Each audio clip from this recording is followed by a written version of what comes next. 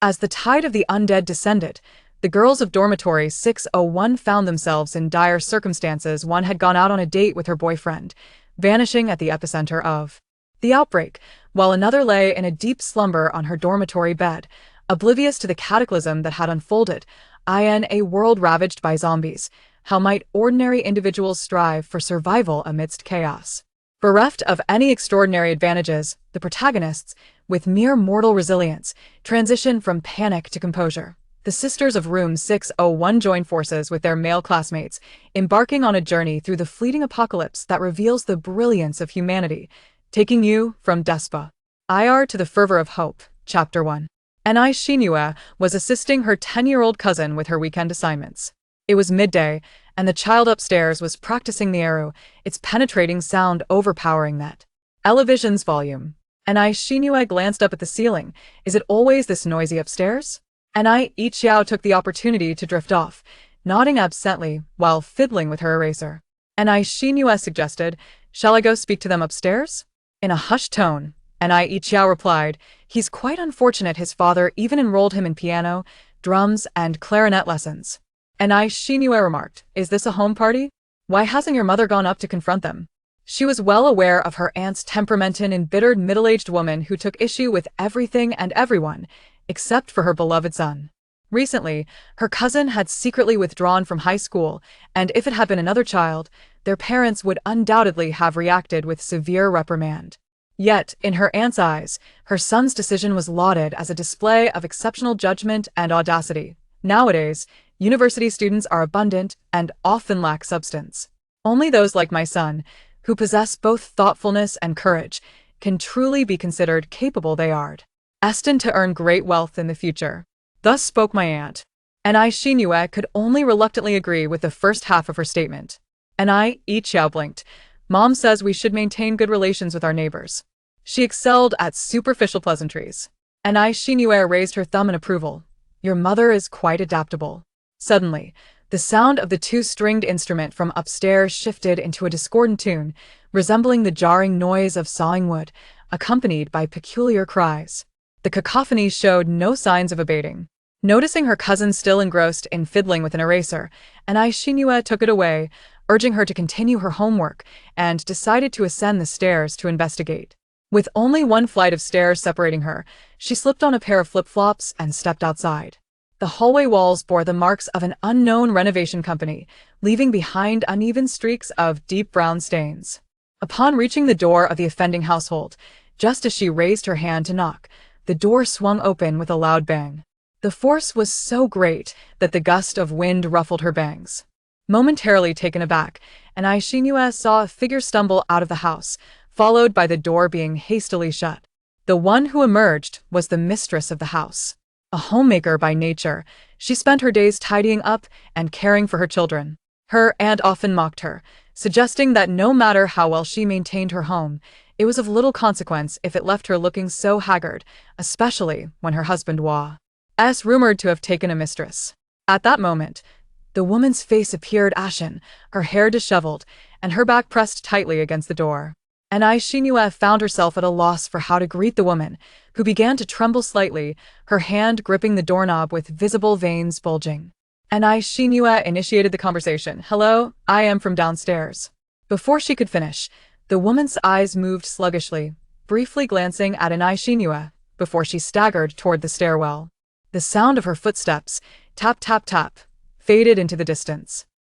Anai Shinue glanced down the stairs and then back at the door, utterly perplexed.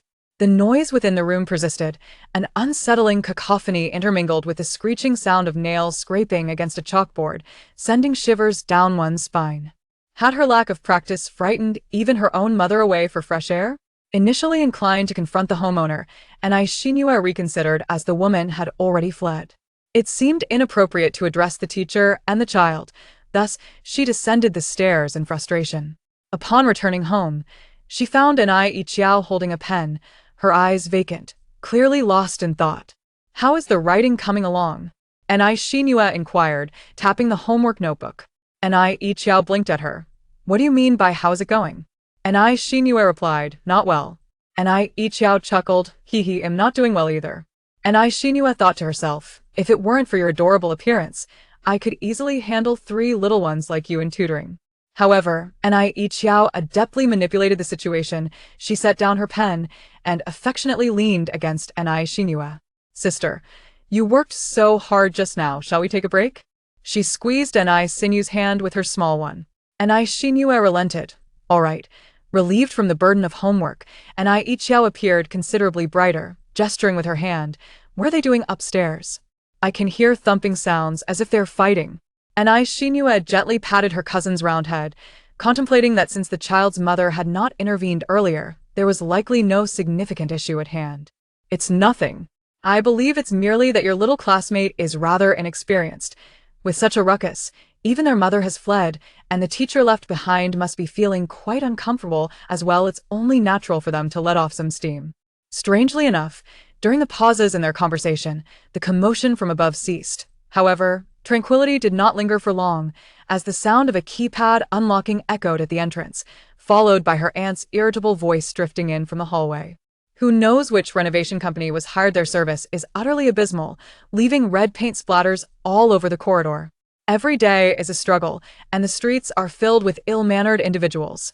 Is anyone even home? Can't someone come out to help me grab something? Anai Shinua exchanged a glance with Anai Ichiao, who promptly bowed her head, feigning diligence as she pretended to write her homework. Youth these days only know how to wear headphones. Their ears will inevitably suffer, Lu Minhong remarked, passing a dish to Anai Shinua, her words flowing incessantly. Soon, I must go speak with that household about the renovation. What kind of company did they hire to work so carelessly, smearing our front wall? Oh dear, I couldn't even scrape it off just now. Lu Minhong, despite her advancing years and having given birth to 2 children, remains attentive to her appearance. Apart from her slightly fuller figure, her skin retains a remarkable fairness, which makes the scars on her arms quite conspicuous, catching the attention of Anai Shinua immediately. A fine line, devoid of blood, stretches from her elbow to her wrist, the end slightly peeling with droplets of blood. Aunt, what happened to your arm? Lu Minhong glanced down and exclaimed, those uncultured people. I didn't notice earlier. They must compensate for this. Anai Shinua, perplexed, inquired, did something happen on the road? Oh, you enjoy your comforts at home, and have no idea how peculiar people have become. Lu Minhong wiped the blood droplets from her wrist, not forgetting to belittle Anai Shinua. Countered a boy on the street, carrying a backpack, looking just like one of you university students. I have no idea what he was up to, but he nearly knocked me over. I shouted at him, yet he didn't stop. What could he possibly be thinking? Is this what university students are like nowadays? Anai Shinua chuckled, haha, perhaps he was afraid of being chased by a dog. After a moment of contemplation, Lu Minhong shot her a glare. Are you speaking ill of me? Seeing her expression, Lu Minhong felt irritation bubbling within her.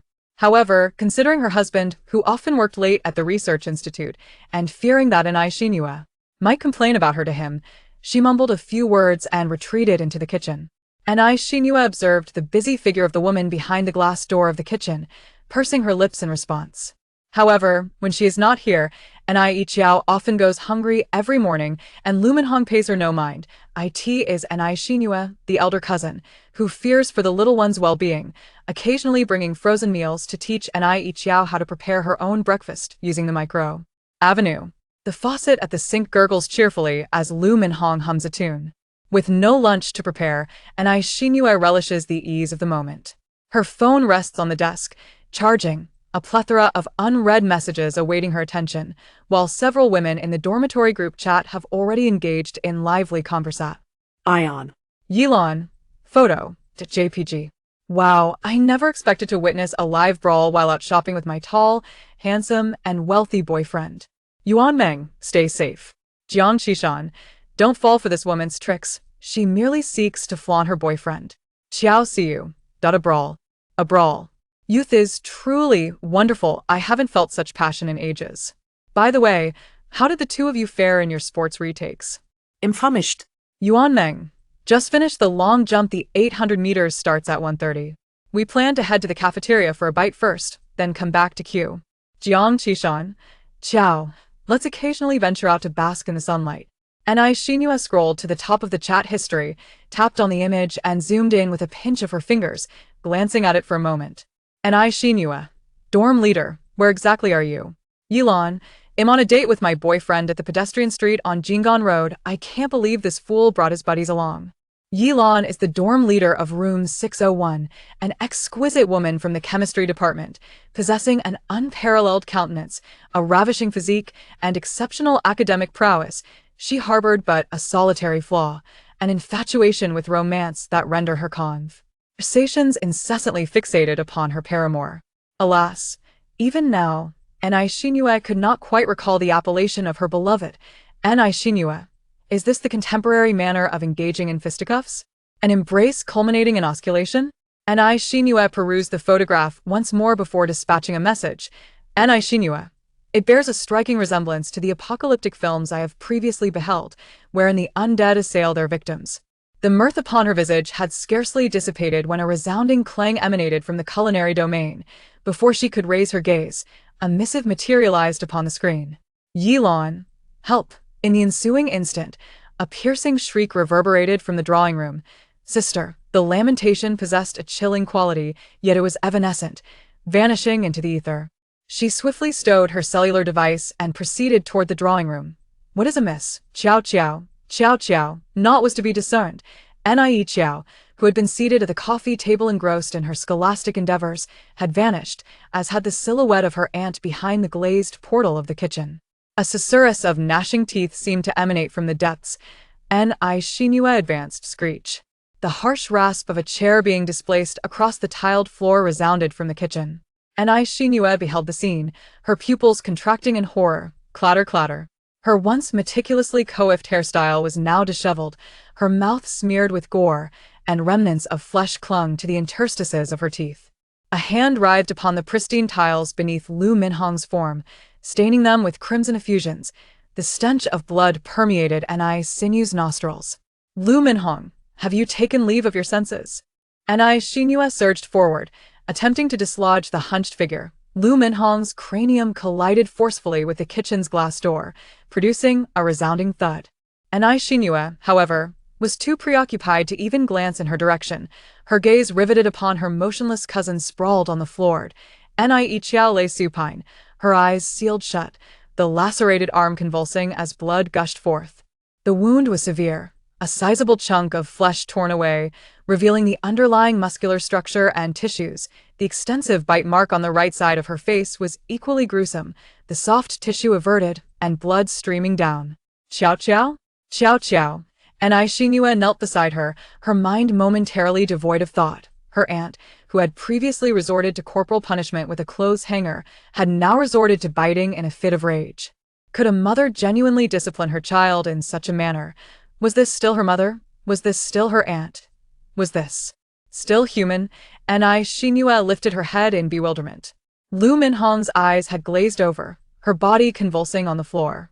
Her neck moved slowly from side to side, her torso contorted as if broken into segments, and she stood up again.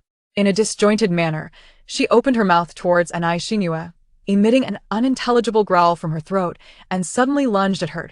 Nie Sinu's breath hitched, and it was too late to rise to her feet. She fell to the ground, disregarding the sharp pain as her shoulder blades struck the floor, and rolled to the SI. Lu Minhong missed her target, her head slamming directly onto the floor with a dull thud. In slow motion, Nie Shinua watched as Lu Minhong's head was pressed against the floor, flesh tearing, eyeballs dislocating, and a mixture of white and red fluid splattering out. Aunt Nu beheld with trepidation as her aunt's countenance underwent a grotesque transformation, her eyes abruptly shifting with an unsettling serenity to fix upon her. Within them resided a turbid emptiness, devoid of humanity. Incredulously, she stirred once more, bearing a head rendered misshapen. She lurched precariously in Nia's direction. With commendable alacrity, Nu seized a chair from her vicinity, employing it to impede her aunt's advance. Aunt! She exclaimed. Limnhng's arms extended from either side of the chair's surface, an ardent endeavor to seize, and knew her teeth gnashed in a discordant rhythm, accompanied by labored gasps. Proximity afforded Nu a glimpse of Limnhng's fractured cranium, a macabre tableau of crimson and pallid viscous matter adhering to her tresses. A momentary lapse in focus ensued, causing her grip upon the chair to falter, allowing Li Mnhng's fingertips to graze her collar. Overwhelmed by trepidation, and you dared not dwell upon the matter further. Capitalizing upon the chair's leverage, she propelled Li Mnhng into the confines of the kitchen. Styly drawing shut the glass sliding door with unprecedented celerity. The glass door trembled, yet Nu possessed neither the time nor inclination to assess its resilience. Seizing a broom from her periphery, she swiftly employed it as a makeshift barricade. Li Mnhng's visage pressed against the glass, her mouth agape as though poised to rend her flesh through the barrier. Ere long, the glass surface became obscured by the sanguinary residue upon her face, suffusing even the sun's rays with a sanguine hue. Li Mnhng remained confined, yet Anaya's stomach churned, culminating in a bout of retching. The entirety of the spectacle resembled a phantasm. Casting her gaze downward, she beheld Ikyo recumbent upon the floor, his complexion pallid. She thumped her chest, resolutely suppressing the nausea that assailed her, compelling herself to regain her composure before carrying Ikyo into the parlor. Ikyo's wound continued to bleed, the flesh around it darkening and spreading ominously. Shinue, her fingers trembling, fumbled for her phone, murmuring to herself, it's all right, don't be afraid, sister will take you to the hospital, it will be fine soon." Her fingertips still smeared with sticky blood, she struggled to unlock the screen, slipping twice with her attempts. Her mind was a tumult of confusion. She was uncertain how to face the police, and how to explain to the doctor the circumstances of Lu Minhong and Ikyo's injuries. Shinue wiped her hands on the hem of her clothes and re-entered her password. However, 110, 120, 119, the civic hotline 12345. Even her uncle's laboratory number was busy and unreachable. Knock, knock, knock. The sound of Lu Minhong's head repeatedly striking the glass door echoed in her ears. Shinue mechanically switched from one number to another on her phone screen, propelled by sheer desperation. The metallic scent of blood overwhelmed her senses. Part of her wondered if this might be a dream, while another part screamed for help, urging her to save them. Yet, with each busy tone, the mechanical voice on the line seemed to question her. Is it truly still possible to save them? Just 10 minutes ago, the world was not like this. Xiao Qiao was doing her homework, her aunt was in the kitchen cooking, and she was chatting with her roommates. Shinue recalled a light-hearted joke she had shared with her roommates. Ding dong, ding dong, ding dong. The doorbell, a sound so distinct from the clamor of the kitchen, jolted Shinue, and she found herself uncontrollably retching. The person outside grew impatient, forcefully kicking the door, the sound reverberating through the barrier, as if echoing from a distant realm. Open the door. Shinue recognized the voice of Hongyuan and, in a daze, approached to unlock it. Why are you all? What the hell? Have you slaughtered a pig at home? Hongyuan was taken aback by Sinu's appearance, further overwhelmed by the pungent odor wafting from within. He recalled his mother mentioning a stew of ribs, and this exclamation escaped his lips. Your mother, she. What are you doing? Where is my mother? Hongyuan was somewhat irritable, but upon noticing the trembling hand gripping his arm, he recalled the harsh words his mother had used during her recent calls regarding his cows. He cast a doubtful glance at Shinue, wondering if the two women had engaged in a conflict. Your mother, she. Sinu's teeth chattered. Yet Hongyuan was too impatient to listen. He shrugged off Sinu's grasp and took several steps forward. Mom, what's happening in the kitchen? It's so noisy. Aha! Hongyuan was horrified by the bloodstains on the glass door leading to the kitchen. Stumbling back a considerable distance, through the crimson smears, he caught a glimpse of his mother's face, obscured yet haunting, followed by the sight of a shattered skull. Aha! Hongyuan's scream landed like a heavy hammer upon Sinu's consciousness. Startled, she seized Hongyuan was profoundly impacted by the bloodstains in the kitchen and the sight of his mother, leaving him somewhat disoriented. He was dazedly led by Shinue into the living room, where he beheld his half-dead sister. Hongyuan murmured, It's impossible. Although my mother despises Qiao Qiao, she wouldn't. At that moment, a sudden, urgent knock echoed through the air, accompanied by a frantic male voice shouting, Yuanzi! Yuanzi! Open the door quickly. In a state of utter confusion, upon hearing the commotion, and I Hongyuan felt a surge of clarity and rushed to the door. A tall, robust man burst in, swiftly locking the door behind him. Drenched in sweat, without a community access card, he had been unable to take the elevator and was forced to sprint up the stairs, now gasping for breath as he grasped an I Hongyuan's arm. Damn it, everyone downstairs has gone mad, attacking anyone in sight, skin and flesh included. If it weren't for the lack of cameras, I would swear I was in a zombie movie. Thankfully, I ran fast, otherwise I wouldn't have made it. Upon hearing the word zombie, and I Hongyuan instinctively glanced towards the woman moving in the kitchen, shivering involuntarily. Xiangzi followed his gaze, nearly jumping in shock. Damn. How does your family have one too? And I Hongyuan restrained him. That's my mother. She's currently locked in the kitchen, and it seems she might also have taken on a similar affliction. Xiangzi rubbed his face, pausing for a moment before patting an I Hongyuan on the shoulder. Brother, I told you not to be upset. Your mother may have transformed into one of those lunatics downstairs. Jiangzi was still somewhat apprehensive about the ticking time bomb in the closed kitchen, so he walked Taoa RDS the living room. He was momentarily taken aback upon seeing Anai Xinyu and the young girl on the sofa, but he quickly realized they were the cousin and younger sister that Anai Honorable Juan had often mentioned to him. What happened to your sister? Jiangzi's gaze fell upon the bite mark on Anai Yikio's face, and he became somewhat wary, recalling the zombie movies he had watched. Anai Xinyu noticed the wariness in Jiangzi's eyes, pursed her lips, and began rummaging for the first aid kit in the living room. Her movements were not practiced as she cleaned the wound, and she was slow and clumsy, fearing that her sister would be in pain. Yikio's lips moved slightly. Anai Xinyu coaxed softly, "Don't be afraid. I'm here." Jiangzi stared at Anai Xinyu for a moment, then leaned towards Anai Hongyuan and whispered, "Your sister won't suddenly get up and bite people like your mom, will she?" Anai Hongyuan immediately retorted, "Impossible. My sister is very obedient." Jiangzi said, "Being obedient is useless. Once bitten, you're no longer human.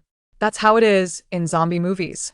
Anai Hongyuan shuddered, and a hint of fear crept into his eyes as he looked at his sister.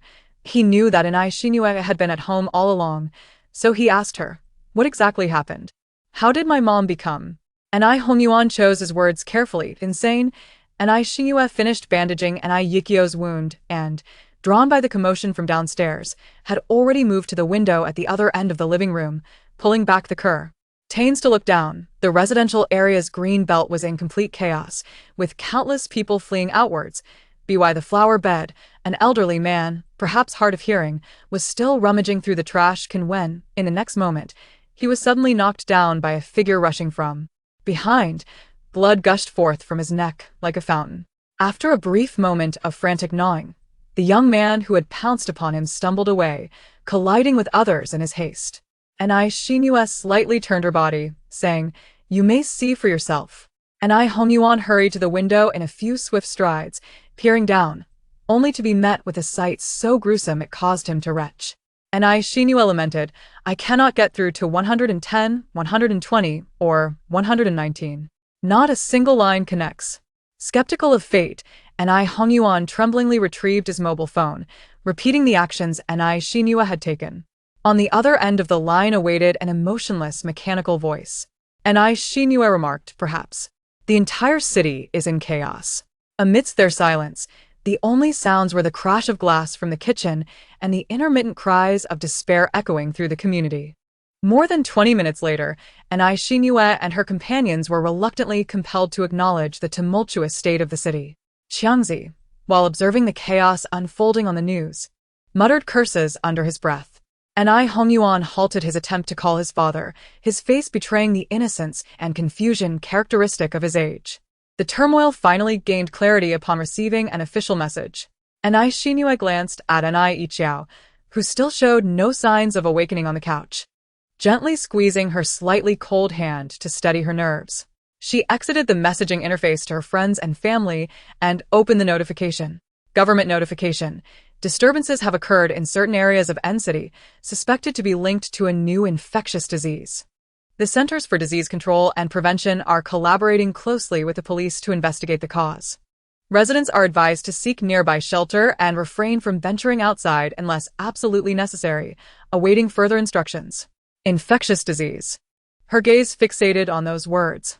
Meanwhile, Xiangzi rose and pulled Anai Hongyuan away from Anai Xinhua, lowering his voice as he spoke. This is an infectious disease. Anai Hongyuan's eyes flickered. Xiangzi whispered even more softly. Look at those people downstairs. The way they act, this illness spreads so rapidly. It won't be long before N City is utterly lost. What I'm saying, it's zombies. He tilted the phone screen toward Anai Hongyuan, revealing the group chat history. You may not believe me, but do you doubt Brother Nya? Anai Hongyuan beheld the screen, where several clear images of corpses were displayed, accompanied by Brother Nya's serious remarks. Nya, the city will be locked down at 5 this afternoon. Do not trust the official statements. This disease is incurable. They are no longer human. Nya, if you've been bitten, do not harbor any illusions about survival. Nya, brothers who wish to escape, gather at our usual meeting place. I have connections. We can leave together. Anai Hongyuan, upon seeing the photograph of the corpse with its entrails exposed, nearly retched. After reading Brother Nya's final message, he frantically grasped Xiangzi. Leave. Go out. Xiangzi's expression was grave. Your mother and sister are in such a state, and your father is not home. They cannot care for your survival. Remaining here poses a danger. If we do not depart soon, we shall be left to await our demise. Ni Hongyuan glanced at Ni Xinhua, who was still engrossed in her phone. Xiangzi subtly shook his head. Brother Nya instructed us to take only defensive tools and supplies. She, as a woman, it is inconvenient. For a brief moment, Anai Hongyuan clenched his fist, but he soon relaxed, remaining silent. Xiangzi understood this as his tacit agreement. Given the need to gather supplies, the commotion would surely alert Anai Xinhua. Thus, Xiangzi opted for transparency. He stated plainly, Yuanzi and I intend to seek refuge with our elder brother. As for you, your relationship with Yuanzi is tenuous, and with the chaos outside, it would be best for you to stay here. Anai Hongyuan rummaged through the bedroom cabinet, retrieving 2 large-capacity bags. He noticed an abundance of food on the kitchen countertop. Yet upon glimpsing the disfigured woman within, he felt a wave of trepidation and nausea.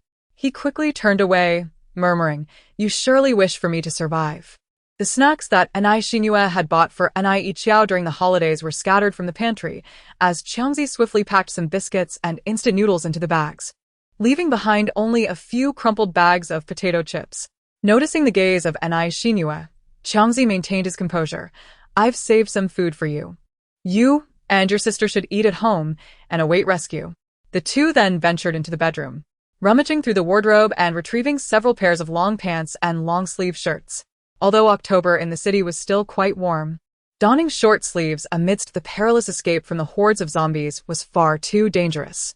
They each donned long-sleeved sportswear and, without hesitation, entered Anai Xinhua's bedroom to procure 2 scarves, which they wrapped around their forearms and tied securely to prevent injury during potential conflicts. Finding little else of use in the room, they shifted their focus to the study. The study was filled with biology textbooks previously used by Anai Hongyuan's father, written in Chinese, English, and some languages that were indecipherable to them. A mere glance at the books triggered unwelcome memories for Anai Hongyuan, prompting him to hastily inspect the drawer beneath the desk. At the back of the drawer lay a household toolbox. Upon retrieving it, Xiangzi stepped forward to extract a saw and a claw hammer, distributing one to Anai Hongyuan. After a moment's contemplation, he also took a small knife. Anai Xinhua trailed behind, only managing to find a rather ineffective screwdriver. Now equipped with practical self-defense tools, Anai Hongyuan and Xiangzi exchanged glances, but said nothing.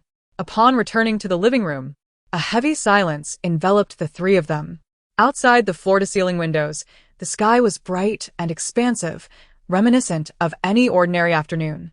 Anai Hongyuan wore a blank expression, seemingly lost in thought or perhaps devoid of any thoughts at all. Is this it? Shall we leave now? Xiangzi approached the window to survey the scene below. The initial chaos had subsided, leaving the streets deserted. It was unclear whether the zombies were lingering within the buildings or had fled to the external roads. Xiangzi remarked, Riding the motorcycle is far too perilous. We must seek another vehicle. Upon hearing this, Anai Xinhua's brows subtly twitched, her eyelashes still cast downward. Yet her gaze flitted towards the coffee table. She silently prayed that Anai Hongyuan and Xiangzi would not uncover her secret. Anai Hongyuan rummaged through a cabinet by the entrance, retrieving a set of keys, and called out to Xiangzi. Initially, he had feared the keys were in his mother's possession, but now, the tension in his spine had noticeably eased. However, in the kitchen, Lu Minhong, upon hearing his call, intensified her force against the glass door. Lu Minhong's agitation compelled Xiangzi to hasten his packing, and soon, he thrust a bundle into Ni Hongyuan's hands, exclaiming, "Take this, let's go." Xiangzi confirmed through the peephole that the corridor was devoid of movement before opening the door. Only after hearing the door close did Ni Xinyu grasp the car keys from the coffee table, feeling a slight sense of relief. Perhaps due to the chaos of Ni Yiqiao's scattered stationery occupying half the table, the keys had been obscured among the garish correction tapes and erasers, and they had gone unnoticed. With two fewer people in the room, the sound of Lu Minhong colliding with the glass became even more pronounced. Once distracted by Ni Hongyuan and Xiangzi, Ni Xinyu now involuntarily focused on this noise, gradually feeling her heart resonate with it, a nauseating synchronicity. In addition, she could hear the rhythmic ticking of the kitchen timer. Suddenly, Ni Yiqiao on the sofa exhaled heavily, interrupting her tumultuous thoughts. "Qiao Qiao?" Nisin leaned closer. Gently squeezing her sister's hand, a spark of light igniting in her eyes. Her body temperature was no longer as frigid as before. The bandage binding the wound showed no further signs of blood seeping out. She was uncertain of what this signified, yet it was a change. A departure from the previous oppressive stillness that had unsettled her. However, her momentary joy was short-lived. As she leaned closer, Ni Yiqiao suddenly opened her eyes. The murky gray of her irises startled Ni Xinyu, prompting an involuntary gasp. Almost immediately, a guttural, rasping growl escaped from Ni Yiqiao's throat, her limbs convulsing violently as if possessed. This inhuman display instinctively caused Ni Xinyu to recoil, her heart plummeting in terror. In the next heartbeat, a shattering sound echoed, a vast sheet of glass fracturing. As Ni Xinyu rushed towards her, her mind blank, her hands instinctively grasped the other's forearm in a defensive posture. With a sudden twist, she hurled Lu Minhong against the wall. The speed with which Lu Minhong had charged was matched only by the force of her collision with the surface, blood splattering across it. The upper half of Lu Minhong's face was rendered unrecognizable, while the lower half, contorted in a grotesque display due to her gaping mouth, was a terrifying sight. Ni Xinyu noticed the darkening blood, its hue starkly contrasting with its initial appearance. But before she could examine it further, a cacophony of cracking bones resounded, and Lu Minhong turned to lunge at her once more. This was no longer human. Gritting her teeth, Ni Xinyu seized the screwdriver she had hastily grabbed from the toolbox. As Lu Minhong lunged, she aimed the screwdriver's tip with precision. At the moment of impact, as Lu Minhong toppled her, Ni Xinyu shut her eyes. Simultaneously, she felt the screwdriver penetrate with resistance into something. A splatter of blood erupted. Warm droplets fell upon her cheek. She opened her eyes once more. The necklace adorning Lu Minhong's neck slipped down from her collar due to the posture of her bowing figure. A small pearl swayed gently before Ni Xinyu's eyes, evoking a fleeting memory of Lu Minhong's joyous expression when she received this pearl necklace from Ni Hongyuan. "My son used his first earnings to buy me a gift. He will surely honor me well in the future." Yet now, that face was unrecognizable. The screwdriver had pierced Lu Minhong's jaw, and she ceased her struggle. Her limbs fell limp, save for her chin, which continued to quiver faintly. Amidst the rhythmic ticking of the kitchen timer, Lu Minhong finally fell silent. Ni Xinyu felt her limbs grow weak, the metallic scent of blood permeating the air. She felt an overwhelming heaviness, as if Lu Minhong's lifeless body was suffocating her. Gazing at the ceiling above, her chest heaved, each breath reverberating against her eardrums. Was this the weight of death? Would she perish? Would Qiao Qiao meet the same fate? What of the city? Was there still hope for them? "Sister." Suddenly, Ni Xinyu heard a low, hoarse call. Realizing the source of the sound, her fingertips trembled, and drawing strength from an unknown wellspring, she pushed Lu Minhong's body aside and propped herself up. Her fingers clutched tightly at the edge of the coffee table, as if that grip could quell her shivering. She staggered towards the sofa. Ni Yiqiao's face remained pale, her eyes shrouded in a misty haze, Though she appeared much improved from before, her limbs no longer convulsed, and her mouth no longer emitted nonsensical sounds, but rather a mechanical yet clear utterance. Sister. Qiao Qiao? And Xinyue's voice was but a whisper. And Qiao offered no further response. She remained utterly still, her breathing steady. Were it not for her eyes being wide open, and Xinyue might have believed she had fallen asleep once more. Qiao Qiao? E. Qiao Qiao? E. Qiao Qiao? E. The scent of decay began to permeate the room, and Xinyue grasped her phone, scrutinizing each word with an unprecedented intensity and fervor as she read her parents' messages. Dad. Yeah, we cannot reach you by phone, and we are uncertain whether you will see this message. How are you faring? If you find yourselves in trouble, do not be afraid. Listen closely. There is a contagious virus ravaging N City. I have perused the materials from the hospital. Once this virus infiltrates the human body, it results in cerebral death. Infected individuals develop a gray membrane over their eyes and exhibit aggressive, biting behaviors. It bears an uncanny resemblance to the zombie films you once watched. The hospitals and police stations in your city have succumbed to the chaos, and you will not receive aid in the immediate future. And Xinyue felt tears welling up within her. There was so much she yearned to express. She dialed the number, only to be met with a continuous busy signal. Mom. Dad? Mom? The message took an eternity to load, ultimately failing to send. It was impossible to deliver. A heavy weight settled in Xinyue's heart. The signal indicator at the top of the screen showed 1x.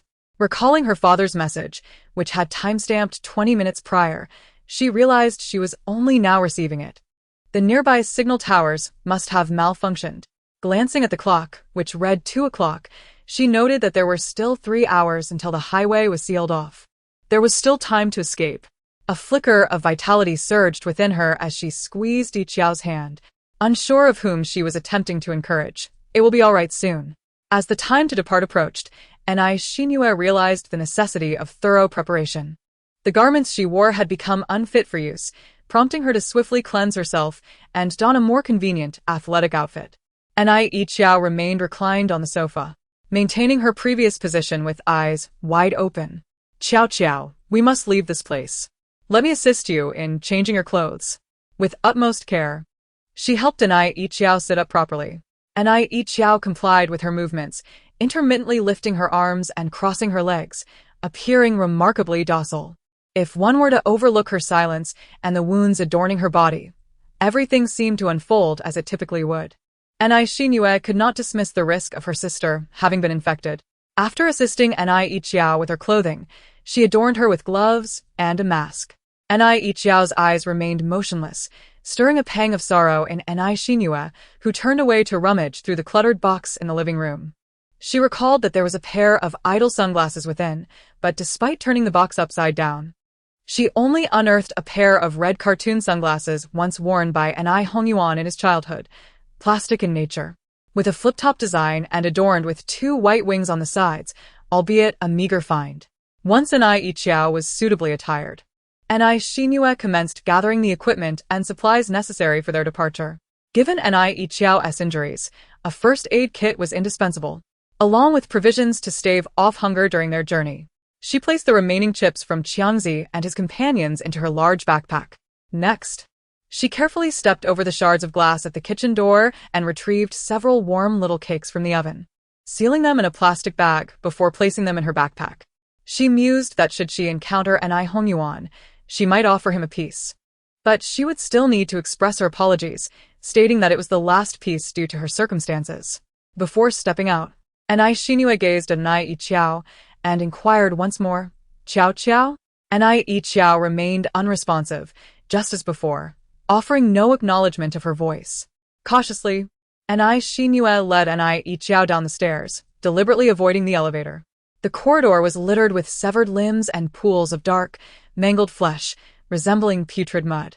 A breeze swept upward through the hallway, creating an eerily profound silence.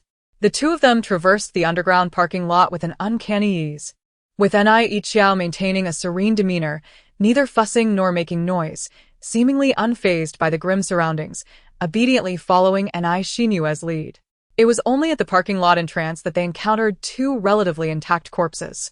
Each corpse bore a small knife embedded in its head, reminiscent of the one that Chong had taken from the NI residence. The ground showed minimal signs of struggle, suggesting a swift fatality. NI Shinua speculated that they had connections elsewhere, gaining prior knowledge of the infectious outbreak before her. Habitually, she parked her car close to the stairwell to minimize her steps. It was likely that NI Honyuan had seen that vehicle upon his departure, yet he dared not ascend the stairs to retrieve the keys. In the distance, a few zombies swayed aimlessly, their bodies moving from side to side. NI Shinua refrained from making any noise. She grasped NI Ichiao's hand, crouched low, and cautiously maneuvered around the other vehicles, finally reaching her uncle's SUV. The moment she closed the car door, it felt as though she had come back to life, releasing a long sigh of relief. After fastening NI Ichiao's seatbelt, NI Shinua mentally reviewed the route out of the community. Just before starting the engine, a thought crossed her mind, prompting her to open the chat group for Dormitory 601. In the group chat, after Yilan's message requesting help, no new updates emerged. It remained uncertain whether it was due to weak signal reception or if everyone was preoccupied with their own predicaments at that moment. NI Shinua hesitated to delve deeper into the current circumstances of her roommates. Her fingers danced across the screen as she composed a message. NI Shinua, my parents said we can no longer stay in N City. The city will be locked down at 5 o'clock this afternoon, so everyone must find a way to escape. Be cautious not to get bitten. The signal displayed a single bar, neither indicating a failure nor success in sending. A gray loading circle spun endlessly on the left side of the message bar. NI Shinua set her phone aside, uncertain whether her message would reach her friends. Gritting her teeth, she twisted the car key. The vehicle roared to life, vibrating with sound. Nearby, several wandering figures had already begun to approach, drawn by the noise. NI Shinua kept her gaze straight ahead, shifting gears and accelerating in one fluid motion. Bridge, we are departing. The tires rolled over the bloodstains on the ground, leaving deep red tracks on the concrete road as the SUV sped away, leaving everything behind. However, NI Shinua's fortune did not last long. As she neared the parking lot exit, the number of nearby zombies noticeably increased. She gripped the steering wheel tightly, feeling a level of tension that even her driving test had never elicited. The zombies along the route quickly converged, drawn by the sound and pursuing the vehicle. NI Shinua could almost see the bright light of the exit ahead. Taking a deep breath, she turned the steering wheel to the right. Yet, the scene that unfolded before her forced her to slam on the brakes. On the slope, 7 or 8 cars had collided, completely blocking the exit. Behind her, a dozen zombies had gathered. With no time to ponder, NI Shinua decisively shifted into reverse and retreated.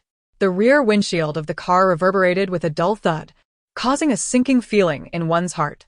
Yet, without a moment as hesitation, NI Shinua executed a sharp turn at the intersection, steering towards the more secluded exit D.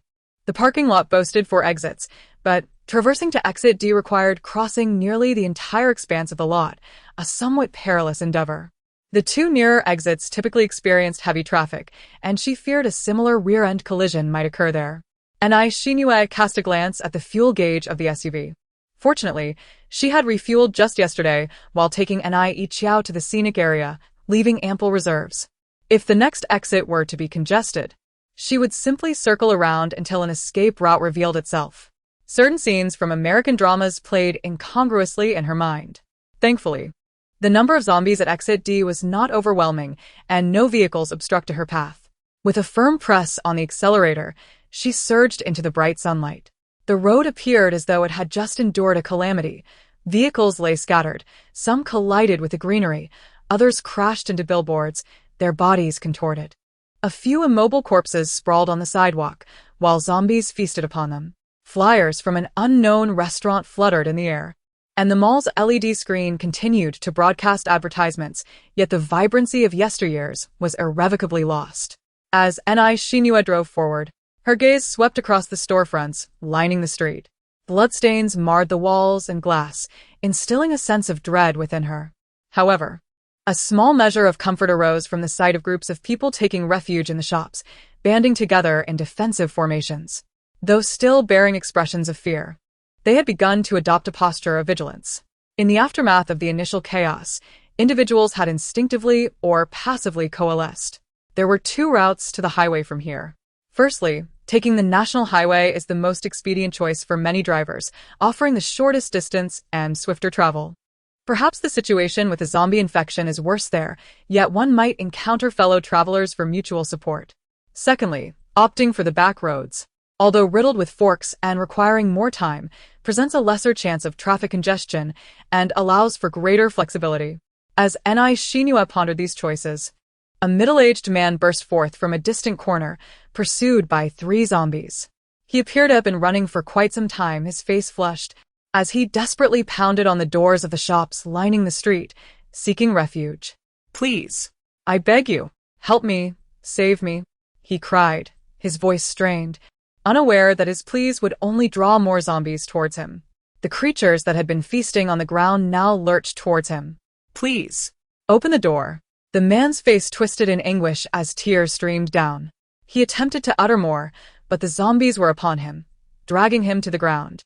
The chilling wail sent a shiver down Ni Shinua's spine, causing her to clench her jaw tightly. She pressed down on the accelerator, hastening her departure. She opted for the more convoluted back roads. Glancing at the time, Ni Shinua calculated the distance to the highway entrance. Only 2.5 hours remained, and she could only imagine how many unforeseen events awaited her on the road. Suddenly, she turned her head. Ni Ichiao sat quietly in the passenger seat, arms wrapped around her small backpack, her demeanor astonishingly obedient. The sunglasses and mask obscured her face, making it impossible to gauge her current condition. Ni Shinua tightened her grip on the steering wheel. As long as she could ensure Qiao Qiao's safety in leaving this place, there would surely be a way to heal her. There is also an uncle working at the research institute. Indeed, there's also an uncle. As Ni Shinua pondered this, her phone suddenly erupted with a cacophony of notifications, signaling that the vehicle had entered a service area, inundating her with a flood of messages. A swift glance revealed a notification from the 601 Dormitory group. They were still alive. Ni Shinua slammed on the brakes, snatched her phone, and hurriedly checked the latest message, which was a voice note from Yuan Meng. Her fingers trembled as she tapped it, only to hear Yuan Meng's gentle voice transformed into a hoarse and desperate cry. Is anyone there? Jiang Qishan and I are still on the playground. We are locked in here. There are so many biting monsters. We can't reach anyone. In the distance was Jiang Qishan, still running, her stamina visibly depleting as the once sluggish horde of zombies drew ever closer. Yuan Meng felt tears welling up, her mouth opening in despair. How could it have come to this? Her vision blurred with tears as she felt a profound sense of helplessness, repeatedly pleading for rescue. Is anyone there? Jiang Qishan and I are locked in the playground. There are biting. Please save us. More than an hour earlier, at 1:00 p.m., Yuan Meng and Jiang Qishan had finished their lunch and headed to the playground to digest their meal while awaiting the 800-meter physical education retake scheduled for 1:30 p.m. They had missed the original test due to prior commitments, thus having to endure the inconvenience of coming in on a glorious Sunday for the retake. The gathering of students from various colleges was quite substantial. Yuan Meng occasionally peered ahead at the crowd. Jiang Qishan also peered in. Why are there still so many people for the retest? What were they all doing on the day of the exam? Yuan Meng replied with a hint of melancholy. Well, they can't all have twisted their ankles while riding motorcycles, can they? Jiang Qishan chuckled awkwardly. Their chance for this retest was purely due to her twisting her ankle while riding a motorcycle on the day of the physical test, which resulted in Yuan Meng taking her to the hospital and missing the exam time. Jiang Qishan quoted a classical proverb, "The loss of the old man's horse may prove to be a blessing." The retest instructor was rather lenient. For the 800 meters, I could make you take off from the ground right where you stand. Yuan Meng was too disinterested to listen to Jiang Qishan's wild ramblings. In the distance, a teacher entered the field, directing volunteer students to disperse to various project locations for preparations. Most of the students participating in the 800-meter retest were not athletically inclined. Even holding a mobile phone felt like carrying a weight during their run. As the time approached 1:30, Yuan Meng instinctively tucked her phone into her bag and placed it in the storage locker by the playground, only bringing along her campus card for the retest registration. Jiang Qishan, unfazed, stuffed her phone into a compartment, reassured by the presence of her boyfriend, who stood a towering 188 centimeters tall, ready to protect her. Jiang Qishan couldn't recall the name of the dormitory leader's boyfriend, only remembering his impressive height. Is he big? Are you perhaps confusing him with someone else? The two continued their banter as they joined the retest queue. The line for the retest was lengthy, and Yuan Meng and Jiang Qishan were assigned to the second group. They waited listlessly on the lush green lawn when a sharp, piercing bus horn echoed across half of the playground. At the N University, the old and new campuses are connected by a shuttle bus that operates on weekends, with the pickup point conveniently located near the west gate, not far from the playground. A bright yellow bus approached, honking its horn, and came to a shaky stop in front of a flower bed. The honking persisted. In a short while, the door swung open, and several students, visibly alarmed, rushed out. The commotion drew the attention of many students on the playground, who gathered to discuss the unfolding scene, their conversation laced with vague references to fighting and biting. Jiang Qishan, ever eager for excitement and possessing keen eyesight, stood on tiptoe to get a better view. Relaying to Yuan Meng, "It seems like there's a fight. What day is it today? Fighting seems to be everywhere." Yuan Meng, preoccupied with her makeup exam, cast a fleeting glance at her, but her usually gentle demeanor rendered her gaze devoid of any intimidation, leading Jiang Qishan to interpret her curiosity as intrigue. Jiang Qishan exclaimed, "It's one thing to throw punches, but now they're arguing too?" Yuan Meng followed suit, straining to see, her vision not quite as sharp as Jiang Qishan's. Yet her glasses allowed her to discern the general situation. Security personnel at the west gate sprang into action, separating the two boys engaged in the altercation. However, not far away, another girl was being tackled by her classmates. Among the students waiting in line for their makeup exams, someone jested, "They must be seniors." Driven mad by the autumn recruitment, the uproar in the campus elicited attention even from the physical education teacher, who intervened to restore order. Fortunately, the chaos was quelled swiftly. He rolled up his sleeves to the elbows, revealing several thin, elongated scratches on his forearm, likely sustained while attempting to break up the fight. The sports retake exam proceeded in an orderly fashion, allowing everyone to cast aside the earlier turmoil. Yuan Meng's 800-meter time perpetually hovered around 4 minutes and 30 seconds. Yet this time, under Jiang Qishan's relentless pull, she astonishingly surpassed her previous record by nearly 30 seconds. Jiang Qishan, brimming with pride, exclaimed, "See? I told you running alongside me would be effortless." However, Yuan Meng could hardly catch her breath, too occupied to respond. Her legs grew weak, and she intended to sink onto the grass to recuperate, but Jiang Qishan firmly grasped her arms, preventing her from sitting down. "You've just finished running, you must keep moving, or your behind will enlarge," Jiang Qishan insisted. Yuan Meng wanted to retort that a larger behind would be inconsequential, yet Jiang Qishan stubbornly held on. Soon, another girl crossed the finish line and collapsed onto the grass. Yuan Meng gazed at her with envy, contemplating a proposal to Jiang Qishan. Before she could utter a word, a dark figure zipped past her, and the girl sprawled on the grass barely had time to scream before being swiftly tackled. Blood gushed from her neck. Yuan Meng was momentarily stunned, unable to process the horrifying scene before her as someone yanked her forward. Jiang Qishan's voice erupted in her ear, "Run." Run from what? What had just occurred? The aftereffects of the 800 meters kicked in, leaving Yuan Meng utterly fatigued. Her mind abruptly ceased to function. Her legs felt like jelly, and she was oblivious to how her feet moved. She found herself utterly incapable of running. Her head felt artificial, her lungs were feigned, and her legs and feet felt as though they were made of cotton, all slipping beyond her control. Only her wrist ached painfully from being gripped by Jiang Qishan, as if her bones might be crushed. Jiang Qishan's voice rang true, piercing her ears. "Yuan Meng, Run. Damn, there really are zombies in this world." Many students, fleeing alongside Jiang Qishan, had lost control of their emotions, their sharp screams echoing in the chaos. The situation had erupted so suddenly that latecomers were startled by the panicked crowd rushing out. "What is happening? I haven't even passed the makeup exam." For a fleeting moment, Jiang Qishan found it amusing, but soon, her laughter faded. The student continued to move inward and within moments was tackled by a zombie from the side, silencing him with a gruesome bite. His lips, along with the flesh above, were torn away by the creature, eliciting a scream more anguished than anyone else's. Jiang Qishan tightened her grip on Yuan Meng. Suddenly, a commotion erupted in front of them. Some of the students who had been running in the crowd had turned into zombies. The air was filled with frantic screams as more classmates were knocked down. Jiang Qishan saw that the first wave of students had successfully escaped the playground, but too many zombies now blocked their path. They couldn't get through. Jiang Qishan kicked away a zombie lunging at them and frantically pulled Yuan Meng toward the stands. Just then, she heard the sound of rusty metal scraping. "Hurry and lock it. They're about to break out." Jiang Qishan hesitated, her foot pivoting toward the sound.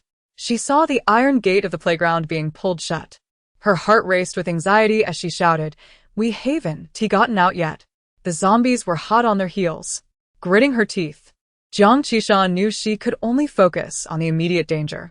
She brought Yuan Meng to the steps at the entrance of the audience seats, only to find that the small iron gate leading to the stands was locked.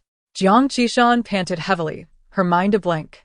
She adored the sunlight, cherished exercise, and loved the wind, yet she had never before felt that being exposed to the sun could be such a torment. The things pursuing them, alongside the distorted shadows cast upon the ground, were overwhelming. "Jiang Qishan!" Yuan Meng shouted, her voice nearly breaking. She was at a loss, unsure of what to do next. The playground gate was locked, and the entrance to the stands was barred as well. All she could do was grasp at desperation, calling out Jiang Qishan's name. The zombies were climbing the steps one after another. Jiang Qishan shouted with fervor, "So, what if it's locked? Every cloud has a silver lining. Damn it!" In a moment of life and death, adrenaline surged through her, and she leaped, using her hands to propel herself over the waist-high railing.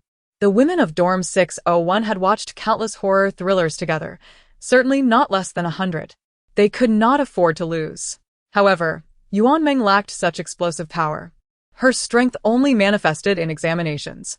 With their lives on the line, she felt both anxious and resigned to the reality of their situation.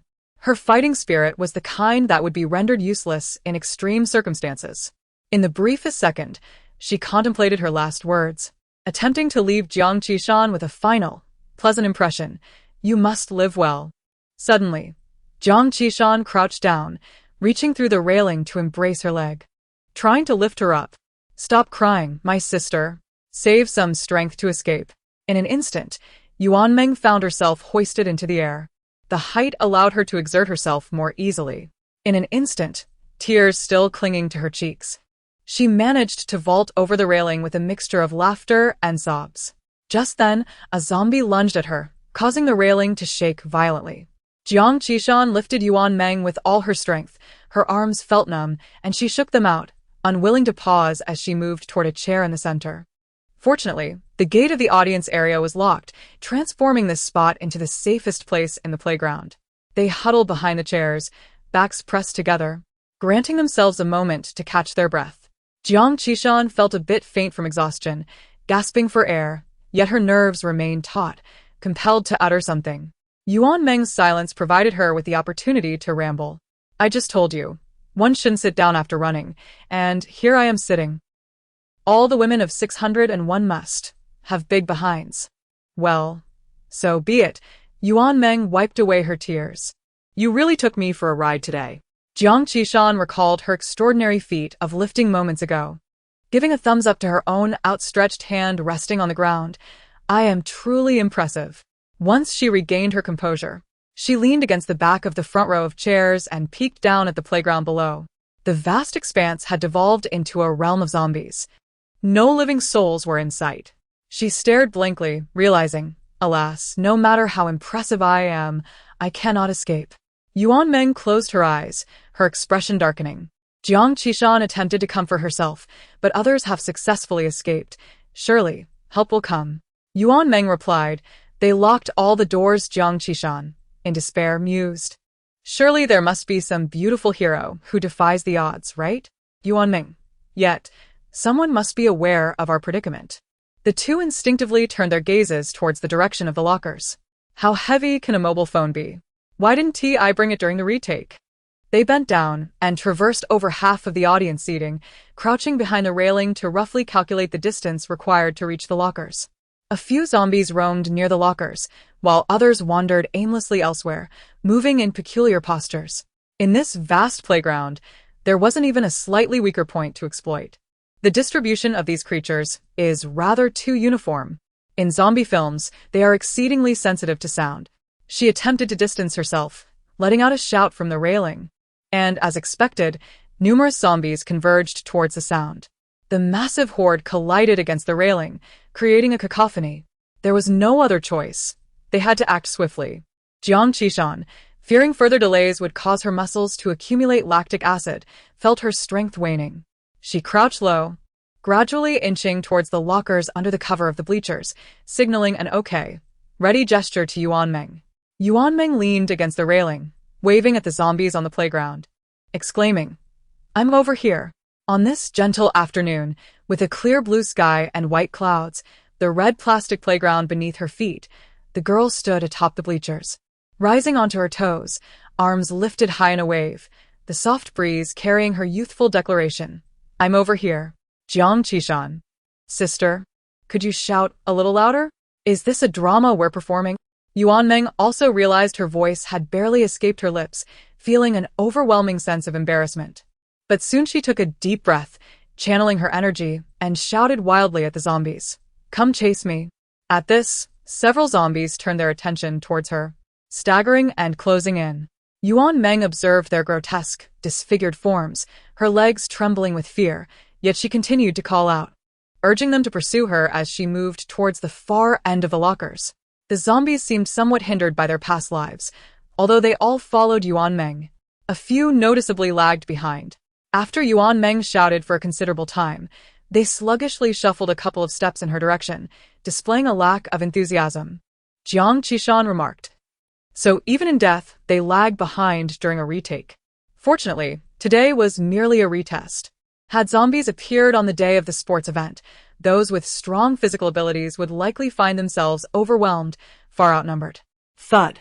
The rubber track absorbed the sound of Jiang Qishan's landing. She dared not waste time, rising swiftly to locate the locker where they kept their phones. In the distance, Yuan Meng saw Jiang Qishan rushing under the spectator stands, her hands gripping the railing as she attempted to climb up. Yuan Meng's heart, which had been pounding in her throat, finally began to settle. However, in the next moment, a familiar tune resonated through the air. "Loving you." Walking alone in the dark alley. Yuan Meng's expression froze. Jiang Qishan's demeanor mirrored hers. It was unclear which phone among those in the locker rang. The urgency of the sound was markedly heightened, far more intense than before. The strain in her muscles surged upward, compounded by overwhelming tension. Jiang Qishan tried twice, but failed to scale the railing. With the zombies drawing ever closer, she cursed under her breath, hurled her small white bag towards the stands, and turned to flee in the opposite direction, shouting, "Don't worry about me." Desperately, Yuan Meng rushed forward, her voice hoarse from incessant shouting. Yet no amount of noise seemed to evoke the same response as before. Frantically, she grasped her phone in a trembling hand, seeking aid. "Is anyone there? Jiang Qishan and I are locked in the playground, and there are biting creatures. Please save us." Sweat drenched her collar, and Jiang Qishan felt tears welling up in her heart. How could she possibly justify such misfortune? Aside from evading her roommate, she now had to elude dozens of zombies, a veritable horde. In her youth, she had fancied the role of class leader as one of prestige. But this was not the kind of leadership she had envisioned. The school playground was vast, and Jiang Qishan, her legs weary from running, found herself passing beneath the spectator stands when she suddenly locked eyes with several pairs peering through the slats of a small storage shed. Initially startled, she feared that zombies had infiltrated the shed, but she soon discerned that these eyes were distinctly alive, their contrast sharp, unlike the murky gaze of the undead. Quickening her pace, she pounded on the door. "Is anyone there? Open up." The door remained shut, and the zombies drew nearer. There was no time to waste. Jiang Qishan hastily continued her flight, her heart racing, yet this time, she felt a glimmer of hope. She would circle back later to increase the distance between herself and the creatures. Unbeknownst to her, a quarrel erupted within the shed. Jiang Qishan sprinted once more to the small storage, shouting from a distance, "Open the door. Help me." After several laps, her throat was raw and bloodied, her voice hoarse, yet her fervent will to survive remained undiminished. "Open the door. I beg you." She leaned against the window, yet saw no one, as if the pairs of eyes she had glimpsed moments ago were merely a figment of her imagination. A moment of bewilderment washed over her, and her heart plummeted. Jiang Qishan turned to gaze at the sun-warmed plastic track. Did she still possess the strength to run another lap? In the audience, Yuan Meng despairingly set her phone down. There was no hope, no salvation. Apart from the initial cries for help, the signal network surrounding the school seemed to have collapsed. She could no longer send any messages or make any calls. She was aware that there were classmates in the warehouse. Yet she also knew they would not open the door. Yuan Meng watched the figure still running in the distance, her lips trembling. She climbed over the railing and jumped down. Her movements were not as agile as Jiang Qishan's, and she nearly twisted her ankle. But such concerns were trivial now. Gritting her teeth, Yuan Meng dashed towards the track, determined to share some of the burden with Jiang Qishan. Or perhaps to unite in. Suddenly, a clattering sound of metal striking the ground echoed from beneath the stands, and Yuan Meng halted to look. Someone had thrown a javelin from the window. They were no longer human. "Stab them in the head with the spear." A strange voice rang out. Yuan Meng picked up the javelin and peered through the window towards the warehouse, but she could not discern the girl's features. The girl shouted, "I am Song Shanshan from Logistics Class 3, student ID 22432233. I can only help you this far." Yuan Meng felt a surge of complicated emotions as she dragged the javelin towards Jiang Qishan. The girl named Song Shanshan continued to speak, "If we can survive this, remember my name." She said this through tears. Yuan Meng too was crying. Why was this javelin so heavy? Jiang Qishan did not wait for her classmates to open the door. Instead, she found Yuan Meng bringing a javelin. It struck her as somewhat absurd, yet there was an odd sense of rationality to it. In a world where zombies roamed, what was so peculiar about wielding a javelin as a weapon? For a fleeting moment, Jiang Qishan experienced an epiphany. The relentless chase, the unceasing wind, the world remained unchanged, with blue skies and white clouds eternally present. She could be herself. Or she could choose not to be. If she could not defeat the zombies, she could join them, embracing an alternative form of existence. Who could declare that this amounted to annihilation? Certainly, she could still struggle, perhaps eliminating a few zombies for the sake of her living classmates before her demise, thus achieving a modicum of merit. Jiang Qishan's thoughts soared. Could a zombie with merit ascend to paradise? Exhausted, she could run no longer and came to a halt, gasping for breath. For a fleeting moment, she and the approaching Yuan Meng locked eyes, both aware that Yuan Meng was prepared. Together, they raised the javelin, aiming at the pursuing zombies. What sound would a sharp object make as it pierced flesh? The wind whistled in her ears, her heart thudded, and the muscles in her arm tightened around the javelin, each producing their own symphony. Their gazes were remarkably serene. Suddenly, a resounding crash erupted as a dirt wall beside the playground collapsed. Amidst the swirling dust, an SUV burst forth in a manner reminiscent of a cinematic spectacle, careening wildly into the scene. Jiang Qishan and Yuan Meng had never anticipated that the roar of the vehicle could be so melodious. If deities such as Jesus, Buddha, or the Taoist Three Pure Ones were to manifest in the mortal realm, they would surely take the form of an SUV, embrace the teachings of the scriptures, and heed the gospel of the SUV. The compassionate bodhisattva of relief and salvation, the revered heavenly lord of thunderous resonance, appeared in a rugged vehicle. Two individuals abandoned their javelins and, with their last ounce of strength, raced towards it. The vehicle elegantly navigated a turn, sending several zombies flying. From the driver's seat emerged the familiar visage of Jiang Qishan and Yuan Meng. And Xinhua shouted, "Get in!" Jiang Qishan and Yuan Meng scrambled into the back seat, shutting the door behind them, only then realizing, amidst their fright, that they were still alive. Soon, they celebrated their narrow escape with loud, uncontrollable tears. However, having exhausted their voices, they could only wail silently with open mouths. Yuan Meng, more conscious of her appearance, raised a hand to cover her mouth.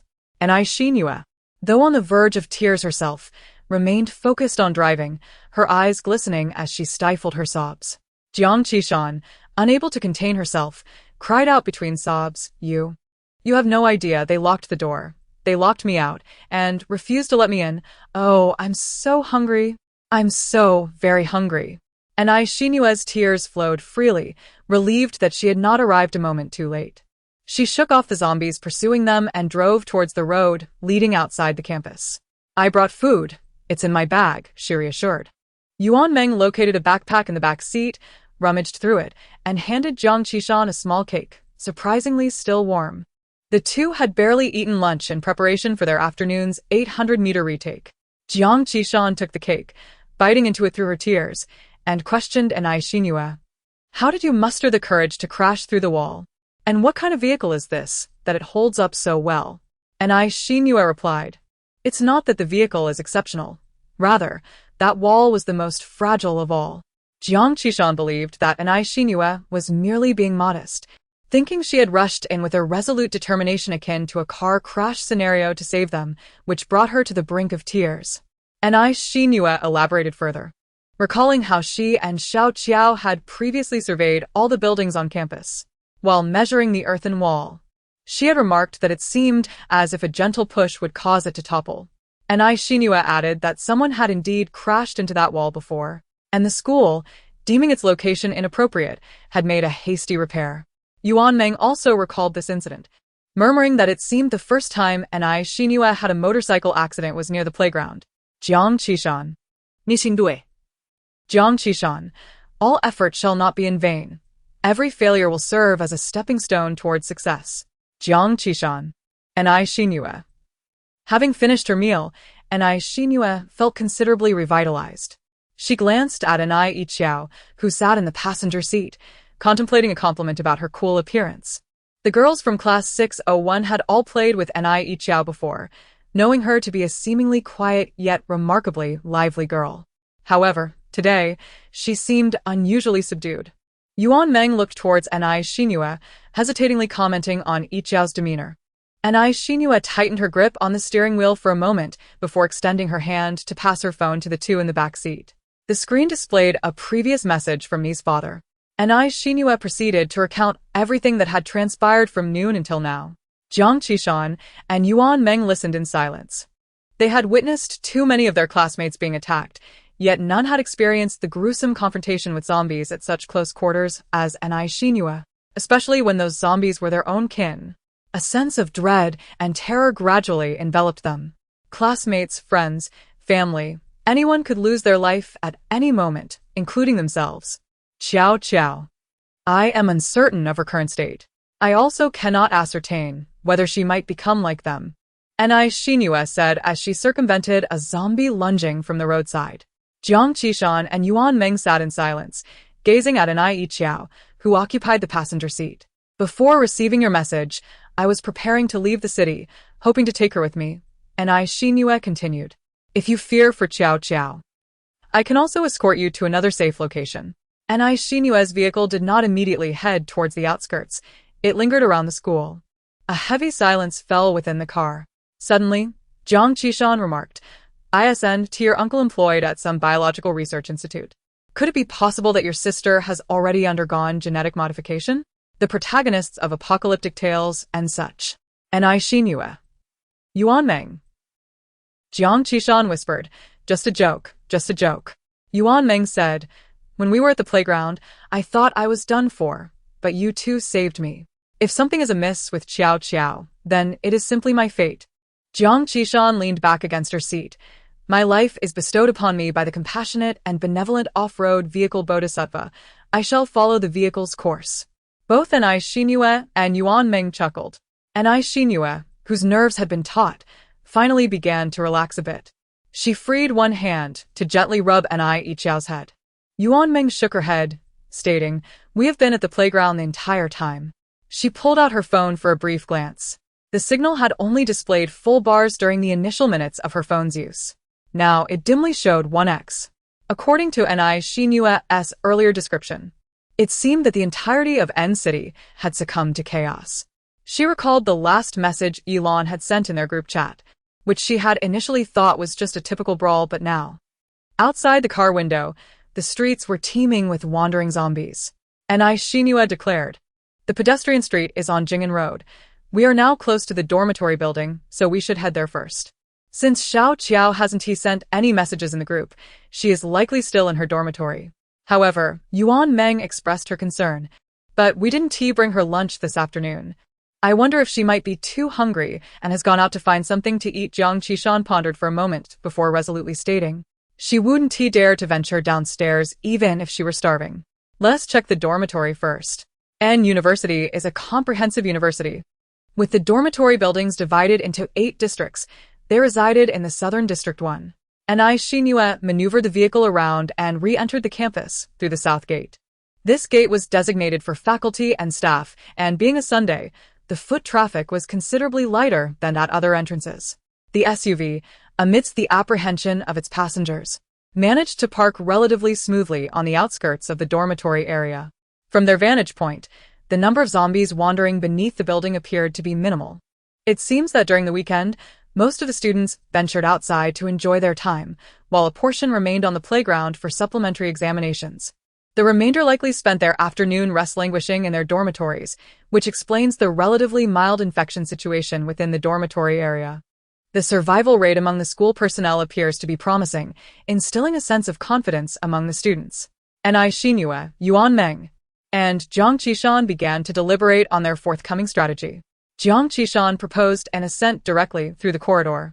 However, Shinua expressed her concerns regarding the inherent risks. "We are unaware of the precise number of zombies within the building." Though she had previously exited through the corridor of her aunt's community, that particular building housed only 2 families on each floor, and it was not very high, resulting in fewer inhabitants. The dormitory, in contrast, consisted of a long row of numerous rooms, and their endeavor to ascend to the 6th floor could potentially be fraught with unforeseen complications. "What shall we do then? Climb from the outside?" Jiang Qishan suggested casually, glancing out of the car window. Shinua retrieved a backpack from the back seat and nodded towards the window, saying, "Indeed, let's take that Qinglong happy window route." Yuan Meng remained silent, while Jiang Qishan pondered the thought. The girls' dormitory balconies are equipped with security bars, which are adorned with the school emblem. A design personally approved by the principal, making them appear particularly easy to climb, and Shinua noted, "I'll scale up and bring Qiao Siu down, while you take care of my sister and wait for us in the car," she added. Jiang Qishan, realizing that Shinua was not jesting, was taken aback. "Is that feasible? Climbing the security bars to the 6th floor? Absolutely. Remember the incident when our school apprehended a thief who was scaling security bars to steal undergarments? He managed to reach the 5th floor. Surely we can surpass him." Shinua replied confidently, "It cannot be compared. I am not pilfering undergarments." Shinua flexed her wrists and added, "Besides, there is a water pipe nearby. If it comes to it, I can embrace that, which is certainly preferable to traversing the corridor only to be bitten by a zombie." Jiang Qishan and Yuan Meng remained apprehensive. Nonetheless, Shinua had already retrieved a rolling pin and a small knife from her bag, binding them together with a rope to fashion a rudimentary elongated dagger. "Do not forget, I engage in regular weightlifting for fitness," she asserted. "You two should rest well after tiring yourselves running on the playground." "Very well," Jiang Qishan conceded, rubbing her legs, "but do take care." Yuan Meng interjected, "Who will take the wheel when the time comes?" The task of driving was equally crucial. They had no idea what other unforeseen circumstances might arise when Shinua returned with Qiao Siu. A person familiar with the school's layout was essential for leading everyone out. Jiang Qishan had initially intended to take on this responsibility, but suddenly recalled, "Oh no, I only possess a motorcycle license." "I shall do it," Yuan Meng offered. Their dormitory building was situated on the periphery, eliminating the need to navigate through other buildings. However, being on the outskirts meant that the surrounding greenery was rather extravagant, with around 20 ancient trees, reportedly purchased at great expense by the principal, planted in a haphazard manner, leaving no space for a vehicle to advance. After measuring the distance for a considerable time, they concluded that the car could not maneuver past the foliage and had to halt directly against the dormitory's wall, allowing them to drop Shinua off outside the flower bed. I was quite opposed to the principal's decision to purchase those trees. Have you ever heard the bird singing at 4 in the morning? Jiang Qishan lamented. Yuan Meng replied, we share the same dormitory, so what do you think? Jiang Qishan's gaze was filled with melancholy. Yuan Meng, you have changed. You used to never argue with me. And Xingyue tightened the knot on her blade. I vehemently opposed our placement in this roadside building back then. After enduring countless nights filled with a cacophony of motorcycles, confessions of love, quarrels, and breakups, it turns out that all the suffering we endured was for this very moment. Jiang Qishan replied, I never ride a motorcycle at midnight. That's not me. And Xingyue remarked, indeed, you are obedient. In the brief interlude of their conversation, the zombies that had been wandering beside the dormitory suddenly appeared at the front entrance. And Xingyue, Jiang Qishan, and Yuan Meng stared at the 6 zombies that had inexplicably materialized at the base of the building, falling into a contemplative silence. And Xingyue broke the quiet. I truly talk too much. Jiang Qishan echoed, I truly talk too much. Yuan Meng remained silent. Jiang Qishan silently resolved a guiding principle for their future operations. Let us strive to convey our thoughts in 2 sentences rather than 3. However, their plan encountered an obstacle. While Xingyue was impressive in her physical fitness, it was limited to the daily task of carrying water buckets up to the 6th floor. Climbing through a window or scaling a building was an entirely different matter. The prospect of confronting 6 zombies alone was utterly unfeasible, especially considering that any commotion could attract even more of their kind. Yuan Meng, gazing towards the dormitory ahead, suddenly inquired, Xingyue, can you climb trees? And Xingyue, slightly taken aback, responded, I suppose so, why? The tree was situated at the edge of the flower bed, and with a single step after dismounting, she could reach it. It was the least risky option they could conceive at the moment. And Xingyue nodded in agreement. Yuan Meng glanced in the rear-view mirror, her grip on the steering wheel tightening with anxiety. Is everyone ready? And Xingyue gripped the tool tightly, nodding in affirmation. I'm ready. No sooner had the words left her lips than she pressed down on the accelerator. From the moment she released the brake to when she exited the vehicle and climbed the tree, a mere 6 seconds had elapsed. However, the surrounding zombies quickly sensed the commotion and began to converge. Yuan Meng pressed down on the accelerator, intent on distancing the vehicle from the tree where Xingyue was situated. Jiang Qishan leaned against the rear window, vigilantly observing the movements in that direction. Slow down. There are still 2 that haven't followed. Yuan Meng gritted her teeth and honked the horn. As Xingyue watched, the 2 zombies at the base of the tree staggered after the departing vehicle. Yet, almost immediately, she heard a cacophony of sounds emanating from behind the building.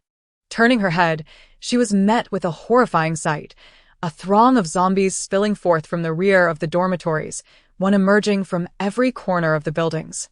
Clinging to the tree trunk, Xingyue dared not draw a breath. She wished to glance at the direction of the off-road vehicle, but her neck had stiffened in fear, rendering her immobile. Inside the vehicle, Jiang Qishan remained oblivious to the unfolding chaos, still crouched at the rear windshield. All right, those last few have joined us. Let us take a slight detour. Oh no! Why are there so many zombies coming out of the dorms? The driver, Yuan Meng, sat rigidly in her seat, her tension palpable, reluctant to divert her attention to Jiang Qishan. From a safety perspective, their optimal choice at this moment would be to shift into reverse and quickly exit the dormitory area. The route they had taken from the south gate had been relatively smooth, and in the face of the unknown, retracing their steps would likely prove safer. However, this strategy risked attracting the horde to the very tree where Xingyue clung, complicating her escape further. After a brief moment of contemplation, Yuan Meng resolved to press forward with determination. However, this also entailed traversing the entirety of the dormitory area in the southern district. The sound of muffled thuds echoed as several zombies were knocked down upon reaching the main road, their blood and flesh crushed beneath the vehicle, causing it to jolt violently. Jiang Qishan opened her mouth in disgust, hastily shutting her eyes and pressing her backside firmly against the seat in an attempt to mitigate the turbulence. Yuan Meng, still focused on driving, caught a glimpse of more zombies surging towards the vehicle from a side path, sending a shiver down her spine. Suddenly, her eyes darted to the passenger seat where Xingyue sat, devoid of any reaction, her body swaying naturally with the car's movements, resembling a lifeless doll. Thoughts of Xingyue, Still perched in the tree, gripped Yuan Meng with resolve. She gritted her teeth, turned the steering wheel, and pressed down on the accelerator. The horde followed the off-road vehicle, yet Anai Xinyue remained clinging to the trunk. The resounding footsteps faded into the distance, leaving only the whisper of the wind rustling through the treetops. Anai Xinyue pinched her arm, forcing herself to remain calm. With no immediate threat visible beneath the tree, she grasped the weapon hanging at her waist, took a deep breath, and began her descent. The grass was soft beneath her feet. The earlier onslaught of zombies had heightened her caution, prompting her to tread lightly and slowly. Her nerves raced in tandem with her steps. The situation in the dormitory area appeared far more dire than they had anticipated. Reaching the base of the wall, Anai Xinyue hesitated not for a moment. She seized the security bars and began her ascent. The bars creaked ominously under her weight, a sharp sound piercing the air. Anai Xinyue had calculated many scenarios, yet this was one she had not foreseen. Instinctively, she turned her head to survey her surroundings. The zombie in the lobby of the opposite building staggered to the entrance, drawn by the tantalizing scent of nearby prey, and charged straight ahead. Anai Xinyue, disregarding any notion of stealth, seized the bar of the security window and stepped onto the emblematic pattern beneath her feet to propel herself upwards. The zombie lunged at the security window, causing it to rattle violently. The force was so tremendous that Anai Xinyue questioned whether those iron frames might collapse under the pressure. Below, the hissing and growling of the undead echoed, and she dared not glance down. Each step she took on the security window creaked ominously, revealing the reason why the intruder had been captured in the dead of night. The noise was so pronounced that it would be a travesty not to be caught. As Anai Xinyue ascended to the second floor, she discovered that executing her climbing plan was considerably easier than she had anticipated. The emblem design on the security window provided her with ample footholds, sparing her the need to exert her strength to perform 20 pull-ups in one breath. The school's custom security windows were equipped with safety doors to ensure escape in the event of a fire or other emergencies. Those on the first and second floors remained locked, while the sixth floor was perpetually open. Once she reached the sixth floor and entered through the safety door, her troubles would be over. Just as Anai Xinyue's had emerged from the third-floor balcony, a dark figure lunged towards her with lightning speed. The jarring clatter of metal against metal sent a shockwave through her ears, causing her grip on the security window to falter. And she slid down a half-meter before regaining her hold. Looking up, she saw a zombie crashing against the window, its hands reaching through the bars, desperately attempting to grasp her. Her head pressed against the railing, indented yet unyielding, as if she yearned to squeeze through the narrow gap to pounce upon Anai Xinyue. Anai Xinyue was drenched in cold sweat. The zombie's hand loomed a mere 10 centimeters from her head. Had she hesitated a moment longer, not only would her skull have been at risk, but her hair would have been violently yanked away, leaving her with a patchy baldness. Just moments ago, the first and second floors had seemed secure, yet she was unprepared for the presence of a zombie lurking in the dormitory on the third floor, oblivious to what had become of its roommates. Determined to sidestep the balcony, Anai Xinyue intended to traverse towards the water pipe. But barely had she taken a step when she felt a gust of wind above her head. Paralyzed with fear, she eventually mustered the courage to look up, only to be met with several hands reaching for her. Anai Xinyue's expression twisted in horror. Everyone in this dormitory had succumbed to the undead. Navigating around the third floor, she dared not simply climb through the security window any longer. Instead, she gingerly treaded the edge of the window, ascending along the water pipe, meticulously observing the movements on each floor. Fortunately, she did not encounter any zombies thereafter. A few female students were hiding behind the curtains, their expressions a mixture of terror and vigilance as they watched her. The fifth floor's balcony was deserted, the curtains drawn tight, obscuring all visibility. However, upon stepping onto the security window, her movement elicited two startled cries from within. The zombies had evolved. They were scaling the windows. Anai Xinyue quickly sought to dispel the panic. Do not believe the rumors. Zombies do not exist. I'm from room 601, just fetching a roommate. Upon reaching the sixth floor, she opened the safety door and stepped onto the tiled balcony, finally feeling a sense of reality beneath her feet. Fearful of opening the window, she was torn between the dread of finding it empty or discovering that someone had already transformed into a zombie. Cautiously, and Xinyu pressed herself against the window, straining to hear any sounds from within. A faint sound resonated in the air, not belonging to Qiao Xiu, but resembling a conversation between individuals. And Xinyue's heart raced, rising to her throat.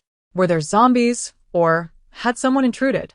She tightened her grip on her weapon and pushed open the door between the balcony and the bedroom to discern the source of the sound. Directions. In this section, you will hear 2 lengthy conversations. The voice was familiar, elegant, a male voice reminiscent of the English listening comprehension from level 6.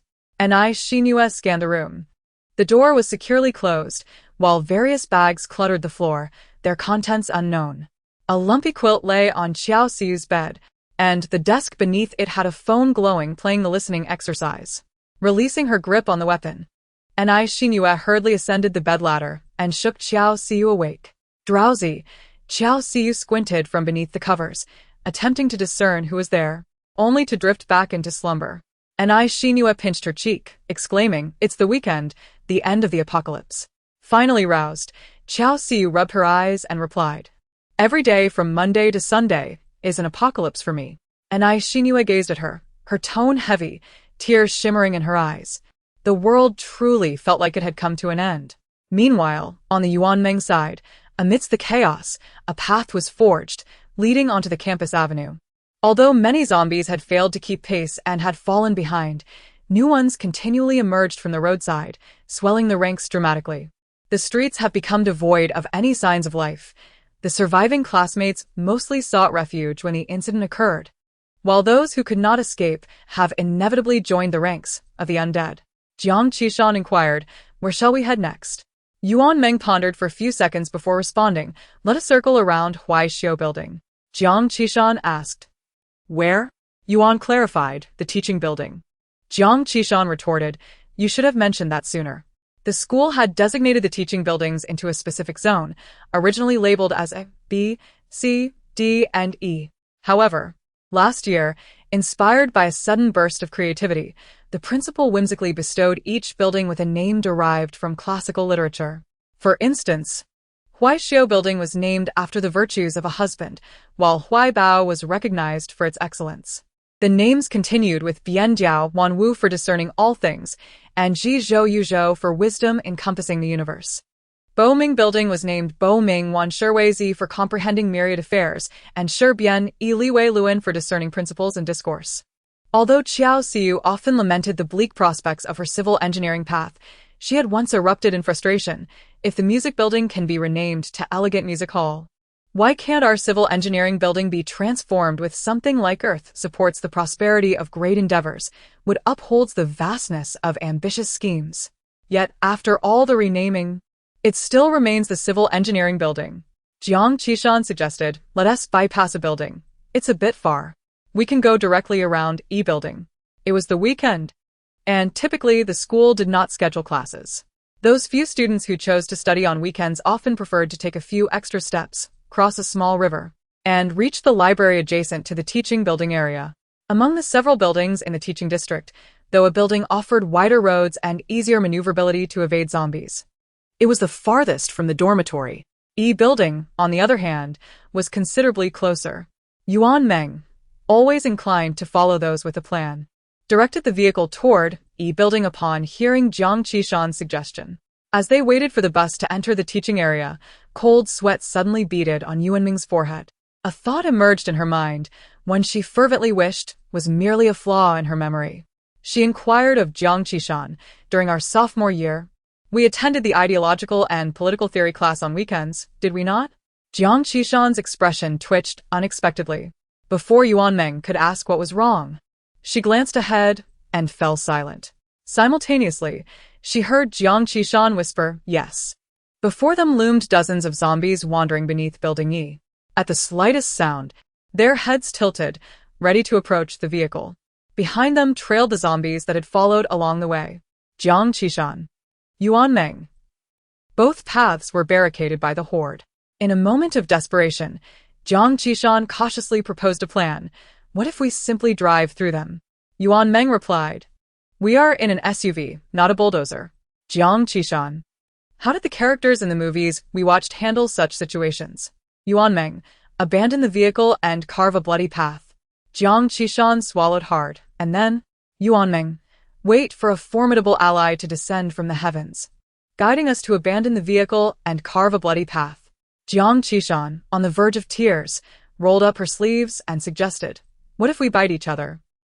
Do you think it would turn us into zombies? In Dormitory 601, Bed 3, the plain sheets rose and fell, trembling slightly. Xiao Xiyu's features were shrouded in shadow, silent for an extended period. And Xinhua thought she had been frightened and quickly reassured, it's all right, I have a car. As long as we leave the city before 5 in the afternoon. However, Xiao Xiyu abruptly removed her hands from her face, laughing wildly. Jiang Qishan thinks that calling you here to trick me into getting out of bed would actually work? You mention infectious diseases and zombies. So does that mean I can skip the autumn job search? Ha ha ha. Ni sin duda responder. Wake up. With Xinua's strong persuasion, Xiao Xiyu came to the balcony. She opened the security door of the anti-theft window and poked her head outside. The flower bed below was lush and green, and the main road was devoid of movement, perfectly fitting the scene of students still napping at this hour, peaceful and tranquil. Xiao Xiyu remarked, where are the zombies? I don't see any. Instead, she noticed puddles of dark red liquid on the ground, but to claim it was blood seemed somewhat far-fetched. Seeing that Xiao Xiyu still appeared skeptical, and Xinhua pursed her lips, drew out the weapon strapped to her waist, and instructed her, step back. Initially, when Xiao Xiyu had just crawled out of bed, she had been curious about the modified rolling pin Xinhua was carrying, wondering what new culinary persona it represented. But the next moment, she saw Xinhua raise the rolling pin and smash it against the anti-theft window, showing no concern for disturbing the peace. Xiao Xiyu covered her ears and exclaimed, what are you doing? From below, several shouts rang out. Are you crazy? If you don't want to live, just say so. Xinhua lightly gestured with her chin towards Xiao Xiyu, indicating, you see for yourself. Xiao Xiyu approached the window with a mix of skepticism and curiosity, only to witness an astonishing scene unfold on the previously deserted main road below. Within mere seconds, several peculiar individuals appeared, flailing their arms in a frantic attempt to grasp at something elusive. The height of the 6th floor rendered Xiao unable to discern their expressions. Yet one or two faces bore dark, indistinct features that were evidently far from resembling normal human countenances. What day is it today? Have you gone to great lengths to hire actors for this performance? Xiao Xiyu remarked incredulously. Xinhua responded, I wish they were merely actors. The gravity of Xinua's expression startled Xiao Xiyu, prompting her to peer down once more, this time with heightened caution. The zombies below, unable to locate the source of the sounds, scattered in various directions. However, Xiao's attention was drawn to the 3rd floor, where several hands reached out through the security bars of a window. The arms were gruesomely stained with dark, crimson streaks, presenting a jarring visual impact. They were exceedingly sensitive to noise. Xinhua remarked, when I climbed up from downstairs, I saw that some female students on the 3rd floor had already been infected. The situation within the building remains unclear, but the severity is quite pronounced across the school and throughout the city. The Municipal Disease Control Center sent out unified text message. Did you not see it? Xiao Xiyu took the phone Xinhua offered and quickly scanned its contents. Is there more? Under what circumstances can one become infected? With a solemn expression, Xinhua replied, it's quite similar to the zombie films we've watched before. Xiao Xiyu stared intently at Xinhua, awaiting further elaboration, only to realize that Xinhua had seemingly encapsulated the entirety of the situation with that one statement. Xiao Xiyu, in anguish, clutched her head and lamented, you know, during our previous team-building exercise while watching zombie films, I hardly paid attention. Why has this world become so convoluted that even slacking off during a zombie movie could deliver a fatal blow on the day of apocalypse? She cried out. I was wrong. Xinhua interjected, currently, it appears that they transmit the infection directly through bites. Only by attacking the brain can we completely halt their movements. It seems that the infection occurred when Anya touched the paint on the door before entering and later came into contact with her wounds. Xinhua added, if there are any injuries, one must be cautious to avoid contact with the zombie's blood. Xiao Xiyu inquired, what if they spit at me? She made a spitting gesture. Observing the distance, the saliva splattered. And Shinua, taken aback by the possibility, paused for a moment before responding.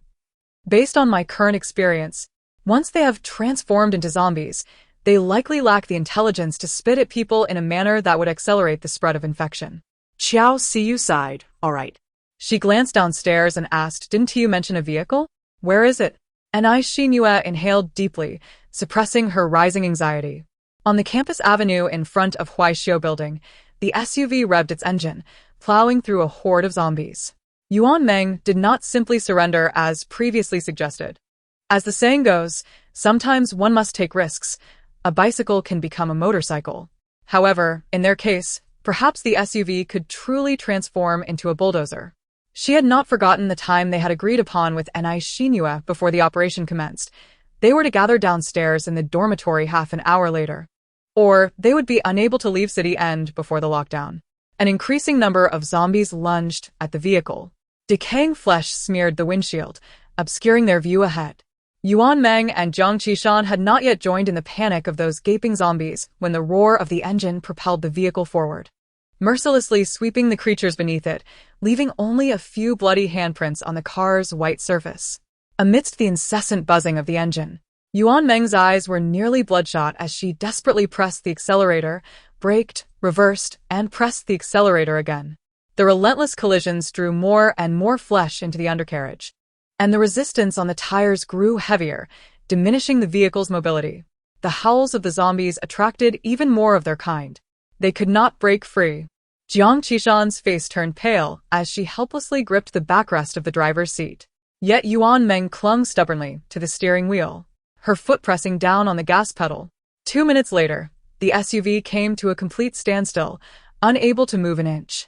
Both front and rear tires were completely blocked. In that moment, as the zombies surrounded the vehicle, Jiang Qishan and Yuan Meng surrendered, lying flat. Physically and psychologically, they reclined their seats and lay down.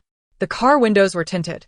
If the zombies had poor vision and could not see them inside, perhaps if they remained still and silent for long enough, the zombies would eventually disperse, and they might have a chance of survival. But that was merely a faint possibility. And even if they managed to escape now, what then? Their vehicle was rendered useless. They were unable to leave the city. In a reclined position, Yuan Meng found herself gazing directly at Yiqiao's cool profile, the red cartoonish sunglasses appearing rather comical in the apocalyptic setting. The windows were plastered with grotesque, bloodied faces of zombies. Yuan Meng chose to ignore everything else, focusing solely on Yiqiao. After another violent jolt of the vehicle, she clasped Yiqiao's hand, bracing herself for the inevitability of death. In silence, Jiang Qishan, who was curled up in the back seat, extended her hand to join theirs. The three of them shared shallow breaths, intermingling in the tense atmosphere. Suddenly, the crackling sound of electricity sliced through the air above the campus. 1, 2, 1, 2, test. The loudspeakers mounted on the lampposts along the pathway emitted the sound of a microphone being tapped. Jiang Qishan's keen ears detected this faint noise. Yuan Meng, did you hear that sound? Outside the vehicle, the zombies continued to batter the windows furiously, while a portion seemed distracted by something larger, turning their heads in confusion, searching for the source of the recent noise. Yuan Meng held her breath for a moment, captivated by Jiang Qishan's words, and exclaimed in delight, "It's the campus broadcast." Jiang Qishan was overwhelmed with emotion. On the verge of tears, I knew something significant would happen. The school wouldn't just stand idly by. The principal will surely dispatch a rescue team to save us soon. A youthful male voice resonated. Hello, students. The zombies gathered around the lampposts, agitated by the noise, with many leaping to reach higher, attempting to obliterate the source of the sound. Yet, the male voice remained undisturbed, calmly resonating throughout every corner of the campus. It is understandable that everyone is feeling a sense of panic following the recent upheaval on campus. Regrettably, I must inform you that within just a few hours, the entire city of N has succumbed to chaos. Hospitals and police stations are in disarray, teachers and security personnel have gone missing, and communication devices are devoid of signal, rendering us unable to connect with the outside world. Henceforth, our only reliance may be upon ourselves. The contagion spreads with alarming rapidity, By 3 o'clock this afternoon, the city of N has been completely sealed off. While the government may dispatch aid swiftly, we remain oblivious to the situation in other cities, which may also be grappling with similar infections. Until we ascertain their status, we must prepare for a protracted struggle. Jiang Qishan could hardly believe her ears. Did not XINU indicate that the lockdown would commence at 5 o'clock? How could it be 3 o'clock instead? The two exchanged glances, contemplating the grim possibility that the earlier lockdowns signified a complete breakdown in the containment of the zombie outbreak. Yuan Meng offered a bitter smile. Even if the lockdown were indeed at 5, our vehicle would be of no use. Despair permeated the air between them. The broadcast continued with a brief explanation of methods to combat zombies and self-preservation. Please, trust that these mutated corpses before us are no longer living beings. Upon sighting them, do not hesitate, seize the nearest weapon and aim for their heads. Exercise caution to avoid bites and injuries, as the scent of blood may incite them to greater frenzy. Strive to remain in areas abundant with water sources and sustenance, judiciously allocating resources. Currently, the zombies on Campus Avenue are drawn to the school's broadcasting pillars. Students who find themselves in a temporary refuge devoid of supplies may choose, at their discretion, to escape to a more secure location. The new media building has spiraled into chaos. This is where I must conclude my announcements. Ultimately, I hope everyone can endure. I present to you a national anthem, which will play on a loop for 30 minutes before concluding automatically. Those planning to take action should seize the moment. Above the campus, the stirring strains of the national anthem resonate powerfully.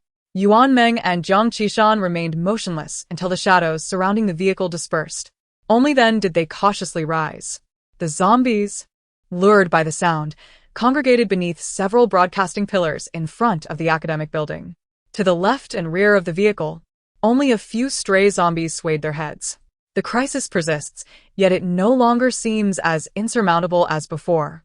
They observed that several classroom curtains in the adjacent building had been drawn back slightly, revealing surviving students who cautiously peered through the windows to survey the scene below. The news brought by the broadcast may not bode well. However, while they were still engulfed in panic, grappling with the surreal nature of their plight as if caught in a nightmare, someone swiftly helped them clarify their thoughts, instilling a sense of calm. Unanimously, they found solace in the familiar melody of the national anthem.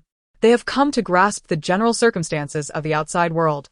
Aware that fellow students within the school are also striving for a chance at survival, and they realize they are not isolated. The thought of driving out of the city has been shattered by the broadcast, yet the opportunity to live still remains. Yuan Meng withdrew the car keys and placed them in her pocket, making a resolute decision. We must abandon the vehicle.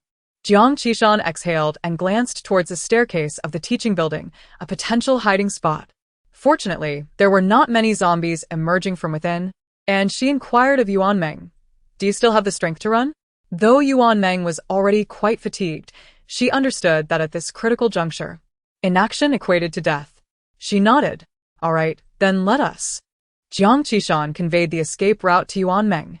As Yuan Meng listened, a thought suddenly struck her, and her gaze fell upon a specific area of the teaching building. "I have an idea." As the national anthem played for the second time, a narrow gap opened in the tightly shut door of the SUV. After a brief moment of silence, the door swung wide open, and two adults along with a child dashed out, racing frantically towards the teaching building. The zombies congregated around the broadcast tower took several moments to react, sluggishly pursuing with outstretched claws. As the first electromagnetic sound burst forth, Xiao Xiu straightened up, and Ai Xinhua asked, "What are you doing?" "Sure." Xiao Xiu tilted her head back to listen to the ceiling, like a radar scanning for sound. And Ai Xinhua, suspicious, looked around, only to hear the testing sounds of 1, 2, 1, 2 reverberating across the campus. It was the broadcast. Xiao Xiu remarked, "The school is responding swiftly. It seems we might not need to flee after all. They are about to announce the rescue information." And Ai Xinhua was momentarily taken aback, but the next moment, she distinctly heard the broadcast announcing the complete fall of City N. And Ai Xinhua. "Xiao Xiu." And Ai Xinhua rapped on the table. "Hurry and gather your belongings." Oh. Xiao Xiu obediently lowered her head once more. The climbing backpack on the floor was already bulging, and Xiao Xiyu was using her knee to push a large black nylon bag, the contents of which remained a mystery. And Xinhua, I told you to travel light. With all that you're carrying, are you planning to perform a high-altitude drop when scrambling through a window? Xiao Xiyu showed no inclination to lighten her load. You don't understand. I need to bring proper clothing. Even in adversity, we cannot forego a single bit of warmth. At that moment, Xinhua was not in the mood to debate with her. She wanted to listen closely to the broadcast, hoping it would convey other information she was unaware of. Xinhua approached the window, where several broadcast poles beneath the dormitory were surrounded by zombies. Amidst the zombies' wailing, Xinhua heard the broadcast declare, the contagion is spreading rapidly. City N has been completely sealed off as of 3 o'clock this afternoon. Xinhua was taken aback, gripping the railing with force, unable to believe her ears. 3 o'clock? How could that be? She pulled out her phone to verify the message from her father. It was clearly 5 o'clock. She glanced back towards the broadcast poles, trying to confirm if she had misheard. But in the room, Xiao Xiyu had also heard the news. Her hands, which had been packing, came to an abrupt halt. 3 o'clock. Xiao Xiyu checked the time. It was 3:05. 5 minutes had already passed. Xiao Xiyu had never confronted a zombie directly, and thus had yet to grasp the absurdity and terror of their existence. Her primary concern lay with her friend's emotions. When her friend urged her to rise, she complied. When her friend instructed her to gather her belongings, she obeyed. When her friend suggested an escape, she felt dazed yet found it somewhat romantic and exhilarating. However, in this moment of her friend's silence, she found herself at a loss. After a few seconds, Xiao Xiyu finally spoke. Should I continue packing? Xinhua lowered her gaze to her phone, her expression bewildered, clearly lacking direction. The atmosphere in the dormitory was heavy with silence, though the broadcast continued to play. Unable to endure the chilling ambience, Xiao Xiyu sought to break the tension. Did you notice how the survival tips he mentioned are quite similar to what you just told me? In truth, their current situation was not dire. There was no need to flee, as there was still food in the room, and they could simply wait for rescue. Haha. The broadcast even played the national anthem for us. What did you just say? Xinhua suddenly inquired. I said they played the national anthem. No. The sentence before that. Xiao Xiyu had already forgotten her previous words, her expression one of impending tears. Why must everything I say be scrutinized? Yet Xinhua's face gradually regained its color. There is food in here? Xiao Xiyu was uncertain, her voice barely above a whisper. I'm not sure. But when I went to the convenience store, there were indeed many people rushing toward the dormitory. I have no idea what they were fleeing from. Xinhua, where's the food? As Xiao Xiyu busied herself with packing, she had already calculated that their daily inactivity would result in minimal physical consumption, sufficient to sustain them for quite some time. Her estimations were based on the dietary regimen of Yi Lan during her weight loss journey. Xinhua gazed into the bag filled with a diverse array of provisions: instant noodles, self-heating pots, compressed biscuits, ham, everything one could desire to stave off hunger. With a judicious allocation of their daily rations, they could indeed endure for an extended period. A weight lifted slightly from Xinhua's heart as she patted Xiao Xiyu's shoulder, exclaiming, Xiao Qiao, you never cease to amaze me. Although they could not venture beyond the city limits, they had secured a reliable supply of resources for the time being. Given the current circumstances, there was little room for long-term planning. Surviving each day was paramount. After all, Xiao was also in the vehicle. While it was relatively easy for adults to climb through windows, urging a 10-year-old child to scale a 6-story building posed significant challenges in terms of stamina and strength, especially considering Xiao's uncertain physical condition. During this time, several waves of fleeing individuals dashed toward the dormitory area. Xiao Xiyu was quite curious about their destination but understood that Xinhua had no answers to offer. She attempted to reassure herself, thinking, they must have encountered some minor troubles. Nonetheless, they should be safe.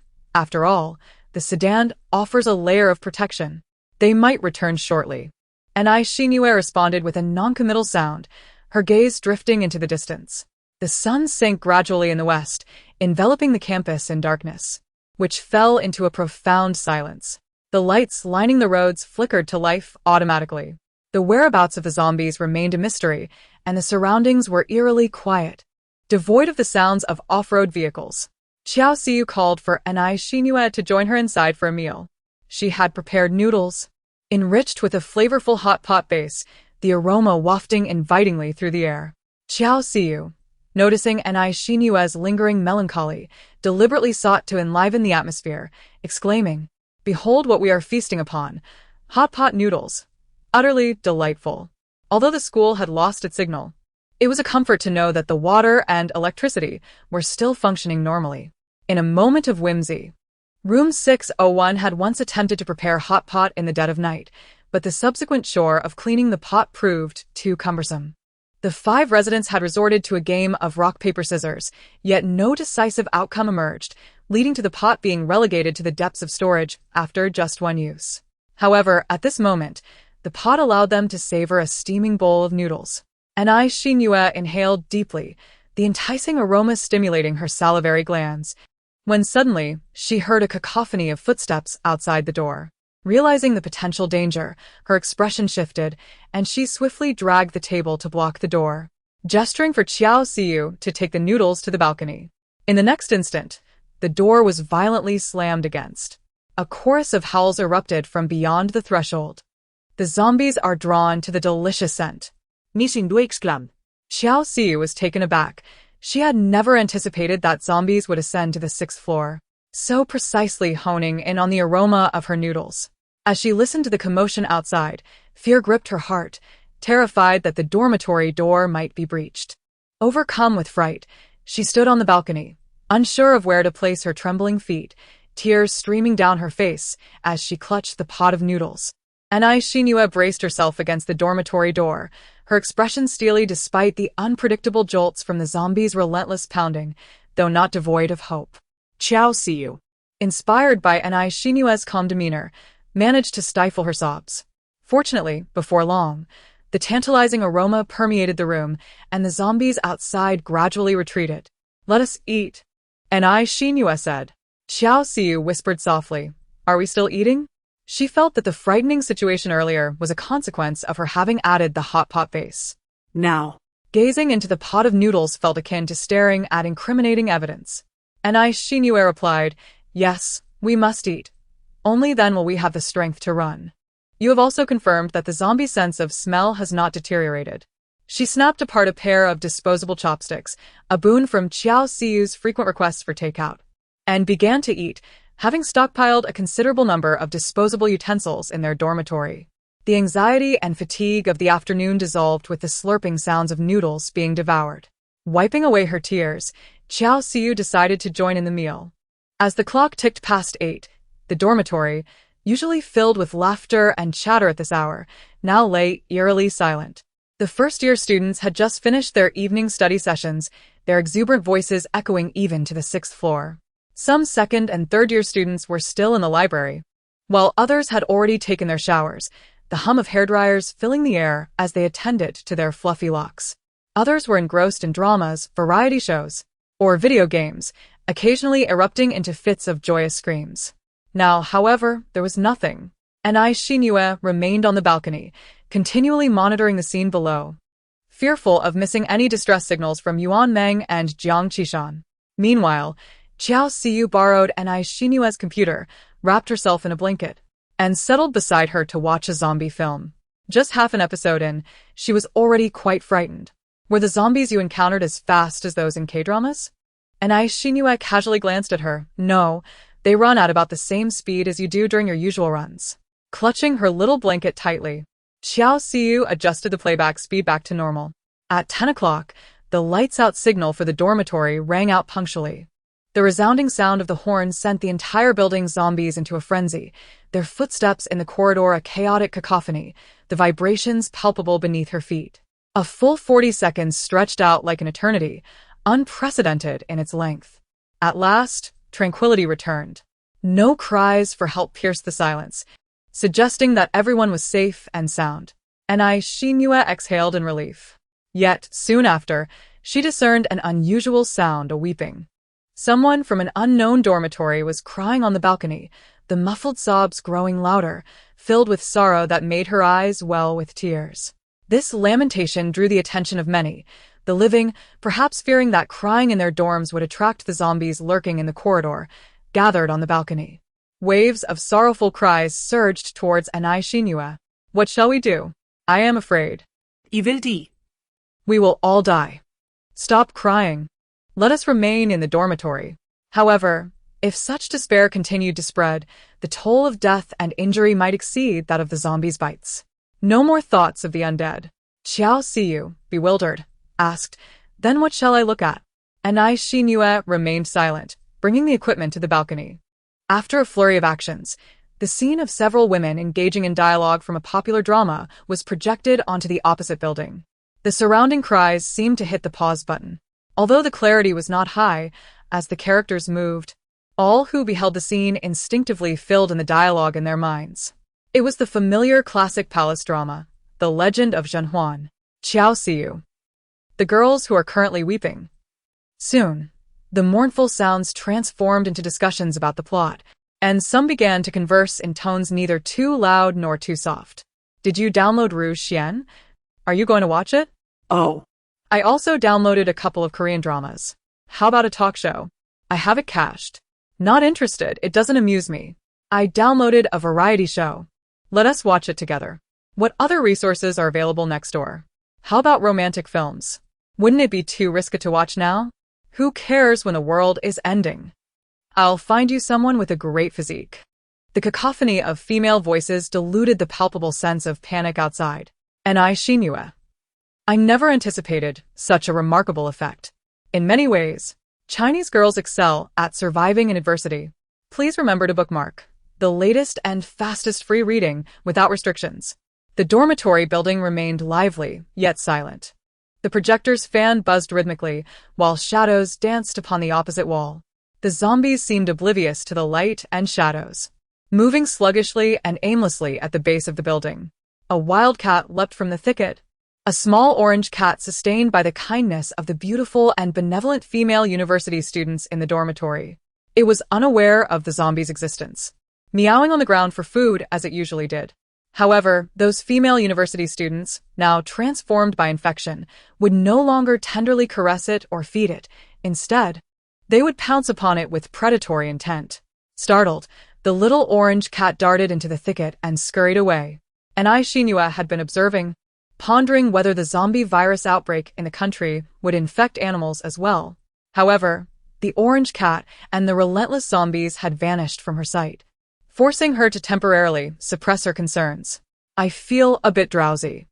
Beside her, Xiao Siyu stifled a yawn. This was her first encounter with a palace intrigue drama, and amidst the backdrop of zombies, the bloody turmoil among the women seemed rather bland. Yet. This did not hinder their ability to momentarily escape the agony of the zombie outbreak. It was already past 1 in the morning. After a day of tension, Anai Shinua found herself struggling to maintain her composure.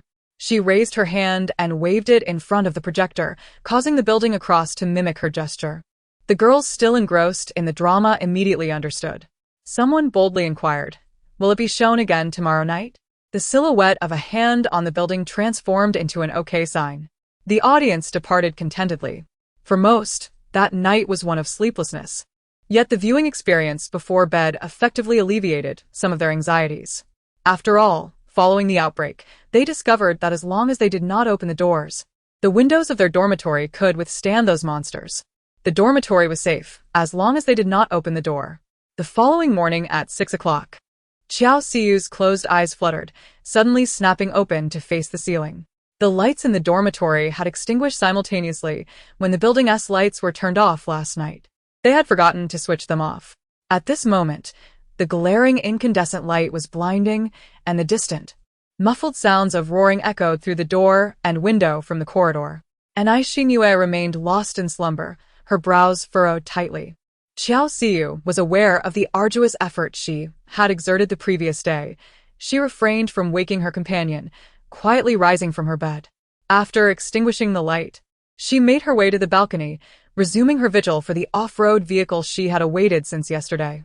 However, she was reluctant to gaze directly at the wandering zombies below, casting only a fleeting glance before redirecting her gaze to the vacant space devoid of the undead.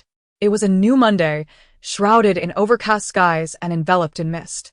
Yet there was no need to rush to an early professional course anymore. Xiao Xiyu sighed. Despite her usual penchant for banter, the reality of the apocalypse rendered her disoriented and unaccustomed to such disregard for academia. Moreover, the fate of several of her roommates remained uncertain. Did you engage in combat with zombies last night? I fought them in my dreams all night long, and Shinue replied, struggling to mask her exhaustion. She did not believe her anxiety was excessive. Rather, she felt that the relentless gnashing of zombie teeth 30 times, the banging on the door 20 times, and the scratching at the door 25 times were rather excessive. Hello. Suddenly, a hand emerged from the anti-theft window of the dormitory below, startling both Shinue and Xiao Xiyu, who were still conversing. Typically, dormitories were designated by academic discipline, and this floor housed the female students of their department, with whom they had occasionally crossed paths during shared classes. The identity of the girl below, however, remained a mystery. The girl greeted them in a hushed tone, inquiring, "How many of you are left in your dormitory?" Xiao Xiyu and Shinue exchanged a glance. "Could you inquire about the number of residents in the adjacent dormitory?" "Certainly." Shinue had not heard any sounds from next door since her return yesterday, and concerned about potential developments, she found a clothes hanger to tap against the anti-theft window. Just as she was about to relay this situation to the girl, a piercing scream suddenly erupted from the opposite building. The campus, still ensconced in slumber, was abruptly jolted awake. Xiao Xiyu anxiously grasped Shinue's sleeve, who in turn clutched her arm tightly. Simultaneously, the balcony doors of several nearby dormitories swung open as the inhabitants were startled by the sudden, harrowing scream. Soon, they discerned the source of the terror. From their vantage point, the specifics of the commotion in the opposing dormitory remained elusive, yet they were met with a ghastly sight. The girl was nearly overwhelmed by a throng of ghoulish figures crashing against the balcony's protective railing. A series of shadowy forms descended upon her, silencing her cries for help. Xiao Xiyu observed as several heads hovered ominously near the girl, their slight movements shrouded in an unsettling mystery.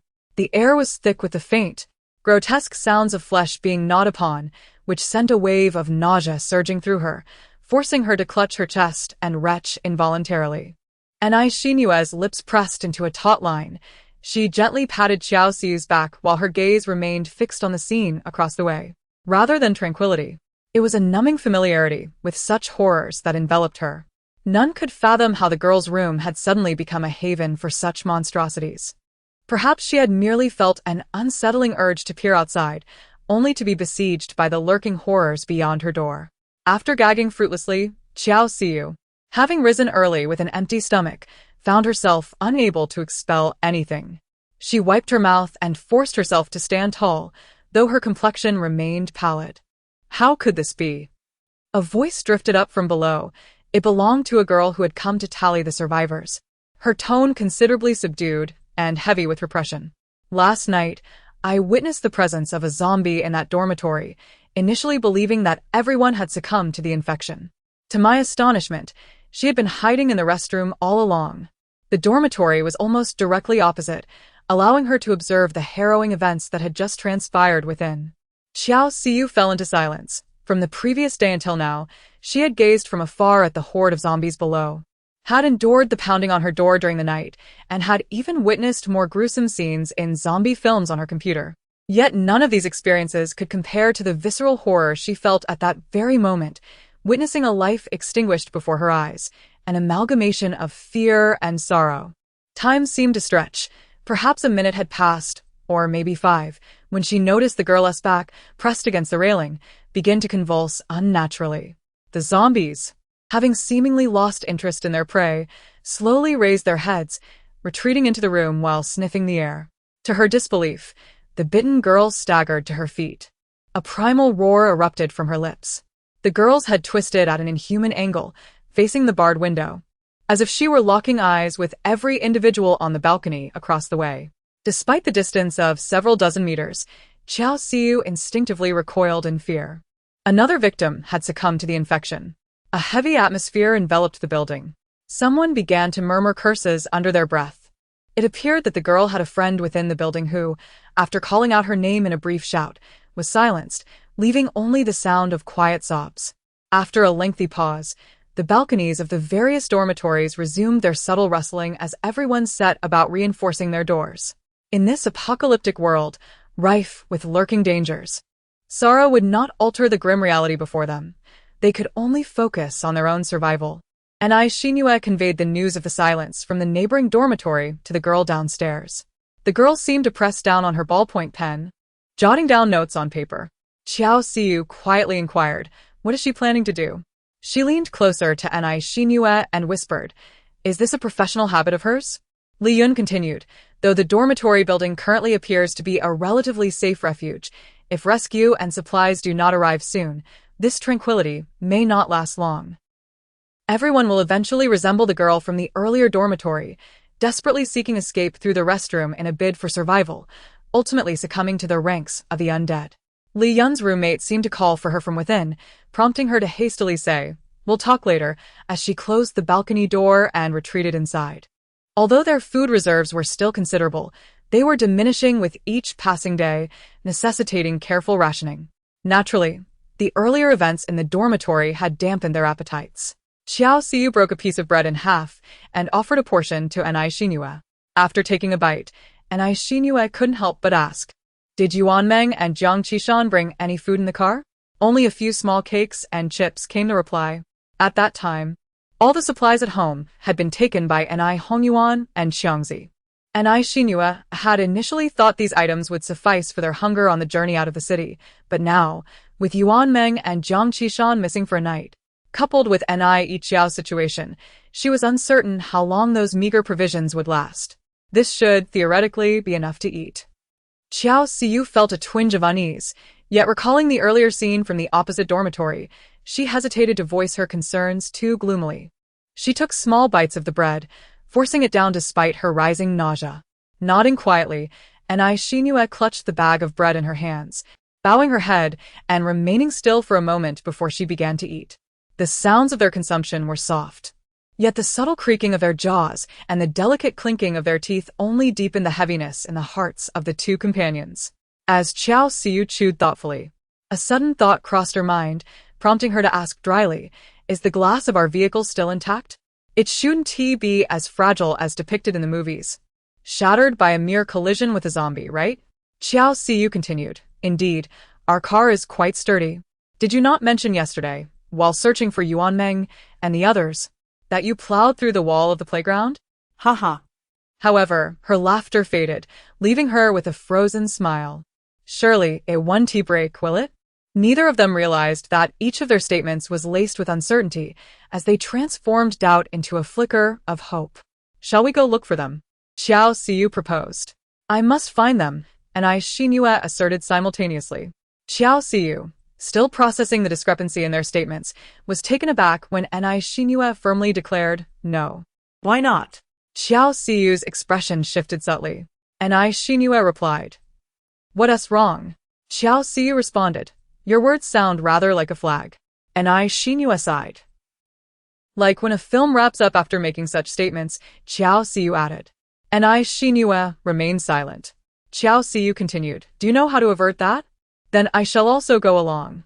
Shinue contemplated the harrowing scenes of yesterday's escape, her brow furrowing slightly. You have yet to confront a zombie directly. I fear you may crumble. Fear what? Xiao Xiu replied, her tone melancholic. Am I not perpetually on the brink of collapse? After experiencing it so often, it becomes inconsequential. Shinue remarked, a rebound from rock bottom, I see. After a brief silence, she exhaled and nodded in agreement. Just as she did, she observed Xiao Xiu commencing a series of pu gestures. What are you doing? I realized my words sounded reminiscent of making a promise. Uttering ominous phrases requires immediate dismissal. Xiao Xiu explained, may various deities bless and protect us. She earnestly performed the classic gestures of Christianity, Buddhism, and Taoism, as she typically did, favoring quantity over the essence of faith. It may not be entirely futile. A smile finally graced Shinue's face. Though the two had resolved to search for Yuanmeng and Jiang Qishan, the specifics of their plan remained nebulous. Evading the relentless pursuit of zombies while seeking them out posed a significant challenge. Xiao Siyu inquired, "In the zombie films you've seen, how do the protagonists typically respond?" Art draws inspiration from life. Perhaps it could provide them with some insight. And I Shinue replied, "They wield firearms, seize weapons, and seek refuge. Options include, but are not limited to, heading to remote camps, the CDC, or prisons." Xiao Siyu paused for a moment, her eyes glistening with tears. "My wish is modest. I hope one day to see a zombie film that reflects our national context." And I Shinue's eyes also shimmered with unshed tears. I raise my hand. I concur. However, she added, "When we venture out, we certainly need to arm ourselves with suitable tools."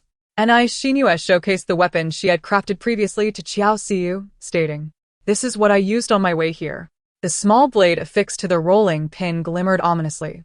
"Impressive," Xiao Siyu remarked, her admiration evident, as she perceived an Ai Shinue's image in her heart transforming into one of formidable strength. "On your journey, how many did you confront with this weapon?" And Ai Shinue sheepishly touched her nose and replied, "0. Xiao Siyu, puzzled, inquired, "Then from where does your experience stem?" "I once employed a screwdriver." And Ai Shinue paused, choosing not to elaborate further, and resumed her introduction of the makeshift weapon in her grasp. "I believe securing it tighter would enhance its range of attack, though I have yet to test its effectiveness." "What more needs testing?" Xiao Siyu questioned, bewildered. And Ai Shinue responded, "What if it gets lodged inside and cannot be withdrawn?" Xiao Siyu remained silent, taken aback. And Ai Shinue continued, "And then I discovered it was misaligned." Xiao Siyu, exasperated, said, "All right, I understand. No need to elaborate further." The two swiftly consumed their bread and began rummaging through tools in the bedroom. This dormitory was predominantly occupied by engineering students, each having crafted their own hammer during metalworking practice. In addition, Ai Shinue, being the top student in mechanical engineering, exemplified the qualities of a scholarly mechanical prodigy by preparing an array of hardware, including a hand saw, its long serrated teeth shimmering with a cold gleam. Xiao Siyu grasped the handle, her gaze fixed upon the serrated edges resembling the delicate contours of a leaf. She envisioned a scenario where she wielded this tool against her former classmates, her expression growing solemn as she pondered, "Should I take it with me?" And Ai Shinue had just retrieved a somewhat rusted hammer from the cupboard. Turning her head, she scrutinized the saw in Xiao Siyu's grasp for a brief moment before decisively stating, "No." "Why not?" Xiao Siyu inquired, her fingers lingering over the saw before she quietly set it down and continued rummaging through the cupboard.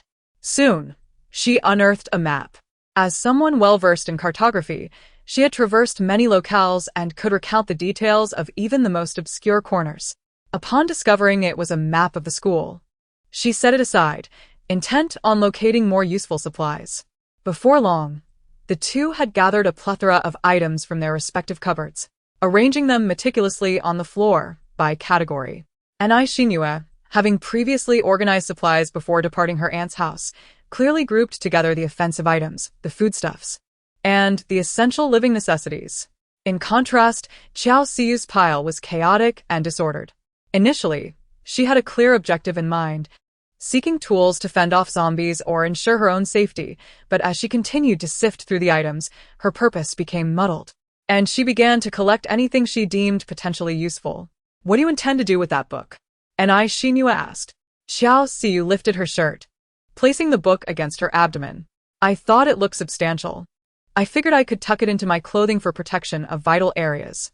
If a zombie were to grab me, it would be harder for them to bite." And Ai Shinue candidly replied, "I believe you should first consider how to escape rather than how to be protected. After all, if a zombie catches you, they can bite you from any angle." "All right." Xiao Siyu conceded, feeling somewhat embarrassed as she set the book down. And Ai Shinue picked up the moonlight ball lamp once more. "What is this?" Xiao Siyu immediately became animated, explaining with fervor while mimicking a bowling throw. "If you turn on this lamp and toss it, it might attract the attention of zombies." And Ai Shinue asked several questions, and Xiao Siyu answered each with clarity. In a moment of daze, and Ai Shinue felt as if everything in the dormitory could be taken along. However, after yesterday's ordeal, her reason prevailed, and she promptly interjected, "Focus on the essentials. We can't carry all this. How will you run?" Xiao Siyu's face showed reluctance, but she complied and began to gather other items. As Ni Xinhua assisted her in organizing useful medicines, she glanced up and exclaimed, "Wait, why on earth are you putting the kitchen knife in your bag? It's not even sharpened. What use will it be? It's just as well that it's dull. I won't cut myself," Xiao Siyu mumbled. Ni Xinhua smiled wryly, but it won't harm the zombies either. She handed her a fruit knife from Jiang Qishan's desk. Use this instead. After the zombies mutate, their bones become fragile. Aim for the brainstem and strike accurately. Of course, unless absolutely necessary, the key is to run. Xiao Siyu accepted it reluctantly. Meanwhile, Ni Xinhua placed the hammers and wrenches she had found into the bag. And upon noticing a utility knife usually used for opening packages at the corner of the desk, she took that as well. Yuan Meng and Jiang Qishan had no means of defense in the car. Should any trouble arise, they would need to escape on foot, necessitating a reliable weapon for each person. While moving things around, a small piece of paper slipped out. Ni Xinhua's eyes lit up upon seeing it. You still have the map of our school. This is the school map they received when they first entered college. Over the years, while others have long since discarded theirs, it seems that only Xiao Siyu has preserved this one. Xiao Siyu remarked, "Is this really useful? Do we need a map to navigate our own school?" Ni Xinhua picked up the map, meticulously examining every detail, contrasting it with her own memories. "I've run through the surveying course with you, so I'm familiar with the terrain. However, the rest of our dormitory is largely unacquainted with most areas of the campus." Yet, she had also minored in psychology, which meant she had visited more academic buildings than the others. As for Jiang Qishan, Ni Xinhua was certain that her knowledge of the surroundings beyond the campus exceeded her familiarity with the campus itself. In this vast campus, there was no room for her flashy motorcycle. The dormitory leader, Yi Lan, a chemistry major, spent considerable time in the laboratory, but her understanding of the school was mostly limited to which spots were ideal for couples to rendezvous. Now armed with the map, Ni Xinhua felt an inexplicable sense of oversight. Yuan Meng and the others should have headed in this direction. Where do you think they might have gone after leaving the dormitory area? Xiao Siyu, hesitating as she observed the direction Ni Xinhua had marked, tentatively circled a spot with her pen. "The e-teaching building?" Ni Xinhua inquired. "What makes you say that?" Xiao Siyu replied, "It's the closest to us. Plus. There are no classes on weekends, so there likely won't be any zombies around. It must be safer than wandering in circles at the basketball court." Ni Xinhua had been nodding in agreement until she suddenly paused, exclaiming, "Who said there are no classes on Sundays?" Xiao Siyu, perplexed, responded, "Are there classes on Sundays?" Ni Xinhua, "Have you forgotten about mouse theory?" Xiao Siyu, "A student who skips class has no right to speak." However, Ni Xinhua's mind was subtly opened by Xiao Siyu. Although Yuan Meng was the one driving, most of the ideas came from Jiang Qishan, who might have led them astray. Ni Xinhua scrutinized the map for a moment and deduced, Yuan Meng must remember that there were classes in the teaching building on Sunday. If she wanted to avoid the horde of zombies without taking a detour, she would likely choose classroom A, although they might encounter zombies there as well. The building's layout was less complex, and the roads were wider. Xiao Siyu casually remarked, "If we are talking about wide roads, it must be the library. Even if a few students from other colleges came, they wouldn't be able to block the main road. Moreover, it was separated from the teaching building by a river, which meant they couldn't just drive a few steps further." The two of them were engaged in discussion, yet they could not settle on a conclusion. They were unable to determine whether Yuan Meng and the others were stalled due to a breakdown, or if they were immobilized by a swarm of zombies, which only led to more locations being discussed. 10 minutes later, Ni Xinhua leaned over the table to examine the map, remaining silent. The map was marked with numerous circles of varying sizes. Xiao Siyu, resting her head on the table, felt her mind grinding to a halt. If the overexertion of her brain could manifest, smoke would surely be rising from her head at that moment. She had completely relinquished the decision-making power to Ni Xinhua, waiting for her command. Suddenly, Ni Xinhua, still gazing at the map, extended her hand toward her. Xiao Siyu's eyes brightened. Were they finally about to decide their destination? In the next moment, she heard Ni Xinhua say, "Hand me the eraser. There are too many circles on the map, and it's all becoming confusing." Xiao Siyu replied, and Xinyu proceeded to erase all the circles she had just drawn. Xiao Siyu, cradling her head, declared, "If we continue discussing this, we will never reach a conclusion. Let us cease the discussion." And Xinyu put away the map, her earlier bewilderment replaced by a newfound composure, as if the clouds had parted to reveal clarity. This expression was familiar to Xiao Siyu. Look at her. She is the pillar of strength in the dormitory. It is no wonder she secured her graduate school recommendations, with a promising future ahead. Even in this apocalyptic scenario, she can lead everyone towards a glorious path. This is true understanding. With confidence and foresight. The bamboo, it just keeps rising. Xiao Siyu's eyes sparkled as she gazed at Anai Xinyu. She believed Anai Xinyu had already devised a strategy. What shall we do? Anai Xinyu replied, "We will visit all the locations we discussed earlier." What?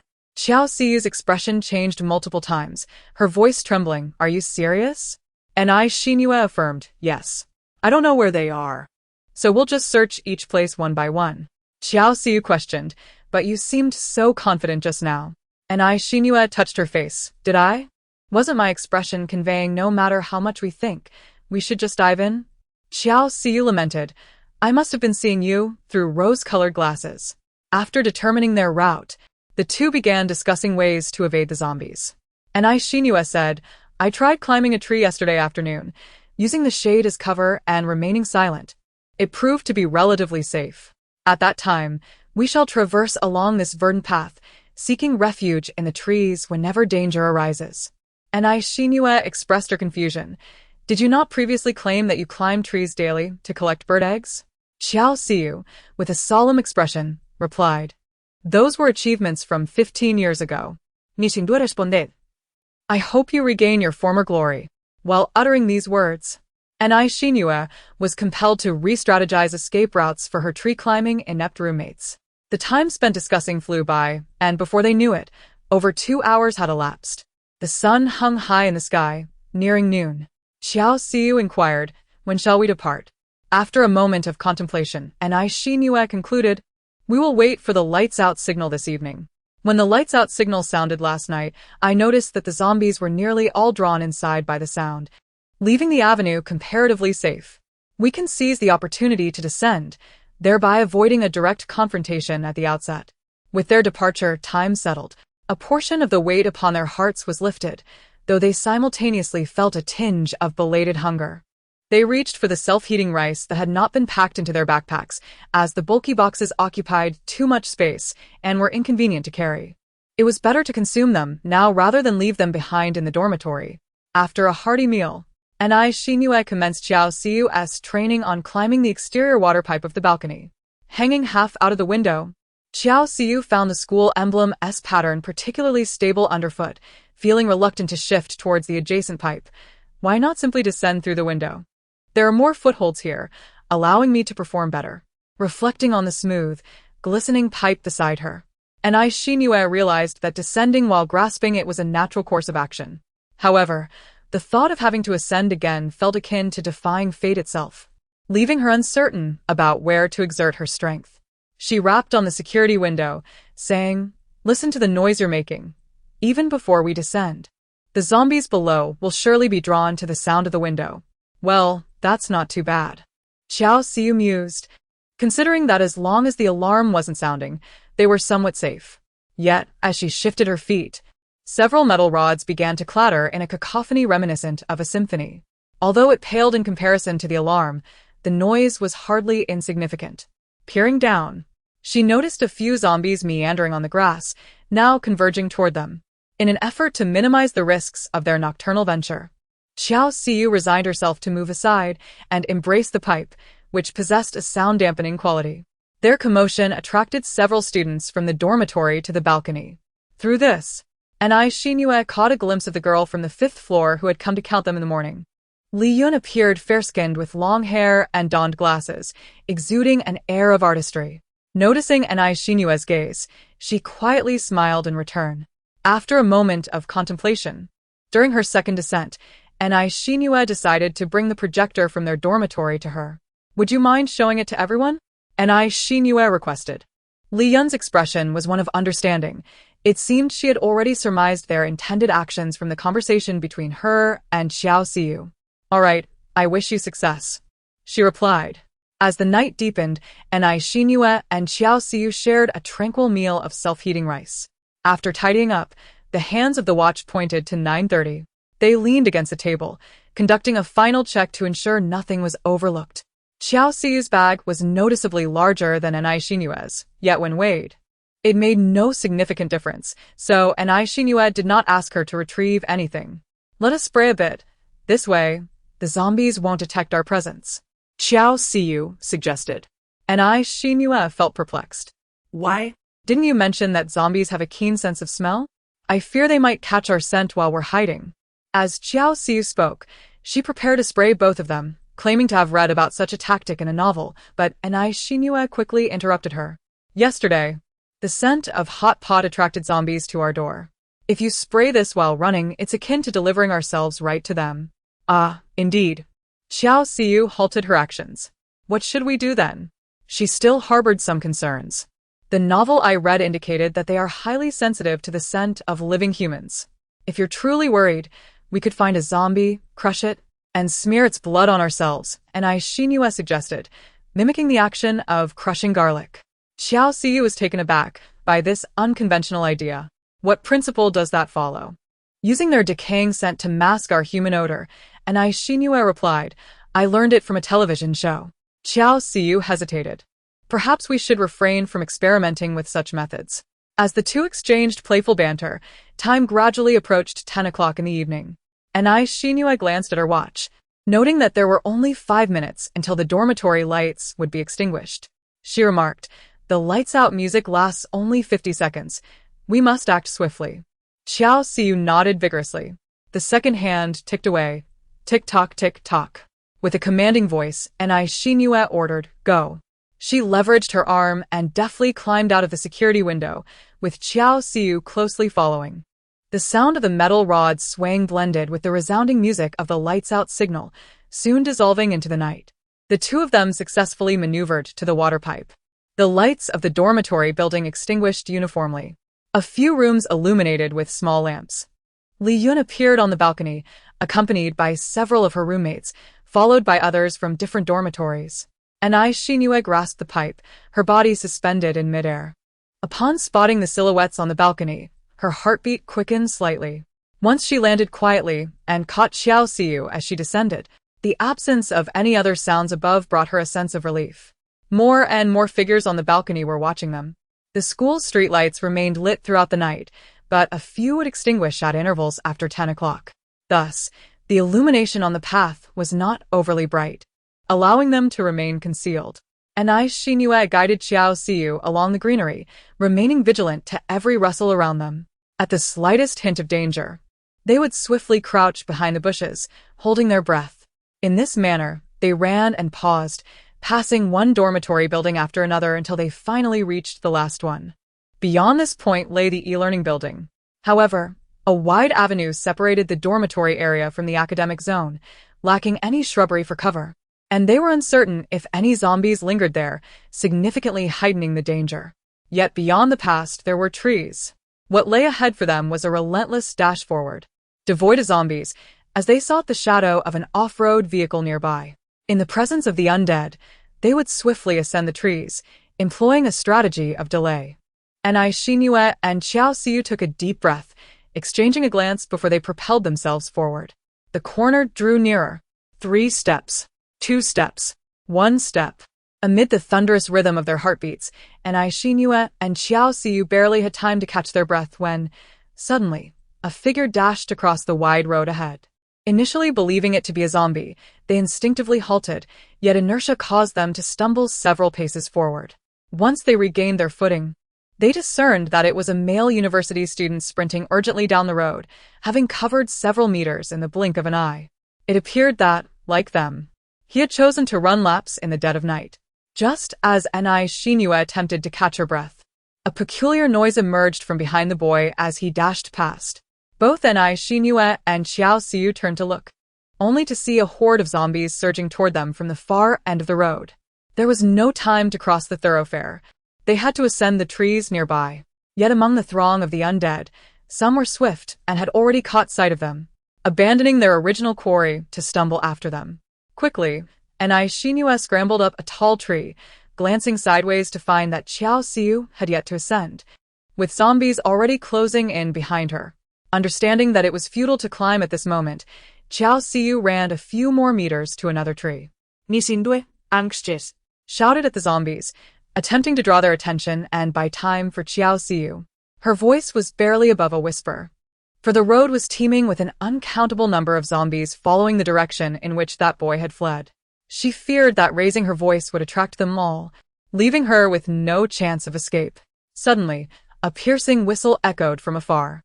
The horde of zombies, which had begun to lag due to losing sight of their target, became frenzied once more, moving zealously towards the source of the sound. In stark contrast to the resounding whistle, the presence of Anai Shinue and Xiao Xiu seemed diminished.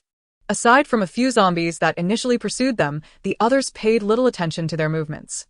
"I've made it up." Anai Shinue heard Xiao Xiu's voice, deliberately lowered, yet brimming with joy. Anai Shinue glanced back and was nearly overcome by the scene before her. At this height, if she could climb up, the zombies could as well. Xiao Xiu had found a tree with branches spreading out a meter off the ground, and she proudly kicked her way up. However, this posed no challenge for the zombies. Now, those that had been drawn to Anai Shinue were no longer hesitating beneath her tree. They were charging straight towards Xiao Xiu. Anai Shinue had no time to ponder. She swiftly descended from the tree, weapon in hand, and charged at the swiftly moving zombie. With her blade aimed at its skull, she thrust it with force. Blood splattered. The blade pierced through skin, bone, and brain matter, and the familiar sensation caused Anai Shinue's fingers, gripping the rolling pin, to tremble slightly before she tightened her grip once more. The zombies behind her were not slow either, quickly closing in. Anai Shinue withdrew her weapon and turned to face them, her mind racing. There were three. "Xiu, find a tree." Xiao Xiu suddenly struck a zombie with her backpack and then leaped down from a low tree. She dashed past Anai Shinue, almost as if she were using herself as bait to divert the attention of the remaining zombies. In the next moment, she darted into the nearby thicket. Behind the thicket stood a decorative wall, and the outcome was inevitable. Two zombies immediately lunged towards her, and Xiao Xiu's figure vanished from sight. Anai Shinue's heart clenched painfully, but she had no time to call out to Xiao Xiu. The zombie that had been struck down by the backpack was swiftly rising, stubbornly advancing towards her. Anai Shinue turned and sprinted towards a nearby sturdy tree. Her hands trembled as she climbed, her thoughts involuntarily drifting to Xiao Xiu's perilous situation. A piece of bark beneath her foot unexpectedly broke away, causing Anai Shinue to lose her grip and plummet downwards. Fortunately, a pack cushioned her fall, and she did not feel much pain. Just as she managed to sit up, a grotesque zombie bore down upon her. Instinctively, Anai Shinue shut her eyes, bracing for the bite that never came. Instead, she heard something slicing through the air. With a sharp sound, a liquid splattered onto her face. Anai Shinue opened her eyes to find a zombie before her, frozen in place, its mouth agape, an arrow embedded in its temple. "Run," a male voice urged from nearby. Looking over, she saw three figures disappearing into the darkness. The whistling ceased, and the sounds of the horde receded into the distance. The road fell into tranquility. Yet, Anai Shinue had no time to savor her narrow escape. As she pulled the arrow from the zombie's head, she heard rustling from the thicket behind her. Without hesitation, she turned and scrambled up a taller tree. She struggled to catch her breath, leaning against a sturdy branch to finally relieve her fatigue. The zombies roamed nearby, their mouths stained with patches of blood, appearing vividly crimson under the dim streetlight. Anai Shinue trembled uncontrollably, burying her face in her palms, desperately inhaling while grinding her teeth in silence. Rather than fear and despair, what surged within her was an inexplicable fury, yet she could not identify its target. Was it the zombies she resented? Gazing at their faceless visages, her heart was filled with bitterness and suffocation. They had once been like her. For over an hour, two zombies swayed beneath the tree, oblivious to the absence of food, before they gradually departed. Anai Shinue's arms and legs, held in one position for too long, had grown numb and insensible. Yet her mind was occupied with other concerns. Where was Xiao Siyu? Even if bitten, she should have transformed and wandered as a zombie. Xiao Qiao? Xiao Qiao? And Xinhua lowered her voice, calling into the dark thicket. After a few seconds, the branches rustled, and a head emerged from the shadows. Here. Here. Recognizing that Xiao Siyu was still alive, tears welled in Xinhua's eyes. Xiao Siyu rushed towards her, prompting Xinhua to climb down immediately. The two dared not linger on the perilous road for long, and Xinhua urged Xiao Siyu to step on her shoulder to gain leverage as they ascended. Leaning against the trunk, they were overwhelmed with tears of relief for their survival. And Xinhua asked, "How did you evade their attack?" Xiao Siyu pointed in a direction. "There's a dog hole over there. I managed to squeeze through. Beyond the wall lies a thicket, and fortunately, there are no zombies on the opposite side." The two that were pursuing me seemed to have lost track of my whereabouts and departed shortly after. And Xinhua had never anticipated that the base of these beautifully adorned walls would conceal a dog hole, nor that the walls would boldly proclaim meticulousness and precision. She reflected with gratitude on the school's property management for granting this passage. She felt compelled to apologize for her previous complaints about the school's facilities. And Xinhua recounted the harrowing moment when she nearly fell prey to the zombies, evoking a shiver of fear in Xiao Siyu as she listened. And Xinhua retrieved the arrow, exclaiming, "Our school truly harbors hidden talents. Who would have thought that such weaponry could be employed for zombie extermination?" However, she had not discerned who had come to her aid, and given the current state of affairs where everyone was preoccupied with their own survival, she was uncertain if she would ever have the chance to express her gratitude. Of course, surviving took precedence. Could it be from the archery club? Xiao Siyu inquired. As the two examined the arrow, they found no insignia indicating it belonged to any school organization, yet its craftsmanship suggested considerable value. Xiao Siyu recalled the grand spectacle of the zombie horde that had just passed. "Do you think they were coordinating?" "At first glance, I thought it was a performance of some ancient corpse-retrieving technique from Xiangxi. That fellow leading the charge was incredibly formidable." After a moment of contemplation, Xinhua nodded, saying, "I believe so." The first boy to dash forward, though swift, maintained a steady breath. The subsequent whistles seemed linked to him, perhaps intended to draw the zombies together to clear a path for the three behind him.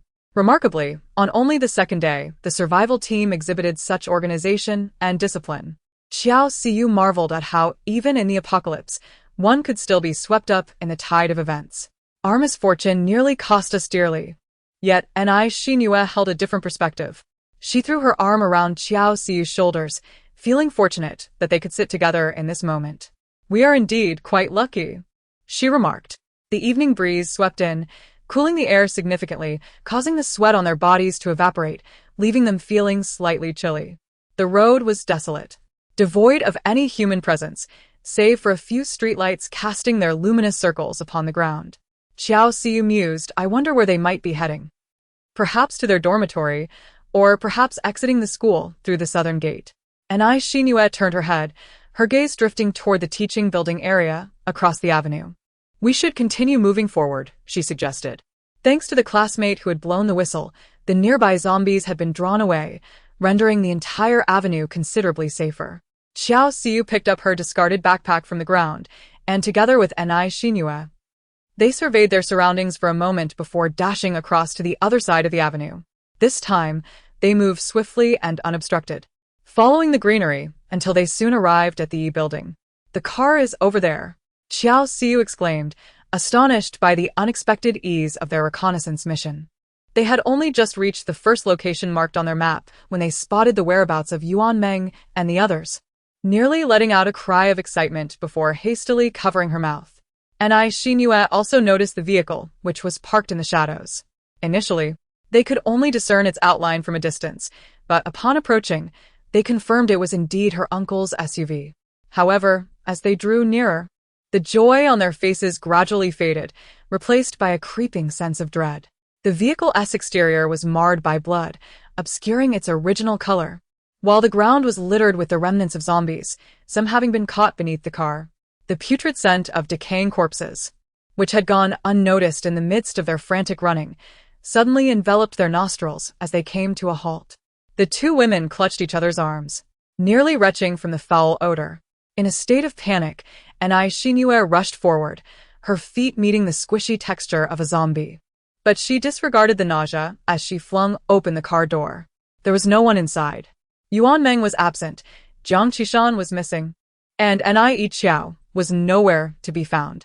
Xiao Xiu also caught sight of the interior of the vehicle, her face momentarily betraying a sense of confusion as she gazed around in bewilderment for several seconds. She was at a loss as to why she began to search for the bodies in the front of the car. Tears quickly gathered, swirling in her eyes. She recognized the folly of her actions.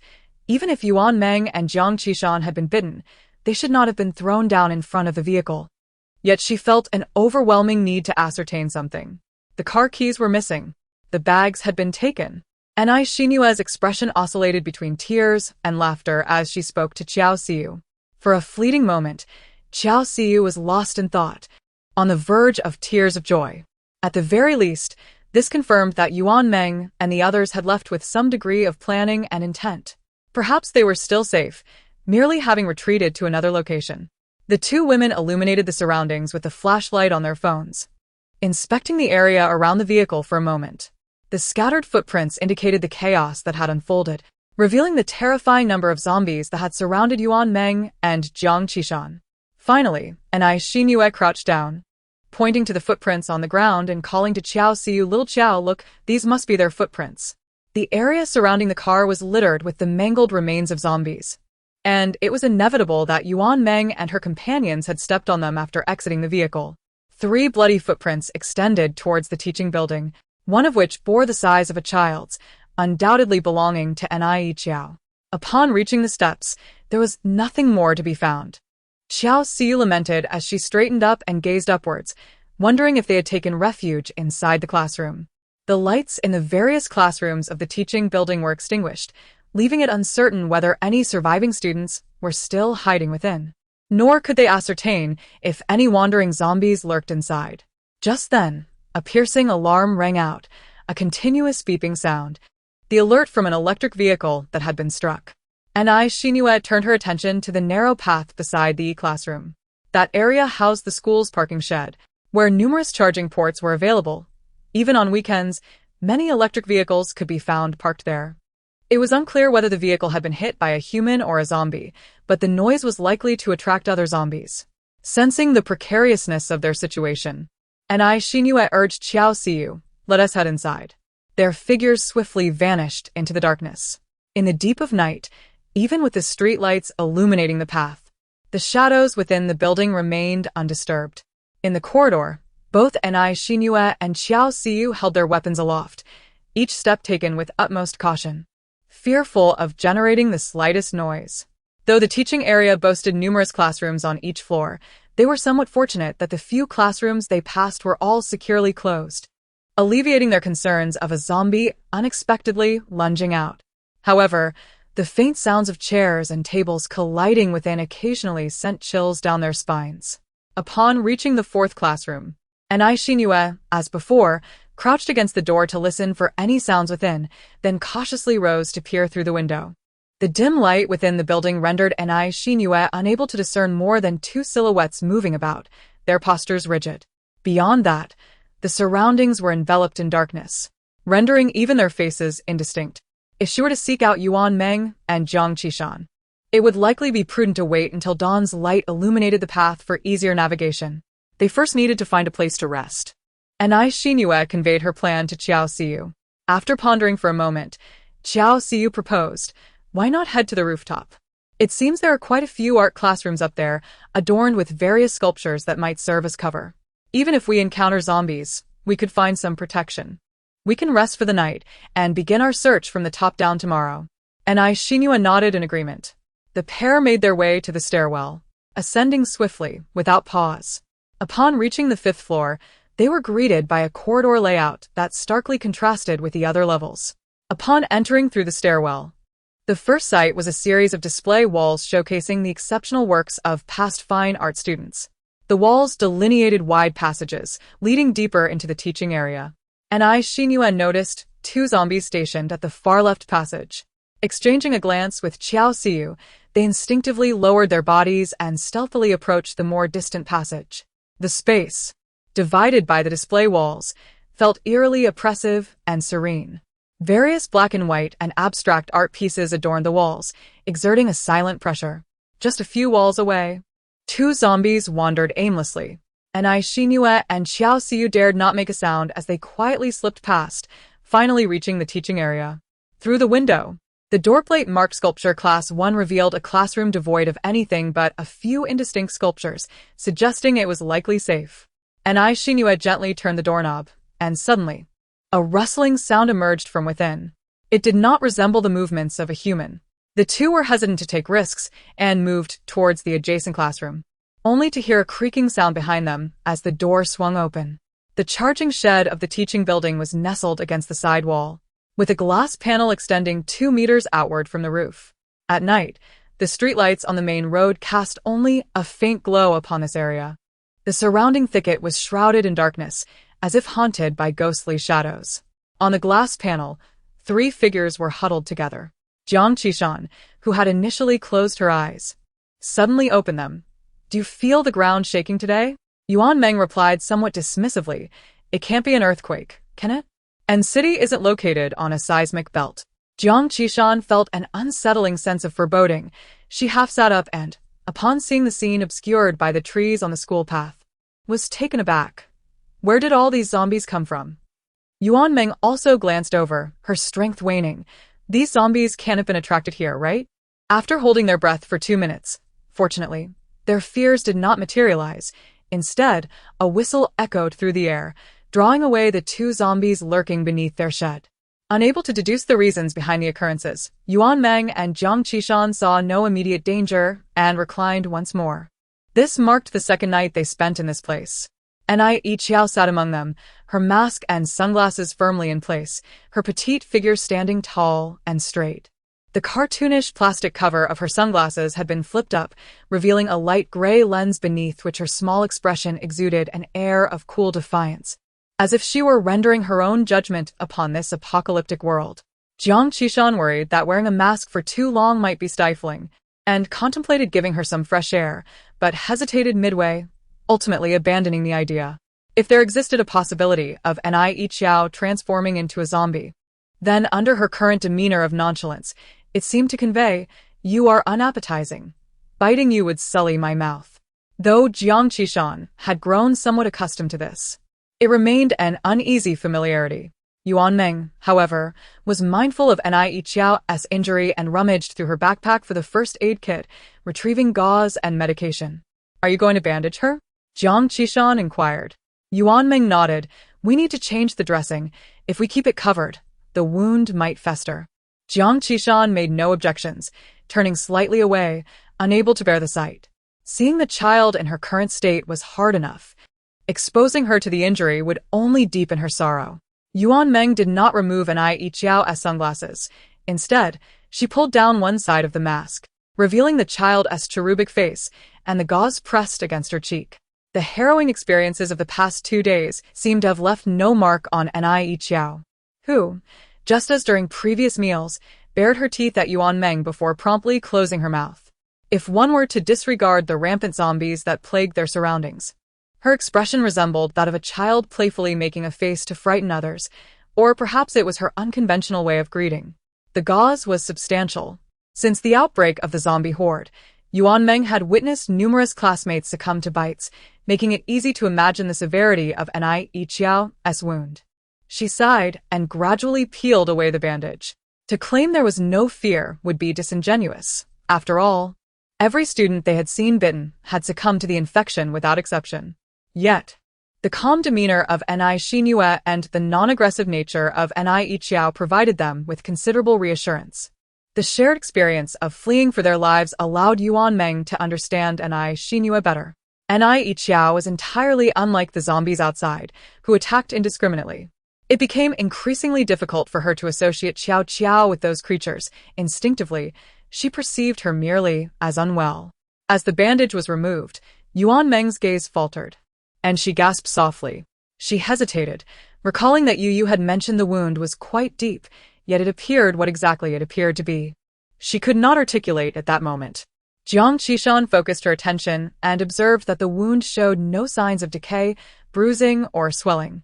It resembled a healing process that had taken several days, already scabbed over, entirely contrary to their expectations.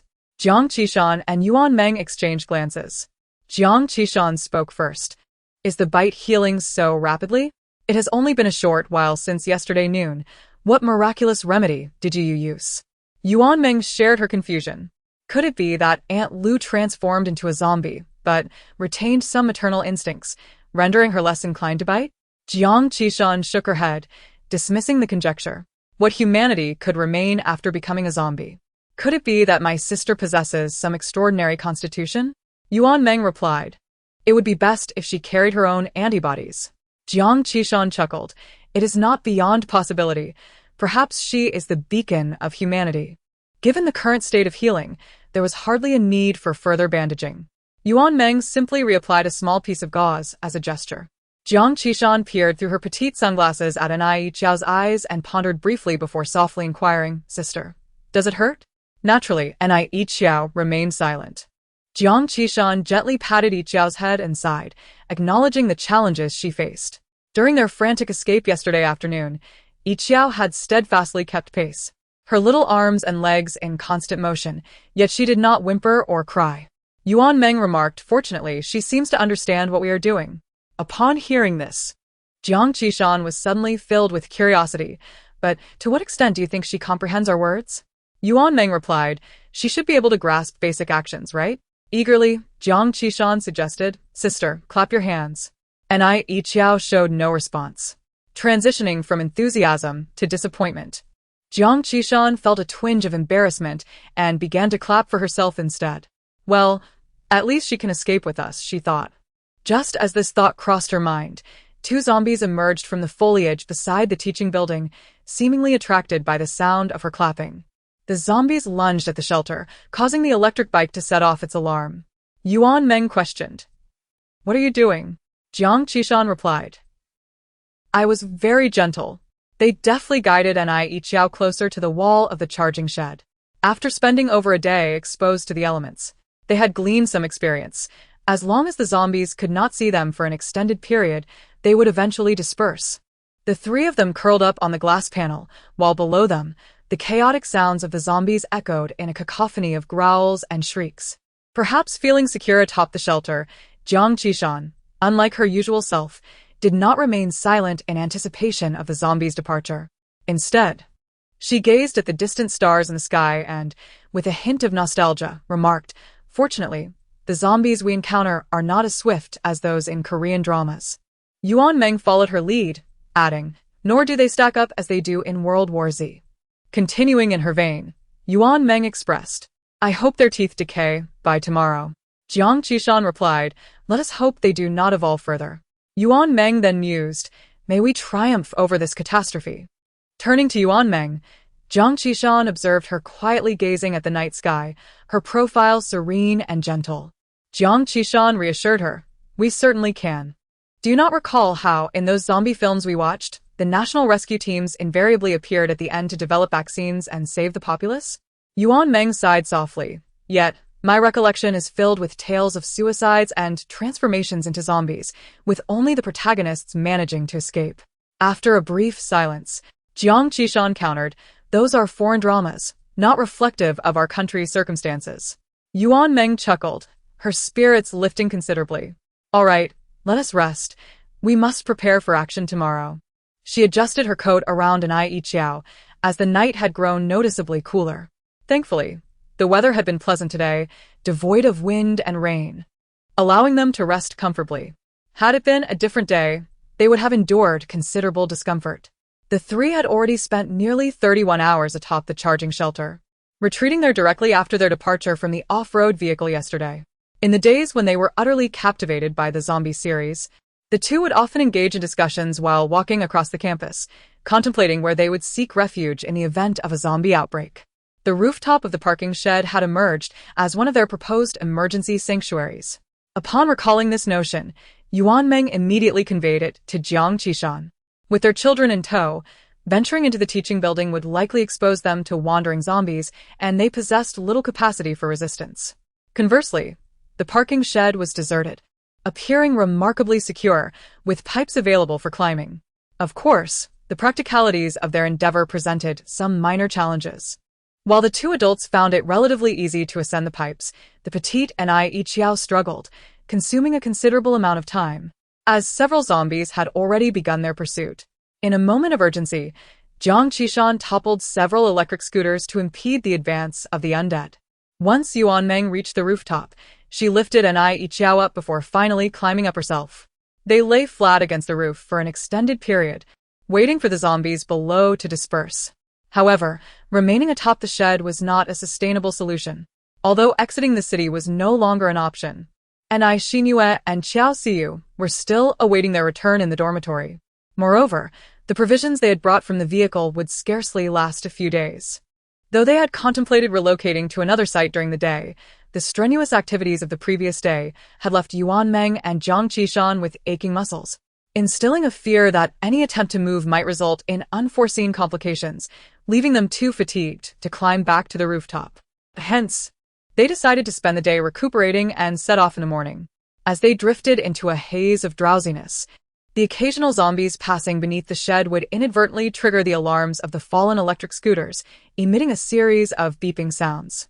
Yet, as their fatigue deepened, these sounds began to fade into the background. Yuanmeng awoke once in the night, inexplicably feeling a heaviness in her chest and a fullness in her lower abdomen. Yet, fatigue overcame her, and she soon fell into a deep slumber once more. She knew not how long she had slept, but it was discomfort that roused her again. Her body fluctuated between intense heat and cold shivers. As she opened her eyes, the sky was still shrouded in darkness, the stars and moon casting a faint glow. She wrapped herself tighter in her coat, only then realizing she had unwittingly taken the coat she had draped over Anai Xiao during the night. Sitting up, she was startled by the sight before her. Fully awake now, she shifted inward a bit and inadvertently roused Jiang Qishan. "What's wrong?" Jiang Qishan murmured, still half asleep. Her words slurred. Yuanmeng pointed towards the underside of the tent, and without needing to lean in, Jiang Qishan could hear the unsettling sounds. A shiver ran through Jiang Qishan as she whispered, "Why are there so many zombies?" Just as Yuanmeng was about to respond with uncertainty, she felt a sudden warmth rush from her lower body. Looking down, she noticed the dark stain where she had been sitting, and her expression froze in shock. "It's that time of the month." Jiang Qishan's face transformed instantly, as if she had encountered a ghost. "This cursed thing comes every month. And now this chaotic timing. Could it not have come at such a critical moment? The zombies below might have been drawn by the scent of blood." Jiang Qishan hastily rummaged through Anai Xinyue's backpack, initially hoping to find some gauze for immediate aid, but to her surprise, she unearthed a sanitary pad. It seemed Anai Xinyue was also nearing her monthly cycle and had habitually packed a few for herself. Jiang Qishan retrieved an additional jacket, wrapping it around Yuanmeng's waist as she leaned against the wall to change her sanitary pad. Yesterday, they had glimpsed several survivors within the teaching building as they abandoned their vehicle. Yet the subsequent silence left them uncertain if anyone was secretly observing them from behind the windows. Holding the sanitary pad, Yuanmeng's expression revealed her discomfort. "My underwear is wet. What should I do?" Jiang Qishan sighed. "Just apply it and let it air dry." In this apocalyptic world, countless obstacles hindered their survival. However, Yuanmeng's predicament also made Jiang Qishan realize that her own menstrual cycle was approaching. Fortunately, her constitution was resilient, and she typically felt little discomfort, yet Yuanmeng's pallid face indicated her weakness. The zombies beneath the shelter posed no threat, and after changing her pad, Yuanmeng embraced Anai Xiao and lay down to rest, though her mind was in disarray. Jiang Qishan sat nearby, finding it difficult to sleep. She took stock of the food in her bag, 2 bags of chips and the last small piece of bread, which had become somewhat stale due to the prolonged duration. As she calculated how many meals these provisions could sustain, she contemplated their next course of action. Originally, they had planned to move during the day, but given Yuanmeng's current condition, she was at a loss for what to do. By 7 in the morning, daylight broke. Jiang Qishan's phone battery was nearly depleted, and if this continued, they might lose all sense of time. Yuanmeng turned over, likely awakening from her second sleep. Jiang Qishan looked at her and asked, "How do you feel? Any better?" With deep circles under her eyes and her voice feeble, Yuan Meng replied, much improved. She reached out to touch her pants. Although they had dried, she still felt uncomfortable. If she were in the dormitory, she could wash them thoroughly, but now, she had no idea when this ordeal would end, or whether survival was even assured. The two peered down from under the shelter, observing as two zombies wandered away, while the remaining ones stubbornly circled around. Jiang Qishan mused, I find myself daydreaming again, waiting for a hero to descend from the heavens. Yuan Meng replied, to lead us away from this shelter and carve a path through blood. In unison, Jiang Qishan and Yuan Meng blinked as a familiar face materialized before them. And Xinyu seemed merely curious about the situation beneath the teaching building. Upon seeing them, she appeared momentarily taken aback, quickly replaced by a look of sheer delight. Our female warrior from room 601 has truly appeared. Just as Jiang Qishan was about to wave excitedly at Xinyu, she suddenly adopted a grave expression and subtly gestured for them to remain silent. Jiang Qishan instantly fell quiet, only to witness Xinyu retreating from the window. In the art classroom on the top floor of the teaching building, Xinyu composed herself and redirected her attention to the four men within the room. She pointed outside, employing an unremarkable tone that concealed her urgency. I spotted other classmates at the charging shelter below. Should we? Xiao Siyu pressed against the wall. She had also seen Yuan Meng and Jiang Qishan, but the events of the night had rendered her hesitant to act recklessly. She followed Xinyue's lead, awaiting her commands. The classroom was occupied by four robust young men, gathered around a few statues, their chairs pulled together in a tight circle. They sat together, partaking in the provisions from their packages and sipping the mineral water they had prepared, nobly dubbing it material sharing. The shortest among them chuckled and inquired, do you wish to be saved? He seized Xiao Siyu's fruit knife, unsheathing it to reveal its silvery blade. In the apocalypse, the Mother of Saints is the first to perish. Have you ever heard that? He remarked. Chapter 15. Xiao Siyu felt a surge of anger. Yet upon glimpsing the fruit knife in his hand, a flicker of trepidation seized her, causing her to avert her gaze. Xinyu gently clasped her hand in reassurance. The previous night, as they passed this classroom, the door had swung open unexpectedly, drawing the attention of the zombies. The occupants urged them to enter swiftly for refuge, even introducing themselves with familiarity, each referring to the other as classmate. Both she and Xiao Siyu had assumed they had encountered benevolent souls and refrained from aiming their weapons at them. Little did they know that in those brief moments of unguardedness, they would be swiftly overpowered, their bags and weapons seized, and were kept under vigilant watch. Throughout the night, Xinyu and Xiao Siyu huddled in a corner of the classroom, too fearful to fall into a deep slumber, enduring until dawn. Now, with the knowledge that the three remained safe, a significant weight lifted from Xinyue's heart. Their next endeavor was to devise a means to escape this classroom and reunite with Yuan Meng and the others.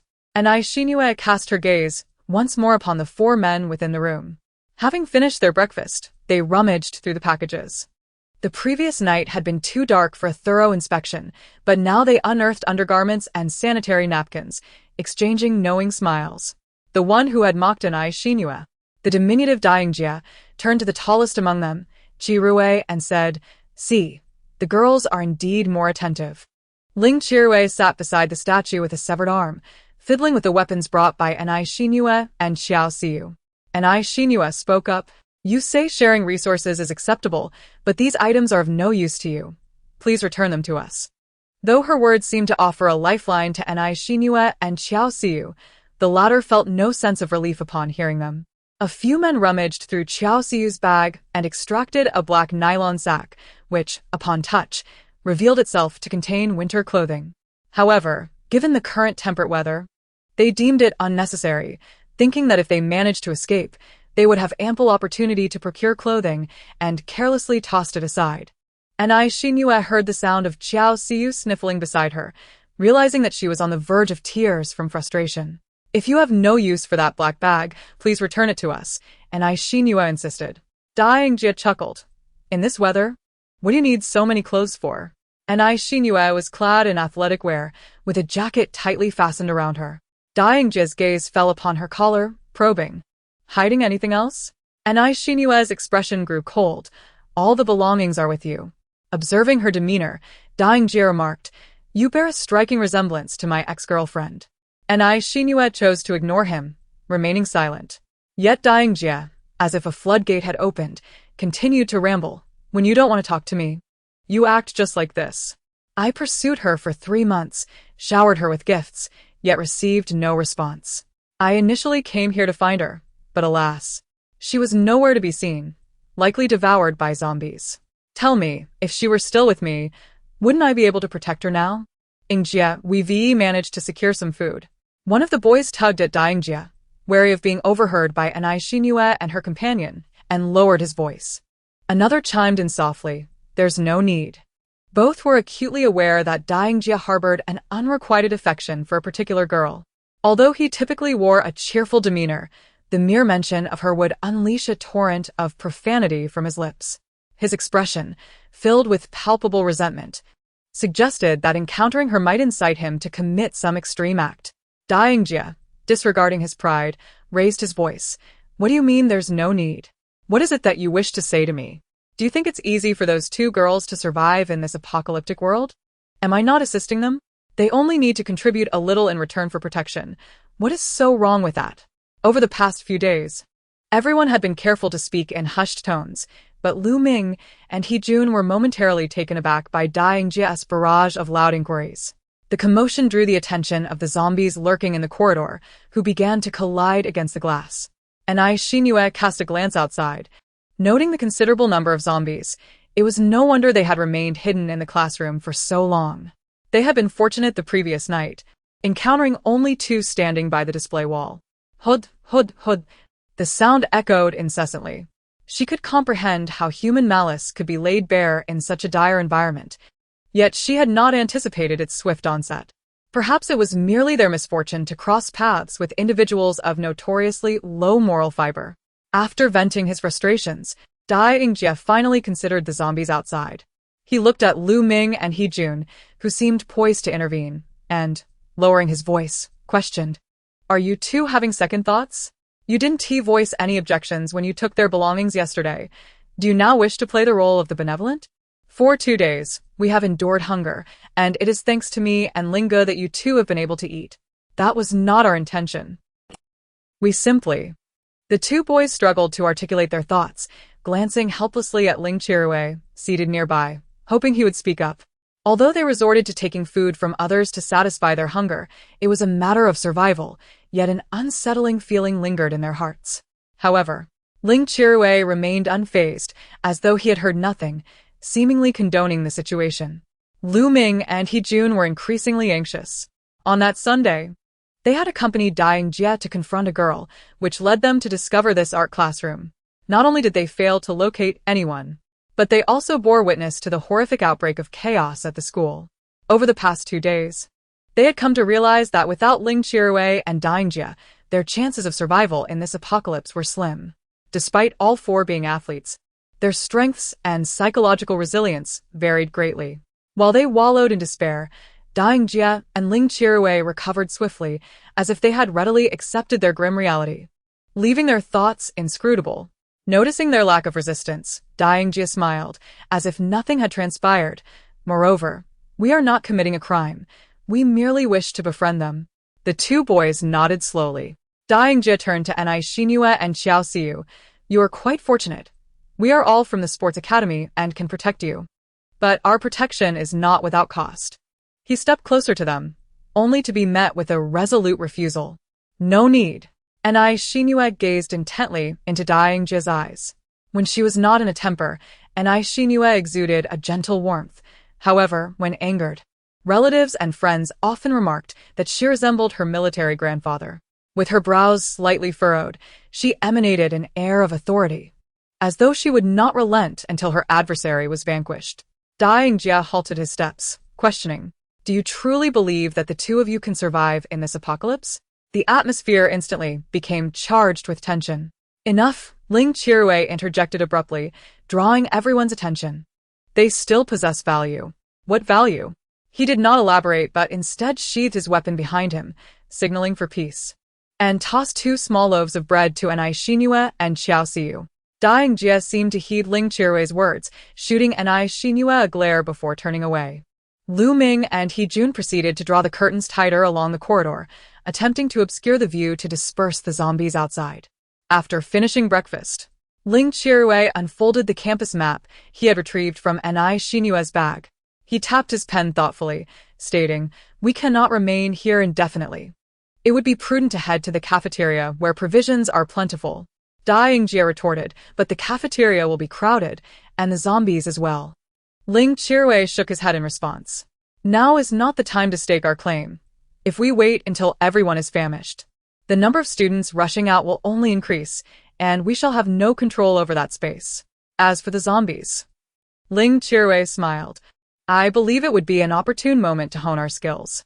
The remaining few exchanged glances. Ling Qirui's notion of honing skills implied allowing a zombie to enter, so they could attempt to take it down. In recent days, everyone has been huddled in the classroom, witnessing numerous scenes of zombies lunging at people outside. If there were no trace of fear, they would have long since departed from this place. Ling Qirui's eyes held a smile that was not quite a smile, resembling a mirror reflecting his current demeanor. "Everything all right?" Dying Jia momentarily fell silent, but soon replied, "Of course, everything is fine. We have weapons, so there's nothing to be afraid of." However, Anai Xinhua, during their discussion, had led Xiao Xiu to the farthest corner from the door. She withdrew her hand into her sleeve, grasping a hard object, a folding utility knife. Before leaving the dormitory, Anai Xinhua had taken all the utility knives from the room, one of which was cleverly concealed beside her socks. She had initially been reluctant to use it against zombies, fearing the high risk of injury from close combat. Yet, with their larger weapons snatched away, she found herself with no other choice. If zombies were to breach their sanctuary and chaos ensued, these few would undoubtedly not come to their aid. Dying Jia approached the window, lifting a corner of the curtain to peer outside. 4 zombies roamed the corridor, one of which was situated closer to the front door, making it seem relatively easy to lure them in. He called out irritably, "What are you waiting for? Hurry up!"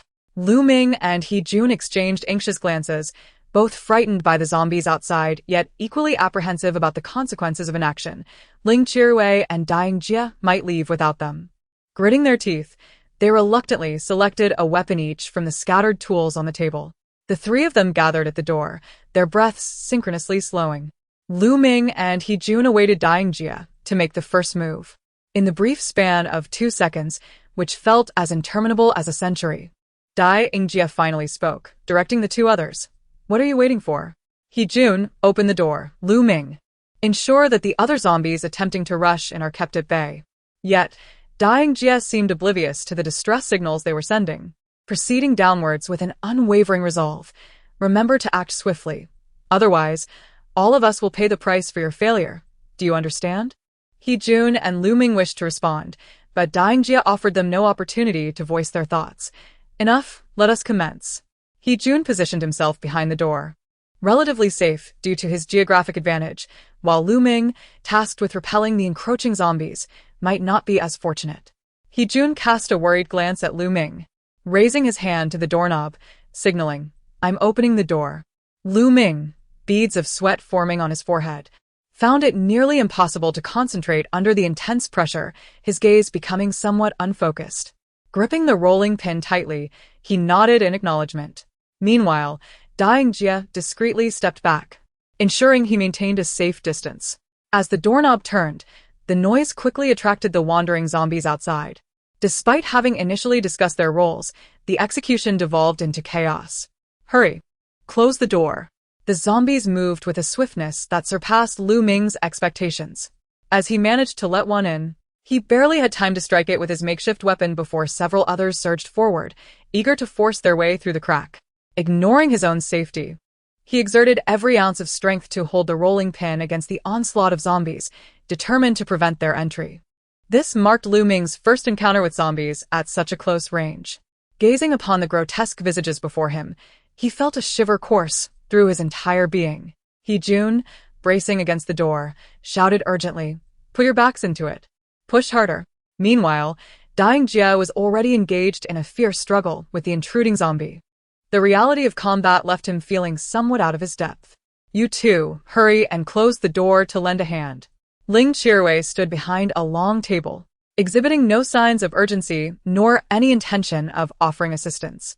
And Xinyu shielded Xiao Xiu behind her, gripping a craft knife tightly, her gaze fixed on the doorway, unwilling to allow even a moment's distraction.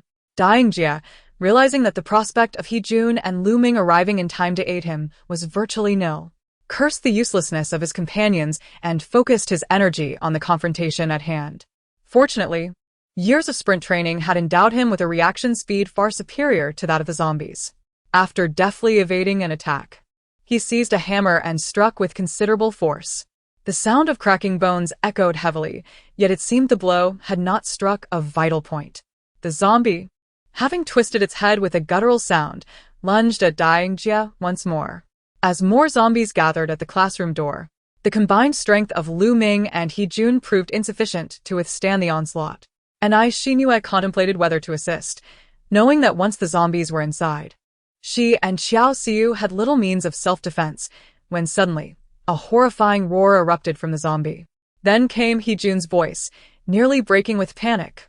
Lu Ming. The zombie's jaw had descended, clamping down on his wrist. Summoning an unexpected surge of strength, He Jun thrust the zombie away. Seizing the moment, he slammed the door shut and braced it with his back, panting heavily. Outside, the relentless thud of zombies crashing against the door continued. He glanced at Lu Ming, raising his hand as if to pull him closer, only to let it fall again. Lu Ming's lips trembled, his fingertips gripping his wound tightly. Meanwhile, a sharp sound echoed behind them as a hammer struck the ground. The zombie that had entered the room had already collapsed. Dying Jia exhaled deeply, resting. As he gazed at the gaping wound on the zombie's head, his palms trembling slightly against his knees. A surge of complex emotions, fear, dread, and surprisingly, exhilaration, flooded his mind. Still catching his breath, he tilted his face up toward Ling Qiruwei, as if seeking praise. It's not difficult to kill them. Ling Qiruwei displayed a hint of regret. However, there is still one that needs to be dealt with. what? Dying Jia momentarily thought he had misheard. The figure by the door instantly froze. Ling Qiruwei continued. Aren't you going to act? He Jun. He Jun's grip on his weapon was nearly slack. He shook his head repeatedly, taking a few steps closer, attempting to persuade Ling Qiruwei. Perhaps Lu Ming hasn't been infected. The bite mark on Lu Ming's wrist appeared shallow, merely oozing a trickle of blood. Under ordinary circumstances, he might not even require a visit to the hospital, merely needing to bandage it himself. Yet at that moment, the veins around the wound bulged ominously, spreading like a living entity. Lu Ming remained conscious, but his reactions were noticeably slowing. Linga. I'm fine. See, I can still talk. Suddenly, his face twitched, his features grotesquely contorting. Startled by his own reaction, Lu Ming looked around helplessly, about to gather his thoughts to say something more when a shadow lunged at him. Bang. It was too late for any words. His head was ruthlessly smashed into the ground by Dying Jia with a hammer. The skull shattered, blood splattering like a crushed watermelon. Xiao Xiu grasped Anai Xinyue's arm with a tremor, tightly shutting his eyes. Anai Xinyue turned her head away, her grip on the utility knife tightening. Dying Jia struck a second time, exhaling a breath of relief. After a moment, he gestured with the bloodied hammer towards He Jun, saying, If you can act, the next to die will be you. He Jun stared blankly at Lu Ming, who lay on the ground, a bloody mess, then turned his gaze to the zombies in the corridor outside. His throat felt as if stuffed with cotton, rendering him speechless. Ling Qiruwei sighed and approached him, stating, You must learn to protect yourself, do you understand? He Jun nodded numbly. Perhaps this practice session did not meet Ling Qiruwei's expectations, for he not only postponed their trip to the cafeteria by a day, but also decided to introduce another zombie for practice. Drawing from their previous experience, Dying Jia and He Jun successfully brought in just one this time. As Dying Jia prepared to act, Ling Qiruwei suddenly called out to him, directing his gaze towards He Jun. After remaining silent, He Jun finally raised the hammer high above his head. The sound of impact echoed, reminiscent of Lu Ming's demise. The classroom fell into silence once more. As they needed to spend the night there, the three corpses lying on the ground began to emit a foul odor. prompting dying Jia to dispose of them out the window. Even so, the stench of blood lingered in the air. The sky gradually darkened, thickening in an endless silence. The dormitory's lights-out signal rang out in the distance. Hee-jun sat motionless against the wall, cradling his head. The other two boys merged their desks and lay down, closing their eyes to rest.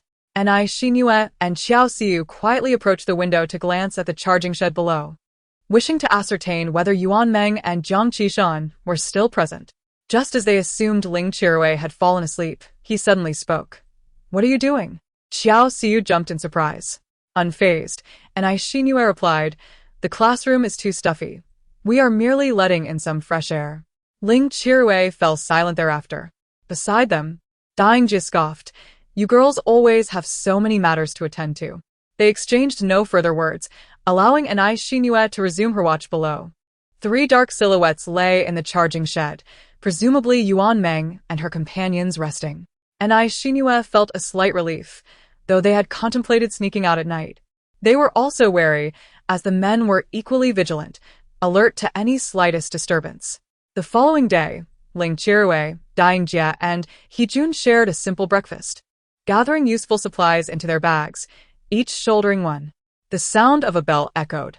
The loudspeaker on the 5th floor had remained silent due to recent activities in the hall, and naturally, the zombies in the corridor were attracted away by the noise from below. The loudspeakers were distributed throughout the classrooms and hallways, making the stairwell significantly safer under these circumstances. Yet they still needed to act swiftly. Ling Qiruwei, wielding a modified rolling pin with a small knife, succinctly commanded, "Let us go." As they moved towards the door, Xiao Xiu quickly crouched to pick up an abandoned black bag from the ground. Anai Xinyue assisted by stuffing discarded sanitary items and other personal belongings into it. Before she could fully straighten up, Dying Jia seized her collar and pulled her along. "What purpose does a pile of worthless items serve? Heeding our words may indeed lead you to safety."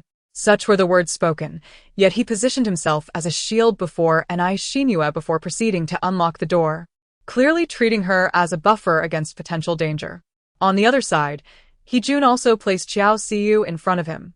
Ling Qiruwei lingered behind them, ever vigilant against any pursuing zombies from the rear.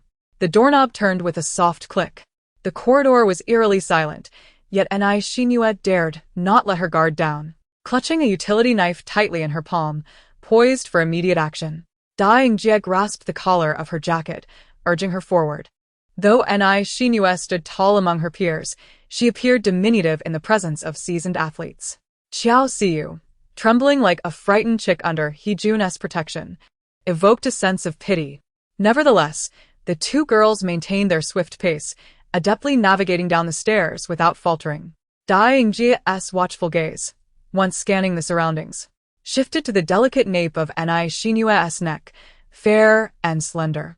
Perhaps due to their shared ordeal, he felt an unexpected sense of connection.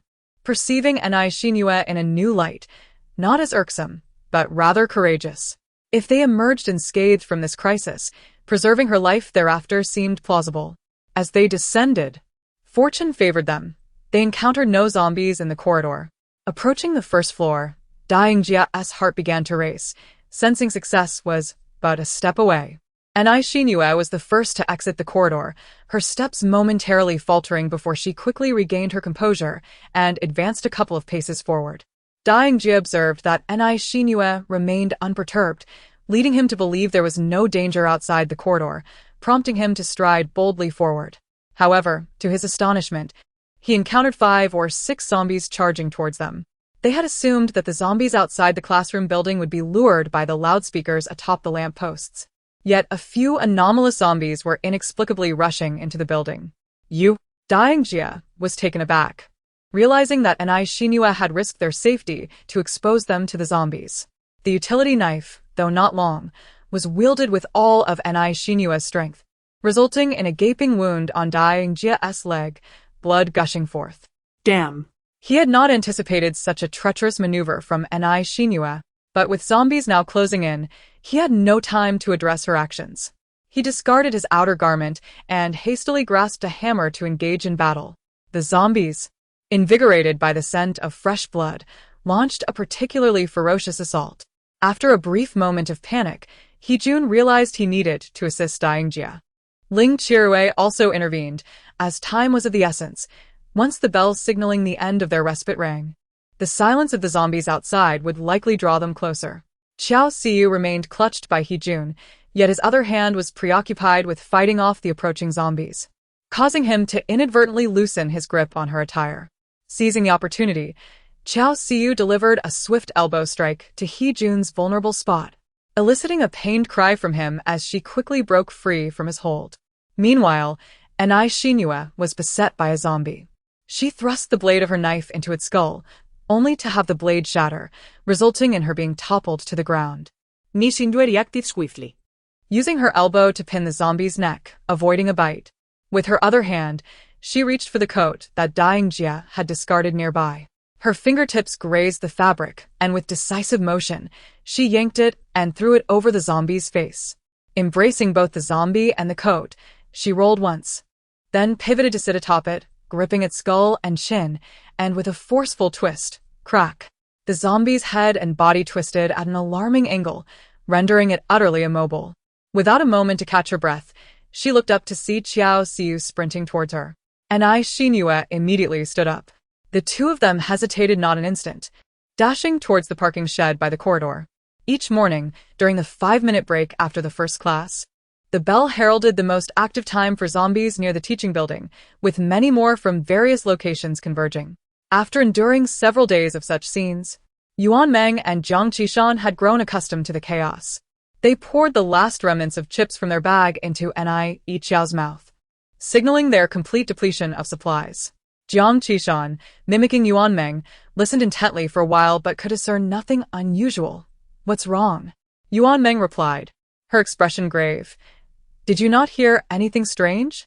Jiang Qishan strained her ears again, tentatively suggesting, "Are the zombies particularly vocal today?" Yuan Meng nodded solemnly. "They only make such noises when encountering the living." "It can't be." Before Jiang Qishan could voice her concerns, they spotted two figures sprinting from the direction of the teaching building. It was the two fastest women from Dormitory 601's 50-meter dash, racing towards them with incredible speed. "Thea." Xiao Qiao, Jiang Qishan, and Yuan Meng were nearly moved to tears as they rushed to the outer edge of the glass shelter, each extending a hand to assist the two in climbing up. The zombies, who had fervently pursued Anai Shinua and Xiao Siyu, were left empty-handed, howling in frustration below. Anai Shinua and Xiao Siyu lay upon the glass canopy, their chests heaving noticeably. Due to their meager sustenance and frantic escape, the world around them seemed to darken.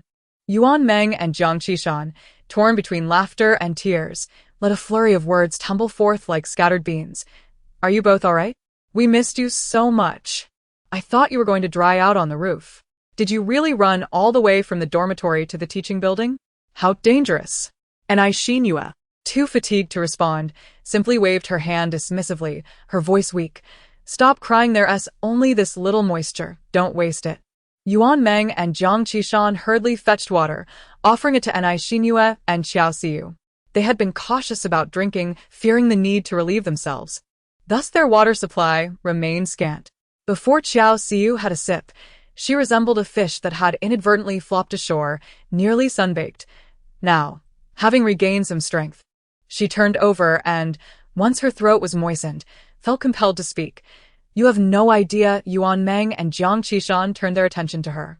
Xiao Siyu continued. "We felt as if we were on a roll, escaping from the clutches of 4 burly men and even dispatching zombies." She animatedly recounted their exploits, mimicking Anai Shinua's earlier action of dispatching a zombie, just like this, and the zombie was sent to its demise. She was on the verge of breaking into song. The words spoken by Anai Shinua could be trusted by Jiang Qishan and Yuan Meng, yet when they emanated from Xiao Siyu, they took on an air of the fantastical. Yuan Meng asked, "Shouldn't you take a break?" Xiao Siyu insisted, "What I say is the truth. Yes, slew the zombies. But I also played a crucial role by delivering a decisive blow to the burly giant." Anai Shinua chuckled. Indeed, it was quite lethal and truly impactful. She turned her gaze to the quietly standing Chao Chiao and affectionately caressed her small face, saying, "Sister is formidable, isn't she? I've come to fetch you." Jiang Qishan interjected. "Good news." And Xinyue continued. On the day the zombie horde erupted, little Qiao ventured to the convenience store to procure a bounty of food. Yuan Meng inquired. And the bad news? Qiao Xiu lifted the black bag in her hand, lamenting. All the food was snatched away, leaving only a few articles of clothing. All right, enough of that, Jiang Qishan said, wrapping her arms around them, choosing not to dwell on the matter. She joyfully remarked, what matters is that we are all together. We can gradually search for food. If not, we shall learn from the Red Army, gnawing on tree bark and chewing on roots. Oh. I remember there are fruit trees behind the teaching building. Those fruits are so unpalatable that even students refuse to pick them when ripe. Just as the group basked in the joy of their reunion, Qiao Xiyu's expression suddenly contorted in pain as she slowly crouched down. What's wrong, little Qiao? Are you unwell? And Xinyue asked with concern. A sudden realization struck her. Did you get caught by a zombie while you were fleeing just now? Yuan Meng and Jiang Qishan were momentarily taken aback as they surrounded Qiao Xiu, engaging in a flurry of gestures, rolling up sleeves and tossing back hair in a frantic examination. Where are you hurt? We can't see anything. In my intestines. Qiao Xiu tremulously raised her hand. I need to relieve myself.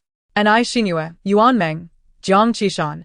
Chapter 16 with Qiao Xiu's proclamation, and Xinyue subtly sensed a hint of urgency. After their food had been snatched away, they had not had a sip of water. Yet the human body is a marvel of nature, capable of conjuring moisture from thin air and yearning to expel it. Perhaps we should just resolve this here. And Xinyue bit her lip. The notion of multiple individuals addressing the issue together was not entirely unpalatable. Jiang Qishan offered no dissent. In the past couple of days spent in the open air, she and Yuan Meng had nearly come to terms with everything, even having jokingly shared a moment of relief with Ni Qiao from a distance. Regardless of whether the world was ending or not, the demands of the body invariably took precedence. Qiao Xiu, in a moment of despair, clutched her head, exclaiming, I'm the adult here. An adult. Don't you all feel the same need? Jiang Qishan awkwardly rubbed her nose. Let us just say, we're experiencing a bit of constipation. She and Yuan Meng had scarcely enjoyed a meal that truly satisfied their hunger, let alone having anything to expel. The atmosphere grew tense. Finally, Yuan Meng spoke up. What if we seek out a restroom? I have my period and could use a change. The ordeal of managing sanitary supplies in the open over the past 2 days had pushed her through a spectrum of emotional turmoil, from despair to acceptance. While she could endure several days without bathing, the discomfort of her period was proving to be intolerable after just 2 days. And Xinyue pressed her lips together, contemplating the situation. The needs of Qiao Xiu and Yuan Meng are challenges that several girls will inevitably encounter, especially given their current lack of sustenance. From both a survival standpoint and a perspective of personal convenience, it is imperative to seek a location near a water source. And Xinyue made a decisive choice and inquired of Qiao Xiu, Can you hold on? I will take you to find a restroom. After a brief moment of restraint, Qiao Xiu glanced towards the bottom of the shelter. How do we find it? Should we jump down? The zombies that had pursued them earlier still lingered below. No. We should climb up. And Xinyue looked upwards. The surface of the teaching building was neither smooth nor pristine. It featured numerous recesses and projections to enhance its design and aesthetic appeal. To conceal the air conditioning units, several spaces had been carved into the walls, which were adorned with smaller brown doors after installation. The charging shelter itself possessed a considerable height. Ascending to the second floor was merely a matter of 3 meters. With 4 adults, and given the additional force applied by their movements on the footholds, even with the presence of the young Ni Qiao, climbing up should pose no significant challenge. However, the restroom window was situated on the opposite side, separated by a sleek wall several meters wide. They could only ascend to a classroom that was as close and secure to the restroom as possible, then traverse the corridor to seek refuge in the restroom. And Xinyue outlined the route to the others and revealed the 2 remaining utility knives in her possession. All our prepared weapons have been taken, leaving only this. Jiang Qishan regarded the palm-sized utility knife, fell silent for a moment, and then gave a thumbs up. The weapon may be short, but what matters is a swift strike to the throat. And Xinyue did not wish to dampen the spirits. I can't seal it. I just broke the blade while tackling a zombie. Then what do you intend to do? Is having something better than nothing? Fine. Jiang Qishan found this reasoning particularly convincing. There were only 2 utility knives available, and both Qiao Siyu and Yuan Meng were eager to use the restroom, ultimately leaving the tools in the hands of Ni Xinyue and Jiang Qishan. One was tasked with forging ahead, while the other provided support from the rear, with Qiao Siyu and Yuan Meng responsible for ensuring the safety of their younger sister in between. After formulating a rough plan, they would have to adapt based on the circumstances. Ni Xinyue took the initiative, first stepping onto a raised platform. She freed one hand to attempt to pull Ni Yiqiao up, confirming she could grasp her sister's hand to execute this maneuver before continuing her ascent. Shadows began to stir on the walls of the teaching building. Ni Yiqiao followed closely behind her sister, her small hands gripping the protrusions of the wall, climbing with commendable effort. Just after, Qiao Siyu finally reached the spot where Ni Xinyue had departed, puzzled as to how she had managed to climb away so swiftly. Curiously, she craned her neck to take a look, only to be startled by a zombie lunging at her through the glass, the force of the impact causing her to retreat a step. Dust from the wall was dislodged by her movement, swirling in the air. Yuan Meng, eyes closed, could distinctly feel the particles of debris hovering around her face. She spoke softly, "Little Qiao, can you guess where you're stepping on me?" Qiao Siyu glanced down, her heart racing as she realized the spot she believed to be a foothold was, in fact, Yuan Meng's head. With a cry, she quickly retracted her foot, exclaiming, "Whoa, I'm so sorry." Yuan Meng regarded the situation with a degree of composure. Despite having gone several days without bathing, her greasy hair now as unkempt as Qiao Siyu's. "Let's follow Yaya for now." The group maneuvered sideways like crabs, but the subsequent classrooms were either locked tight or had their windows ajar, presenting a considerable risk. Ni Xinyue grew increasingly anxious as they climbed, but fortunately, they eventually discovered a classroom at the end of the corridor, devoid of zombies, and with both the front and back doors securely shut. This classroom was the farthest from the restroom on this floor. Earlier, they had cleverly utilized the break bell from the physical education department to lure the zombies outside, but now, traversing this corridor seemed fraught with obstacles. She helped her roommates climb through the window one by one, suppressing her fear lest it incite panic among them. Qiao Siyu, however, dashed to the window on the side of the corridor as soon as her feet hit the ground, joyfully exclaiming that there were no zombies at the classroom entrance. Previously, during the construction materials class in room 214, the broken speaker at the classroom door had allowed the teacher to ignore the bell and prolong the lesson, but unexpectedly, this misfortune had now transformed the classroom into a sanctuary amid the apocalypse. She tugged the nearby curtain to obscure any movement from the zombies lingering by the neighboring classroom door. "Let us take a moment to rest. We can cross over through the corridor afterward." The others looked at her in confusion, peering through the curtain's gap. The educational complex was divided into 2 buildings, with the exit from room 214 leading directly to the sky bridge connecting to the opposite structure. Qiao Siyu remarked nonchalantly, "There isn't a single zombie in the corridor right now. If we pass through there, we'll reach the restroom in the opposite building." Jiang Qishan was astonished. "You actually know that?" Yuan Meng echoed, "You actually know that?" They both turned to Ni Xinyue simultaneously and asked, "How come you're unaware of this?" Ni Xinyue replied, "We 3 share the same major, attend classes together, and even use the same restroom. Can you guess why I might not know?" Yuan Meng admitted, "My fault, I always go to the same designated stall." Qiao Siyu chuckled, "I love going over there. The decor is incredibly lavish, and they even set up a small relaxation area with music playing while you use the facilities." Jiang Qishan reflected, "One must possess a spirit of exploration. In this apocalypse, having more options is essential. Why didn't we think to take a few extra steps to use that restroom before?" Ni Xinyue recalled passing by the entrance and noticing the sofa in the relaxation area, saying, "I always thought that was the teacher's lounge."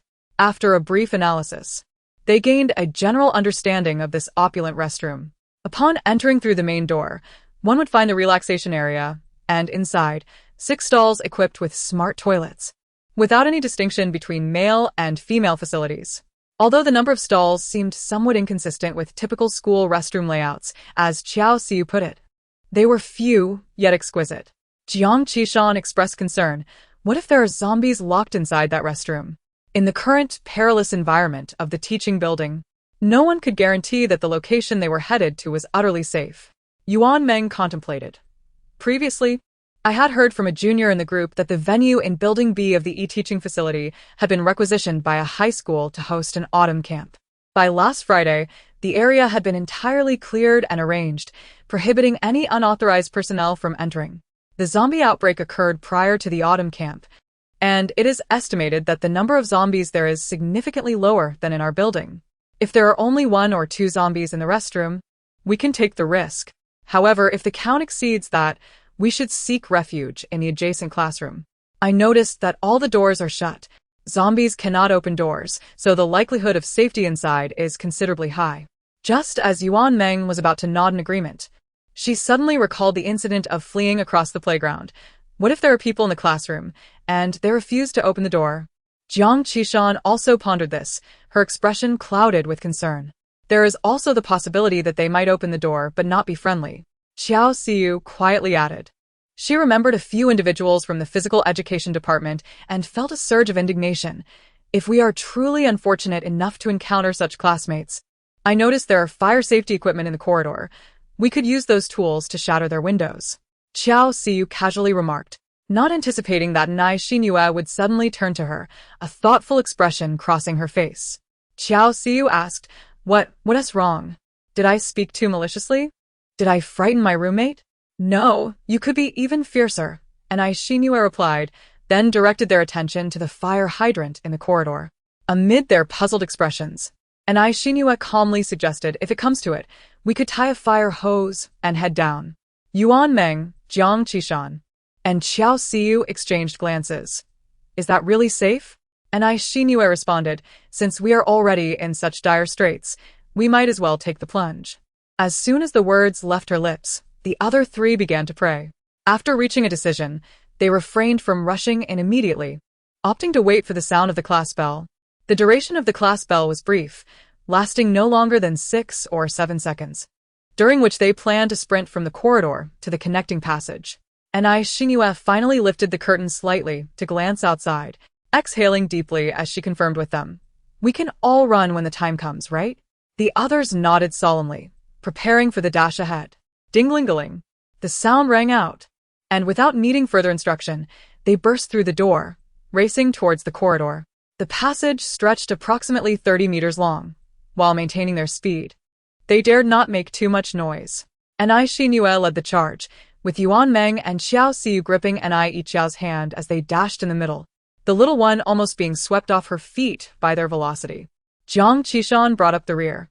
However, in just a few seconds, a thunderous noise reverberated from behind them. Yuan Meng exclaimed tearfully, could it be that they are coming for me? They rushed inside. The restroom was indeed as luxurious as Xiao Xiu had described, but it featured a double-door structure that lacked a lock. In a matter of moments, zombies had chased them to the entrance. Before the 2 could find a suitable tool to secure the handle, they felt a tremendous force pressing against the door from the outside and had no choice but to brace themselves against it. Nai Xinhua hurriedly directed Nai Yiqiao to crouch behind the sofa. Xiao Xiu's keen eyes spotted a mop drying on the windowsill deep within the room, used the mop as a door wedge. Yuan Meng and Xiao Xiu dashed over, but as they passed the cubicles, a shadow flickered in their peripheral vision. A zombie! Due to her swiftness, Xiao Xiu had already reached the windowsill. However, Yuan Meng was suddenly pinned against the wall by a zombie. Caught off guard, she straightened her arms to brace against the creature's neck, terrified of being bitten. Jiang Qishan and Nai Xinhua pressed against the door, their hearts racing, yet they could spare no distraction. Jiang Qishan recalled the utility knife in her pocket and tossed it. Use this. But at that moment, Yuan Meng was utterly unable to free a hand to grasp the knife. Just as her arms began to weaken and she thought her end was near, she felt the pressure of the zombie lessen considerably. It was then she realized Xiao Xiu had embraced the zombie from behind and was pulling it back. Xiao Xiu shouted, "We can take it 2 against 1. Let's push it into the cubicle. Be careful not to get bitten." Gritting her teeth, Yuan Meng summoned the last of her strength. The zombie was gradually being shifted. After a strenuous effort, they finally neared the cubicle. Xiao Xiu kicked back to force the door open. Just as she was about to circle around Yuan Meng to help push the zombie inside, a strange noise emanated from within the cubicle. A new zombie lunged forward, and Xiao Xiu, unable to attend to Yuan Meng, immediately released her grip to fend it off. Without Xiao Siyu's support, the original zombie lunged forward, knocking Yuan Meng to the ground. Due to inertia, its gaping maw was now less than 5 centimeters from her face. Jiang Qishan was on the verge of screaming. "Hold on." And Ai Xingyue urged, "Grab its lower jaw and twist its head. Kill it." Yuan Meng frantically reminded herself, "Kill the zombie. Kill the zombie. Kill the zombie." Yet merely holding the zombie's jaw took every ounce of her strength. She was utterly powerless to do more. As Ai Xingyue assessed the dire situation, her mind raced with thoughts. She glanced at Jiang Qishan's coat and commanded, "Remove a sleeve." Jiang Qishan immediately grasped Ai Xingyue's intention. She subtly adjusted her position, leaning against the door to extricate one sleeve. The task of tying the knot was rendered challenging due to the relentless assaults of the zombies outside, and Ai Xingyue couldn't afford to waste time. "You go assist them," she urged. Without hesitation, Jiang Qishan rushed over and kicked the zombie off Yuan Meng, who lay pinned beneath it. She bent down to retrieve a utility knife from the ground, aiming to plunge it into the zombie's brainstem.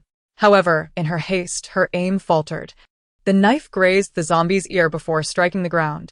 With excessive force, the blade snapped. With a hiss, the zombie's neck extended towards her, poised to bite her forearm. Simultaneously, Xiao Siyu found herself pressed against the wall by another zombie, her predicament mirroring that of Yuan Meng moments before. She attempted to mimic Ai Xingyue's technique of dislocating the zombie's jaw, but the creature before her was evidently more animated, its mouth opening and closing erratically. In a moment of desperation, she seized the zombie's hair with one hand while exerting force with the other. The zombie's had barely turned 60 degrees, showing no signs of injury at its neck. Despair washed over Jiang Qishan and Xiao Siyu simultaneously as they lamented their fate. Chapter 17. Before Jiang Qishan could react, the zombies had plummeted, striking the tiled floor with a heavy thud, rendering it lifeless. Stunned, she looked up to see Ai Xingyue standing behind the zombie, breathing heavily, with the utility knife embedded in the creature's nape. It dawned on Jiang Qishan that she had been saved, and she collapsed onto the ground in relief. Yuan Meng, nearby, wore a pale expression, also exhaling a sigh of relief. Ai Xingyue, disregarding her need for rest, swiftly drew out a utility knife, intent on confronting Xiao Siyu. However, she was momentarily taken aback by the unexpected sight before her. In the restroom, an unknown figure stood behind the zombie, a tall male student with slightly long, naturally curly hair tied back with a gray rubber band. Leaning against the windowsill, Xiao Siyu still clutched the zombie's hair, her eyes tightly shut, unwilling to meet the horror head-on. Yet, after a prolonged wait for another attack from the zombie, she sensed its body slipping, making her grip on its hair increasingly arduous. She cautiously opened her eyes a fraction. The zombie's mouth had naturally closed, devoid of breath. Had she succeeded? Could her method truly be effective? Was she, perhaps, alive again? Lost in her thoughts, a head emerged from behind the zombie. Another one. Startled, Xiao Siyu released her grip, causing the zombie to collapse and revealing the full figure of the person behind it. Just as she was about to scream, Ai Xingyue seized her hand, preventing her from lashing out. "He is not a zombie." "Not a zombie?" The words caught in Xiao Siyu's throat, her heart still racing as she scrutinized the newcomer. He appeared human. His face, neck, arms, at least the exposed skin bore no signs of zombie bites. "A human?" Xiao Siyu repeated, seeking confirmation. The boy replied, "Yes. A human." Hearing his voice brought her some measure of calm. Soon, she joined Ai Xingyue and the other roommates, all standing together with heightened vigilance. Previous unpleasant encounters with male athletes had left her with a lingering prejudice against the entire male populace. "Where did you come from?" The young man pointed to the compartment behind him, saying, "I have been hiding here for the past few days." Ai Xingyue inquired, "What is your name?" "Qiu Shu." He replied succinctly, autumn as in the season, and Shu as in narration. His slow speech conveyed a sense of lethargy. Ai Xingyue nodded, refraining from further conversation, and turned to ascertain the safety of the other compartments. Jiang Qishan and Yuan Meng were still recovering from their harrowing ordeal, while Xiao Siyu regarded the newly appeared young man with a lingering hostility, keeping a watchful eye on him. After a while, The others began to move in rhythm with Ni Shinue, reinforcing the doors and windows and relocating the zombies. The young man named Xiao Shu seemed uncertain of his purpose, standing idly in the open space as they piled the zombies into one of the compartments. Xiao Xiu closed the door of the compartment containing the zombie bodies and exhaled in relief, glancing at her hands. That was truly perilous. You should have seen me counterattack. Indeed, in dire circumstances, one can unleash boundless potential. I tugged at the zombie's hair and managed to reach the level of monthly zombie slayers. Jiang Qishan and Yuan Meng exchanged glances with her and then glanced at Xiao Shu, hesitating to speak, before finally giving her shoulder a complex pat. Friends? Xiao Xiu turned to Yuan Meng and Jiang Qishan, asking, which of you was saved by this guy? No way. It can't be me, right? She questioned with her eyes, striving to uphold the dignity she had just earned from slaying the zombie. Jiang Qishan and Yuan Meng nodded silently, whispering, he used a carving knife to stab the zombie that attacked you when he emerged. Xiao Xiu exclaimed, I had been so proud for so long. Ni Shinue, having been rescued by Xiao Shu from the clutches of the undead, did not deliberately maintain a distant demeanor. Rather, she engaged in normal conversation, albeit with a hint of caution. She gestured for everyone to rest in the lounge. Xiao Shu emerged from her secluded corner, carrying a backpack and trailing behind them. The group settled comfortably around the sofa, with Ni Shinue cradling Ni Ichiao in her arms, introducing herself. I am Ni Shinue, a senior majoring in mechanical engineering at the School of Mechanical and Electrical Engineering. Yuan Meng and Jiang Qishan followed suit, sharing their introductions. Xiao Shu added, I am a student from the Fine Arts Academy, specializing in sculpture. As she attempted to validate her claim, she realized she could not find her student ID. So she simply pointed towards the upper floor, saying, you probably haven't been to the 5th floor yet. There's an exhibition showcasing my works. Ni Shinue and Xiao Shu exchanged knowing glances, having just ascended from above. Ni Shinue inquired, how long have you been hiding here? A few days, I suppose? It's hard to keep track. I took refuge here after the outbreak in the teaching building. Xiao Shu expressed disbelief, exclaiming, you've been alone in a cubicle for so many days? Xiao Shu, undeterred, emptied the contents of her bag, revealing provisions. I intended to pull an all-nighter in the art studio, so I brought some food and toiletries. I never anticipated the zombie outbreak would occur just as I arrived. She then asked, have you all been starving for several days? On the coffee table were 2 bottles of water, one nearly half empty, alongside an assortment of small breads and sausages. The generosity of her offering left Ni Shinue and the others exchanging glances, hesitant to accept. Yet their stomachs betrayed them with earnest growls. Go ahead, Xiao Shu encouraged. I have survived on these for the past few days. He nonchalantly pushed the food towards them. Ni Shinue tentatively inquired, aren't you afraid we might seize your supplies? If we eat, you might not have enough for yourself. Seize? There's no need for that. Xiao Shu replied, whether there is enough or not, it makes little difference to me. It merely alters the span of my existence by a couple of days. As Xiao Shu uttered these words, a weary expression graced his features. His inherently deep-set eyes now bore a heavier aura of melancholy. Had you not arrived to dispatch those 2 zombies, I would have been left to await my demise in that small compartment, he remarked while surveying the decor of the resting area. It is somewhat better now. The space is larger, and at least there are others to converse with. The girls silently completed his unspoken thoughts, and then they would continue to await death in the resting area. Ni Shinue observed that his demeanor did not seem feigned. After a moment of silence, she said, then we shall take a little, and once we escape, we will return the supplies to you. There's no need to return them. Xiao Shu's surprise was evident as he realized what she meant. You still intend to escape? Yes, Ni Shinue replied, her gaze shifting to his hands. I saw you save our friend earlier. You were quite impressive. Have you never considered fleeing? Xiao Shu's hands, likely shaped by his sculpting background, were slender yet strong. He immediately shook his head. That's not possible. I am quite weak. How could I fight against so many zombies? What I did earlier was merely a stroke of luck. Xiao Xiu opened her mouth to say something, but a sharp pain in her abdomen caused her complexion to change abruptly. Ni Shinue quickly urged her and Yuan Meng to enter the restroom. However, Qiao Siyu seemed to be unable to lower her pride in the presence of the opposite sex, remaining seated and motionless. And Xinyu said, "I'll have him cover his ears and supervise him. You can go. Didn't they say they play music in the restroom here?" And Xinyu glanced at Qiao Shu, who nodded in understanding and instinctively moved to the farthest wall, covering his ears. Just as he was about to close his eyes, he noticed Xinyu approaching him as well. And Xinyu suggested, "Why not endure a little longer?" As Qiao Shu displayed a look of confusion, he felt a hand pinch his nose. Time passed, and soon after, Qiao Siyu and Yuan Meng emerged. Their expressions significantly improved. Subsequently, another person entered the restroom. Having fulfilled their urgent physiological needs, the group settled back onto the sofa.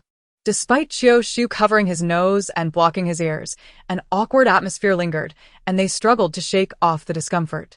After a prolonged silence, Qiao Shu broke the ice by tearing open a small bread roll, taking a bite and addressing Xinyu and the others, "You should eat too."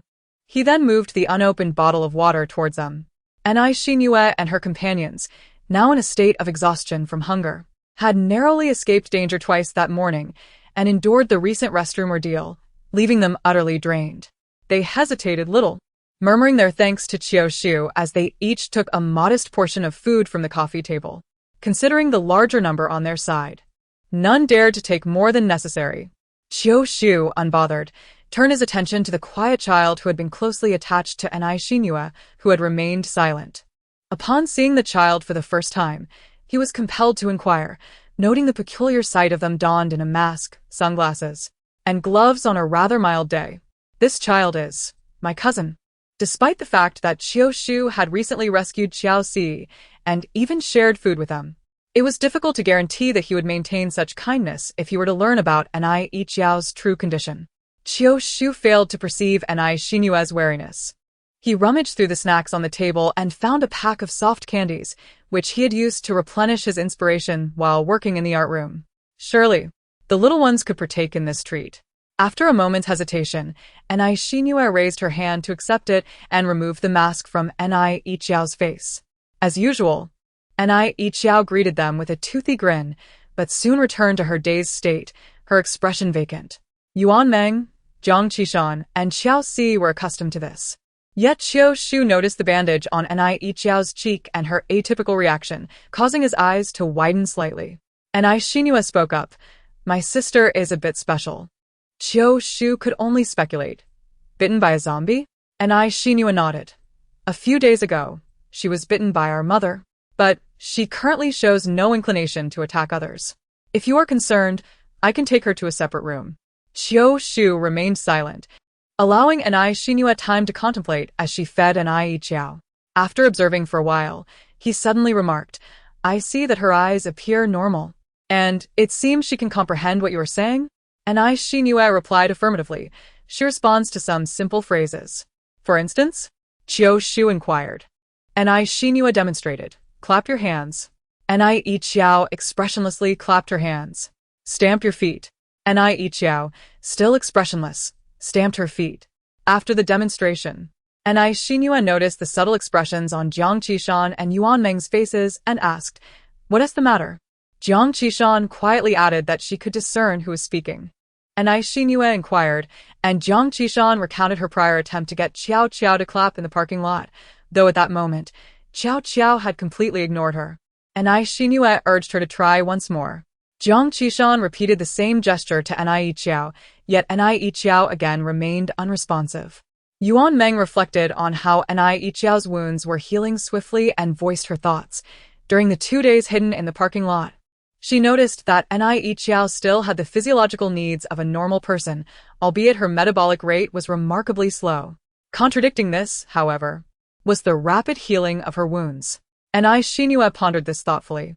At that moment, Qiao Shu interjected with a hint of curiosity, speculating whether her non-aggressive demeanor indicated a disinterest in human flesh, favoring livestock instead. The girls collectively turned their gazes toward him. Qiao Shu continued, suggesting that perhaps children were often picky eaters. Xinyu was somewhat flustered by the direction of the conversation, asking, "Is this what you've been contemplating all along?" Chiu Shu replied, "Not really. I just thought if I were at my wit's end, having her take a bite might be more pleasant than being bitten by another zombie." The group fell silent. Chapter 18. Chiu Shu's level of acceptance towards Nie Chiao was surprisingly high. Perhaps he found a peculiar amusement in encountering such an oddity during these trying times. Yuan Meng, still clad in soiled pants stained with menstrual blood, felt a twinge of embarrassment as she requested Chiu Shu to occupy the restroom stall first while she cleaned herself up. Worried that waiting would be tedious, Chiu Shu offered her headphones and mobile phone, even though there was no signal. Nevertheless, the local music library contained a plethora of level 6 English listening materials. Being a girl, she entered the cubicle to freshen up, consciously adjusting the listening volume to a higher level. In the resting area, Chiao Siyu rummaged through a black bag, and several girls took a moment to tidy themselves up. Although they used the liquid soap provided in the restroom for washing their hair and bodies, they still felt considerably rejuvenated. Time drifted by, and Chiu-Su slowly opened her eyes, realizing that she had dozed off with her head tilted back. Her phone's battery was nearly depleted. The restroom remained brightly lit, not by natural daylight, but by the glow of incandescent bulbs. Outside, darkness had descended. Chiu-Su removed her headphones, overhearing several girls chatting outside, evidently having finished their grooming. She pushed the door open and stepped out. Nie Xinyue and the others had let their hair down and gathered around the coffee table, already discussing their escape route. Perhaps it was the overly secure atmosphere of the resting area or the vibrant discussions among the girls that gave Chiu-Su an inexplicable sense of having wandered into a girls' dormitory, where time seemed to stand still in tranquility. Yuan Meng noticed the commotion in the cubicle and glanced over, saying, "You're awake. I saw you sleeping and didn't want to disturb you." It was the first time in days that Chiu-Su had slept so soundly. She nodded and joined them at the table, where several locations were listed on a paper towel with black ink. The school boasts 4 cafeterias located in the southeast, southwest, northeast, and northwest, along with a charming lakeside CAF and a Pizza Hut. Nie Xinyue circled the nearest option on her paper and continued the discussion. "The southern cafeteria is the closest to us, situated right beside the dormitory. When Xiao Qiao and I made our way to the teaching building to find you, we passed by it from a distance, so we are quite familiar with this route. It is certainly a more reliable choice compared to the other locations." Jiang Qishan and Yuan Meng nodded in agreement, acknowledging that the other cafeterias required traversing a significant portion of the campus. Provided no unexpected incidents occurred, it was wiser to head to the one we knew best. However, Chiao Siyu hesitated before speaking up. "Those people are also planning to go to the southern cafeteria." Chiu Shu, sipping water, casually inquired, "Who?" Nie Xinyue felt there was nothing to conceal and recounted their search for Jiang Qishan and Yuan Meng, mentioning how they had spent the night resting in the 5th-floor art studio, only to have their supplies seized by 4 imposing athletes from the physical education department. A look of realization crossed Chiu Shu's face. "Are you referring to Dying Jia and his group?" Nie Xinyue replied, "Do you know them?" "Yes. They often harass my senior in the classroom," Chiu Shu acknowledged. "They commented on my long hair and called me effeminate." Chiao Siyu, intrigued by his nonchalant tone, asked, "Aren't you bothered by that? What is there to be bothered about?" Chiu Shu shrugged. "The girls they like all prefer me." It seems there is more than one," Chiao Siyu teased, giving him a thumbs up. Just joking, Chiu Shu was also buoyed by their light-hearted atmosphere, and he engaged in further conversation. "No matter how they perceive it, it doesn't concern me." Chiao Siyu expressed her admiration. "I truly appreciate your attitude." After a brief exchange of pleasantries, the conversation resumed its serious tone. Yuan Meng spoke up, expressing her belief that Xiao Qiao's concerns were indeed valid. Those individuals might deceive you into entering for resources, and could very well seize the cafeteria, preventing us from gaining access to provisions. Chiao Siyu recalled that Nie Xinyue had suggested she adopt a more aggressive stance. Clenching her fists, she declared, "If they dare to keep us out, we shall shatter the glass doors of the cafeteria." This was the first time Chiu Shu had engaged in the discussion, And he was somewhat taken aback. "Is your approach always this forceful?" Chiao Siyu patted him on the shoulder. "It wasn't he before. But given that we are in an apocalyptic scenario, one must adapt to the times." Chiu Shu remained silent, while Nie Xinyue contemplated for a moment. "When we parted ways with them this morning, so many zombies flooded the first floor. They may not even succeed in reaching the south cafeteria. Even if they do manage to escape there, we have alternatives. We can settle for the nearby snack shop. And Shinua intended to sketch a rough map, but after only drawing 2 lines, sighed. Unfortunately, the school map was taken by them. That S of no consequence. I can redraw it for you, Xiao Siyu said, rising to fetch some paper towels.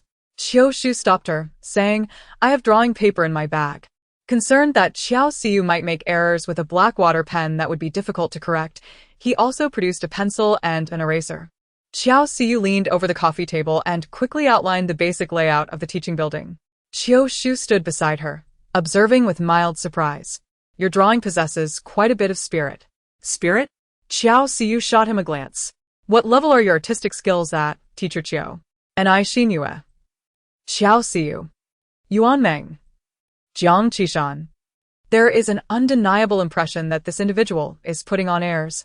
Yet their demeanor is so nonchalant, as if discussing matters of little consequence. Yuan Meng offered a comforting pat on Xiao Siyu's shoulder. We are not lacking either. Did you not mention your accolade as a prodigious young artist? Xiao Siyu. Let us not mention that elementary school art competition. Look at the map. The architecture surrounding the southern canteen of our school forms an L shape, with various shops such as a printing store, a milk tea shop, and a fried chicken outlet extending from the side of the canteen. As they analyzed their course of action, the conversation meandered in unexpected directions. Xiao Siyu remarked, I recall the milk tea shop having quite a variety of treats such as purple rice, red beans, taro pudding, and pearls. The carbohydrates are certainly abundant. Jiang Qishan interjected, but have you considered that it's been several days? Surely, nothing would be fresh by now. Xiao Siyu responded, It's all right. At this point, where could we find anything fresh? Perhaps the preservatives in those ingredients are the most abundant. Did you not see that news report? Jiang Qishan suggested, I feel the fried chicken shop would be better. It offers ample protein, and the meat is all frozen, capable of lasting several months. Plus, it's quite palatable. Yuan Meng chimed in, I think the rib shop at the bridge is rather delectable. What about that jianbingguizi? Cold noodles? Hot dry noodles? Spicy marinated dishes? Fried rice? The 3 of them turned to the quiet Anai Shinua, inquiring, Where do you think we should go? Anywhere is fine. Anai Shinua replied, swallowing hard, Whichever we can enter, let's go. As they deliberated on their escape route, they began to consider their weapons and methods for evading the zombies. After thoroughly scavenging the restroom, they managed to procure 2 mops and a broom, which were subsequently allocated to Xiao Siyu, Jiang Qishan, and Yuan Meng respectively. Anai Shinua continued to wield the utility knife she had been using, despite having broken 2 in actual combat.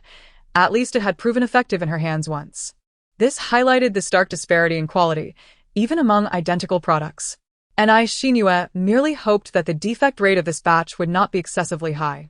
After discussing the weapons among the girls, they all turned their gazes toward Xiao Shu. With his hands empty, he did not mention seeking anything for himself. Xiao Shu inquired, What do you plan to use as a weapon? Weapon? Xiao Shu was momentarily taken aback, glancing at the map on the table before realizing the implication, and pointed to himself. Me? Am I to leave with you all? Anai Shinua nodded. You saved Xiao Qiao and distributed supplies to us. Such kindness must be repaid. Xiao Shu, lost in thought for a moment, fell silent before replying. It's not necessary to repay. You don't have to bring me along. Jiang Qishan asked, Are you worried that following us would be too perilous? Or do you have other plans? It's not that I think the risk is too great with you, he replied. Yuan Meng, after observing him for a moment, turned her gaze towards the door of the stall containing the zombie corpses and tentatively asked, Is there someone you know in there? Xiao Shu pressed his lips together, responding no. After seeming to wrestle with his thoughts for a brief while, he added, We came in here together. I also offered him food, yet he expressed a desire to break free. Consequently, the outcome was precisely as Anai Shinua and the others witnessed. Several girls remained silent. Xiao Shu, fearing that his words might dampen their spirits for escape, attempted to lighten the mood. You all have faced zombies, surely. You can manage this. He suggested they rest for a few days, consume their provisions, and then... Are you saying we should wait here to perish after finishing the food? Anai Shinua interjected, her dark eyes fixed on him. Given the current state of the zombie outbreak, Rescue was not forthcoming in the near future. Remaining here would likely result in starvation or succumbing to their own fears. Though venturing outside did not guarantee survival, it offered a glimmer of hope. "We have been fleeing all this way. Will you join us in escaping?" After Anai Shinua's words, the room fell into silence. To leave or not to leave? His thumb instinctively grazed the tip of his index finger, the numbness serving as a reminder of the days gone by. In this confined space, he had experienced more numbness than fear. Although he could see nothing, he had heard whispers of hope for life and the wails of death. He had waited for rescue. But with each passing second, that expectation faded. The arrival of Anai Shinue and her group rekindled memories of a normal life before his complete emotional detachment. "Are we leaving?" Anai Shinue asked once more. Chioshu clenched his jaw and lifted his gaze. Yes. As he uttered those words, the others visibly exhaled in relief. Xiao Xiu patted him on the shoulder and remarked, "I almost thought that you, this tall and handsome genius standing at over 1.80 meters, were genuinely preparing to await your demise in the restroom." Jiang Qishan responded, "I was contemplating how bleak life must be, considering the immense pressure of studying the arts." Yuan Meng added, "Indeed. I sense that many of my fellow art students tend to be more sensitive than others." Qiu Shu interjected, "I am not. I do not possess such traits." Anai Shinue, meanwhile, continued her search for a weapon, rummaging through the lounge area. Regarding weapons, Qiu Shu retrieved his sculpting knife from his pocket and declared, "I will use this." Anai Shinue nearly forgot that it was this very knife that Qiu Shu had wielded to save Xiao Xiu earlier, and she mused that her own seemingly weak aura might be quite misleading. Fixating on the small knife, she inquired, "Is there more?" Qiu Shu replied, "Does it seem sturdy?" Anai Shinue slid the blade of her utility knife up and down, the contrast striking. "Oh, I see." Qiu Shu immediately grasped the situation. He pulled out a rolled fabric bag from his backpack. When unfurled, the bag revealed a dozen gleaming sculpting tools. Anai Shinue exclaimed. Jiang Qishan responded. Yuan Meng added. Xiao Xiu exclaimed, "Brother, you are truly a brother." Chapter 19. Xiao Shu presented the bag of tools before Anai Shinue, saying, "Take a look and choose whichever you prefer." Anai Shinue gazed at the array of tools laid out before her, astonished that Xiao Shu had transformed into a veritable arsenal of weaponry. The sculpting knife, much like a craft knife, possesses a rather limited range, rendering its wielder vulnerable to the threats posed by zombies while attempting to dispatch them. She selected a sharp and suitable blade, contemplating the need to procure additional weapons that would serve both offensive and defensive purposes if the opportunity arose. Xiao Xiu and the others each armed themselves with a blade for backup. With many having departed, Anai Shinue, accompanied by Xiao Xiu, dashed out of the dormitory only to encounter a tree, which provided a brief respite as they could use their shoulders for support. However, Yuan Meng and Jiang Qishan lacked experience in climbing, and with the young Anai Yiqiao in tow, it became increasingly difficult to manage the urgency of their situation. They first summarized their observations on the behavioral traits of the zombies, finding their insights largely consistent. Currently, the method of attracting zombies through sound appeared to be the most direct and effective. Anai Shinue marked several turns on the map. As they prepared to depart, they could still utilize the music from the recess bell to mask their movements. Xiao Xiu raised a concern, but when we descended this morning, we encountered numerous zombies drawn into the teaching building by sound on the first floor, which felt exceedingly risky. Anai Shinue replied, "We shall avoid the stairwell." Jiang Qishan queried, "Are we to scale the walls?" The exterior wall of the restroom window offers hardly any footholds. Anai Shinue retorted, "Did we not discuss this previously?" A pause ensued as Jiang Qishan mused, "You cannot be suggesting we utilize the fire hose, can you?" Xiao Xiu interjected, "It appears she is not jesting." Xiao Shu listened, somewhat bewildered, and after Anai Shinue elaborated on their escape plan, he fell silent for a moment, exclaiming, "I have never known such courage in my life as you all possess." Yuan Meng softly remarked, "I only contemplated using this as a slide during my elementary school years." In a moment of bewilderment, Chioshu found herself believing that they were not amidst a zombie outbreak, but rather participating in a virtual reality game. However surreal their circumstances may have appeared, once everyone had restored their composure, it would inevitably become reality. Unbeknownst to them, They had engaged in discussion for several hours. The lights-out signal echoed through the dormitory area, its distance rendering it barely audible. Nevertheless, they extinguished the lights and nestled on the sofas to slumber. Before long, the sound of Qiao Siyu's deep breathing filled the room. Yuan Meng remained lost in thought about the events of the day, unable to drift into sleep. Her eyes gazing at the silhouettes of her companions rising and falling in the darkness. She contemplated a sigh, but, mindful of her friend's rest, stifled it, releasing a heavier breath instead. Jiang Qishan inquired softly, "Aren't you asleep yet?" They had all endured a taxing day, and at this hour, it was only natural for them to succumb to sleep. Yet, none of them broached the reason for their wakefulness, each aware of the unspoken understanding between them. Yuan Meng berated herself for her perceived ineptitude, feeling powerless to confront the zombies and merely waiting for rescue. Jiang Qishan lamented her mistakes, nearly jeopardizing herself and her companions. "Why are you still awake?" Anai Xinhua asked in a hushed tone. "I feel rather useless. I feel quite inept as well."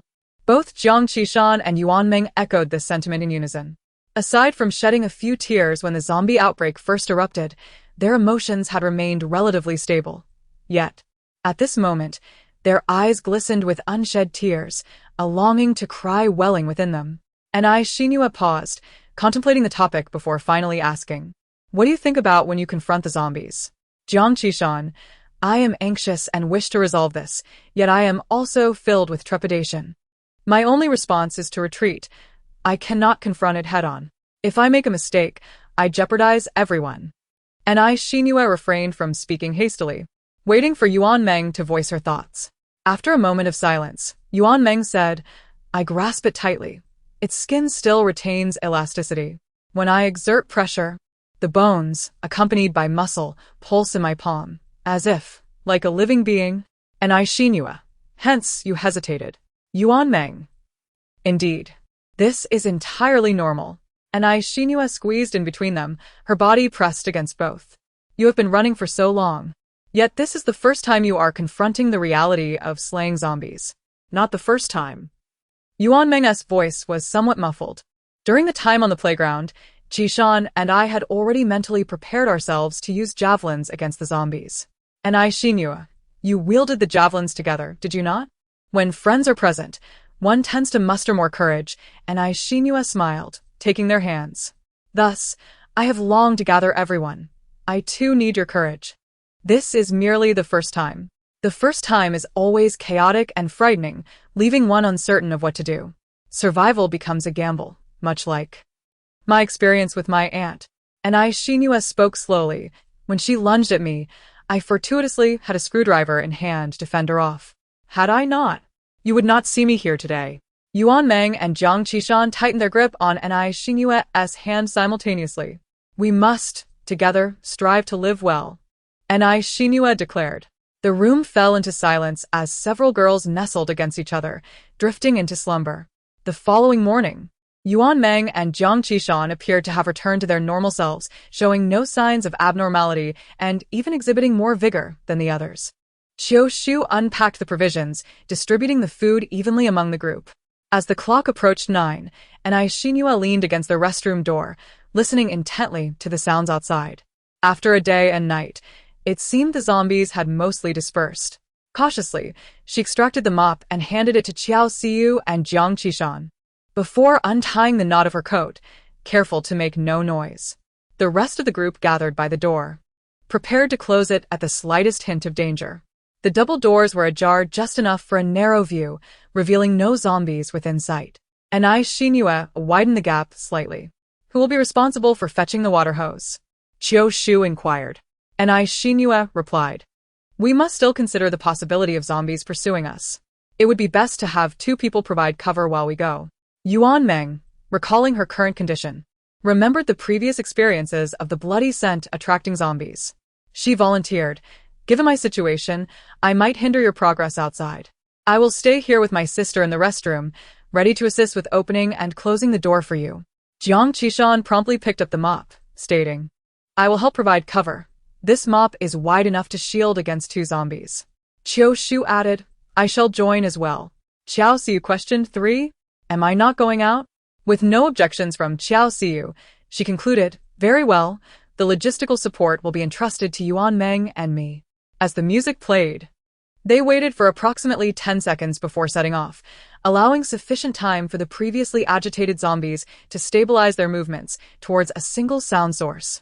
Anai Xinyue and Jiang Qishan, along with Qiu Shu, stealthily slipped out. The restroom door behind them quietly closed soon after. Their movement through the corridor was remarkably smooth, as the two zombies in front of them were oblivious to the presence of the living behind them. Upon reaching the location of the fire hydrant, Jiang Qishan and Qiu Shu positioned themselves, one facing the corridor and the other towards the adjoining corridor, to guard against any zombies that might approach from the opposite building. "What's taking so long?" Jiang Qishan thought, her gaze fixed intently ahead, feeling that Anai Xinyue was taking an inordinate amount of time with the hose. "This pressure spring seems to be malfunctioning. It won't open." Anai Xinyue tried several times, growing increasingly anxious. The iron door was crumpled inward, likely damaged when a student had fled through here, violently slammed by a zombie. "What should we do?" Qiu Shu turned around. "Should we just break it open?" Anai Xinyue hesitated before responding. She glanced toward the other end of the corridor, where another fire hydrant was located. It seemed improbable that both hydrants would be inoperative. However, traversing that path would necessitate dealing with the two zombies in the corridor first. Weighing her options, she considered whether it would be wiser to use the safety hammer to break open the hydrant or to eliminate the zombies and retrieve the hose from the other hydrant. She feared that the noise from the hammer might attract zombies from the opposite building, potentially blocking their escape route from the restroom. Anai Xinyue voiced her concerns to Qiu Shu, and Jiang Qishan listened. Both agreed that they should attempt the fire hydrant at the end of the corridor. After all, there were 3 of them against only 2 zombies, giving them a slight advantage in numbers. Moreover, the 2 zombies in the corridor appeared rather uncoordinated, as they had yet to detect their presence. The trio decided on a course of action, cautiously advancing along the wall. Just as they were poised to launch a surprise attack, the nearer zombie fortuitously turned its head. Jiang Qishan reacted swiftly, thrusting a stick against the zombie's chest, creating a sufficient distance for safety. Before Anai Xinyue could deliver a finishing blow, a shadow darted past. It was Qiu Shu. His sculpting knife sliced through the zombie's neck, leaving a crimson mark. Under normal circumstances, this would have been a lethal strike, yet the zombie remained animated, grasping and clawing. Anai Xinyue mouthed the words, "Aim for the head, not the neck." After a brief pause, both Anai Xinyue and Jiang Qishan sensed something amiss. Although the zombie had lost its capacity for speech, it should still emit the typical growls. Qiu Shu's strike inadvertently severed the zombie's vocal cords, rendering it utterly silent, leaving the more distant zombie oblivious to the commotion behind it. Anai Xinyue plunged her knife into the back of the zombie's skull to finish it off, patting Qiu Shu on the shoulder, her expression clearly conveying, "Young man, you're quite fortunate." Qiu Shu remained silent. The 3 continued their methodical approach, successfully dispatching the second zombie. The sound of the fire hydrant's spring door being pressed was somewhat loud, but given that they had dealt with the zombies in the corridor, such noise was negligible. They had secured the equipment. Anai Xinyue extracted a coil of hose from the fire hydrant. Just as they were about to depart, a zombie from the adjacent classroom lunged at Anai Xinyue from behind, drawn by the commotion. "Be careful." Under the shock, Jiang Qishan shouted in fear, extending her pole to barely shield Anai Xinyue from the zombie's assault. Due to the angle, her effort was immensely challenging. Qiu Shu reacted swiftly, deftly plunging his knife into the zombie's nape. In that instant, Jiang Qishan felt the force on her pole dissipate entirely. Qiu Shu withdrew his knife, assisted in securing the water hose, and urged the 2 girls, "Let's go." Qiu Shu himself was not in optimal condition, leaning on his knee, breathing heavily. Xiao Siyu, Holding the water hose, cheerfully inquired, "That was quick. The road ahead seems safe, right?" Qiu Shu shook his head, his complexion pale. "No. There are 2 zombies. Quite terrifying." As one of the witnesses to Qiu Shu's confrontation with the zombies, Jiang Qishan could not help but remark, 2 kills right off the bat. "Brother, what are you so afraid of?" Anai Xinyue sincerely asked, "With such skill, how did you manage to remain composed in such a confined space like the restroom?" Chapter 20. Yuan Meng and Xiao Siyu were astonished after hearing their account of the recent events outside. They had not anticipated that despite Qiu Shu's seemingly frail appearance, he could dispatch zombies with such decisiveness. Xiao Siyu clapped Qiu Shu on the back, expressing her admiration. Impressive. You're not the type to merely scream with closed eyes in a haunted house, but are willing to confront NPCs directly. Qiu Shu's expression turned awkward. Well, the bell is about to stop. Shouldn't we get moving? And Xinhua had already reached the window, tying and securing the water hose to the pipe. After tugging on it to ensure its firmness, she turned to them and said, "Shoulders back. We can depart now." From a vantage point above, the back wall of the teaching building appeared remarkably secure, devoid of any zombies. However, the direction of the parking shed intermittently echoed with the alarming beeps of an electric vehicle colliding, likely caused by a zombie stumble, necessitating someone to descend and verify the situation. Qiu Shu contemplated that he was the only male in the team and volunteered to go down first. And Xinhua couldn't help but glance at him twice and asked, "Are you certain about this?" Qiu Shu paused momentarily, puzzled by her sudden inquiry. "What's the matter?" And Xinhua pointed at him. "Perhaps you should take a look in the mirror. Your face is frightfully pale." Jiang Qishan also chimed in. "If you feel uncomfortable, I can go down instead." Qiu Shu replied, "It's fine. I can manage." He took a deep breath, climbed over the windowsill, nodded to his companions, and then, gripping the water hose, began to lower himself gradually. Qiu Shu had mustered considerable resolve to escape with Xinhua and the others, believing that since this step was inevitable, it was better to take the plunge while he was still fueled by adrenaline, leaving the rest to fate. Upon his descent, several girls exchanged glances behind him and began to discuss. "He seems genuinely frightened." "Well, it's his first time. He is already much braver than I was.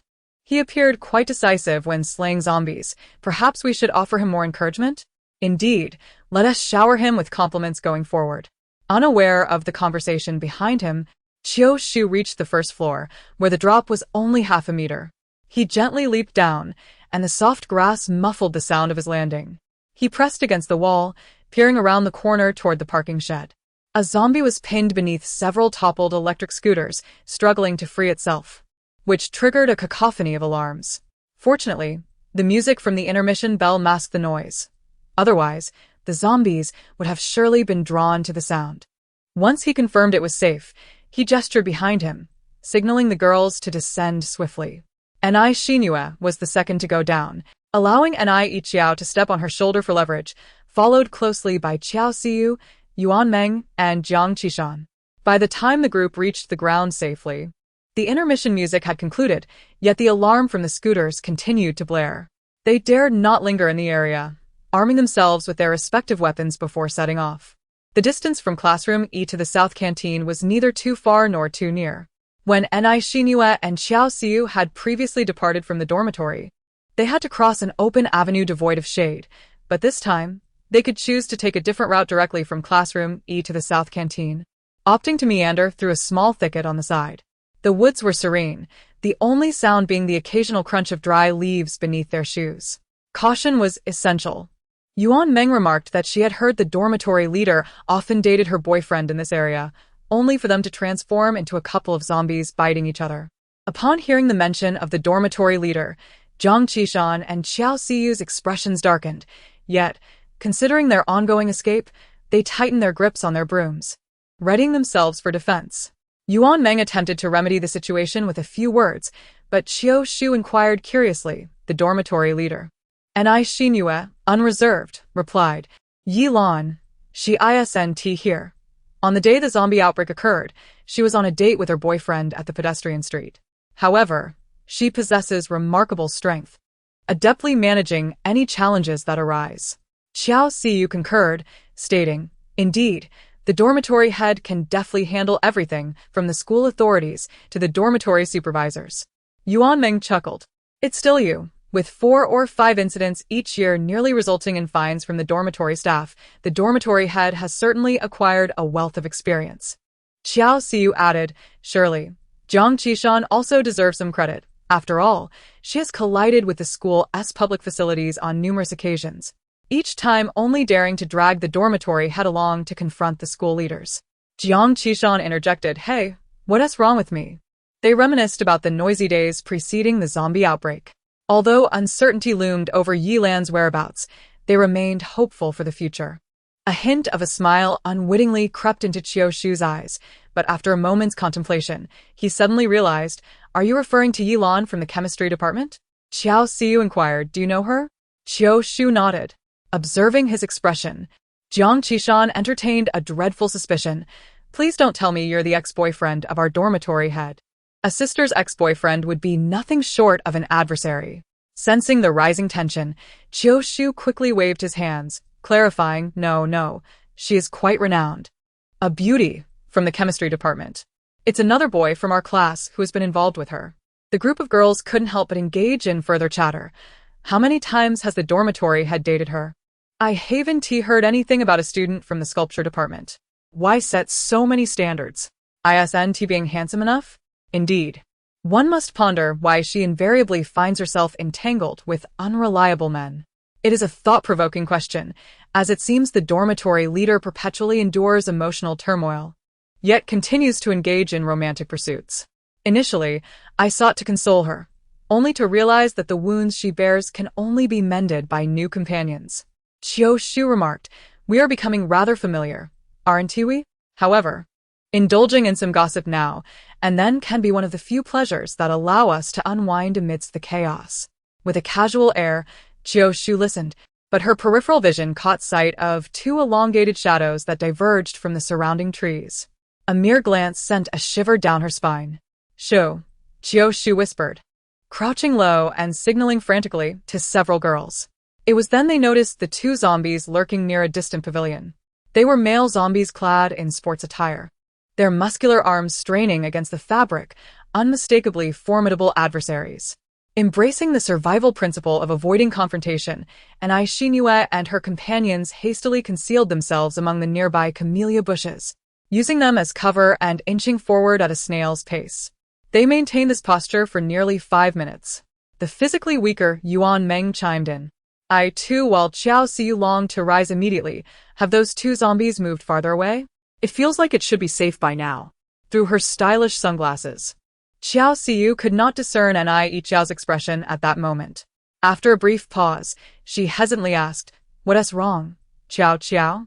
Did my sister disturb you?" Jiang Qishan averted her gaze. "You bumped her with your broom."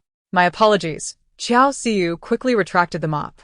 Thus, they advanced a few dozen meters further. Upon reaching the end of the camellia grove, they encountered a green wire fence ahead, beyond which lay a baseball field. Qiu Su exhaled, saying, "Once we run past here, we'll reach the cafeteria." Although they had to navigate alongside the expansive baseball field, they reasoned that baseball, being a sport typically played in wide-open spaces, would likely have few participants, even on weekends. Even Jiang Qishan and Yuan Meng, who had endured the torment of the playground, looked confidently towards their distant destination. "Let us run." Qiu Su took a step forward, and without the cover of the tea trees, he beheld the scene within the baseball field. The anticipation in his eyes quickly faded, blood draining from his face, as his voice shifted in pitch, "Run." The girls who had surged out from the tea tree path also caught sight of the unfolding scene in the baseball field. An overwhelming throng of zombies stood within, all heads turning towards them, their eyes, veiled in a ghastly white film, fixated on the newcomers. "Run." Why are there so many zombies? Is everyone out here on a weekend to watch a baseball game? Hold on. We just need to get through. The group nearly exhausted their limits in a desperate sprint. A few dashed forward, but the small gate in the green fence was already being breached by zombies, stumbling and barreling towards them. Yuan Meng managed to fend off a few with a mop before urgently grasping Anai Yiqiao's hand to flee. Yet, just a few steps later, Yuan Meng suddenly called out, "Qiao." Anai Xinue was startled, fearing something had gone awry. In a swift motion, she plunged her sculpting knife into an approaching zombie. Looking ahead, she saw Anai Yiqiao break free from Yuan Meng's grasp and, with remarkable speed, veer off the original path towards the cafeteria, heading towards a different fork in the road. Jiang Qishan, in a panic, exclaimed, "Where's my sister running off to?" Without a moment's hesitation, she instinctively followed suit. Xiao Xiu and Yuan Meng also veered into the side path.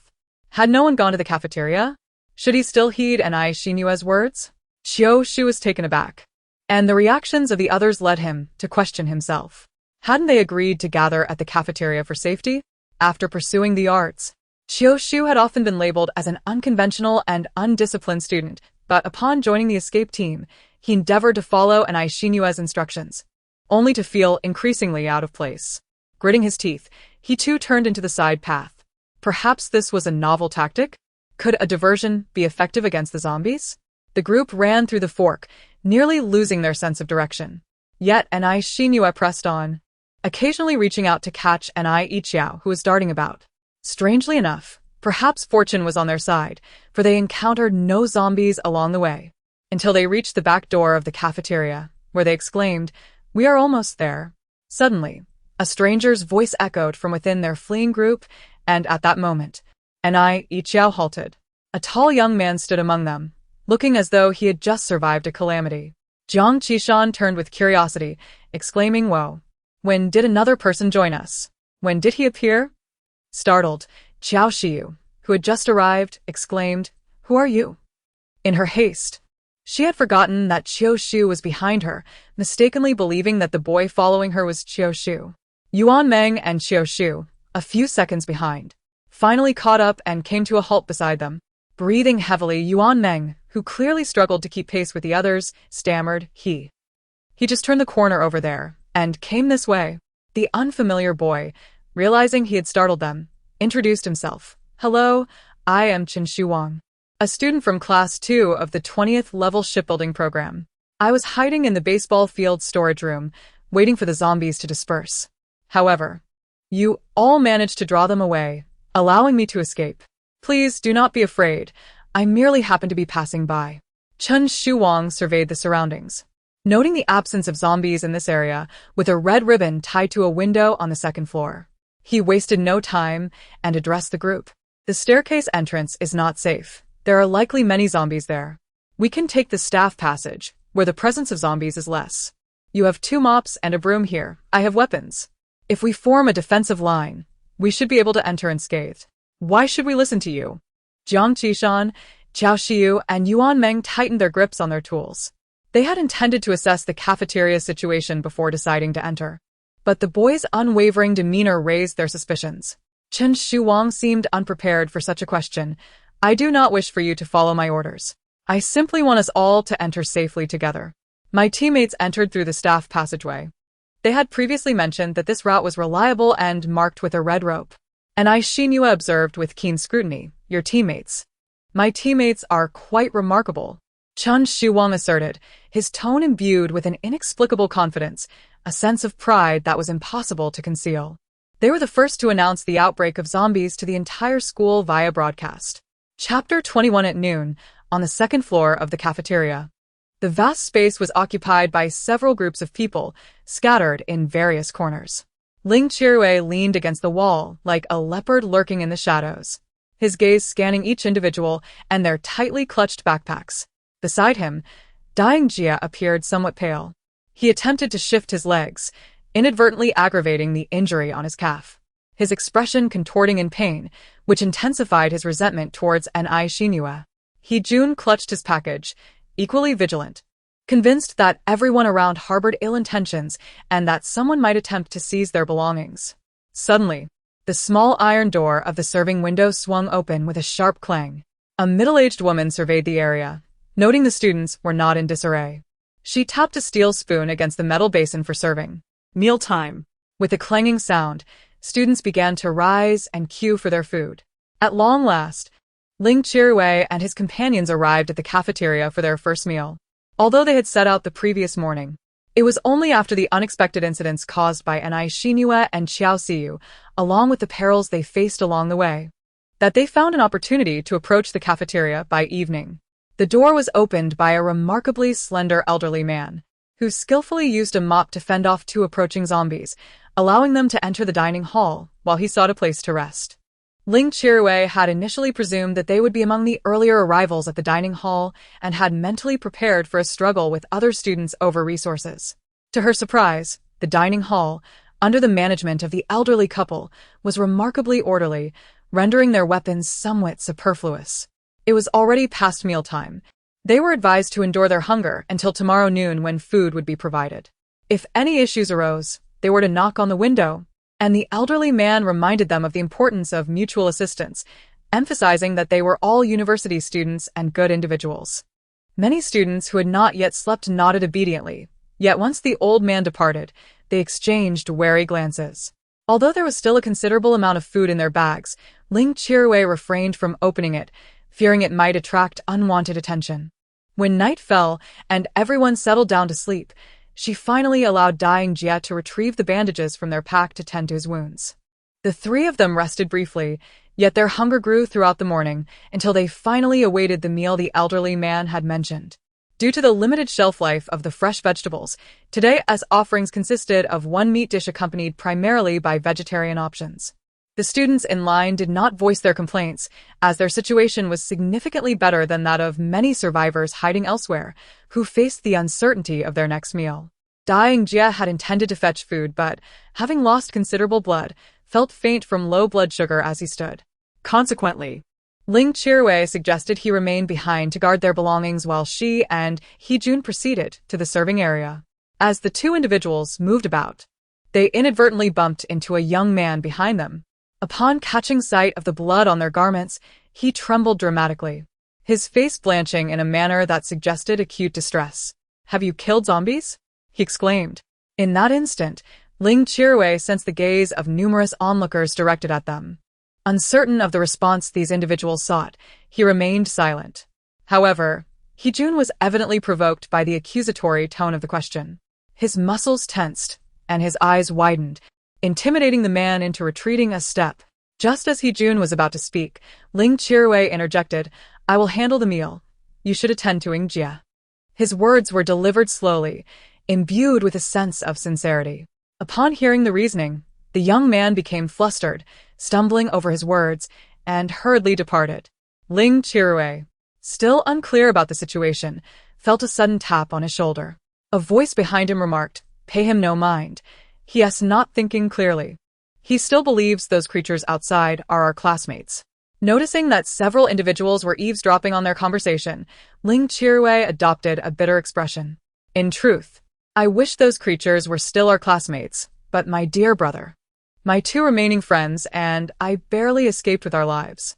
Though the full scope of the events remained elusive to them, the onlookers could surmise the hardships they had endured along the way, evoking a sense of melancholy. Among the students present, some were not merely those who lingered in the cafeteria over the weekend, but were instead refugees from the nearby chaos. Ling Qiruwei's words resonated with them, evoking memories of comrades lost during their harrowing escape, and tears brimmed in their eyes. Ling Qiruwei sighed in response to the unfolding emotions. The tall and slender individual reassured him, it's all right. We have arrived here now." He continued, "The staff in our school cafeteria are quite remarkable. Just relax and await rescue." Ling Qiruwei responded, "Indeed, the order in our cafeteria is commendable. The place I was hiding." The tall individual patted him on the shoulder and said, "I understand, but here, you need not worry at all." He gestured towards several men and women inside the cafeteria, introducing each one in turn. "This gentleman, oh, he was the one who opened the door for you yesterday. He served in the military. And this lady, do not be deceived by her size. She was remarkably agile when dealing with the zombies yesterday. And then there is this." Following his direction, Ling Qiruwei observed each individual closely.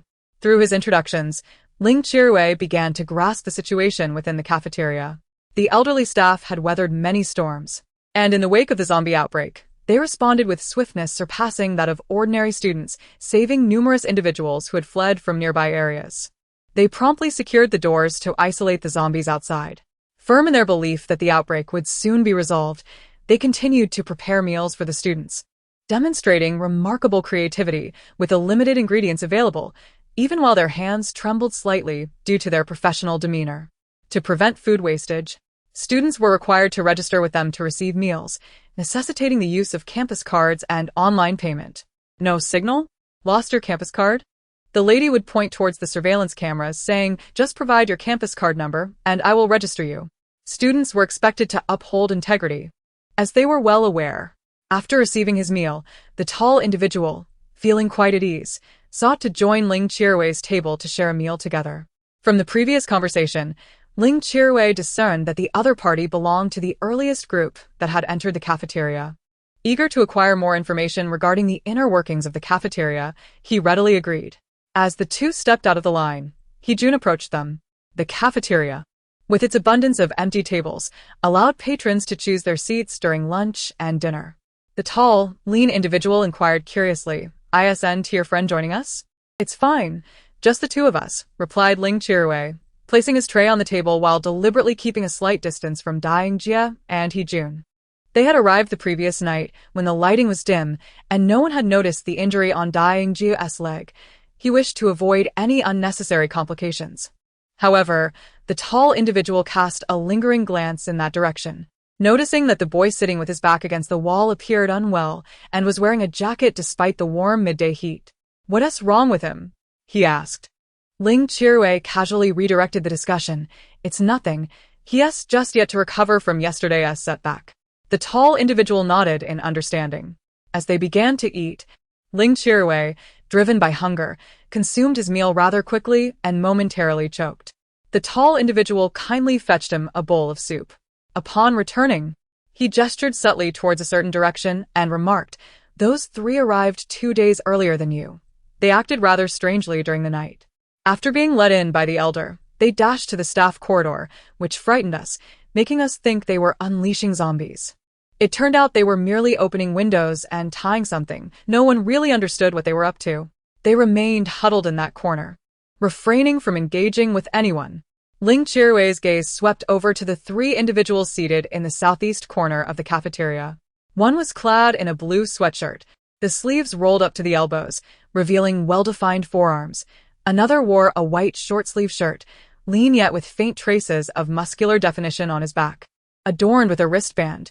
The last donned a black tracksuit, a hooded jacket obscuring his figure. Beside him lay a dark-colored quiver. The tall, slender individual remarked, "Did you catch sight of the bow and arrows?" "The one in the black hoodie. I stole a glance at him while passing by earlier. He was wiping blood off his arrows. Who knows if he has actually slain a zombie?" He then scoffed, dismissing his own speculation. "He's probably just posturing. With so many zombies around, who has time to draw a bow and shoot?"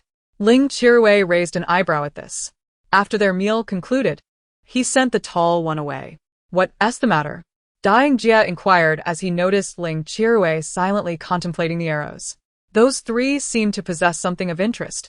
Ling Qirui mused. "Have either of you heard of anyone at school who excels at archery?" Daingjie cast a glance, mirroring the tall one's reaction. Why would anyone be running around with a bow and arrow at a time like this? It's just for show. Hee-jun, however, pondered thoughtfully. "It seems our school does have an archery club." Daingjie remained dismissive. "That's just a bunch of amateurs playing around. There's nothing impressive about it." He had scarcely participated in any school club activities, for he perceived these associations comprised of hobbyists as woefully lacking in skill.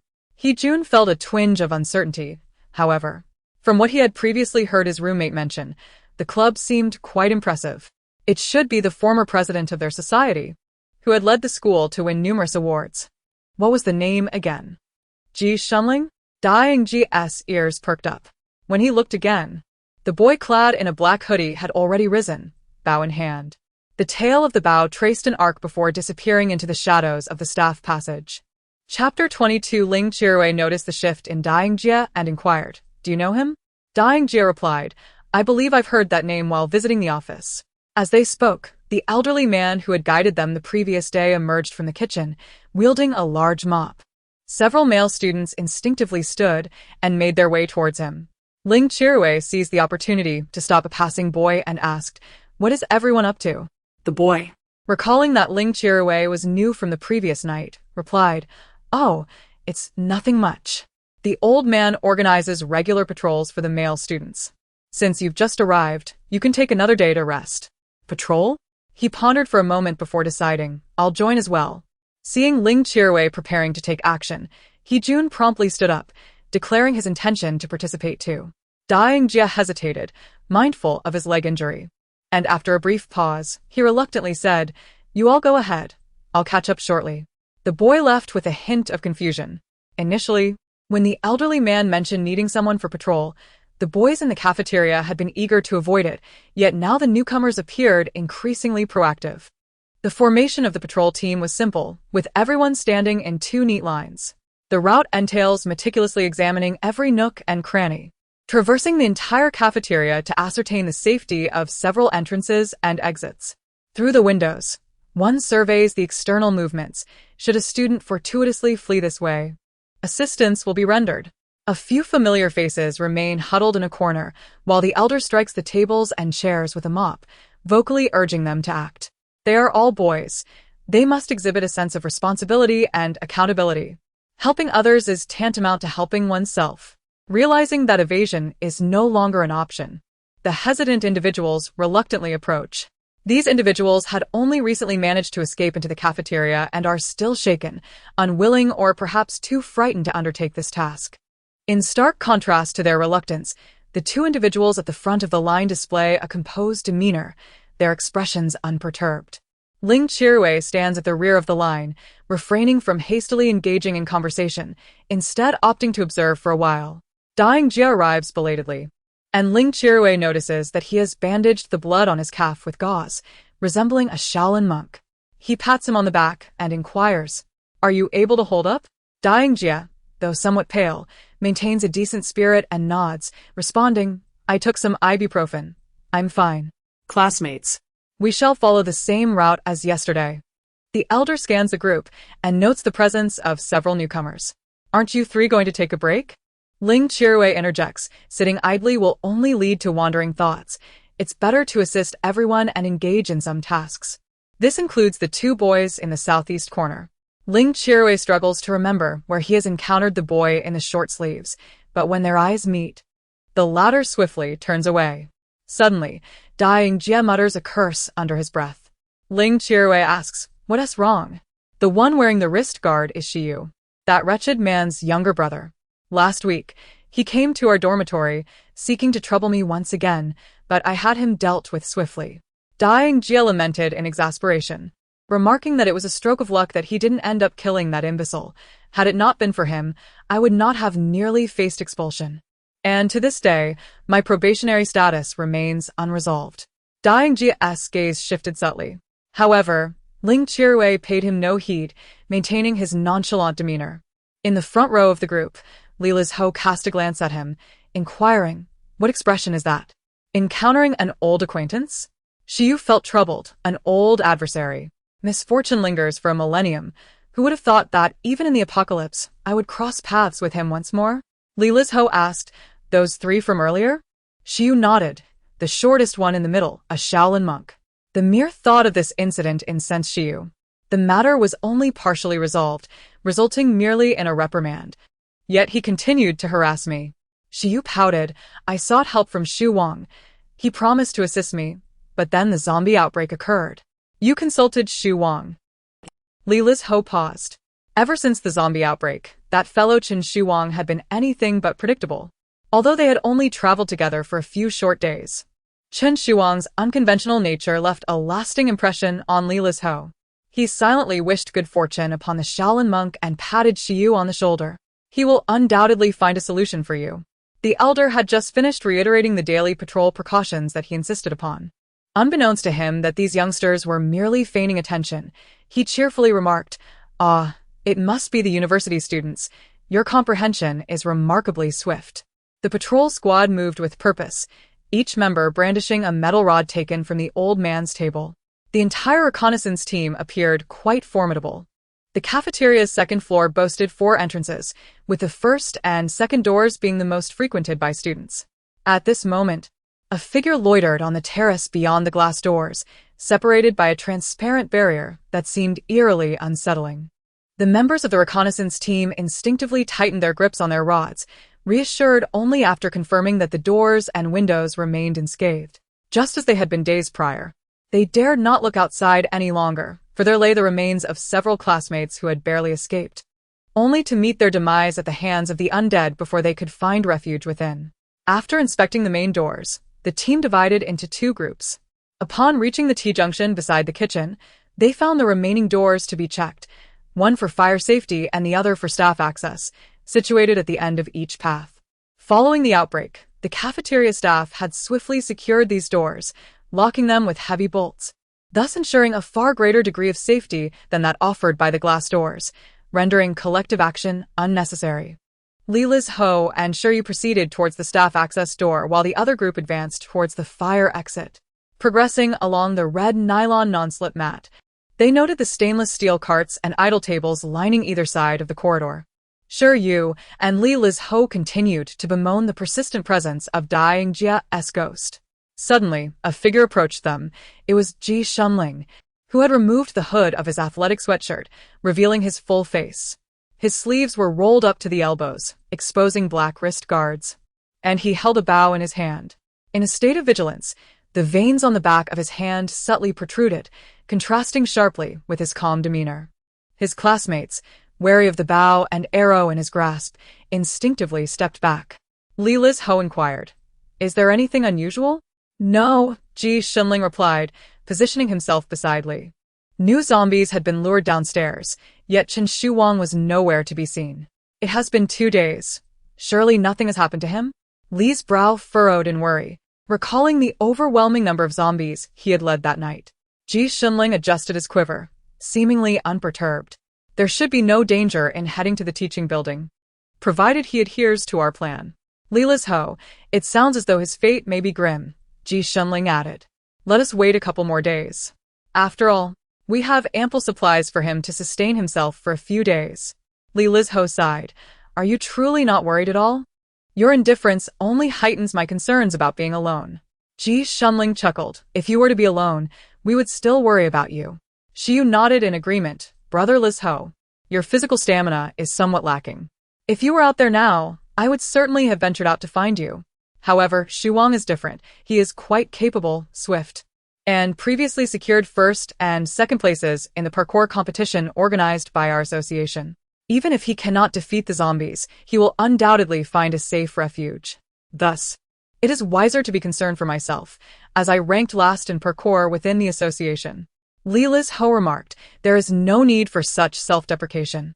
He slightly elevated the hand holding the bow, prompting instinctive caution from Li and Shiryu, who stood beside him. The others remained oblivious to the unfolding events, their anxious reactions igniting a sense of dread, prompting them to retreat to the sides, casting wary glances left and right. Ji Shunling noticed the wisps of hair at her temples flutter slightly as she caught a faint scent of osmanthus. However, once the windows and doors were securely shut, the fragrance vanished completely. Someone had opened a window. Ji Shunling frowned. The cafeteria windows were designed to slide up and down. Even when fully opened, it would be a struggle for a zombie to crawl through, yet the elderly had always ensured the windows were tightly closed for safety. Concerned that something might have occurred, she quickened her pace. After only a few strides, a piercing scream echoed from the end of the road. The group hastily arrived at the fire safety exit, and indeed, one of the windows had been ajar. A zombie was attempting to force its head through the bottom of the window. A male student sat helplessly on the ground, clutching his wrist, blood seeping through his fingers. Beside him stood another young man in a checkered shirt, his expression blank and devoid of action. The remaining members of their team lingered hesitantly at a distance. Once they had retreated into the cafeteria, they had not encountered the zombies directly again, and the sight of the bloodied wrist left them all unnerved and uncertain of how to proceed. The zombie, stuck in the window, continued to struggle to climb inside. Ji Shunling took a few quick steps forward, and without drawing her bow, she swiftly extracted an arrow from her quiver and decisively plunged it into the gaping mouth of the creature, piercing its brainstem. As she withdrew the arrow, Liz Ho promptly slammed the window shut. He glanced at the still-dazed young man in the checkered shirt and asked, "Are you injured?" On the ground, the boy who had been bitten clutched his bloodied hand, unable to comprehend the chaos unfolding before him. He glanced up at Liz Ho and the boy in the checkered shirt, pleading, "It should be fine, right? I was just closing a window for everyone." Why? "Why did it bite me? I'm all right. Help me. Please, save me. Lao Chi, you must save me." Yet, the boy in the checkered shirt, referred to as Lao Chi, merely stood there, head bowed, devoid of any response. Shiryu, observing from the side, felt a pang of discomfort and attempted to inquire about the injured boy's name. However, the boy, in a desperate bid for salvation, crawled towards Shiryu, attempting to cling to his thigh. Ji Shunling swiftly pulled Shiryu away, retrieving a length of rope from a nearby cart to bind the boy. Are you trying to create further danger by keeping him here? You can't possibly intend to save him, can you? Good heavens, there are always self-proclaimed saviors around. He asked beyond help. Can't you just resolve this quickly? Amidst the cacophony, the injured boy spiraled into despair, babbling incoherently, I'm fine. Please help me. I'm a human, not a zombie. Yet, no one heeded his cries. The crowd was busy chastising Ji Shunling for his unnecessary actions. Once Ji Shunling had secured the boy, he rose and scanned the faces of those who had been most vocal moments earlier. How do you wish to proceed? The voice of the injured boy had dwindled, yet his eyes brimmed with desperation. At this juncture, to kill would bear no distinction from murder. The few individuals stammered, at a loss for words, their embarrassment morphing into anger. You've bound him. Why not just dispose of him while you're at it? Since the transformation into a zombie is inevitable, the speaker averted their gaze from the injured boy. Ji Shunling, however, approached Li Lizho, stating, I'm not inclined to assist. I lack the strength. Given your eloquence, perhaps you could undertake the task. Subsequently, amidst the chorus of complaints, he busied himself with his bow and arrows. Disengaged from the situation, and trusting all diplomatic matters to Li Lizho. Li Lizho, observing that the boy on the ground was adequately restrained, composed himself and addressed those who had voiced the strongest opinions earlier. If action is to be taken, it would be best to wait until he is fully transformed into a zombie. Alternatively, if any of you are willing to act now, feel free. I can delegate the task to you. Receiving no response, Li Lizho continued. At present, I wish to ascertain who opened the window. What transpired just moments ago? An immediate hush fell over the room. After a few moments, someone spoke up. The window was already open when we arrived. There are traces of food stains, varying in age. Is there anyone here who habitually avoids the designated dining area during mealtimes? Li Lizho inquired. The students exchanged glances, eventually directing their attention toward the individual in the middle of the group who appeared to be suffering from nervous exhaustion and still regarded the zombie as a classmate. I distinctly saw Zhang Li lurking suspiciously near the window just now. Moreover, he's only ever visible when collecting his food, after which he vanishes without a trace, someone exclaimed. Zhang Li, feeling the collective gaze upon him, began to perspire profusely. You're fabricating lies, he stammered. Li Lizho turned to him. Did you open the window? Li Lizho expressed incredulity. You've been coming here daily to feed the zombies? Upon hearing these words, the other students erupted in a chorus of indignation. Damn it, Zhang Li. Are you out of your mind? It's one thing to act crazy, but feeding zombies? Why did you open the window? He was bitten while trying to close it. Do you even realize you could have killed someone? The injured boy had already begun to lose consciousness. Upon hearing their words, his eyes turned red, fixating fiercely on Zhang Li. Embarrassed by their scorn, Zhang Li stubbornly retorted, I didn't kill anyone. We're all classmates. This is merely a common infectious disease. As his words lingered in the air, the boy's body convulsed violently, transforming him into a zombie. Ji Shunling disregarded the commotion behind her, casting her gaze downward for a moment before swiftly drawing her arrow and silencing the boy entirely. However, Zhang Li, as if confronted by some malevolent specter, shrieked. You killed him. Ji Shunling chose not to engage and turned to leave, but was soon met with another disturbing sound from behind. The unsettling crackle of dislocated bones echoed the unique agitation of the transforming zombies. He had been bitten and injured from the beginning, yet had remained silent, unnoticed by anyone. A boy in a checkered shirt lunged at another student, biting him to the ground before turning to attack others. Panic ensued as chaos engulfed the surroundings. Strike the zombies on the head. Li Lizho's voice served as a beacon, guiding the students amidst the turmoil. He turned into a zombie. Quickly, kill him. Him. And him. After a frenzied bout of chaos, the students' chests heaved with anxiety, their eyes still warily scanning the vicinity to ascertain if any zombies remained unresolved. Shiryu struggled to rise, bracing himself against the ground. In the recent turmoil, he had been knocked to the floor, his arm grazing the sharp edge of a table. instantly staining his white shirt with crimson. As he bent down to inspect his injury, a sudden, piercing rush of air accompanied by a shout broke through. He has been bitten too. Someone was intent on smashing his skull, reacting too slowly. Shiryu raised his arm to shield his head, but before he could feel any pain, the sharp sound of metal clashing erupted beside him. In a panic, he looked up to see Liz Ho desperately holding back dying Jia's stick, demanding, "What are you doing?" "He has been bitten. Are you trying to protect the zombie?" The moment dying Jia uttered those words, numerous hostile gazes turned towards Liz Ho. Gritting his teeth, Liz Ho retorted, "That's just a scratch, not a bite." Dying Jia countered, "But I saw his wound stained with zombie blood." The recent violent skirmish had left the ground soaked in blood. Shiryu finally comprehended that Dying Jia was intent on eliminating him. "Dying Jia, stop fabricating lies. I am still perfectly fine." Since his injury, Shiryu had left the wound exposed, fearing that even his hands might inadvertently touch it, not daring to cover it. Those who had been infected initially claimed to be unharmed, only to ultimately transform into zombies. The individual from earlier had concealed his wound to leading to the demise of many. Dying Jia maintained his grip. Hee-jun tightened his hold on the knife, preparing to advance. Yet in the next instant, Ji Shinling's metallic arrowhead was aimed directly at him. Drawing the arrow and stringing the bow took but a fleeting second. "Approach any closer, and see what happens." Hee-jun gazed into Ji Shinling's eyes, a tremor coursing through him, yet he maintained a readiness to strike at any moment. "Who are you trying to intimidate?" he challenged.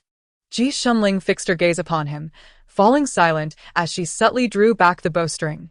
"What do you mean? Are you truly contemplating murder?" The taut string poised to unleash devastating force. Cold sweat trickled down Dying Jia's brow as he regarded Ji Shinling. He suddenly felt that if he were to make a move, she might indeed release the arrow. As he swayed uncertainly, a thunderous sound of footsteps approached from a distance, emanating from outside. Peering through the small glass window of the fire escape door, he beheld several surviving classmates rushing towards them, pursued by relentless zombies. The students, indoctrinated daily by the cafeteria staff's moral teachings, instinctively shouted, "There are classmates. Quick, save them." Yet Dying Jia, seeing Xiao Xiu outside through the glass, exclaimed, "Not in this wretched place. My enemy has arrived." "We cannot open the door," he asserted.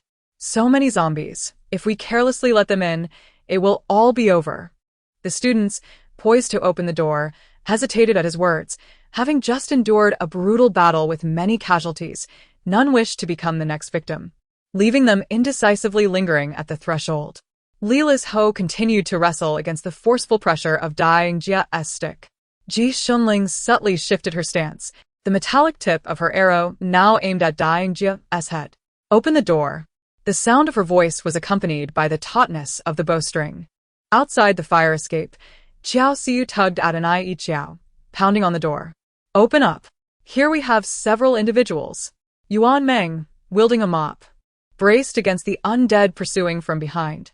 Qiu Shu stood within the circle, poised to strike at any moment, though with each blow, his complexion paled further, leaving him somewhat unsteady as they approached the entrance. Creak. The door swung open. As they rushed inside, the heavy door swiftly shut behind them, barricading the zombies outside. Xiao Xiu, having narrowly escaped, stammered her gratitude to those around her. However, Yuan Meng sensed an unsettling discrepancy in their numbers, her heart sinking. "Wait. Our friends are still outside." Jiang Qishan echoed her concern. "Yaya and the new student have yet to join us." Qiu Shu's expression darkened. "Just as we ascended the stairs, several zombies sprang forth from the side, blocking our path and urging us to flee." The atmosphere among them grew somber. Behind the small glass window of the security door, only the ravenous faces of zombies could be seen, their bodies incessantly colliding against the barrier, smearing it with blood. Yuan Meng lowered her gaze, stifling her emotions, and took a deep breath, clapping her hands. "Having traversed so many areas, it is improbable for us to meet our demise here. They will undoubtedly seek an opportunity to infiltrate. The canteen has several exits. Let us split up and be prepared to assist one another." Xiao Xiu, Jiang Qishan, and Qiu Shu nodded, resolving to dismiss their anxious thoughts.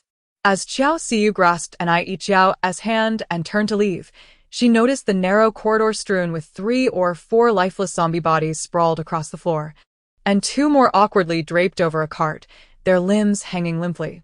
The mingling of crimson blood with the red nylon anti-slip mat beneath them was a sight both distressing and vivid. Numerous people surrounded them, the atmosphere palpably tense. The group unconsciously tightened their grips on their weapons and took a step back. Jiang Qishan inquired, "What is happening? Has the cafeteria been compromised?"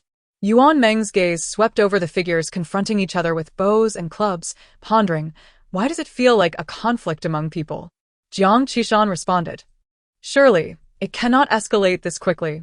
Xiao Xiu fixed her gaze on a specific point, speaking with a grim expression indeed. "Those 3 pests have also fled here." Qiu Shu acknowledged, "Yes, I see." Jiang Qishan remarked, "The faction with bows, or the one with clubs and knives?" Xiao Xiu replied, "The ugly faction." Jiang Qishan and Yuan Meng exchanged silent glances. Outside the cafeteria, Anai Xinyue and Chen Shuwang were stationed at the rear, tasked with defense, guarding the end of the line. They had thought they would be safe once they reached the staircase, but to their dismay, several zombies suddenly emerged from the shadows, widening the gap between them and Xiao Xiu's group. The zombies attacked from awkward angles, causing Anai Xinyue's heart to skip a beat. Fortunately, Chen Shuwang reacted swiftly, executing a backward roll to evade the assault, but this maneuver left him trapped in a perilous situation, surrounded by zombies. As the undead lunged toward him, Anai Xinyue hastily urged Qiu Shu, "You all go ahead." She grasped a small knife and rushed to assist. After dispatching the zombie that had pounced on Chen Shuwang, they found their path back to the main group obstructed by even more zombies, making a breakthrough increasingly difficult. This way, Chen Shuwang decisively chose an alternate route. Anai Xinyue hesitated for a moment, glancing at the direction where Xiao Xiu and the others had vanished, but ultimately gritted her teeth and opted to follow Chen Shuwang. Chen Shuwang's movements were swift and elusive, leaving one utterly perplexed. Initially, it seemed he was headed in one direction, only to deftly feint and change course in the blink of an eye. Anai Xinyue found herself propelled forward by inertia several times, only to break and pivot in order to keep pace with him. "Anai Xinyue, buddy, your feints. Nishin Dui." "But I'm about to be left behind." Forgive me." Chen Shuang quickly adjusted his route. Following behind him, Anai Xinyue felt a growing sense of unease. She was equally concerned about Xiao Xiu, uncertain if everyone had successfully made it to the cafeteria. Initially, Chen Shuang had proposed taking the employee passage at the back of the cafeteria, but upon inspection, they discovered it was swarmed with zombies. After deliberation, they resolved to shift to the fire safety passage on the opposite side. What if no one opens the door? Anai Xinyue and the others expressed their doubts. Chen Shuang had not considered this issue. "My teammates are there. If they can make it to the door alive, they will undoubtedly open it." Jiang Qishan interjected, "Are you certain your teammates are reliable? Didn't they tell you the employee passage was safe, hence the red ribbons tied above?" Yet now, "There are so many zombies over there." Upon hearing this, Chen Shuang chuckled. "That number is quite manageable for me, but we also have a little one in our group. I believe the zombie count near the fire exit is still acceptable. It should be fine." Anai Xinyue and the others exchanged glances. Was he boasting about his prowess? As the group remained silent, Chen Shuang, with a sense of reluctance, contemplated a plan. If no one opened the door, they could utilize the nearby fire axe to shatter the glass and gain entry. Even if complications arose, they could at least take a few heartless individuals with them. Yuan Meng, Jiang Qishan, Xiao Xiu, Qiu Shu. These words struck a familiar chord. Chen Shuang, agile and swift, found the emergency exit at the back of the cafeteria and the staff passageway both unviable. The front entrance was obstructed by zombies that had just emerged from the baseball field. Without a moment's hesitation, he dashed towards the side door of the cafeteria. Although referred to as a side door, it was merely a small iron gate that the students had never seen opened. Chen Shuang did not intend to enter through the door. His target was the large tree situated 2 meters in front of the iron gate. The tree towered 2 stories high, its trunk robust enough that 2 individuals could not encircle it, and it leaned slightly, making it ideal for climbing. Upon spotting the tree, Anai Xinyue began to surmise Chen Shuang's intentions and quickened her pace, distancing herself from the pursuing zombies by about 10 meters. as they approached the tree. Just as Chen Shuwang was about to crouch down to allow Anai Xinhua to step on his shoulders, he watched her skillfully ascend the tree by herself, climbing 2 meters with ease. Impressive. Chen Shuwang followed closely, but suddenly sensed an unusual movement beneath his feet. Looking down, he was startled to see a zombie crawling up behind them, albeit its movements were stiff and sluggish, its fingers clawing at his shoe soles. Initially, Chen Shuwang intended to kick it away, but upon noticing the backpack strapped to the zombie's back, he hesitated, slowing his ascent. He lured the zombie gradually upward, ultimately deceiving it into a fork in the branches, successfully trapping it there, unable to move. He then adjusted into a comfortable position and paused. "What are you doing?" Chen Shuwang extended his arm to retrieve the backpack behind the zombie. "I'm hungry. Let's see if there is anything to eat to replenish some energy." Initially, Anai Xinhua was concerned that the zombie had undergone some evolution, but upon observing that only one had followed them up, she surmised it was merely an individual that retained a hint of its former abilities and felt relieved.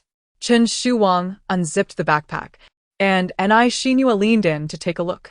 The backpack felt heavy, suggesting it contained a wealth of supplies.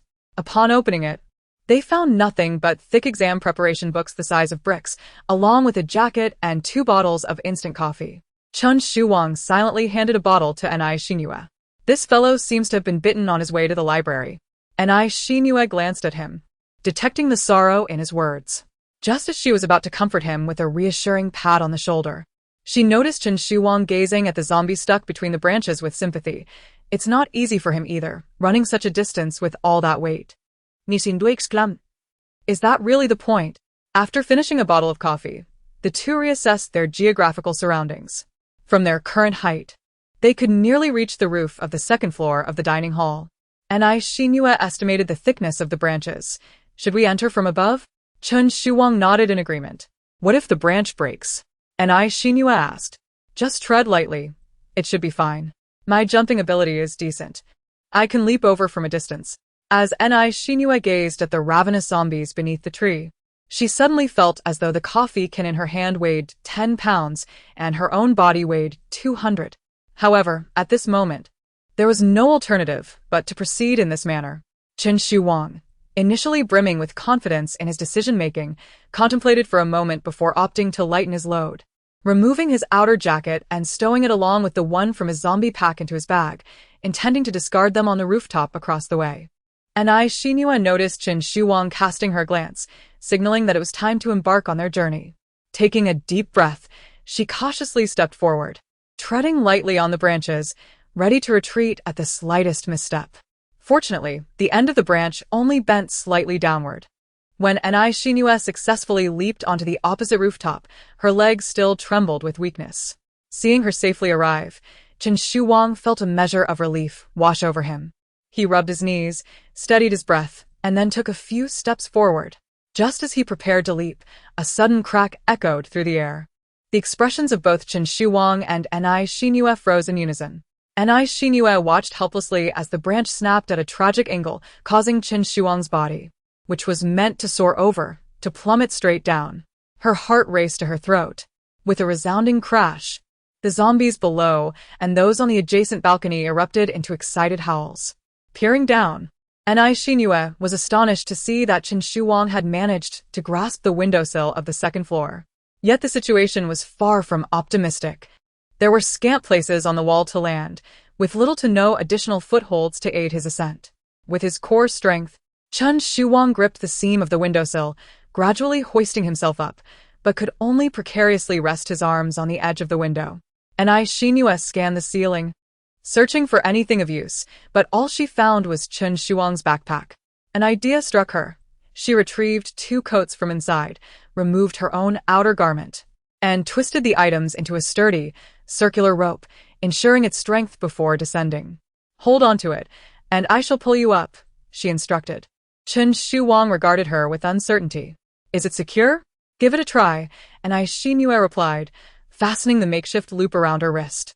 She lay on the ground, her feet pressing against the protruding edge of the ceiling, steeling herself for the endeavor. She recalled her previous performance at the gym. Her leg presses and deadlifts had been commendable. This was the moment for practical application.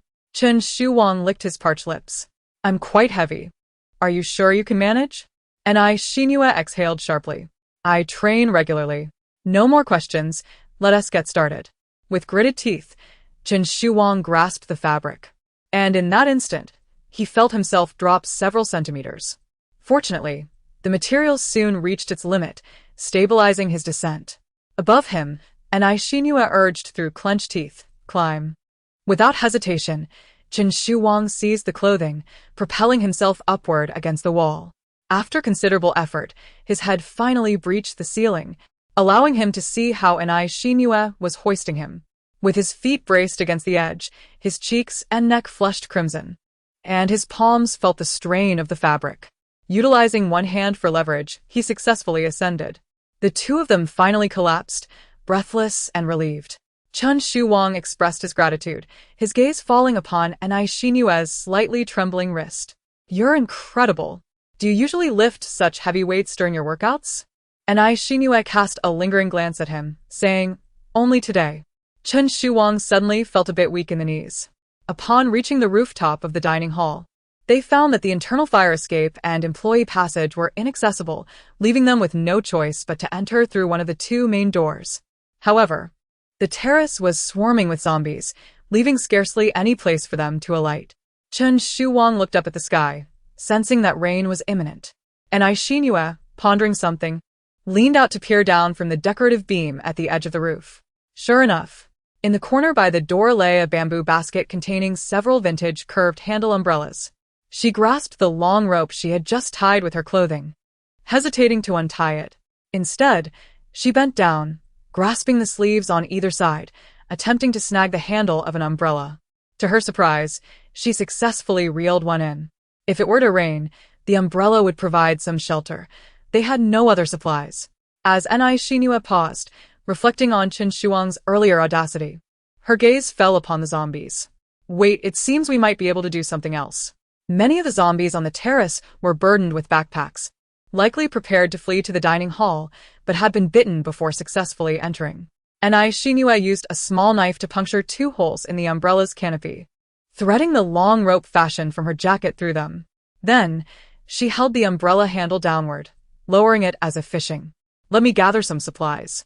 Chen Shuwang remained silent, Shinua waited patiently on the beam until at last, a zombie with a backpack wandered beneath the eaves. Carefully, she lowered the umbrella slightly and successfully hooked the backpack with the handle. However, the zombie's arms dangled naturally, ensnared by the straps of the backpack, rendering any upward pull impossible. Shinua whispered from below, Raise your hands, raise your hands. Upon hearing the commotion, the zombie instinctively lifted its head, catching sight of its prey above. It reflexively raised its hands in a predatory gesture, instantaneously aiding Shinua in retrieving the package. When she attempted the same tactic once more, Chen Shuwang produced a small whistle, declaring, It's tedious to shout one by one. With that, a prolonged whistle pierced the air, drawing the attention of all the zombies on the terrace. Raise your hands, Chen Shuwang laughed, waving at them. The zombies, upon spotting the figures atop the roof, became exuberantly animated, rushing to the eaves, each raising their hands and emitting guttural howls. Had the scene not been so gruesome, it would have resembled a fan frenzy. Under the gaze of so many zombies, Shinua felt a surge of pressure. She patted Chen Shuwang on the shoulder, handing over the fishing gear. Your turn. Chen Shuwang, undeterred, accepted the task from Shinua and swiftly began to haul in supplies, focusing on the present, ensuring they had ample provisions. The unusual agitation of the zombies soon attracted attention from within the cafeteria, followed by a brief gasp as shadowy figures flitted behind the heavy glass door. As the supplies were pulled up, 7 or 8 in total, Chen Shuwang showed no sign of stopping, prompting Shinua to urgently call for a halt. All right, that's enough. Chen Shuwang, still savoring the moment, smacked his lips before retracting the umbrella. After inspecting the contents of several backpacks, which contained both food and clothing, Shinua felt a sense of clarity. If the zombies did not disperse, they could sustain themselves with these supplies for a couple of days. Unexpectedly, a sharp whistle echoed through the cafeteria. Chen Shu's eyes sparkled with excitement. My teammate has arrived. We can enter now. He took a step back, ensuring the zombies could not spot them. The whistle emanated from the opposite side, drawing the zombies towards the sound, quickly congregating to the left side of the terrace, thereby creating a safe distance for their descent from the rooftop within 5 seconds. Anai Shinue felt a rush of joy. Let's go. Chen Shu slung 5 bags onto his back, leaving 3 for Anai Shinue. He grasped the eaves with both hands, lowered his body, and with a gentle leap, he swiftly sprang into action, racing towards door number 2. Anai Shinue lacked the same jumping ability as the boys. Upon landing, she slightly braced herself with her hands to cushion the fall, only to recall that she had pulled Chen Shu with excessive force earlier, causing her arms to weaken now, making her lose her balance and stumble forward. As she regained her footing, a solitary zombie nearby noticed her movement and lunged at her with alarming speed. In a flash, Anai Shinue managed to grasp its neck, preventing herself from being bitten. Just as she struggled to free a hand to retrieve her weapon, a sharp whoosh sliced through the air. Thwack!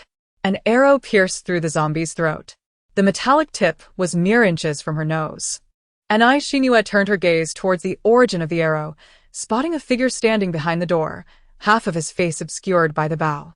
His dark eyes gleamed with an intensity akin to the glimmer of the metal tip. Anai Shinue felt her heart race, a mixture of fear and intrigue enveloping her. Please remember to save the latest, fastest, and free reading of Chapter 24. The second gate was shut, and before Anai Shinue could steady herself, she was enveloped by Qiao Siyu and a few others. I was truly terrified just now. You, such a grown person, simply disappeared. Qiao Siyu hesitated. Weren't you all quite brave a moment ago? Chen Shuang admitted. I was wrong. It was only after rushing into the cafeteria that he realized he was not accompanied by his sturdy teammates, but by the delicate classmate who had just rescued him. Feeling weak and weary. If it weren't for Ji Shenling's assistance, he would be consumed by regret at this moment. Anai Shinue, however, was unfazed. It's all right. Your friends saved me too. Amidst the chatter of Jiang Qishan and Qiao Siyu, Anai Shinue began to grasp the current situation within the cafeteria. The elderlies had managed to hold the first line of defense against the tide of corpses, rescuing many classmates who sought refuge here. Under their leadership, there was order and discipline, alleviating concerns regarding food and hygiene. Upon reaching the resting point occupied by Qiao Siyu and her group, Anai Shinue placed her 3 bags on the ground. Let's see if there is anything useful inside. Jiang Qishan exclaimed, You are truly impressive. In such a short time of being alone, you've managed to gather so many supplies. No sooner had she spoken than several more bags appeared at their feet. Chen Shuang had been following them, giving all 5 of his bags to Anai Shinue. Anai Shinue looked up at him. What are you doing? Not just Chen Shuang, but the archer also approached. Chen Shuang scratched his head and said, Here you go. If you still want more bags, I will find an opportunity to fish for a few more. Anai Shinue replied, Do you think this is fishing? Chen Shuang did not insist further and said to Anai Shinue, If you need any assistance going forward, feel free to reach out to us. Seeing his willingness, Anai Shinue smiled and replied, All right. Considering that their small group had their own matters to discuss, Chen Shuang picked up his bag, intending to leave and provide them with some space to converse. Just as he turned away, he noticed Ji Shenling still standing beside him. Chen Shuang remarked. Li Lizho, appearing from nowhere, struck Ji Shenling with the same force, exclaiming, I just called you over to bandage Shiyu. Didn't you see that he is bleeding profusely? Ji Shenling began to speak, but was cut off. Chen Shuang promptly guided Ji Shenling in the direction of Shiyu, saying, Exactly. You two are at least 2 years older than Shiyu. Look at the state he is in. His face is pale. Hurry up and tend to his wounds. As the 3 moved away, Anai Shinue glanced in the direction they had gone and noticed a boy in a white short-sleeved shirt who was tied up and bleeding from his arm. She slightly raised her chin and inquired, What happened to that person? Yuan Meng, who had been aware of some details since entering, consolidated the information and explained to Anai Shinue. Earlier in the cafeteria, someone accidentally got bitten by a zombie while closing the window. They had just come out of a fierce battle. That boy was also inside. He claims his injury is not from a bite, but rather from a scratch during the chaos. However, no one believes him, thinking he has already been infected. And there was quite an uproar. Ultimately, it was his teammates who saved him, binding him for observation for a while. Anai Shinue, upon hearing this, furrowed her brow slightly, and tightened her grip on Anai Qiao's hand, saying, "We must all be cautious moving forward."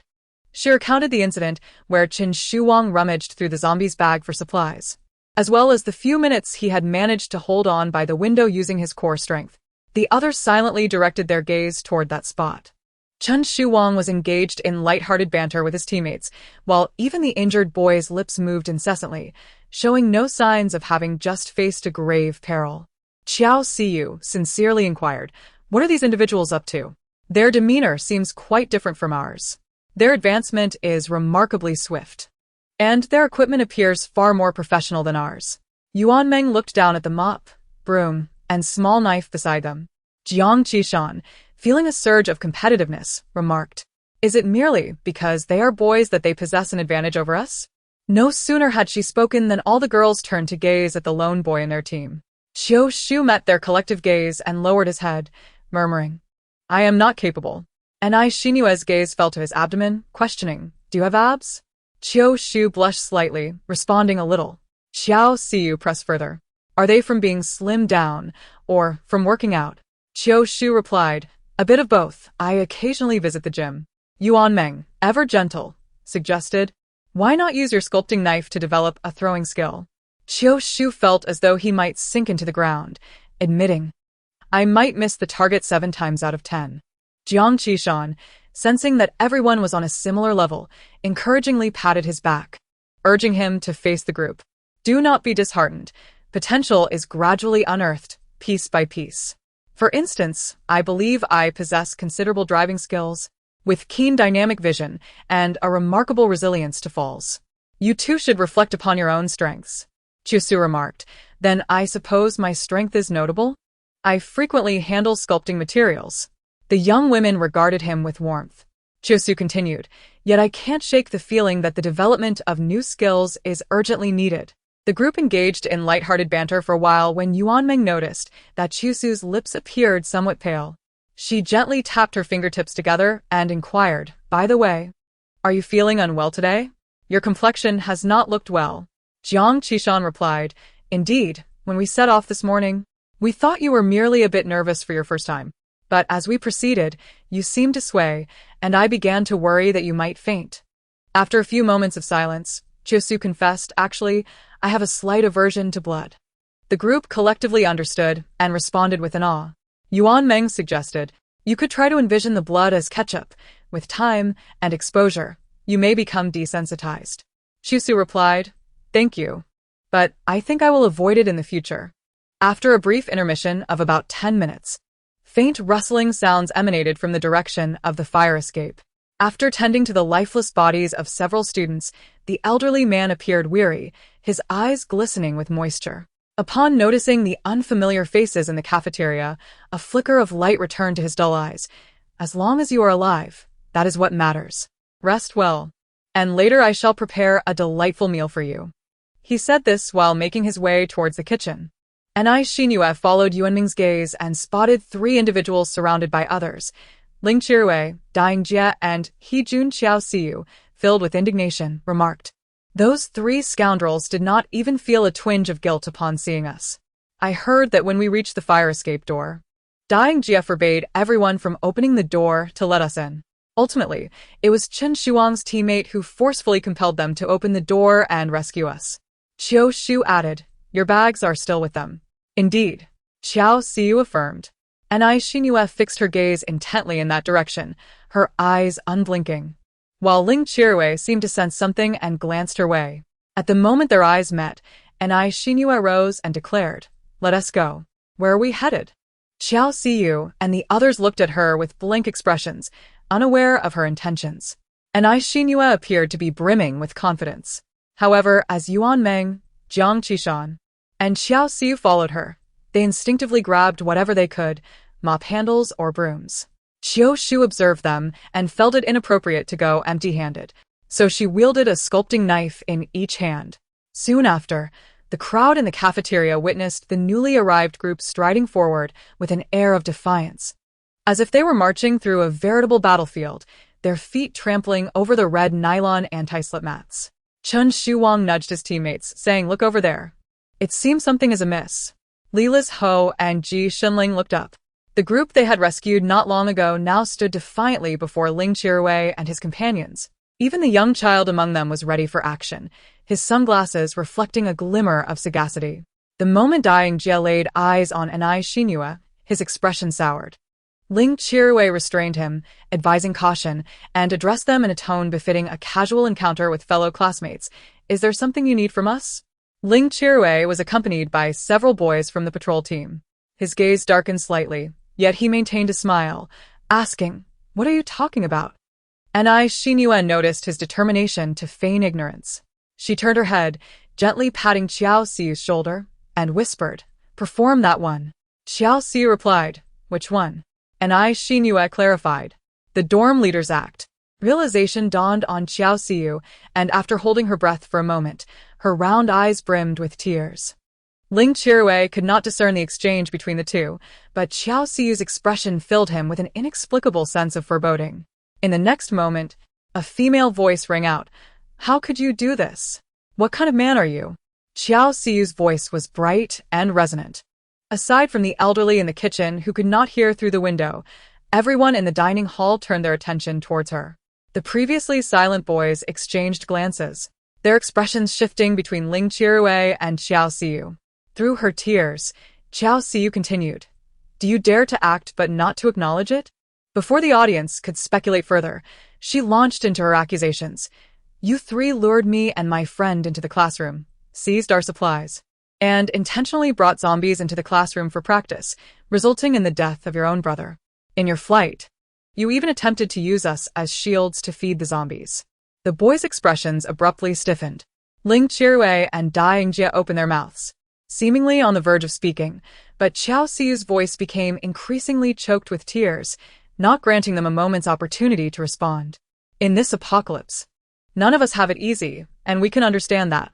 Yet at the outset, you spoke so sweetly that we believed we had encountered good people who would stand by us through thick and thin.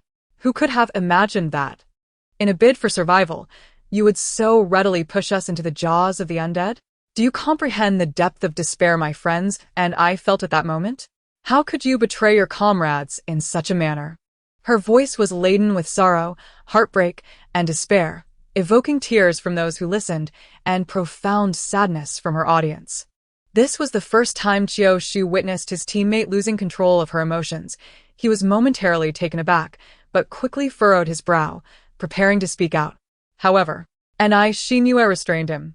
Jiang Qishan remarked, "If anyone is to be blamed, it would be Xiao Qiao. She has learned to mimic so well." Yuan Meng muttered, "Her cadence and intonation are remarkably similar." Anai Xinyue added, "The dormitory leader remains spirited." Only then did Qiao Shu realize that this was the same introduction, transition, and conclusion that had accompanied Yi Lan's breakup with that boy from their class. The people around were already casting suspicious glances at Ling Qiruwei and the others. Ling Qiruwei maintained his composure, feigning innocence. "There must be a misunderstanding. We are the ones who rescued you and helped you flee. Yet, you caused trouble and ran off, placing us in peril. I understand that resources are crucial at this time, but that does not mean we should simply relinquish everything to you just because you are women." He subtly directed Qiao Siu's words toward their desire to seize supplies. At this moment, Anai Xinyue joined in to support Qiao Siu. Rubbing her eyes until they reddened, she finally spoke, "You may say whatever you wish. We dare not maintain any further association with you." The boys had ceased to regard Ling Qiruwei. From the moment the two girls shed tears and urged them to ensure their safety, the gravity of the situation had significantly escalated.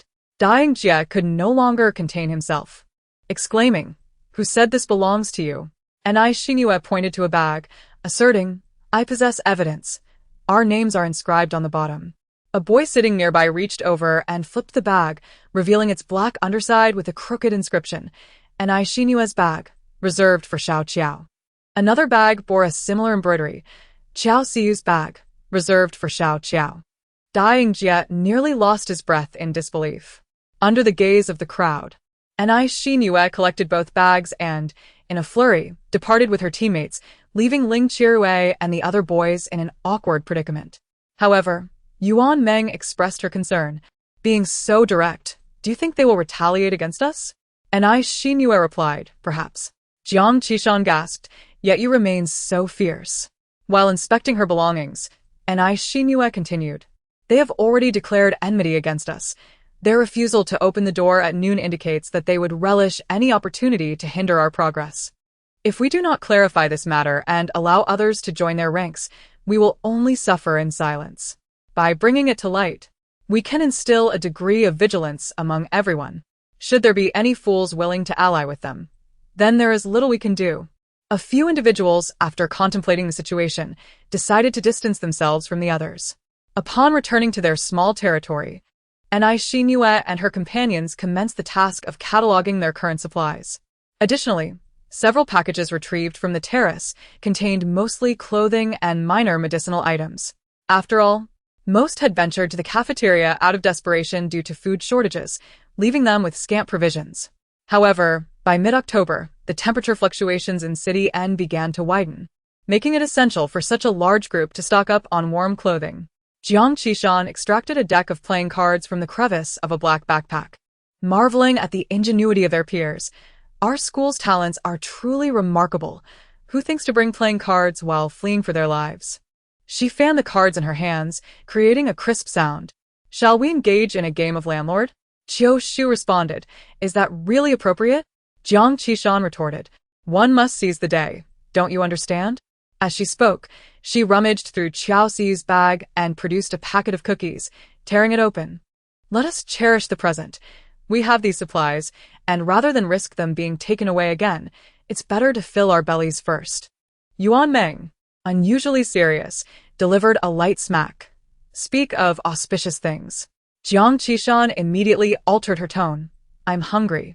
I sense my sister is hungry too. Here, sister. Have a bite. Anai Yiqiao opened her mouth, expressionless, and began to nibble on an Oreo. Jiang Qishan gave her an okay gesture. Next time, I'll get you some Wang's Eye steamed buns?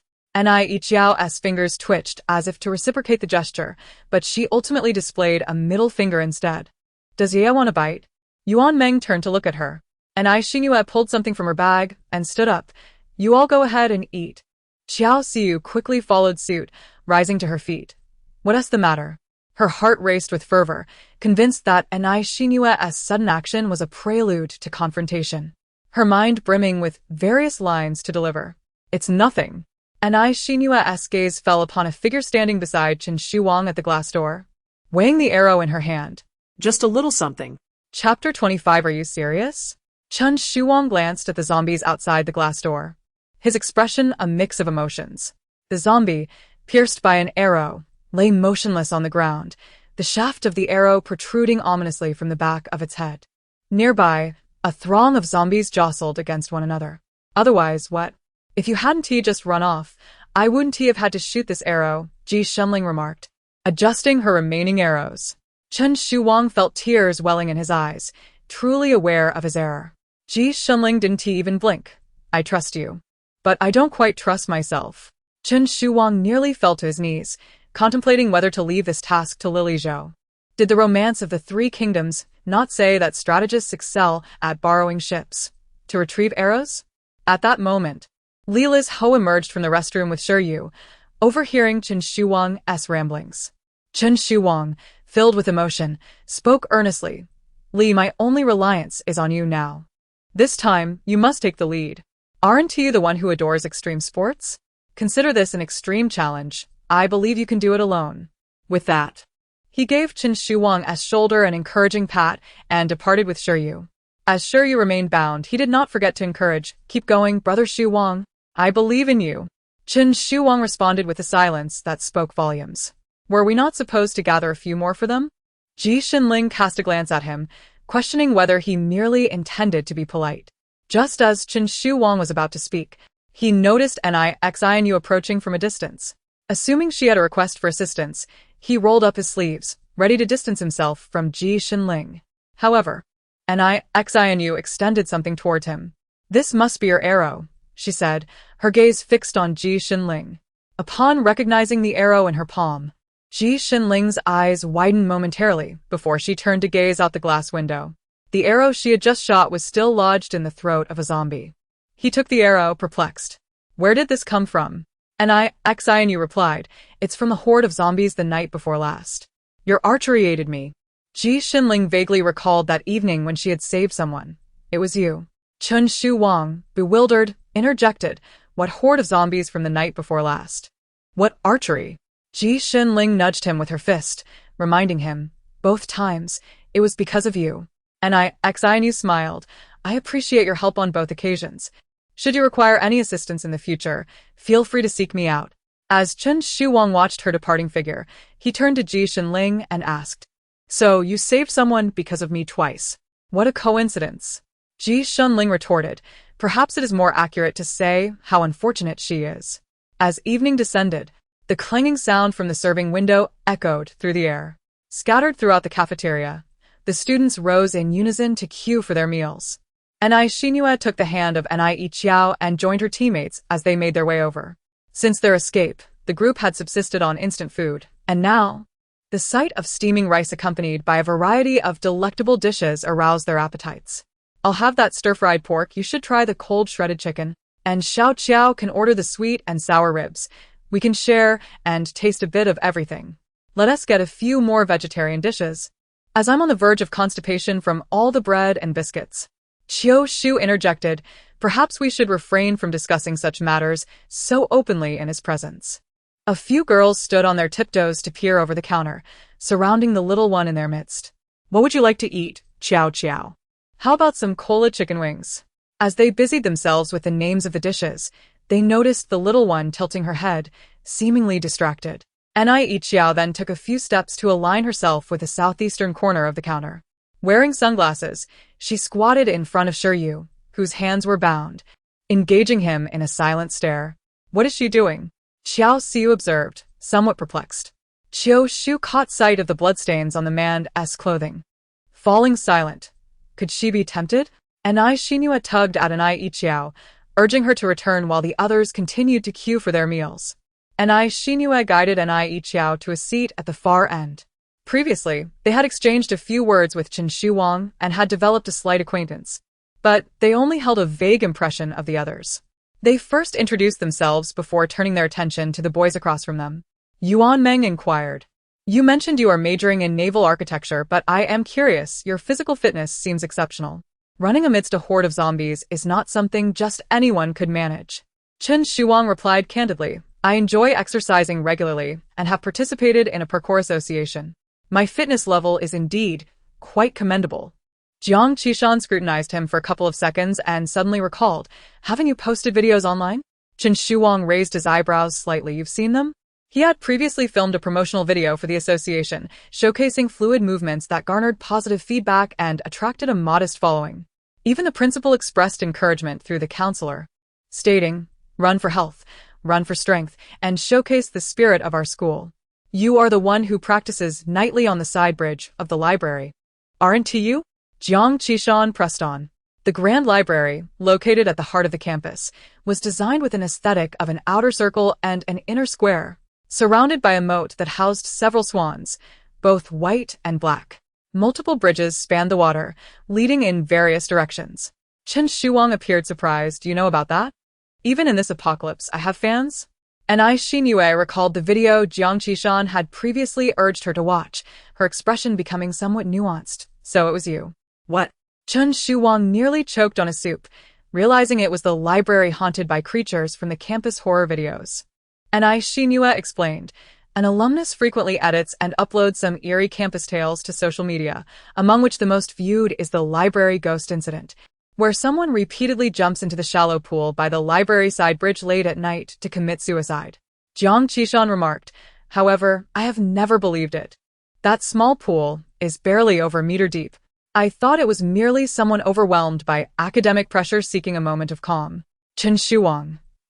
Everyone was taken aback by Chen Shuwang's unexpected involvement, erupting in laughter. Shiryu, chuckling, glanced at Jiang Qishan's profile and suddenly had an epiphany. Qishan, do you have a video? Jiang Qishan touched her face. No way, when did I become so famous? Shiryu, do you ride a motorcycle? Jiang Qishan, yes. How did you know? Shiryu, it's definitely you. Your motorcycle accident video from last semester was used for safety education in our department. Jiang Qishan. Yuan Meng quickly comforted her. Well, that counts as achieving a new milestone. Now it was Chen Shuang's turn to chuckle. He pointed at Shiryu. This guy is also from the Parkour Association. Shiryu initially intended to discuss the educational significance of that video, but was unexpectedly sidetracked. Noticing everyone was looking at him, seemingly awaiting his self-introduction, he hurriedly said, I'm Shiryu, a freshman majoring in physical education. Despite being bound by the conversation, his words were imbued with a cheerful and vibrant energy. He was originally quite the social butterfly, yet to his surprise, Xinyu and the others fell silent after hearing his introduction. They recently fell out with 3 athletes, and now it feels somewhat unnatural to hear about it. Shiryu realized that Dai Jie and his companions had tarnished their academy's reputation and quickly distanced himself, stating, I am different from them. I am a serious student. Qiu Shu looked up and asked, Are you Shiryun's younger brother? Shiryu was slightly surprised. You know my sister? Qiu Shu replied, She is my senior. Shiryu appeared as though he had found family. With Dai Jie as a common target for their grievances, the atmosphere became more animated and their bond deepened. He mentioned having gifted many items. We encountered each other in the art classroom. Fortunately, your sister wasn't present. Why wasn't there a zombie to take him away? He continued. Indeed, Qiao Siyu stopped eating altogether.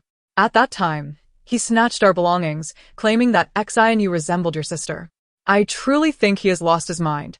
The boys present instinctively turned their gaze towards Xinyu.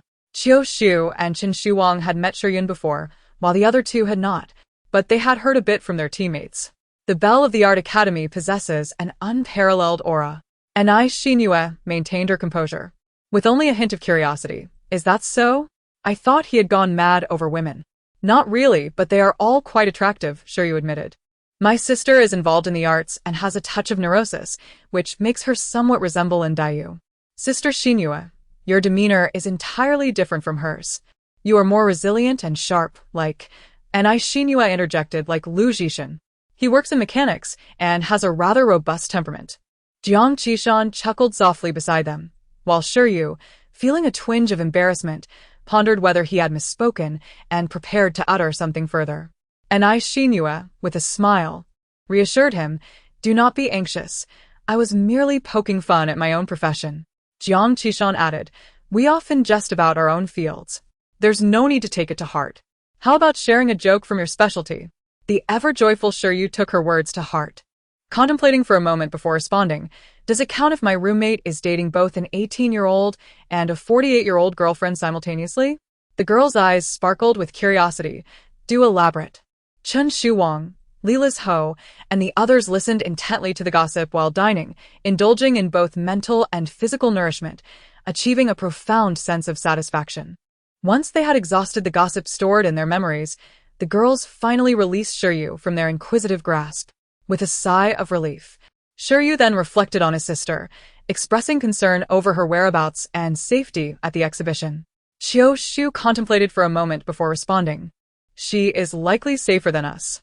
Shiryu inquired, How so? Qiu Shu explained, She has gone to the capital with her mentor's team for the exhibition. Xiao Siyu remarked, The capital? Jiang Qishan affirmed, That indeed sounds secure. Even if an epidemic were to reach there, help from our homeland would arrive promptly. Shiryu sensed that he had lingered on this topic long enough and, feeling that he had shared sufficient introductions, sought to shift the conversation. Does anyone have further questions? Or shall we move on to the next person? Xinyu nodded but then recalled something and inquired, Do you also have abs? Xiyu, unembarrassed, remarked, Well, 6 packs. Even as a physical education major, one must engage in regular exercise. Xinyu, oblivious to any impropriety in her question, awaited the self-introductions of her peers, only to realize several individuals had turned their attention towards her. What's the matter? Yuan Meng inquired. It seems you are rather concerned about abs? Xinyu took a sip of her soup and replied nonchalantly, Because I lack them. Jiang Qishan was taken aback. Do you impose such high standards on yourself regarding fitness? Xinyu frowned, slightly displeased. It's just that every time I work out, someone flaunts their abs in front of me, as if mocking my deficiency. Yuan Meng. Jiang Qishan. Qiao Siyu. Qiu Shu. Are you certain that is their intention? Only two individuals remained who had yet to introduce themselves. Ji Shunling continued to eat without interruption. Li Liz-ho set down his chopsticks and declared, "I am Li Liz-ho, from the School of Computer Science." Upon this declaration, several girls present fixed their gazes upon him, their expressions a tapestry of mixed emotions. Li Liz-ho, puzzled, asked, "What is it?" Jiang Qishan responded, "I was reminded of my classmates whose coding salaries doubled." Xiao Xiu added, "I thought of my roommates who attempted to transition to coding but ultimately gave up." Ni Xinyu reflected, "I recalled the arduous working conditions I faced while job hunting." Li Liz-ho interjected, "Wait, did you not secure a place for graduate studies?" Just moments ago, when Ni Xinyu introduced herself, her roommates chimed in with a flurry of titles, such as the strong woman who carries 2 buckets of water up 6 flights of stairs and the courageous vanguard of joyful practices, that painted a vivid picture of her capabilities. With a sigh, Ni Xinyu reflected on her major, feeling that perhaps pursuing mechanical engineering required a touch of passion, especially since her salary didn't quite match her aspirations. Li Liz-ho, overhearing this, couldn't help but chuckle at the irony. The field of computer science is indeed a popular choice nowadays, often seen as the final destination for many engineering students seeking a change. However, the golden age of opportunities has begun to wane. Li Liz-ho recalled the recent autumn recruitment season, lamenting, "What a cold winter it is." Our discipline is also on the decline. During the autumn recruitment, many positions were left unfilled, and even having a top-tier paper in hand seemed futile. As he spoke, a heavy silence enveloped the group, and Li Liz-ho realized he had broached a sensitive topic. To break the tension, Yuan Meng introduced a lighter subject, asking, "Chun Shuwang mentioned that it was you who made the announcement in the new media building. Was that you speaking on the broadcast?" Li Liz-ho replied, "Ah, yes," taking a sip of water. Chun Shuwang looked at him quizzically. "Why did you suddenly adopt a broadcast tone?" Li Liz-ho waved his hand dismissively. "I was simply at the broadcast station at that moment. Had it not been for my companion here, I might not have fared so well."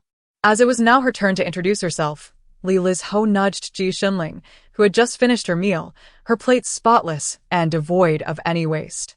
With a leisurely gaze, she lifted her eyes. "Ji Shunling, forensic science major. My hobbies include archery. Please remember to bookmark the latest and fastest free reading of Chapter 26. Ni Xinyu and her companions were all aware that the medical school of N University holds a prestigious ranking nationwide. However, due to the vast differences in disciplines, they seldom had the opportunity to interact with the medical students within the institution. In the past, they had occasionally heard their high school classmates from the pediatrics and clinical departments lamenting about their chosen fields. They often spoke of the adage that one should not pursue a medical career lightly, recounting tales of ambulances arriving during exam weeks, and how only after strenuous effort did they manage to scrape through their exams.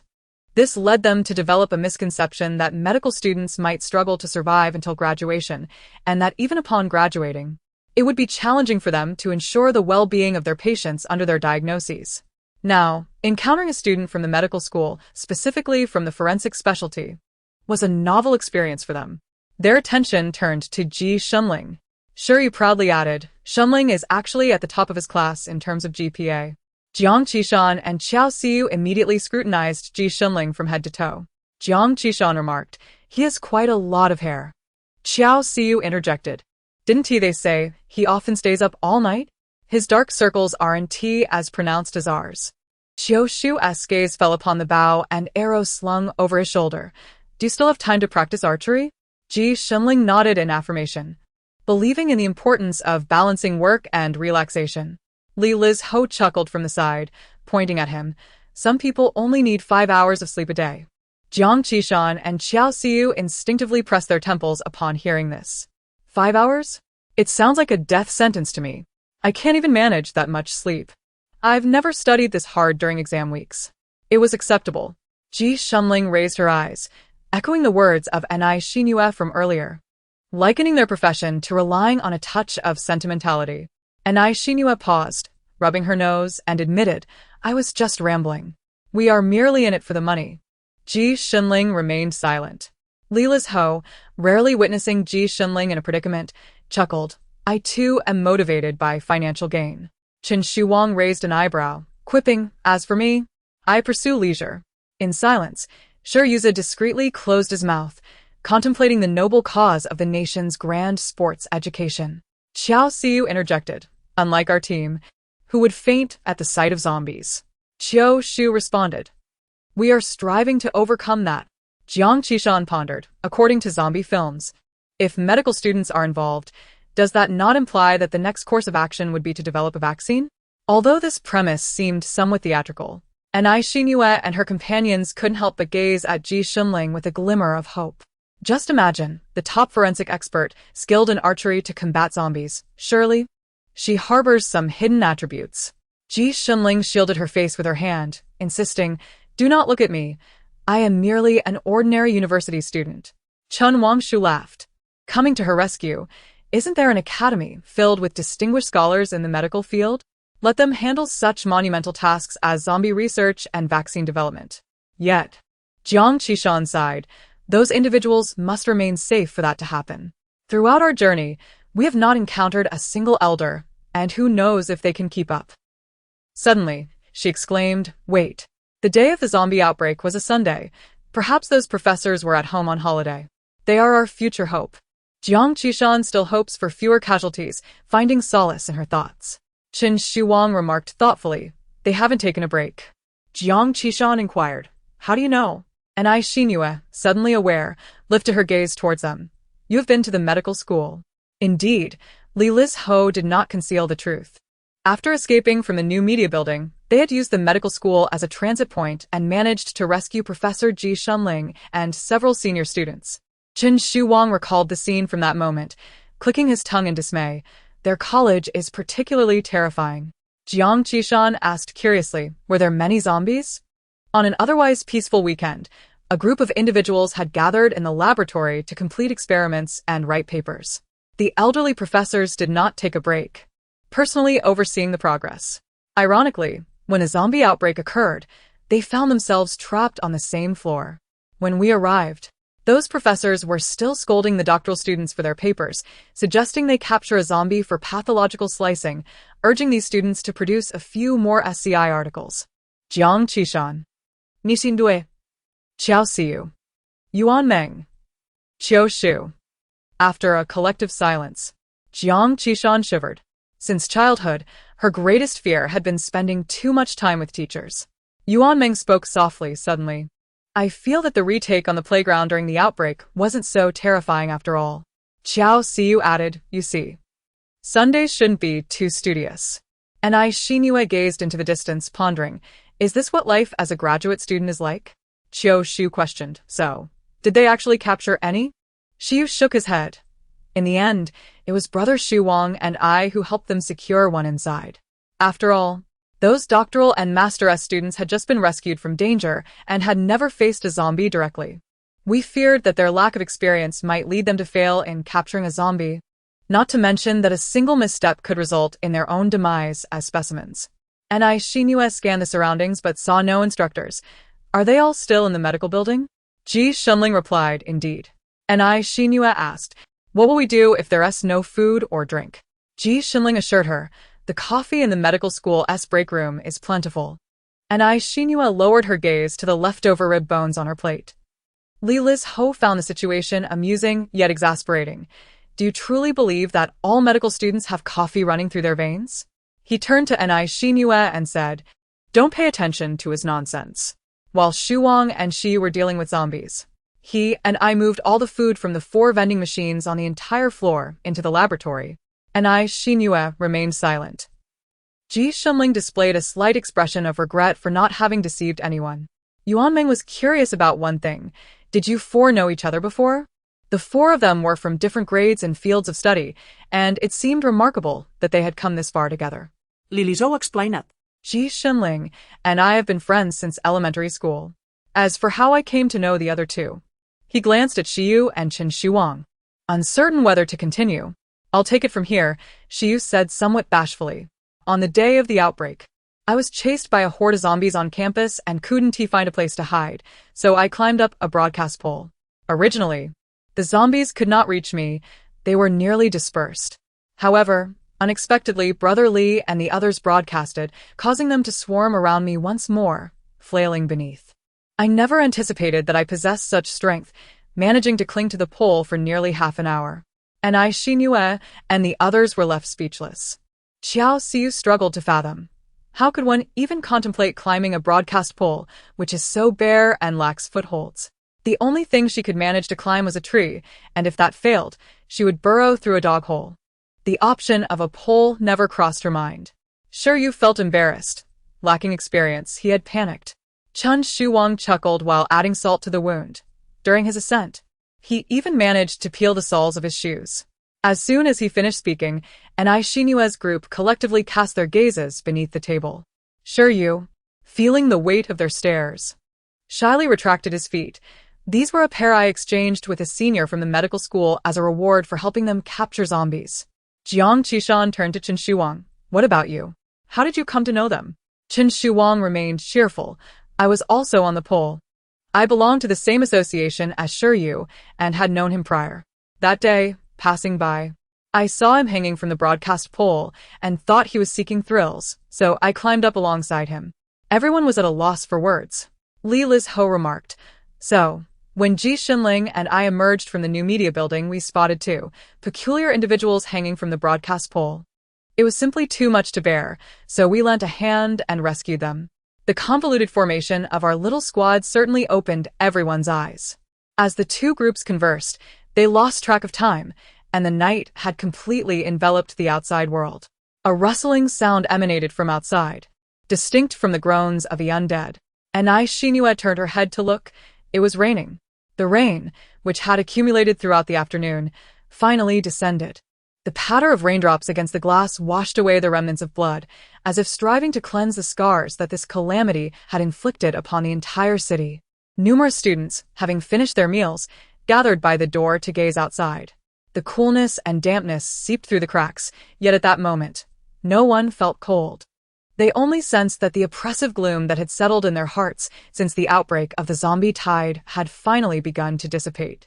This marked their first night in the cafeteria, and although the conditions were far from ideal, they endeavored to create an atmosphere that was as warm and comfortable as possible.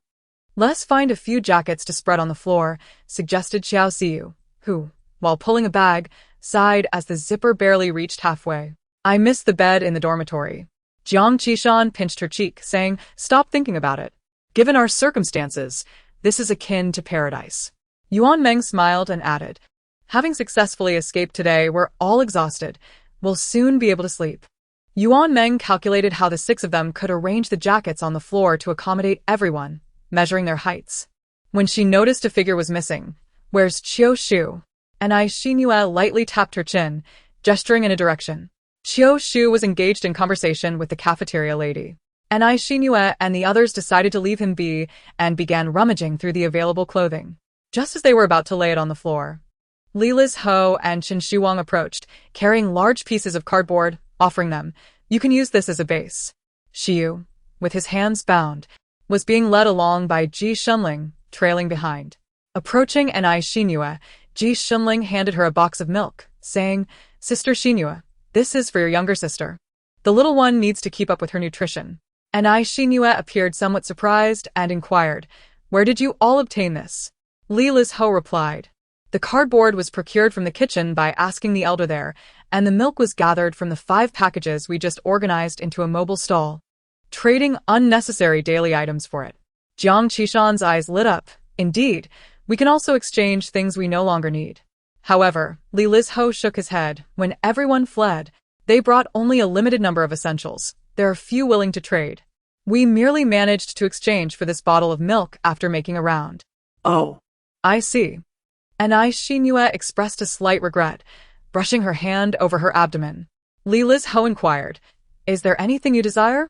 And Xinyu, feeling a bit embarrassed to trouble him, waved her hand, saying, No.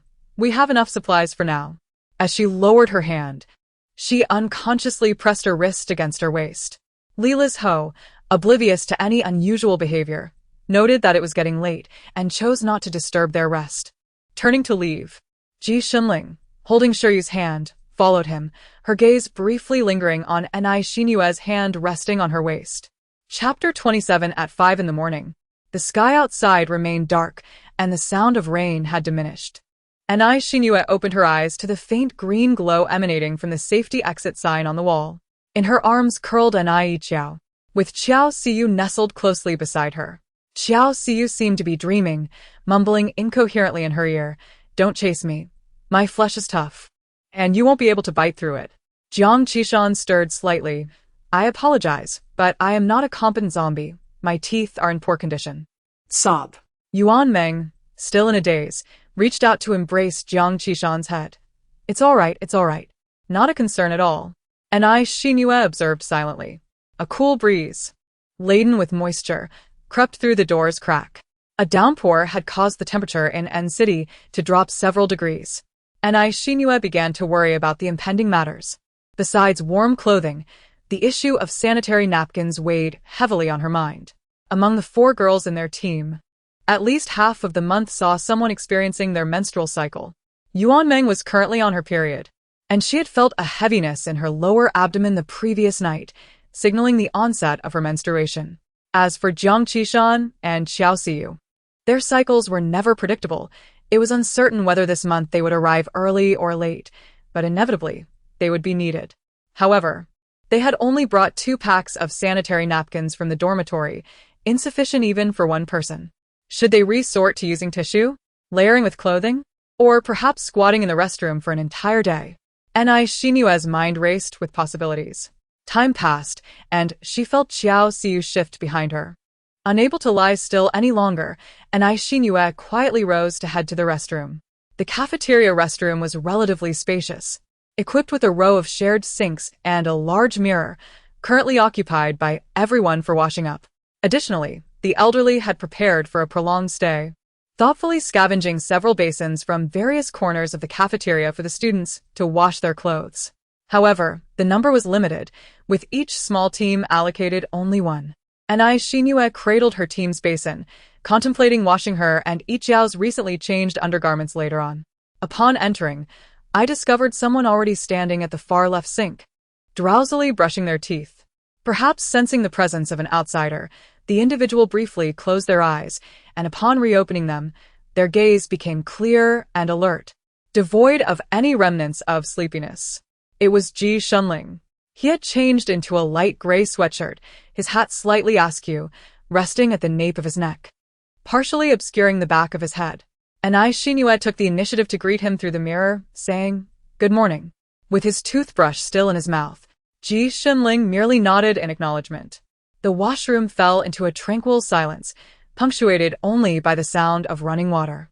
Anai Shinue moved to the far right and began her own morning ritual.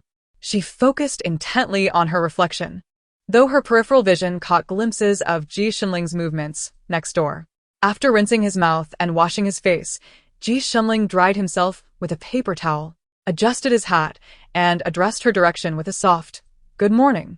His voice was low, carrying a hint of the languor that accompanies waking. Droplets of water still clung to his hair, and his eyes flickered, uncertain of what to say next.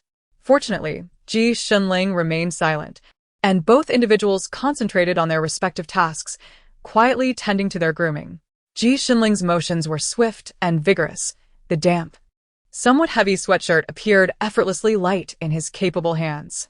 Hearing the rhythmic sound of his brushing, Anai Shinue instinctively quickened her own pace. Clear water cascaded into the basin. Ji Shunling lifted the water basin and, without a word, exited the room.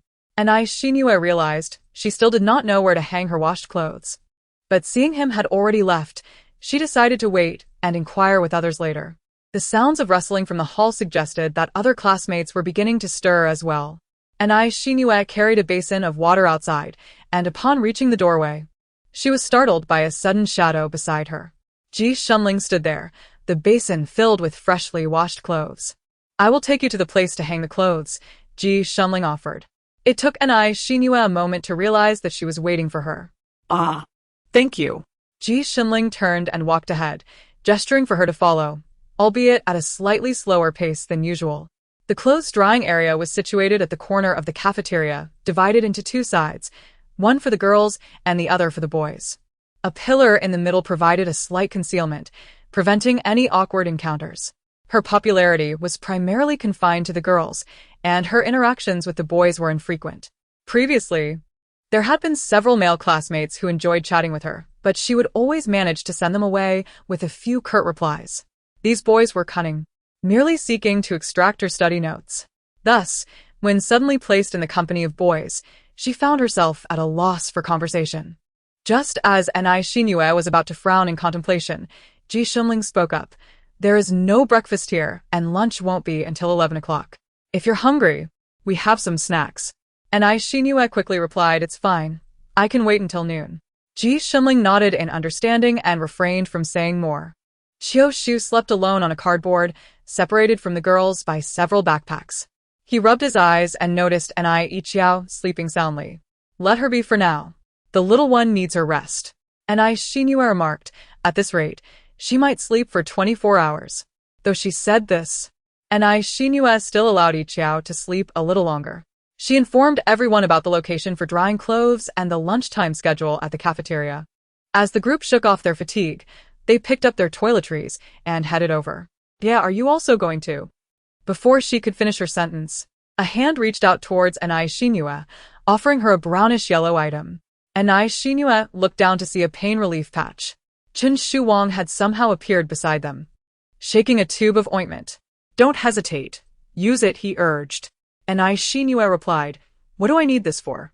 He continued, "Yesterday afternoon when we jumped from that eve, I managed to land on my own, but you, due to your weakened wrist, couldn't support yourself while jumping and ended up straining your waist, though you've been holding it in." Chen Shuwang spoke with an air of authority, as if reciting from memory. Ni Xingyue thought to herself, if she were not the subject of this discussion, she might have believed him. Yuan Meng was equally perplexed, her initial statement taking an unexpected turn. Oh. "Did you strain your waist then?" Ni Xingyue let out a long sigh and turned to him, saying, "Brother, that's just my period approaching." Ah? Chen Shuwang was taken aback, his cheeks instantly flushing crimson. He quickly shifted the blame. "I'm so sorry. It's all Jishinling's fault, that idiot. He saw you holding your waist and was utterly convinced you had hurt yourself. I'll go find him right away." Chen Shuwang hurried off, forgetting the ointment entirely. Ni Xingyue. Yuan Ming's expression was subtly amused. "They're rather attentive." Xiao Siyu inquired, "What shall we do next?" Jiang Qishan responded, That is indeed a good question. For several consecutive days, they had been engulfed in a state of flight and trepidation. Now, suddenly finding themselves in a serene environment, they felt somewhat unaccustomed to it. Yuan Meng pinched her arm and suggested, "Shall we engage in some exercise?" This proposal was met with unanimous dissent. Jiang Qishan, undeterred, retrieved a deck of cards that had been left untouched the previous day and proposed, "How about a few rounds of cards?" Ni Xingyue remained silent. Yuan Meng and Xiao Siyu exchanged glances, while Qiu Shu, sensing the somber atmosphere, remarked, "This doesn't seem quite right, does it?" Jiang Qishan lowered her voice, declaring, "Then we shall play with a gravitas befitting the mood." Half an hour later, Chen Shuwang passed by and was startled by the array of notes plastered across Jiang Qishan's face. "What on earth are you doing, conducting a ritual?" Jiang Qishan gazed skyward in exasperation. "For the sake of everyone's joy, I offer myself as a sacrifice." Meanwhile, Qiu Shu had secured a series of victories. Basking in the triumph, Xiao Siyu, seated in the observation area, enthusiastically directed the game, exclaiming, No, my luck is abysmal." "Xiao Qiao, it's your turn." Jiang Qishan relinquished her cards and stepped back from the fray, curiosity piqued. "What is that you are holding?" Chen Shuwang, with an air of mystery, gestured for silence. "You will find out shortly." With that, he concealed the paper behind his back and wandered off, glancing around. The group, led by Ni Xingyue, remained solemn until mealtime. During this period, Qiu Shu announced her intention to attend to other matters and departed, leaving Jiang Qishan once again covered in notes, rendering her nearly unrecognizable. "Dinner is approaching, sisters, so refrain from posting." Jiang Qishan is pulling down the paper, gazing at her hands, which are marred by the marks of failure, her hands trembling. How can one step into the same river twice? The clattering of metal spoons from the dining hall announces the commencement of the meal. "Where is Chiosu?" Yuan Meng glances around, unable to locate her. As the group approaches the window, they hear gasps of admiration from the crowd. They notice that some classmates have already finished their dishes, their plates showcasing a stunning array of food unlike any previous offerings. Xiao Siyu's gaze darts over the plates, her eyes widening slightly. Is that radish carved into flowers? Jiang Qishan follows her gaze. A pumpkin lantern? Yuan Meng inquires, what about the presentation? However, when Ling Qirui and her companions pass by with their dishes, their expressions are rather sour. The food on their plates lacks the artistry seen in others, resembling a haphazard mixture, carelessly piled together. When they finally reach the window, Anai Xingyue and her friends realize the source of their dismay. They discover that Chiosu has unknowingly taken the place of the previous server, clad in an apron and a transparent mask, wielding a large spoon. Xiao Siyu exclaims, "What are you doing here?" Jiang Qishan adds, "Surely, those carvings weren't all you're doing?" Chiosu nods, just trying to alleviate some anxiety. "What would you like to eat? I can serve you all a portion." As she speaks, she skillfully fills several plates and even produces 2 pig-shaped custard buns for her little sister. "You all begin your meal. I will join you shortly." With that, she calls out to the next customer. Anai Xingyue and her companions make their way back to their usual spot from yesterday. Xiao Siyu lowered her gaze to the intricately carved vegetables and fruits on her plate, feeling a sense of reluctance to take a bite. Jiang Qishan sought out the available psychologist in the room. "Teacher Yuan, how would you analyze Qiu Shu's anxiety issues?" Yuan Meng adjusted her non-existent glasses atop her nose and replied, "His problems should be manageable. I am more concerned about the psychological state of the ants, fearing they might get caught up in this." "You are right," she added. Upon reaching their usual seats, Li Lizho and his group were already settled there. Chen Shuwang appeared to be lost in thought, a perpetual smile gracing his face. Li Lizho remarked, "What mischief have you been up to this time?" Chen Shuwang retorted, "Not at all, merely good deeds." As he spoke, he beckoned Anai Xingyue and the others to take their seats. "Come, indulge in the masterpieces crafted by your esteemed artist." After the meal, it quickly became apparent what mischief Chen Shuwang had engaged in. A dozen large posters had inexplicably appeared on the outer wall of the restroom, emblazoned with bold red letters, desperately seeking offspring. "I am 23 years old, 173 centimeters tall, not a millionaire, and due to an unfortunate accident, I have lost my ability to procreate. In order to ensure the continuation of my inferior genes, I seek a kindred spirit to fulfill my dream. True feelings exist in this world. May good people enjoy a lifetime of peace."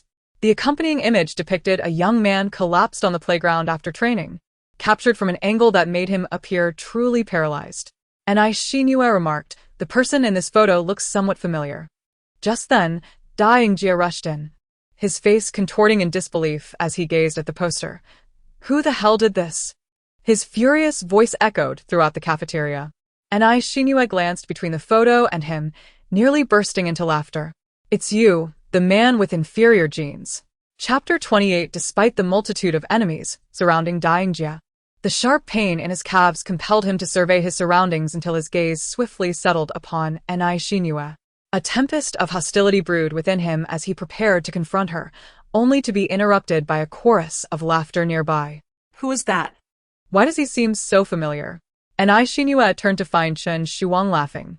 Meanwhile, Ji Xinling was engrossed in examining a poster, reading each word aloud with the fervor of a young child learning to read, and inquired, "Is this for real?"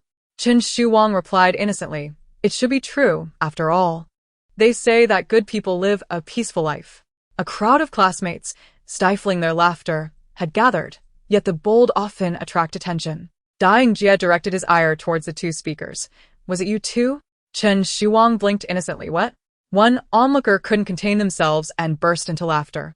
Since hearing about the exploits of Dying Jia and his companions from Anai Xingyue and Xiao Siyu, the boys and girls in the cafeteria instinctively maintained their distance from these three, fearful of attracting his notice, and averted their gazes.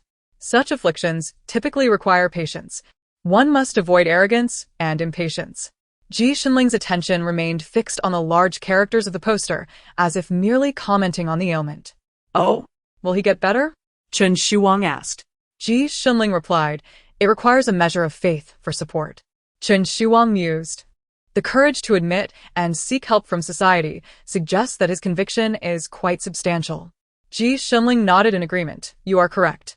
As Dying Jia advanced a step closer to the two, he abruptly halted when Ji Shunling raised her hand to her waist, preparing to draw an arrow. He had come hastily, without any weaponry.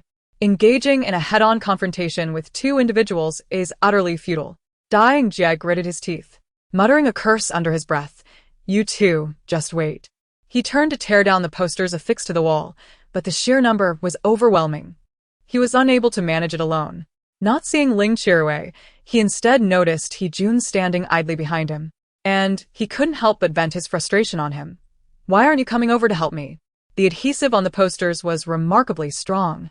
And despite Dying Jia and He-jun pulling at it for quite some time, remnants of the edges remained stubbornly intact. From behind, Dying Jia's increasingly exasperated voice echoed through the air, yet the more he cursed, the more delighted Chen Shuang appeared. I didn't bring him along to join the fray. Li Liz Ho remarked, he's not as shrewd as the two of you. If he directly confronted Dying Jia, he would undoubtedly come off worse. Earlier, when the two of you remained silent, Anai Shinua would surely bear a grudge. Li Liz Ho stood close to Anai Shinua's team and observed keenly. However, Anai Shinua seemed unfazed, mimicking the gesture of wielding a knife with her hand, stating, that blow I dealt earlier was truly forceful. He might never forget it for the rest of his life. Li Liz Ho chuckled, but now with Shuang stirring up trouble, you'll find yourself further down on Dying Jia's list of adversaries. He patted Chen Shuang on the shoulder, teasing, you really are something carrying around all that trash for so long. Chen Shuang boasted, I've been wanting to put those up for ages. Did you really think I climbed the pole just for the thrill? These little ads are precisely meant for utility poles. If it weren't for the zombie outbreak, I would have plastered the entire school that day. And you feel quite regretful about it, don't you? Li Liz Ho nudged him, reminding him to be cautious moving forward, lest he fall victim to Shuang's schemes. Chen Shuang turned to lightly tap Ji Shunling. Did you hear that? Don't let him deceive you. Yi Shenlin replied. I haven't said anything. Li Liz Ho felt an urge to kick him. You are the most fervent just now, and yet you claim you haven't said anything. Ji Shunling smiled, her brows relaxing, exuding an air of deceptively innocent purity. Reflecting on the poster photo of Dying Jia, which bore a semblance of frailty, Anai Shinua inquired, do you think he truly has a deficiency in that regard, which contributes to his peculiar demeanor? Ah, I see. Jiang Qishan said, suddenly enlightened. No wonder. Xiao Xiu exclaimed, her confusion cleared. Yuan Meng interjected, you too. Ahem ahem ahem. Amidst the uproarious laughter of Chen Shuang, Li Liz Ho coughed several times. Ji Shunling playfully struck Chen Shuang, prompting him to cease his laughter and wave his hands in explanation. No. Previously, our sports institute organized a mini-marathon, and that fellow wanted to steal the spotlight by finishing first. I deliberately positioned myself to capture a candid shot as he completed the race. His character is simply flawed. Whether he has any deficiencies is secondary to the fact that I captured it well, exceptionally well. Upon realizing that he was not genuinely impaired, the girls expressed a slight disappointment. Upon returning to their base, they found Shiryu bound with his hands and seated across from them. Anai Shinua and the others instantly turned their gaze to Yi Qiao, who had indeed removed her mask, causing them to collectively gasp in surprise. Chen Shuang, oblivious to any underlying issues, praised, you're impressive. Your studies have not been in vain. You possess an aura that appeals to children. Anai Shinua and the others thought, this is hardly something to be admired. Just as they worried about Yi Qiao's potential slip, Qiu Shu gave them a reassuring glance, signifying that he was watching over her, and all was well. Anai Shinua finally felt relieved. Chen Shuang, who had previously overlooked the matter, crouched down to meet Anai Yi Qiao's gaze and suddenly inquired, but why is she always wearing those tiny sunglasses? Jiang Qishan, Xiao Xiu, and Yuan Meng simultaneously responded, because it's fashionable, because it looks good, because children like it. Chen Shuang, confused, looked up and said, huh? Anai Shinua's lips twitched slightly, just kidding. It's because the child is squeamish about blood. It's better to let her see in black and white. The one who is squeamish about blood, Qiu Shu, interjected. Chen Shuwang pointed to the temple of Ni Yiqiao and clarified, "You all misunderstood. I meant to ask why they are called tiny sunglasses. It seems to leave marks." Nixin Dui. Jiang Qishan. Qiao Siyu. Qiu Shu. Once Chen Shuwang departed, Ni Xinyu swiftly removed Ni Yiqiao's sunglasses. The group squatted down to take a closer look, and indeed, two prominent red marks were visible. Usually, when they washed Yiqiao's face, it was under the cover of darkness, and these sunglasses, suitable for when she was 7 or 8, were indeed too small for her 10-year-old self. It was commendable that the little one had been so obedient, never uttering a word of complaint. Qiu Shu silently mused, "I thought that was just her face shape." Ni Xinyu sighed, "It's my fault." She affectionately rubbed Ni Yiqiao's head and sighed, "Next time we gather supplies, let us find a pair of larger sunglasses." Yet Yuan Meng suddenly remarked, "Wait, I saw her blink." The frequency was just very slow. As soon as the words left her mouth, everyone turned their gaze towards Ni Yiqiao. Previously, they observed Ni Yiqiao and concluded that she did not speak but could somewhat comprehend commands. Additionally, they noted that her metabolism was slower than average, yet her wound healing was remarkably swift. Now, They discovered that her blinking frequency was significantly slower than that of ordinary individuals. Jiang Qishan silently calculated the time. Surely, she blinked less than once every 20 seconds? Yuan Meng felt a flicker of inspiration. Perhaps we could encourage her to hasten her blinking slightly? This would render her indistinguishable from a typical person. Ni Xinyu desired more than anyone for Yiqiao to appear as a normal individual, a notion that quickened her heartbeat, prompting her to attempt a command. "Qiao Qiao. Blink your eyes once every second." Ni Yiqiao remained motionless. Just as Ni Xinyu began to feel disheartened, Jiang Qishan suddenly speculated, "Could it be that she struggles with counting?" Ni Xinyu replied, "What do you mean?" Jiang Qishan continued, "Perhaps her mind is unable to process what 1 second means. Why not simply instruct her to blink quickly?" Ni Xinyu pondered this suggestion, recalling Ni Yiqiao's usual approach to homework, and she found herself persuaded. "Blink quickly." After this brief command, Ni Yiqiao's eyes began to flutter rapidly, the frequency visibly increasing, her eyelashes trembling. Jiang Qishan exclaimed, "Little darling, slow down, or your eyes will take flight like butterflies." Ni Yiqiao continued to blink hastily, appearing somewhat comical. Ni Xinyu couldn't suppress her laughter, cupping Yiqiao's face as she said, "Slow down, slow down."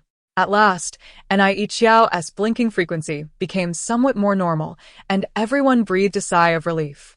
Qiao Siyu remarked, "It's delightful when children are obedient. It makes things easier for the adults." Jiang Qishan remarked, "Once we have successfully resolved this matter, we must hold ourselves accountable." Qiu Shu chuckled, "Having tackled a significant issue, shall we resume our card game? Allow her to rest?" "Very well." Jiang Qishan readily agreed. However, Yuan Meng gently swatted Jiang Qishan's hand away as she reached for the cards, stating, "Once or twice is sufficient. We ought not to play cards in front of the children incessantly. Such an environment for their growth is perilous. In this apocalyptic landscape, what safety can we truly expect?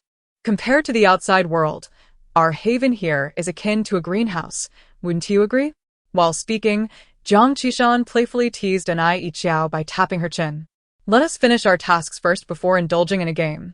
Yuan Meng draped her arm over Jiang Qishan's shoulder and led her away. "Where are we going?" Jiang Qishan questioned in confusion as she was pulled along. Qiao Siyu observed the remaining trio, including herself, and picked up the cards Jiang Qishan had neglected to take, shuffling them with a loud clatter. She earnestly declared, "I find Yuan Meng's perspective quite insightful. Thus, I propose we allow the younger sister to join the game, to learn card counting and enhance her computational skills." Qiu Shu interjected, "Indeed." Ni Xinyu then gathered the disordered cards that Qiao Siyu had shuffled and reshuffled them. "If we cannot engage in a 4-player game of landlord, we can always play with 3. Although he had shown no signs of becoming a zombie throughout the previous day, some insisted that he might merely be in a prolonged incubation period, restricting his access to crowded places. "My hand is becoming numb. Please shake it for me," Li Liz Ho said as he recounted the events concerning Chen Shuwang while assisting him. Shiryu was immediately moved to tears, his voice trembling with emotion. "Shuwang, I knew you would. He paused, glancing at Chen Wang, who, feeling quite pleased with himself, suddenly noticed that Ji Xinling was absent. Where's Ji Xinling? He was just here, insisting that I go outside to fetch arrows. Chen Wang found it curious. Is someone looking for him? Li Zhou pondered for a moment. When we rushed into the cafeteria, he rescued a girl. Perhaps she wishes to express her gratitude? He saved a girl? Chen Wang scratched his head, realizing from Li Zhou's description that it likely wasn't an XINU. This kid, how many people does he save in a day? Chapter 29. Jiang Qishan was being pulled away by Yuan Meng, who noticed her gaze darting around and asked, "What are you looking for?" "I'm searching for sanitary pads. Our supply is dwindling," Yuan Meng replied, biting her lip. "This morning, XINU mentioned hers was due soon. Do you have any idea when yours will arrive?" "It's better that you didn't ask. Now that you have, it feels like it's on the verge of arriving." Jiang Qishan, whose menstrual cycle was irregular, now wore a worried expression as they circled the cafeteria. They hesitated to approach anyone directly, instead observing from a distance for any girls hoarding supplies. To their surprise, they discovered a group that had amassed quite a stockpile of sanitary pads. They glanced down at the tissues and plastic bags they had collected. Jiang Qishan suggested, "Perhaps we should just let it flow." Yuan Meng replied pensively, "That might be feasible. But can you truly endure the sensation of it dampening your underwear at any moment, trickling down your thigh? Should we forego wearing underwear altogether?" Jiang Qishan looked up, covering her face in despair. "No way. We still have a teammate who faints at the sight of blood." Yuan Meng remarked, "This isn't the main point." He weighed the paper towel and plastic bag in his hand, sighed, and said, "Let us try these for now." Upon returning to their base, Chiaosu was napping. His luck at cards had not been favorable that day. He had repeatedly drawn the same roll as Xiao Xiu, nearly losing his mind over her perplexing card skills, leaving him unable to collaborate effectively in their game of landlord. Thus, he closed his eyes and promptly drifted into sleep. Meanwhile, the earnest Xiao Xiu sought assistance from the landlord and Xinyu to review their gameplay. Yuan Meng and Jiang Qishan handed over their supplies and discussed the homemade sanitary pads. This method could work, they concluded.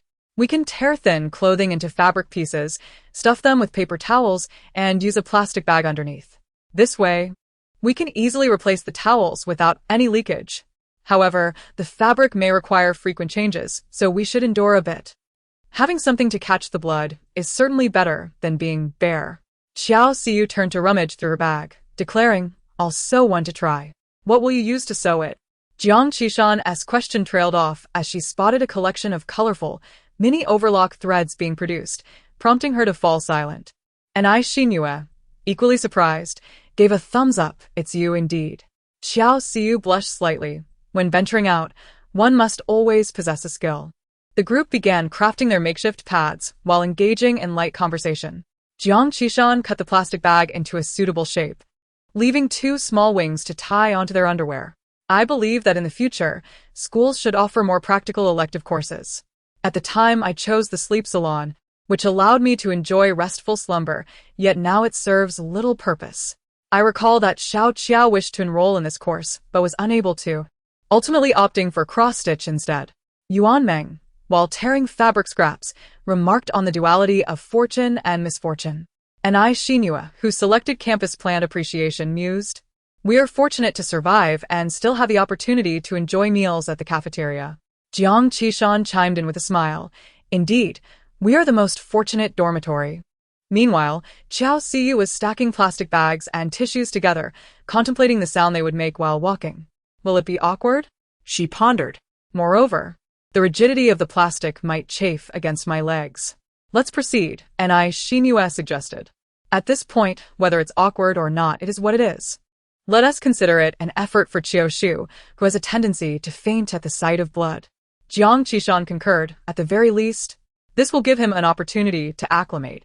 As Chiaoshu lay there sleeping, he instinctively raised his arm to shield his head, his ears slightly flushed. Xiao Xiu began her sewing, while Yuan Meng and Jiang Qishan continued to cut fabric and plastic, creating an assembly line. Yuan Meng spoke of others in the cafeteria. "During lunchtime, while waiting in line, I noticed a girl who remained seated and unmoving.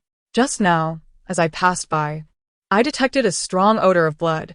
She must have been caught off guard by her menstruation, feeling embarrassed to be seen, and consequently, she didn't even eat. Perhaps we should help. Xiao Xiu began to propose, only to abruptly fall silent. In the presence of companions, when one is struggling to maintain their own well-being, it becomes quite arduous to extend concern for others. Within the cafeteria, there exists no shortage of girls facing such difficulties. With their own ranks dwindling, when one girl receives assistance, it is only natural for others to expect the same. This ambivalence towards helping or not helping casts a pall over the entire team's atmosphere. Jiang Qishan, however, did not cease her activity. She diligently layered a thick sheet of paper over the plastic bag, uttering a trivial remark. Look, it's fate. Yuan Meng and Xiao Xiu exchanged glances. Jiang Qishan continued. She likely feels embarrassed. Once all the girls in the cafeteria have experienced their own discomfort, they will come to terms with it. Thus, we shall liberate ourselves from sanitary pads and enter the era of free bleeding, akin to the pursuit of One Piece, while we chase after a no-face existence. Yuan Meng and Xiao Xiu found Jiang Qishan's whimsical musings amusing. After a moment of stifled laughter, Anai Xinhua spoke up. We could lend a bit of assistance. The others turned to her in unison. Anai Xinhua added.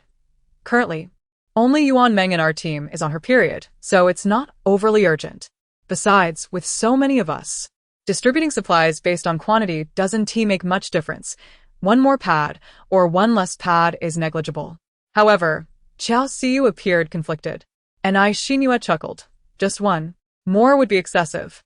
The group reached a consensus and ceased to dwell on other matters, focusing intently on crafting a makeshift sanitary pad.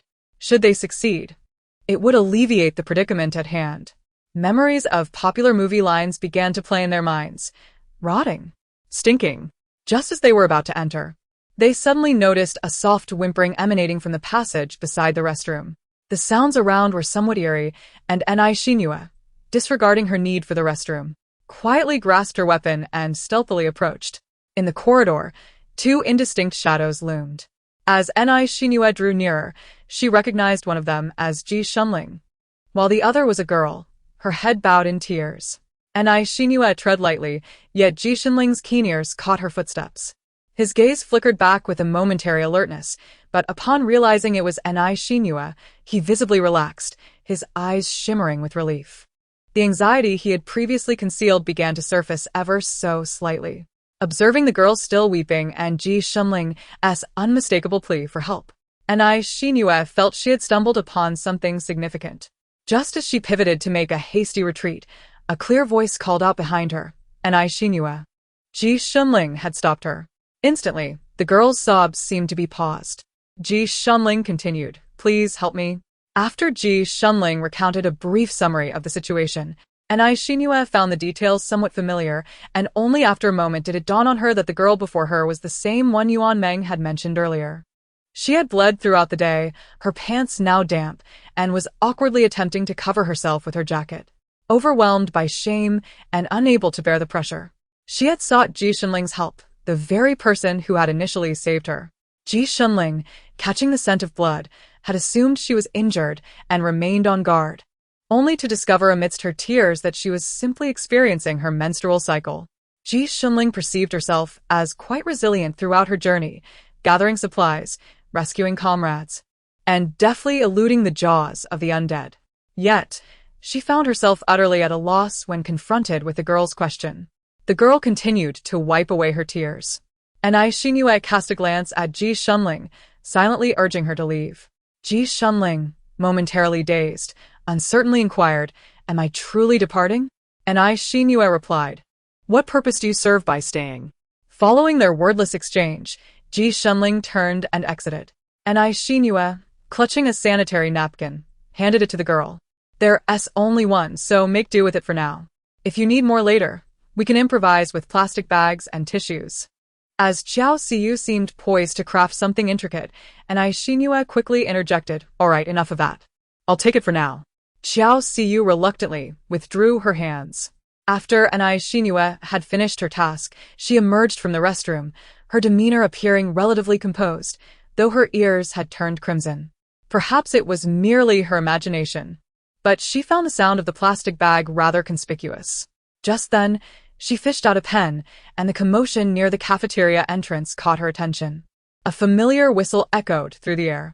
Although the rain had driven away a considerable number of zombies from the terrace, the remaining ones were still a formidable presence. The atmosphere was gloomy, and amidst the curtain of rain, the movements of the zombies were obscured, their rigid forms darting about erratically. A stark contrast to their previous aimless wandering. Concerned about potential danger, Anai Shinue and the others kept a vigilant watch on the entrance. However, they soon spotted two figures nimbly maneuvering within, Qin Shuwang and Ji Xinling outside. Anai Shinue was uncertain whether it was Qin Shuwang's newfound leisure that prompted him to seek excitement outside. As she contemplated approaching to see if she could offer assistance, she observed a group operating with remarkable coordination. Shiryu, stationed at the distant second gate, blew a whistle to divert the zombies, while Lila's Ho was responsible for opening the door and using an iron rod to fend off nearby zombies attempting to slip in. By the time Qin Shuwang and Ji Xinling entered, a mere 10 seconds had passed, and the first gate closed safely without incident. Standing before the gate with 5 or 6 bundles on his back, Qin Shuwang faced several zombies clawing at him through the glass. He caught his breath and prodded Ji Xinling's back with his stick, remarking, "Isn't this what the paranoid speaks of? For the sake of a single arrow. Willing to lead your teammates over a mountain of corpses and through a sea of blood." Ji Xinling shot him a glance, retorting, "Aren't you also quite diligent in hoarding supplies?" Qin Shuwang replied, "I am strategically stockpiling resources." Listening to the faint dialogue drifting from their direction, Anai Shinue felt reassured that no mishap had occurred. With a hint of a smile, she continued to circle and sketch on the map with her automatic pen. Suddenly, a shadow loomed above her. Looking up, she saw Ji Xinling. With his bow and arrows slung behind him, his hair was damp with the rain and mist brought in from outside, slightly tousled. He held a parcel in his hand, its zipper slightly ajar. Anai Shinue gazed up at him, somewhat puzzled. "Here you go." Chapter 30. Ji Xinling departed with an air of nonchalance. However, the remaining girls had yet to fully comprehend the situation. Jiang Qishan glanced at the rudimentary version they had just hastily prepared, then at the extravagant long night version in Anai Shinue's hands, feeling somewhat envious. "Qiao Siyu inquired, you too?" Beside them, Qiao Shu, with his back turned and head cradled in his arms, could not resist perking up his ears. Yuan Meng widened her eyes slightly, glancing at Anai Shinue and then at the distance. Ji Xinling took out a handkerchief, diligently wiping the blood from the arrow shaft. Qin Shuwang leaned towards Ji Xinling, seemingly uttering something, and when his gaze caught Yuan Meng's, he smiled. Yuan Meng suddenly bowed her head, counting the days. How much time had passed? Anai Shinue observed the peculiar expressions of the three with suspicion, inquiring, "Have you all misunderstood something?"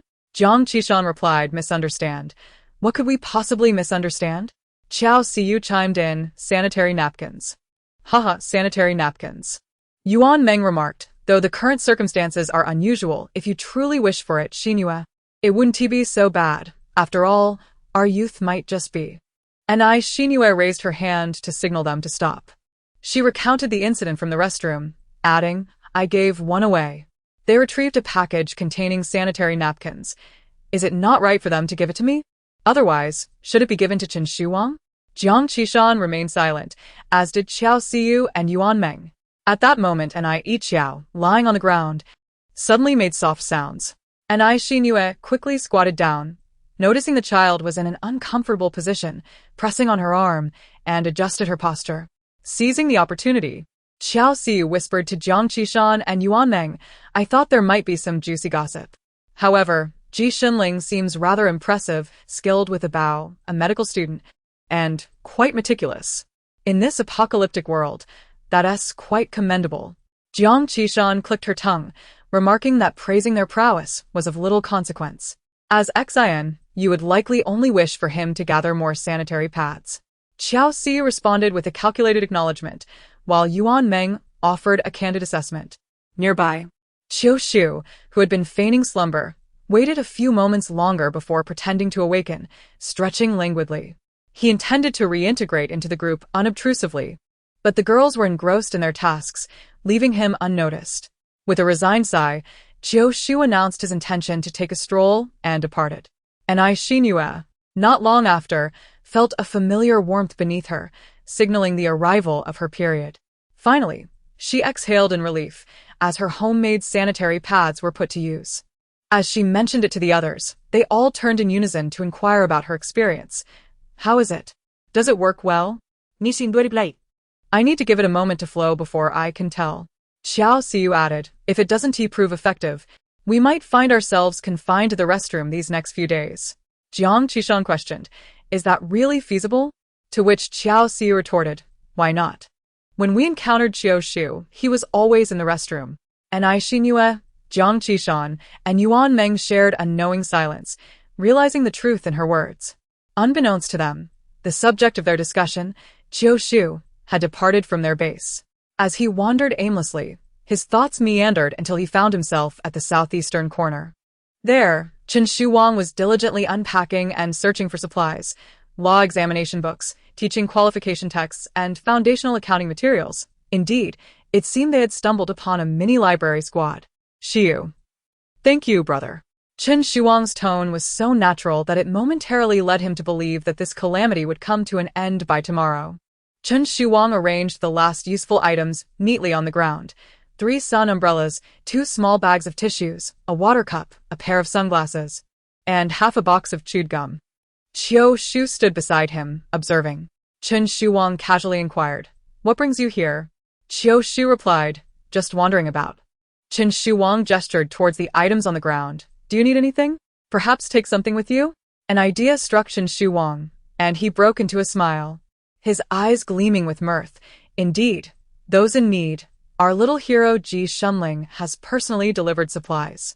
Ji Shunling, idly flipping through a bar exam book nearby, kicked at him upon hearing this.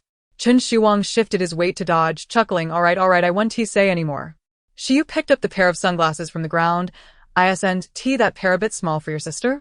This one might suffice. Xiao Shu responded. She likely doesn't need them anymore, perhaps. I am the one who needs them. Chen Shuang, puzzled, asked, what do you need them for? Xiao Shu's voice remained flat. To render my world in black and white. Xiu and Chen Shuang exchanged glances of disbelief. Xiao Shu continued, but that's not important. I came to find you, for a matter. Ji Shunling raised his gaze. Chen Shuang scrutinized Xiao Shu's indecisive demeanor for a moment, then leaned closer with a lowered voice. Are you thinking of joining our team? Huh? Xiao Shu was momentarily taken aback, waving his hands. No. I'm just with Xinhua and the others. He pointed seriously at the iron rods propped against the wall and said, I would like to learn how to combat zombies from you, if that is possible. Xinhua had spent the entire afternoon making several trips to the restroom, finally perfecting her sanitary pad to its final version. Xiao Xiu inquired, how does it feel? Do you think it needs further improvement? Xinhua silently sat down, propping her hand on her waist. It's fine. If we adjust it any further, it will cause irritation. She elaborated on the usage and the frequency of changing pads, and everyone expressed their satisfaction. Xiao Xiu held her homemade sanitary pad with a sense of nostalgia, exclaiming, this is a revolutionary design. It marks a historic moment for women. I truly am remarkable. Jiang Qishan chimed in, you're impressive indeed.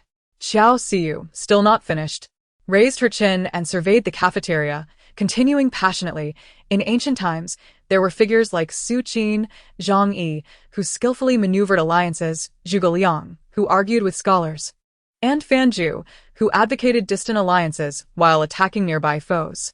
And Xinhua, fully aware of Xiao Xiu's intentions, felt a headache coming on from her incessant chatter and waved her off. Just take it and go. Xiao Xiu chuckled and, taking several homemade sanitary pads, set off to find other girls in the cafeteria. Jiang Qishan observed her vibrant and energetic figure, filled with positivity, and remarked, if my memory serves me right, she wasn't like this at least a week ago. Yuan Meng laughed. During the autumn recruitment days, I truly thought she was bedridden. Who would have imagined her catchphrase at that time was I have no future? Xiao Xiu's efforts to distribute her sanitary pads yielded significant results. Within just a few days, she was able to recall the name of every girl in the cafeteria. As I gaze around, I notice an increasing number of girls rising to engage in activity. If one listens closely, the faint rustling of plastic can be detected, yet such details are trivial. The stagnant air begins to flow anew. However, the endeavors of Qiao Siyu extend far beyond this. Feeling perplexed? Lacking hope? In need of psychological solace? Then seek out our sister Yuanmeng, who is here to assist you in unraveling your dreams. Yuanmeng, often bewildered by the unfolding events, finds herself welcoming one after another of those young women who come to confide their feelings of confusion and melancholy. The diverse voices of these girls enliven the atmosphere of the cafeteria, imbuing the space with a newfound depth. This positive feedback loop, as Jiang Qishan aptly dubbed it, is referred to as the Qiao Siyu sanitary napkin diplomacy incident. Furthermore, the great artist Qiao Shu's endeavors in pursuit of learning have not been concealed from Nai Xinhue and her peers. The girls, deeply moved, urged Li Lizhou's team to provide Qiao Shu with additional training, resulting in a few days of playful teasing directed at Teacher Li, Teacher Qin, Teacher Ji, and Comrade Shi. Xiu. The operations at Qiao Shu's cafeteria persist. One day, Nai Xinhue attempted to lift Nai Yiqiao onto her lap, but despite her efforts, the child remained stubbornly in place.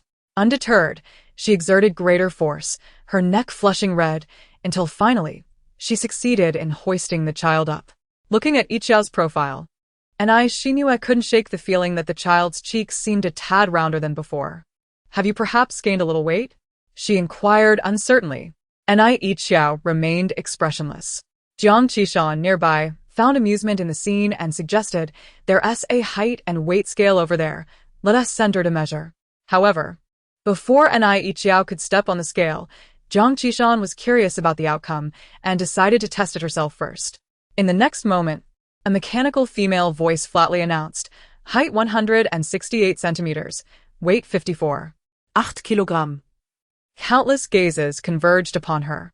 The fact that she had gained 6 or 7 pounds was one thing, but to have it broadcasted was quite another. Jiang Qishan could not find a suitable place to hide her hands, unsure of where to cover herself. How could this still be called a report? Nai Xinhue remarked, "The only thing that deteriorates in an apocalypse is humanity. Machines remain unscathed." As lunchtime approached, Qiao Shu sensed, perhaps due to her own misperception, that both Jiang Qishan and Nai Yiqiao seemed less enthusiastic about their meal. "Are you two lacking in appetite today?" Nai Yiqiao maintained her expressionless demeanor, while Jiang Qishan gazed out the window, pondering, "One must understand the importance of vigilance in times of stability." Qiao Shu responded with silence, as did Nai Xinhue. The days of tranquility did not last long. The weather in late October shifted rapidly. After a continuous drizzle, the temperature rose for a day before plummeting unexpectedly. Most students were clad only in light clothing, and without warning, many awoke to find themselves afflicted with colds and coughs. The rise and fall of coughing sounds created a palpable unease among everyone. Elderly residents brought out freshly boiled hot water daily, urging everyone to drink more. Yet the situation did not improve. Nai Yiqiao was reduced to a state of sniffling. Nai Xinhue and her companions had prepared tissues, occasionally offering assistance to those in need. On the 12th day of the zombie outbreak, Shiryu awoke from a deep slumber, only to find Nai Yiqiao squatting by his feet, without her sunglasses. She appeared quite delicate, yet a glimmering sheen beneath her nose hinted at impending tears of mucus. Her eyes blinked at him insistently. Shiryu felt a bit bewildered. "What is going on, sister?" Qin Shu Wang, just awakening, elongated his voice. "Are you cold? Are you coveting your lamb fleece coat?"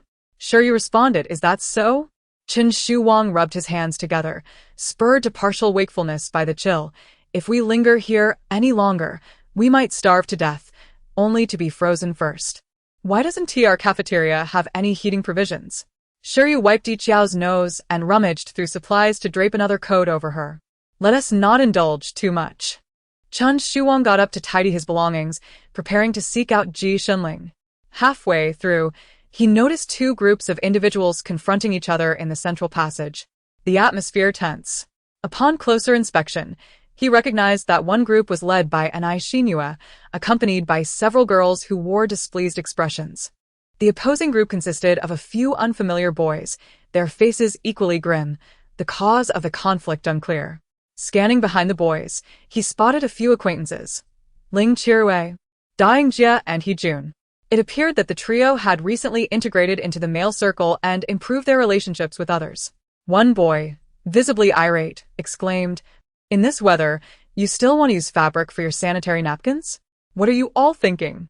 The girl standing beside Anai Shinua, likely facing such a situation for the first time, spoke with a quivering voice. "Even if I wanted to borrow, I wouldn't ask you. I just think it's unnecessary to waste these materials. In any case, you all must come every month. Just endure it, and it will soon pass. Is it really necessary to regard such matters with such gravity? Upon arrival, one claims to be suffering from abdominal pain and is rendered incapable of doing anything." The girl was so infuriated that she could scarcely articulate her thoughts. The boy then remarked, "I believe you girls tend to exaggerate excessively during special times. Special considerations are warranted. Is it truly that painful?" As his words lingered in the air, Anai Shinua swiftly approached him, her bright, piercing eyes fixed upon him. Suddenly, he felt a sharp pain in his lower abdomen as his voice dwindled. Anai Shinua struck with precision and force, landing a punch squarely on his abdomen. The impact, audible as a dull thud. The explosive strength honed from his weightlifting training was vividly displayed at that moment. "What the?" The boy was rendered speechless from the agony. The others stood by, momentarily stunned, unable to comprehend the situation. "Perhaps this is the extent of the pain," Anai Shinua commented. Qin Shuwang, observing from the sidelines, also felt an echo of discomfort in his own abdomen. Anai Shinua then leaned down to assess the boy. "Are you alright?" "I was merely demonstrating." The boy, in pain, contemplated crouching down but hesitated, appearing rather comical as he curled his legs. Anai Shinua continued, "Yes, indeed. That is the kind of pain." The girls erupted in laughter, while the boy attempted to interject further, but Qin Shuwang had already stepped in to mediate. He placed an arm around the boy's shoulders, acknowledging the vulnerability of that region, and emphasized the need for mutual understanding regarding the discomfort girls experience during their menstrual cycles, proceeding to expound on physiological knowledge. "This," he stated, "is the uterus, the very place from which your mother bore you. This is..." "Brother, don't glare. Just listen to me." Seeing everyone being taken away by Qin Shuwang, Anai Shinua instructed the girls to disperse, allowing those who needed to make sanitary pads to continue their work. Upon noticing Anai Shinua, he remarked, "You are quite fierce, ready to strike at a moment's notice." Anai Shinua blinked and replied, "What do you mean by striking?" "I'm merely letting him feel a bit of pressure." This was a vivid portrayal indeed. Qin Shuwang chuckled and shook his head. "Our team is contemplating gathering some supplies for warmth. Do you have any ideas?" The capabilities of Anai Shinua and her companions were well recognized by the cafeteria staff, and Qin Shuwang believed they could devise some innovative strategies. So, he approached them for advice. He shrugged, "I haven't thought of anything yet, but if this continues, we will inevitably fall ill." Yuan Meng then glanced at the terrace. In recent days, several groups of students had taken refuge in the cafeteria, which had also attracted a considerable number of zombies outside. She fetched a piece of paper and outlined the contours of several buildings. If the goal was to reach the supermarket, it seemed feasible to traverse the rooftops. The buildings surrounding the cafeteria formed an L shape, meaning each shop was connected. The shops were all on the same level, making movement manageable. They could replicate their previous coordination, using a whistle to draw the zombies on the terrace to Gate 2, then arranging for someone to exit from Gate 1 and climb to the second-floor rooftop. Xiao Xiu drew a line on the map from the cafeteria rooftop to the shop's ground level.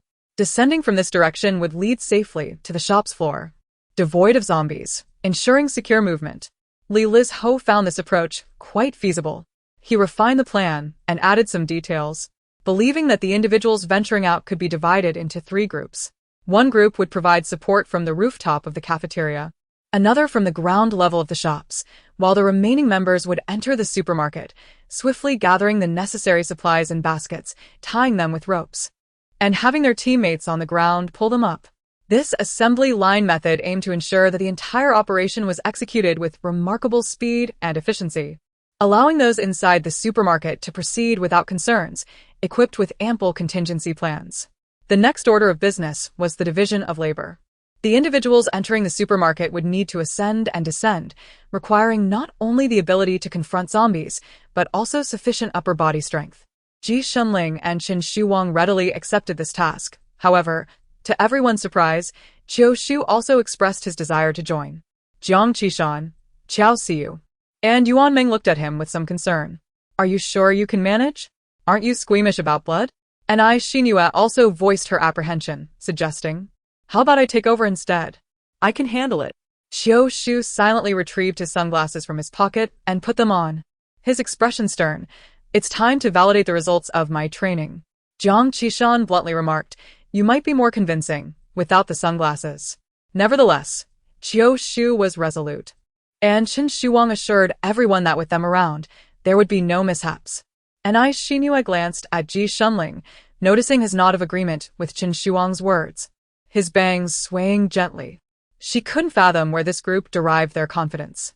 With a sigh, and I Xinyue said, then please be careful. I will be on the ground level to support you. Jiang Qishan followed the dotted map and declared, I shall also head to the platform, whistling in that corner to lure the zombies from the supermarket. Considering that the platform was occupied by 2 females and the task of hauling supplies was labor-intensive, Shiryu volunteered to assist them. After a thorough discussion, 3 individuals were determined to enter the supermarket, Ji Shunling, Qin Shuwang, and Qiu Shu. The platform would consist of 3 members, and I Xinyue, Jiang Qishan, and Shiryu. No one had yet been assigned to the rooftop of the cafeteria. As Li Lizho just posed a question to Jing, Ji Shunling shook her head. I do not have confidence in those individuals. I need you to keep an eye on the cafeteria. Additionally, we must divert the zombies from the terrace as before. Li Lizho observed Ling Chirue, Daingjia, Hejun, and other boys laughing together in the distance. After a moment's contemplation, he acquiesced. The cafeteria rooftop still requires personnel. Yuan Meng bit her lip and scanned the surroundings, finding no suitable candidates. Beyond the necessity of procuring supplies, she harbored a greater concern. Once the items were secured, should they be distributed among everyone? Upon hearing her question, the group fell silent for a few moments. Let's distribute, Li Lizho finally spoke. Currently, the cafeteria maintains a semblance of peace primarily due to ample food reserves. If other deficiencies were to surface, the latent darkness within everyone could easily be provoked in such an environment. If it escalates to the point of competing for resources, we would render ourselves more perilous. What are your thoughts? And I Xinyue mused, her gaze drifting across the hall. I agree, however. It cannot be without cost. They should ideally send someone to contribute as well. Li Lizho responded, then let us find someone to communicate this to them. Qin Shuwang remarked with a sense of inevitability. Yes, we have a team leader. Li Lizho opened his mouth, only to fall silent once more. Jiang Qishan, intrigued, inquired, you still have a team leader? Qin Shuwang replied, of course. In this apocalypse, how could we possibly function without a leader? Despite our small number of 4, we have adopted an advanced system of roles and responsibilities, aligning ourselves with the finest international teams, invincible in our pursuits. He proudly introduced the members. Li Lizho, also known as the International Lily Boat, is the team leader. I am Qin Shuwang, the captain. Ji Shunling is the vice captain, and Shiryu serves as the executive captain. The others, and I Xinyue, Qiao Siyu, Yuan Meng, and Qiu Shu, listened in silence, their expressions revealing a mix of admiration and disbelief. Jiang Qishan thought to herself, how infuriating, they sound somewhat impressive. Li Lizho then approached the cafeteria's elder to inform him of their decision to venture out for supplies. The elder's immediate reaction was one of opposition. What nonsense is this? It's far too dangerous. You might lose your lives out there. Picking up scraps near the entrance is one thing, but who would save you if you venture too far? Li Lizho regarded him with a hint of helplessness. Elder, the weather is turning colder. At that moment, a cough echoed through the cafeteria. The elder, with his weathered hands resting on his knees, fell into a contemplative silence before finally sighing and rising to his feet. He helped gather all the survivors in the cafeteria but refrained from further comment, choosing instead to stand quietly to the side. Li Lizho then articulated their plan to head to the supermarket, outlining the strategy with clarity and precision. The atmosphere was thick with silence. so oppressive that even the sound of a cough was stifled in one's throat, with only the subtle rise and fall of Adam's apples betraying any sign of life. Let us join as well. Someone suddenly broke the stillness. Everyone turned to see it was Ling Qiruwei and his group. Their expressions were earnest, as if they genuinely wished to contribute to the canteen's winter warmth initiative. Anai Xinyue and her companions furrowed their brows, contemplating how to politely decline, but before they could, Ji Shunling spoke up first. "No, you are not treating your teammates well. I fear you might stab me in the back." Ji Shunling's words were starkly candid. Ling Qiruwei's smile faltered. The fragile rapport they had painstakingly built with the male students of the canteen over the past few days now seemed perilously close to collapse due to Ji Shunling's remark. Please remember to collect the latest and fastest, free from theft, for Chapter 31. The tension in the room was palpable. Li Lizho directly pointed to another girl and two boys who had raised their hands. "What are your names?" "Shi Zhenjin. Gao Jun Sheng Tao." "Very well, you shall do." Only after selecting them did Li Lizho turn to Ling Qiruwei and say, "I apologize, but the number of participants is nearly sufficient. If you wish to assist, perhaps you can form your own team next time. That way, we need not worry about the canteen supplies." His tone was sincere, appearing to genuinely consider the well-being of the canteen. Ling Qiruwei's smile twitched slightly, yet he managed to maintain a semblance of composure. All right. Once the participants for the Supermarket Winter Warmth Initiative were confirmed, Li Lizho and Anai Xinyue dismissed the others, as they still needed to finalize the specific plans for their departure. However, many of the girls in the cafeteria remained gathered. "Is there anything we can assist with?" someone whispered. When they had previously volunteered, they had hesitated to raise their hands. Merely escaping to the cafeteria had exhausted all their luck. It was inconceivable to imagine what they could do in a world overrun by zombies, other than contributing new members to the horde. Yet, they were aware that placing the burden of survival on their classmates was utterly unreasonable. No one was obligated to help them endure, except for themselves. "We lack experience and strength, but a group of 5 or 6 should be able to handle a single zombie." The speaking girl endeavored to muster her courage, though even as she mentioned 5 or 6, her voice wavered. Anai Xinyue smiled. "When supplies arrive, we will need ample hands to distribute them. Please prepare to assist in the cafeteria. Moreover, could you help me keep an eye on those individuals?" Anai Xinyue lowered her voice, having just quarreled with them.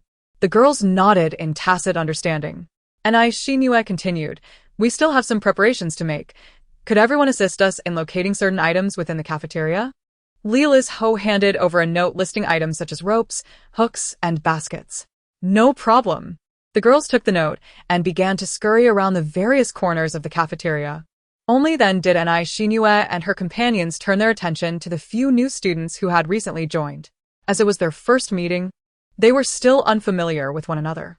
Li Lizho asked a few more questions to learn more.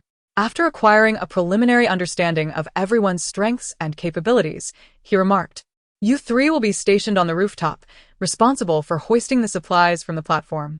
Is that acceptable?" The trio nodded in agreement. After a night of rest, the following morning dawned dimly. Under the signal of Li Lizho's whistle, the winter warmth team quietly arrived at the terrace. It was a foggy day, with visibility considerably reduced. The damp moisture brushed against their skin, rendering an uncomfortable chill. Shadows emerged, climbing steadily up the columns at the edge of the terrace, oblivious to the zombies lured away by the whistle.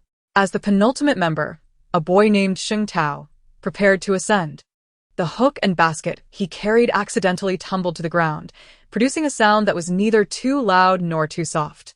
The last in line, Ji Shunling, instantly became alert, scanning the surroundings. The others on the rooftop held their breath, weapons at the ready, poised for a confrontation. Startled by the attention, Sheng Tao hurriedly picked up his belongings and secured them, resuming his ascent. He refrained from uttering it was an accident. Upon reaching the rooftop, they did not take a moment to rest. Chen Shuwang secured the rope tightly around an iron rod on the roof, tugging it to confirm its sturdiness, then nodded toward Ji Shunling in acknowledgement. After Ji Shunling and Chen Shuwang began their descent, Qiu Shu, Jiang Qishan, and Ai Xinyue and Shiyu followed suit. This left 3 new classmates gripping the rope at the rooftop. The past few days had seen little sunlight, and a series of footsteps traversed the flat roof. splashing droplets from the accumulated water above. The canteen in the southern district had attracted an excessive number of off-campus shops, resulting in a significantly larger flow of people compared to other canteens, which also implied a greater presence of zombies in the vicinity. Before the cafeteria's main entrance lingered many zombies that had previously fled from the baseball field, some clad in baseball uniforms and possessing a robust physique. Upon reaching a distance of approximately 10 meters from the supermarket's roof, Jiang Qishan came to a halt. Ni Xinyue and several boys from Ji Shunling approached directly above the supermarket, nodding in Jiang Qishan's direction. Consequently, she retrieved her phone from her pocket and began to play the loudest music from the local playlist. Even in death, love must be fervent, without a complete experience. It feels unsatisfactory. Ni Xinyue remarked, that sounds rather ominous. As the surrounding zombies were drawn towards the sound, more zombies began to emerge from inside the supermarket. Without waiting for any new arrivals, Ni Xinyue signaled to Jiang Qishan that it was time to proceed. Holding her phone, Jiang Qishan commenced guiding the zombies slowly towards the far end of the supermarket. The densely packed zombies raised their heads and opened their mouths, their oblivious expressions sending a shiver down her spine. The remaining members of Ni Xinyue's group had already reached a corner beside the supermarket. The shops in the vicinity were generally taller, yet fortunately, their shapes were not uniform rectangles. In this corner, there was a protruding awning and window ledge. Chen Shuwang prepared to descend from the awning. He crouched at the edge, leaning over to survey the situation below, when suddenly, a pair of decayed hands shot up from below, seizing his collar and pulling him down. The concrete barrier at the edge of the platform was only a few centimeters high, and caught off guard, Chen Shuwang found no leverage to resist, causing him to tumble down. Ji Shunling and Ni Xinyue, positioned nearby, instinctively reached out to grasp Chen Shuwang. However, the incident occurred with such abruptness that they could only grasp Chen Shuwang's trousers. Standing behind him, Jiu Shu and Shi Yu were a moment slower, frantically clutching at Chen Shuwang's foot, which was entangled in the cement railing amidst his panic. As the four of them peered down, they were taken aback to discover a zombie on the rain shelter. In that critical moment, the falling Chen Shuwang decisively pressed down on the zombie's head, severing its neck. The creatures had now hung at an acute angle, suspended upside down, his mind flooded with adrenaline, his chest heaving violently. Chen Shuwang's grip on the zombies had begun to weaken. He had not anticipated the presence of a zombie on the rain shelter, nor that it would leap up to drag him down. Several times, he felt as though death was imminent. Fortunately, his shoes remained precariously hooked on the cement platform, and his teammates managed to hold on. Chen Shuwang, his face flushed, exclaimed, my pants are about to fall off. The sudden chill against his backside stirred an unusual sense of shame within him. He was utterly unaware of the subtle strength he was employing to keep his trousers from being fully stripped away, preserving what little dignity he had left. Just as he sought a leverage point to pull his backside back into his trousers, he felt them shift towards an even more precarious position. Ni Xinyue whispered, don't move. I don't mind. Chen Shuwang retorted, but I do mind. Ji Shunling, kneeling and struggling to pull him up, gritted her teeth, saying, you have nothing to be concerned about. After much effort, they finally managed to haul him up, leaving Chen Shuwang feeling utterly drained, unwilling to be the first to charge forward again. Ni Xinyue, eyes closed, reassured him, I didn't look, truly. Ji Shunling patted him, adding, at least it's not a pair of short shorts. As Chen Shuwang signaled an okay gesture, Ni Xinyue let out a sigh of relief, casting her gaze towards Chen Shuwang and Qiu Shu, who were to descend next. However, Chen Shuwang remained still. Noticing his hesitation, Qiu Shu refrained from moving as well. Ni Xinyue inquired, why are you still not going down? Chen Shuwang, perplexed, replied, what am I supposed to do down there? Ji Shunling mentioned there are 3 zombies below. Ni Xinyue responded, I apologize, I mistook it for an okay. Ji Shunling had not employed arrows. After assessing the supermarket's overall layout and the spacing between the shelves, he deftly produced a small silver knife, its blade gleaming, and swiftly moved deeper into the supermarket. Only then did Chen Shuwang and Qiu Shu descend with their basket and hook, placing them on the ground at the entrance. The rope attached to the basket was held tightly by Ni Xinyue and Shi Yu on the platform above. As they landed safely, and Xinhua remained vigilant, along with Shiryu, monitoring the vicinity of the supermarket entrance for any lurking zombies, providing cover for their descent. The interior of the supermarket was in disarray. It appeared to have been the scene of a chaotic struggle at the onset of the outbreak, with many shelves toppled and items scattered haphazardly about. Bloodstains marred the floor, and the air was thick with the stench of decay. The trio moved stealthily along the wall towards the household goods section. As they passed a certain area, the peculiar odor intensified. Qiu glanced at the overturned shelves and various jars and bottles strewn about, recognizing this as the seasoning section. A pang of regret touched the heart of the culinary enthusiast within him. Just as they were about to traverse through, a hand suddenly emerged from beneath the toppled shelf. Qiu's heart skipped a beat. Was it a zombie, or perhaps a corpse already steeped in rot? It writhed as if attempting to escape, opening its mouth in an effort to bite at Qiu's calf. With little time to ponder, Qiu swiftly plunged his small knife into the creature. Ji Shunling and Chen Shuwang, witnessing his solo triumph, gave him a thumbs up and continued onward. Only then did Qiu's heart begin to thump in a delayed realization. They smoothly arrived at the supplies area. On the platform, Xinhua and Shiryu quickly pulled up a batch of supplies, racing over to the new students to hang the items on hooks, urging them to continue hauling upwards. Jiang Qishan, however, faced no small challenge, as she kept a vigilant watch over the few zombies at the edge. These zombies were quite temperamental. They would not remain still for long after hearing a song. After several attempts, bolstered by the music she loved even unto death, Ji Shunling and the others managed to procure a good number of blankets. Qiu gathered the final batch and dashed toward the exit. As soon as his foot touched the tiles outside, he heard Jiang Qishan's urgent shout, "Qiu, be careful!" And Xinhua and Shiryu's cries echoed above, having just pulled up another batch of blankets that obscured their view. Failing to notice that two zombies had already strayed from the main group entranced by the music. Upon turning his head, Qiu saw the two zombies lunging towards him. Instinctively, he raised the blanket to defend himself, blocking one and took a few steps forward, intending to maneuver around a tree near the supermarket entrance to shake it off. However, the other had already reached him. Caught off guard, he felt a sudden rush of wind and a sharp pain at his neck. Had he been bitten? Eyes wide with shock, he discovered that while the zombie still stood before him, a silver knife protruded from its neck. Ji Shunling stood 5 meters away, wielding another bloodied knife. The zombie, which he had struck with a cotton blanket, lay on the ground, blood gushing from its neck. In an instant, Ji Shunling executed a double kill with astonishing swiftness. He noticed that the hem of his clothing had lifted, revealing a row of glimmering surgical scalpels tucked within a specialized pouch at his waist. Chen Shuwang, arriving late with supplies, felt a twinge of fear upon witnessing the scene. "You, my friend. Do you realize that knife nearly cost you your life? Yet, it was precisely that moment that saved you. What remarkable control and judgment. The entire spectacle resembled a cinematic masterpiece. Had he not been the one rescued, he would have risen to applaud." Ji Shunling sheathed his knife, his voice steady. "Be bold yet careful, and keep your hands steady." "But your hands are trembling." Chapter 32 Focus. "Don't look over there. Look at me. Come, bite me. Come on."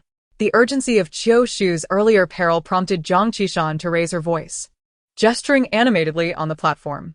The three of them quickly pulled several large bags from the shelves and turned to scavenge for more supplies. Ji Shunling and Qiu dashed towards the household goods section, simultaneously sweeping up shower gels, shampoos, and facial cleansers. The meager personal hygiene items used by the cafeteria staff had long been depleted by the students, leaving them with only dishwashing liquid to wash their heads. This lifestyle was becoming increasingly unbearable for them. Meanwhile, Chen Shuwang busied himself collecting an assortment of canned goods and instant meals. Although the kitchen was well stocked with various flours and rice, and the meals were satisfactory, Chen Shuwang found this excessive healthiness contrary to his 2-decade-long lifestyle principles. Instant noodle? With their long shelf life and lightweight nature, seemed far superior to rushing to the food section for rice. He also casually grabbed some pickled vegetables, sausages, and spicy snacks. Qiu struggled to carry a large bag of cleaning supplies from behind the shelves, just in time to see Chen Shuwang turn into the stationery section. When he emerged, the corners of his sack protruded with several solid shapes. Qiu Shu inquired. What have you taken? And I Xinue and sure you had lost count of how many times they had transported a full basket of supplies to the wall corner for the students on the top floor of the cafeteria. Sweat trickled down their foreheads. Though they were physically capable, a hint of fatigue had begun to settle in. And I Xinue called down, we should have enough supplies. Chen Shuwang and the others exchanged gestures, only to turn back and bring in another batch of items. A light drizzle began to fall from the sky, coating their hair and clothes in a fine mist, while the color of the cement platform deepened slightly under the rain.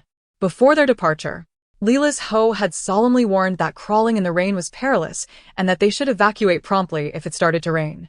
And I Xinue glanced at the darkening clouds with concern. It seems like a heavy downpour is imminent. We should retreat. Shiryu's gaze was fixed on the entrance of the supermarket. This is the last batch. It should be ready soon. Meanwhile, the zombies near Jiangqishan gradually realized that the food before them was only for distant admiration, making it difficult to approach. They slowly shifted from their earlier congestion to a more dispersed formation. Jiangqishan, at a loss for a solution, shouted into the supermarket, "Stop taking things. The zombies are coming." Upon hearing the signal, the three individuals in the supermarket wasted no time and rushed out in succession. Meanwhile, a few zombies on the periphery, their heads swaying from side to side, immediately took notice of the moving figures. Caught between the allure of love even in death and the silhouettes of the living, they made a decisive choice to charge towards the supermarket. Ji Shunling hastily packed the last few bags into the basket, prompting Shiryu to pull it upwards. With a considerable distance still separating the zombies from the supermarket, the group by the water pipe remained calm, ascending to the platform one by one. First was Qiu Shu, followed by Chen Shuwang, with Ji Shunling bringing up the rear. Once the first two reached the top, they did not take a moment to catch their breath. Swiftly lifting their belongings to assist Anai Xinue and Shiryu in transporting supplies to the rooftop cafeteria. A seamless transfer. Anai Xinue also picked up a bag and, having taken a couple of steps towards a wall with the others, decided to wait for Ji Shunling. However, an unexpected turn of events occurred. The rain-soaked water pipe caused Ji Shunling's shoes to slip, sending him plummeting downwards. As he attempted to move, the pursuing zombies were already perilously close. Anai Xinue discarded her belongings, seizing a makeshift weapon to strike at the zombie. The creature paused momentarily from the impact, but quickly regained its momentum, lunging towards Ji Shunling at its previous speed. Her heart raced, nearly reaching her throat, but fortunately, Ji Shunling managed to grasp the edge of the awning just in time. With one elbow propped on the ledge, he exerted a bit of force and managed to lift one leg up. Just as he was about to pull himself up, a chilling roar erupted from below. The zombie had leapt into the air. It seized Ji Shunling by the collar of his hoodie. Caught off guard, Ji Shunling's head was thrown back as he fell rapidly downward. With a sudden lunge, Anai Xinue extended herself beyond the confines of the rain shelter, her body pressing against Ji Shunling's calf. She gripped Ji Shunling's hip bones with unwavering hands. Ji Shunling, with his calf pinned against the concrete platform, found himself in an inverted position. Deftly, he retrieved a small knife from his waist and plunged it into the zombie's skull, using the momentum to hoist his other leg upward. In swift succession, he dispatched two more encroaching zombies with precise strikes. Mindful of Chen Shuang's earlier predicament, Anai Xinue refrained from pulling directly on his trousers, instead embracing his hips with all her might. The tips of her fingers, strained by the effort, turned a stark white. The heavy rain blurred their vision. Ji Shunling's hoodie had ridden up slightly due to his inverted position, revealing a sliver of his waistline. Rain mingled with sweat on their skin, creating a clammy sensation. "I've got a good hold," Ji Shunling's voice carried to Anai Xinue amidst the downpour. "Move your hands up a bit, to my waist." Anai Xinue exhaled, shifting her weight onto Ji Shunling's calf, and gradually moved her fingers from his hips to his waist. Ji Shunling maintained his grip, his muscles subtly flexing with each breath. "Press here. Here." The others, grabbing at feet and trousers, assisted Anai Xinue in relieving the strain. Ji Shunling reached up with his free hand, clasping Anai Xinue's wrist before using his core strength to pull himself up. What happened? Chen Shuwang couldn't resist punching Ji Shunling. "It's one thing for me to be dragged down, but how did you get pulled in too?" Today. The almanac suggests that it is unwise to climb walls when venturing outside. Qiu and Shiryu let out a sigh of relief, grateful that no one was injured. Ji Shinling turned her head towards Anai Xinhua, her voice barely above a whisper. Thank you. Anai Xinhua was still panting heavily, her hands trembling from overexertion. And she waved dismissively. It's nothing. Ji Shinling inquired. Do you still have the strength to walk? Yes. Anai Xinhua replied as she wiped the rain from her face and rose to join the others in returning to the cafeteria. The supplies on the top floor had already been lowered onto the terrace. The zombies showed no interest in inanimate objects, allowing the pile to grow ever larger. As they arranged the supplies, Chen Shuang poked Ji Shinling, quietly suggesting, when Anai Xinhua jumps down, you should catch her. Clearly, the previous incident of jumping from the cafeteria had left him somewhat shaken. Ji Shinling acknowledged, with a soft They signaled a brief whistle from within the cafeteria. And soon, Li Lizhou's whistle echoed through the rain. The zombies were drawn to Gate 2, and shortly after, Gate 1 creaked open slightly. As the warm winter team descended from the rooftop, several familiar faces emerged, students from Anai Xinhua's team who had encountered each other while running about the cafeteria. Meanwhile, Yuan Meng and Xiao Siyu were not idle while the warm winter team sought supplies. Observing the ever-growing pile on the terrace, they rallied everyone to complete the final transport of materials. Yuan Meng and Xiao Siyu stood on the periphery, mops in hand, vigilant against any stray zombies that had not been lured away by the whistle. The others methodically passed the supplies behind them, maintaining an orderly process. Anai Xinhua was utterly exhausted, relying solely on sheer willpower to persevere. When she leaped from the terrace, she was unexpectedly caught by Ji Shinling. The group descended safely to the ground, swiftly gathering the supplies they could carry and hurrying towards the cafeteria. The commotion of moving the materials attracted the attention of nearby zombies, and a few strayed from their watchful posts, stumbling towards Gate 1. Only a few scattered items remained on the terrace.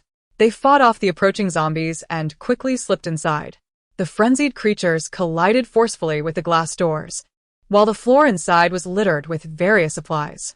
Everyone remained in a daze, breathlessly gasping for air. A thunderclap echoed through the sky, and amidst the rumbling noise, a sense of reality finally dawned upon them. Goodness, we truly succeeded. I even ventured out to help. With more people around, the zombies seemed less terrifying. The individuals who went to the supermarket were truly impressive. When will we also? The sounds in the cafeteria rose and fell. The elderly man had been waiting at the door since their departure, and upon seeing everyone return safely, an uncontainable smile spread across his face. Tonight, I'll treat you to extra meals. 2 fried eggs each. Chen Shuang exclaimed, I want instant noodles, with hot dogs in them. The old man cheerfully headed to the kitchen, while the elderly women busied themselves with organizing the supplies. Yuan Meng and Xiao Si surrounded Anai Xinhua, Zhang Qishan, and Xiao Shu, meticulously inspecting each of them from head to toe. Naturally, the wound on Xiao Shu's neck caught their attention. Yuan Meng fetched a band-aid, disinfected the area, and applied it. How did you get hurt? Was the situation that intense? As Xiao Shu observed Ji Shinling, he appeared to be lost in thought, his face averted as if he had heard nothing. Anai Xinhua recalled the 2 flying daggers Ji Shinling had launched in a moment of peril. Turning her gaze towards his waist, she noted that his loose-fitting sweatshirt concealed any weaponry. A slight sting pierced her awareness, prompting her to glance down at her own attire, now soiled beyond wear. She rummaged through her bag for a change of clothes, informing the others before making her way to the restroom. Zhang Qishan leaped forth, ready to confront him. With a smile, Anai Xinhua entered the women's restroom, lifting her garment to inspect the skin on her ribs and hips, which had been grazed, oozing a faint trace of blood from the friction against the concrete edge. As she removed her soiled clothing, a fresh wave of pain surged through her elbow. Upon glancing in the mirror, she discovered her arm had also suffered a scrape.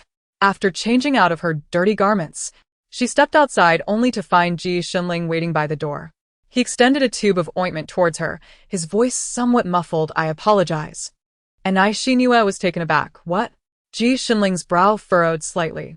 Had we not been so overconfident, we could have retreated when you called for a halt, and you would not have been injured. In the aftermath, a single game of cards might bring fortune anew. Xiao Shu displayed signs of hesitation, feeling that while they had just been battling zombies outside, It seemed rather frivolous to indulge in cards now. Yet, there was an undeniable urge to play. Chen Shuang scoffed, retrieving a bag from the supplies. What is the point of playing cards all day? With that, he poured several stacks of cards from the bag. Truth or dare, Uno. Werewolf, script murder. Among them, script murder is further divided into 7 or 8 variants. Nishindue. Jiang Qishan. Qiao Siyu. Qiao Shu tentatively suggested. How about we play that 9-player script murder? Chapter 33. Chen Shuang drew out one of the 8-player scripts, handing the remaining board games to the other classmates. Everyone clutched a high stack of game pieces, looking somewhat bewildered. They glanced outside at the tumultuous storm, illuminated by flashes of lightning, with zombies wandering about. Then they looked back inside, where the game of script murder had already commenced with roll drawing. The matrons responsible for organizing supplies were still laughing, their faces adorned with lines of joy, reminiscent of the times they rushed to the supermarket to seize bargains. The success of the warm winter team had significantly boosted the morale of all the cafeteria staff. The students who had previously looked down upon Ni Xinue and Chen Shuang were now thoroughly convinced. A few stragglers, noticing which games still needed players, boldly approached. Hey. Can I join? It's you. Weren't you just about to pick a fight with me yesterday? My fault, spare me. When we start playing, I will surely lead the charge to protect you. Fine, let us be more understanding next time. Similar conversations erupted throughout the cafeteria. As someone passed by between Li Liz Ho and Ni Xinue's respective teams, they both gave a thumbs up, exclaiming, impressive, truly impressive. In a corner, Dying Jie observed the atmosphere before him, inexplicably feeling suffocated. What is so impressive about it? If we go out, wouldn't we achieve just as much? Qi Rui, shall we go out and do something next time? Ling Qirui felt a flicker of irritation beneath the surface, though he concealed it well. For now, the necessities were sufficient. As for future provisions, they would assess the situation as it unfolds. He-jun sat quietly to the side, gazing at the lively chatter of others. His eyes glazed with a distant thought, remaining silent. The elder women continued their diligent and joyous labor, well aware of each student's sleeping arrangements. One by one, they unfurled blankets onto the cardboard, praising the quality of one and the comfort of another. Once they finished, there was a surplus, thus averted any squabbles that might arise from insufficient supplies. Instant noodles and snacks were organized in the kitchen, while shower gel, shampoo, and facial cleanser were neatly arranged on the washstand in the restroom. Sanitary napkins were replenished as well, with options for day and night. Ultra-long and ultra-short safety pants, everything was accounted for. One elder suddenly burst into laughter. Who is expecting a child? Now is the time to buy this. Upon turning to look, everyone noticed she was holding a pack of baby diapers. Laughter erupted throughout the cafeteria. Nishindue, Yao Shiyu. And others instinctively turned their gazes towards the trio who had scavenged the supplies from the supermarket. Ji Shunling leisurely raised his eyes. Not me. Chen Shuang glanced left and right, finding no support from his brothers, and sheepishly touched his nose. All right, it's me. Sure, you looked at the entirely different packaging and found it hard to comprehend how Chen Shuang had made such a mistake. Yet he still made an effort to compliment him. Bro, well you. Not bad. Li Liz Ho chuckled. Indeed, impressive. You don't even have a girlfriend. Yet you're already thinking ahead. Everyone nodded in agreement, playing along. Chen Shuang. Ni Xinue, out of a sense of camaraderie forged through adversity, reluctantly endeavored to preserve his dignity. It suffices, after all, to regard it as an extravagant version of a sanitary product. Jiang Qishan embraced Ni Yiqiao. Our treasure is merely 8 years older, otherwise, it would suffice as well. Qiao Siyu. In that case, we are 20 years older, otherwise, it would suffice too. Yuan Meng concluded. Alas, we are simply out of sync with the times. Chen Shuang. How many large bags remain unopened? It felt akin to a live unboxing experience, filled with anticipation. Sure enough, the familiar sounds of the auntie resounded once more. How considerate, indeed. For she included both undergarments and intimate apparel. Perhaps deeming the items somewhat private, the students exchanged glances, hesitant to step forward. Chen Shuang gestured for his companions to approach. Yet they remained steadfastly seated, their gazes fixed upon him. Setting aside the script murder mystery, Chen Shuang declared, "Very well. I shall have it." He called out to the auntie. The auntie retrieved a pair of men's underwear. "What size do you wear?" Chen Shuang, unfazed, replied, "The largest size." Lila's Ho, caught mid-sip, nearly spewed his drink. With Chen Shuang's unabashed initiation, the others soon cast aside their reservations and approached the auntie, requesting their own. "Oh dear. How is it that you are so slender? You must join them in their workouts afterward." "Too small?" "Well, that cannot be helped. It appears the larger sizes have all been taken. You find the color unappealing? I shall let you go. You can procure a couple from the supermarket and see if your luck holds." "Why are you like my daughter?" "This lace trim is so beautiful. Why don't you appreciate it?" "This one is nice. It seems to hug the body perfectly. So comfortable." Meanwhile, on Chen Shuang's side, the four boys are still allocating items, oblivious to the presence of the girls. "I find this color somewhat too ostentatious." Qiu Shu passed the underwear to Lila's Ho. Without hesitation, Chen Shuang tossed it to Ji Shunling, because it's too large. Ji Shunling immediately turned and handed it to Shiryu. Shiryu silently lowered his head, holding a pair of flamboyant leopard print shorts. "Brother, aren't you even going to provide a reason? Must you be so blatant?" "Ji Shunling, you could be a bit more specific in your inquiries. There's no need to name names." Chen Shuang's eyes glistened with tears. "I just took a few toys." Just as the words left her lips, an aunt shouted, "There's also a dartboard, kids. Who wants to take it to play with?" Lila's Ho. Shiyu. And I Xinue. Jiang Qishan. Yuan Meng. Xiao Xiu quietly asked Qiu Shu beside her, "You didn't take anything strange, did you?" Qiu Shu. "A hair tie shouldn't be considered odd, right?" Night fell. The cafeteria experienced its highest water usage day. Shampoo, facial cleanser, and body wash finally made their appearance where they were meant to be, rather than relying on dishwashing liquid as a substitute. Changing into clean, snug clothing and snuggling into a warm bed, one felt utterly blissful. In the past, by 9 o'clock at night, the cafeteria would promptly extinguish its lights, and everyone would quietly await slumber. Yet now, the majority remain in a state of exuberance, engaging in animated conversations in clusters. "Oh, you know Triple X?" "Indeed. He is a member of the student council, and I encountered him during my time there. That guy is quite the cad. He has a long-distance girlfriend, yet deceives my roommate into believing he is single, all while flirting with younger students." "Are you referring to that Triple X?" Goodness. He even added me. "And what about that Triple X from XX College? Do you know him?" "Hey, I noticed a girl staring at me over there. Do you think she might?" "No way. If you don't let me finish, how would you know what I was about to say?" "What a sharp topic. Let us not discuss this. Instead, let us deliberate whether there were any signs preceding the zombie outbreak." "I know about that." Previously, a foreign research institution and I Xinue lay in bed, embracing and I Yiqiao for a while. The child's hair was somewhat disheveled, a result of an unsuccessful braid attempt by Qiu Shu in the afternoon, to be revisited tomorrow. Jiang Qishan and Xiao Xiu, with their keen ears, eagerly pulled Yuan Meng into the gossip, mingling among other girls. One moment, there's an exclamation of disbelief, and the next, a question of authenticity. "Really?" And I Xinue felt a slight sting from her abrasions, but rather than being a concern, it subtly stirred her excitement. She had always believed that her survival thus far was largely due to mere luck. Meeting her roommates was a stroke of fortune, encountering Qiu Shu was serendipitous, and the group's collective foray into the dining hall was equally fortuitous. Her confrontations with the zombies had been a matter of necessity. Yet today's endeavor marked a conscious decision to face those terrifying creatures, culminating in a resounding victory.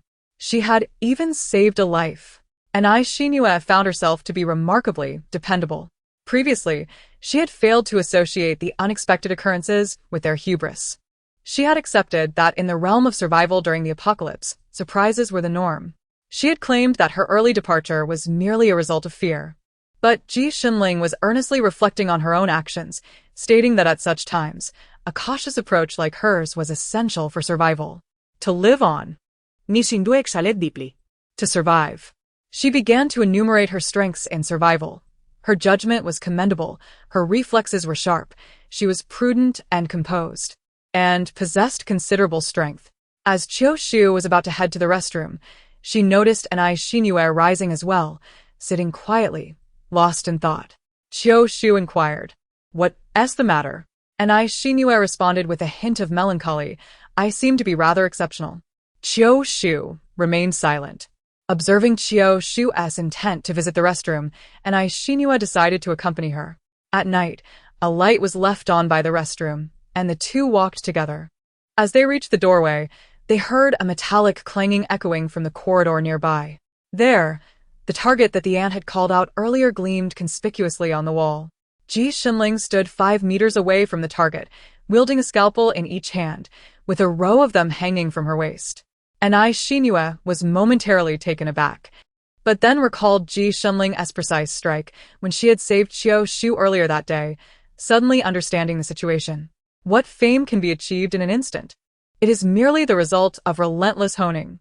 Qiu Shu was momentarily bewildered, his gaze shifting to the target, and he was taken aback. 3 rings for rings. Not a single 10 ring.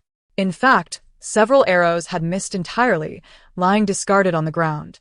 With such aim, did you not feel even a twinge of doubt while rescuing me? Anai Xinyue, in a hurry to use the restroom, barely paid attention and even patted Qiu Shu.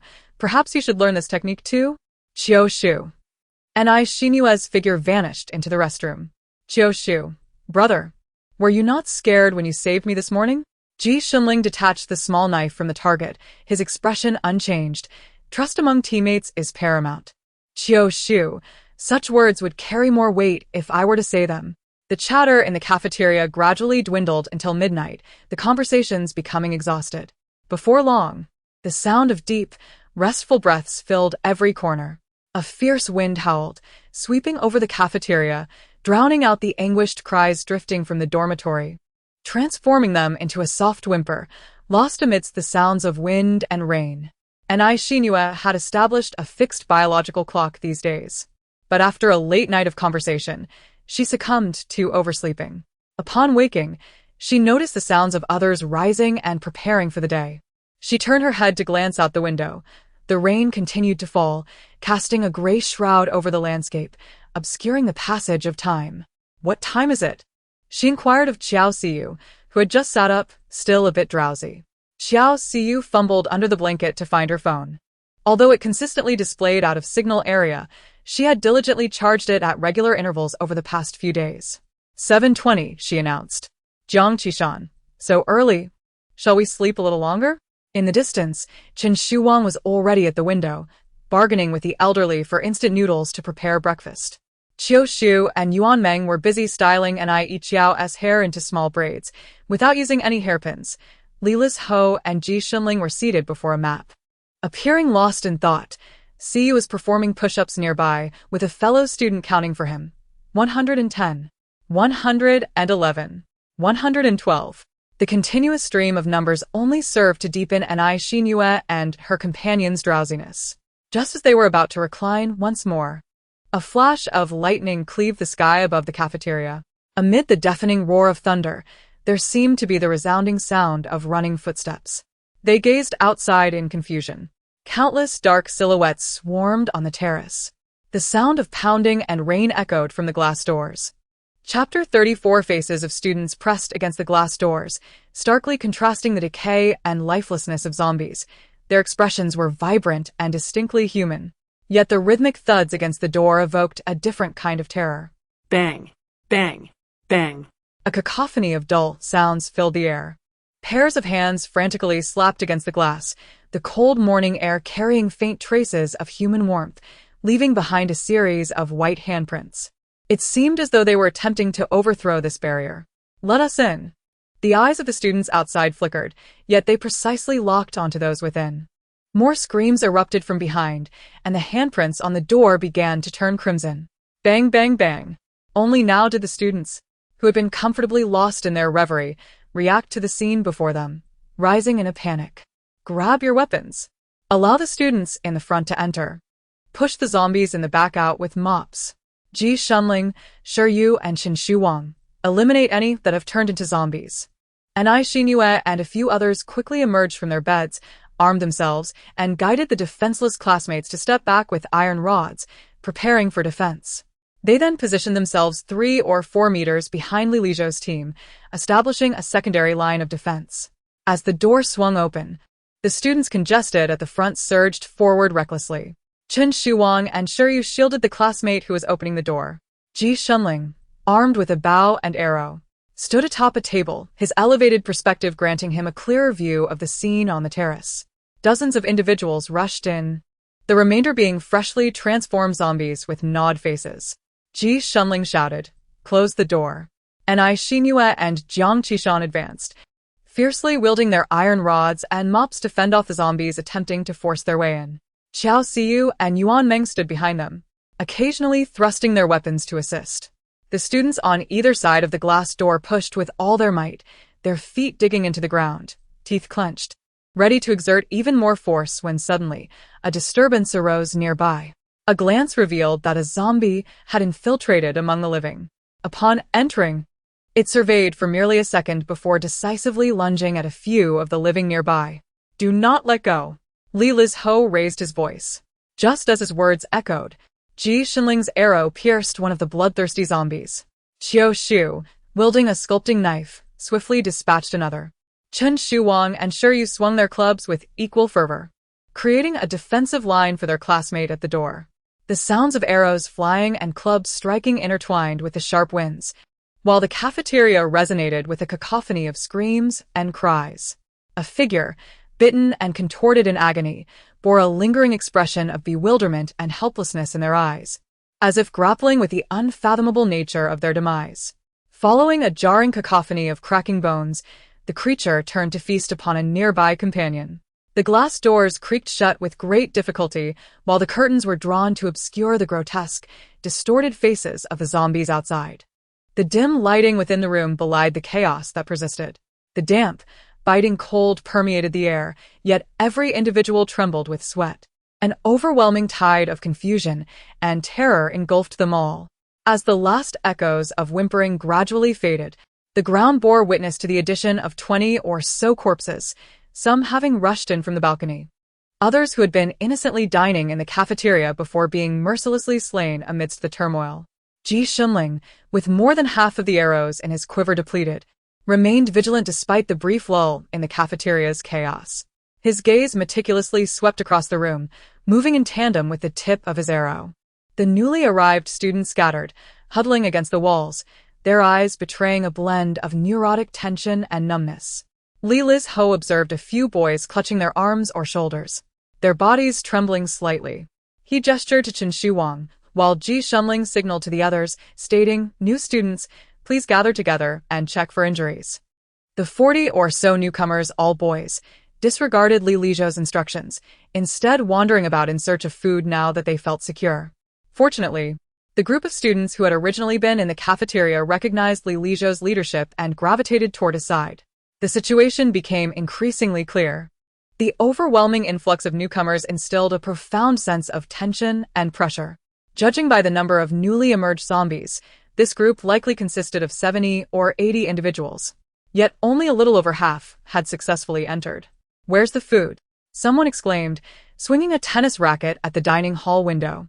More boys approached the beds against the wall, rummaging through the packages with reckless abandon, scattering the blankets into disarray.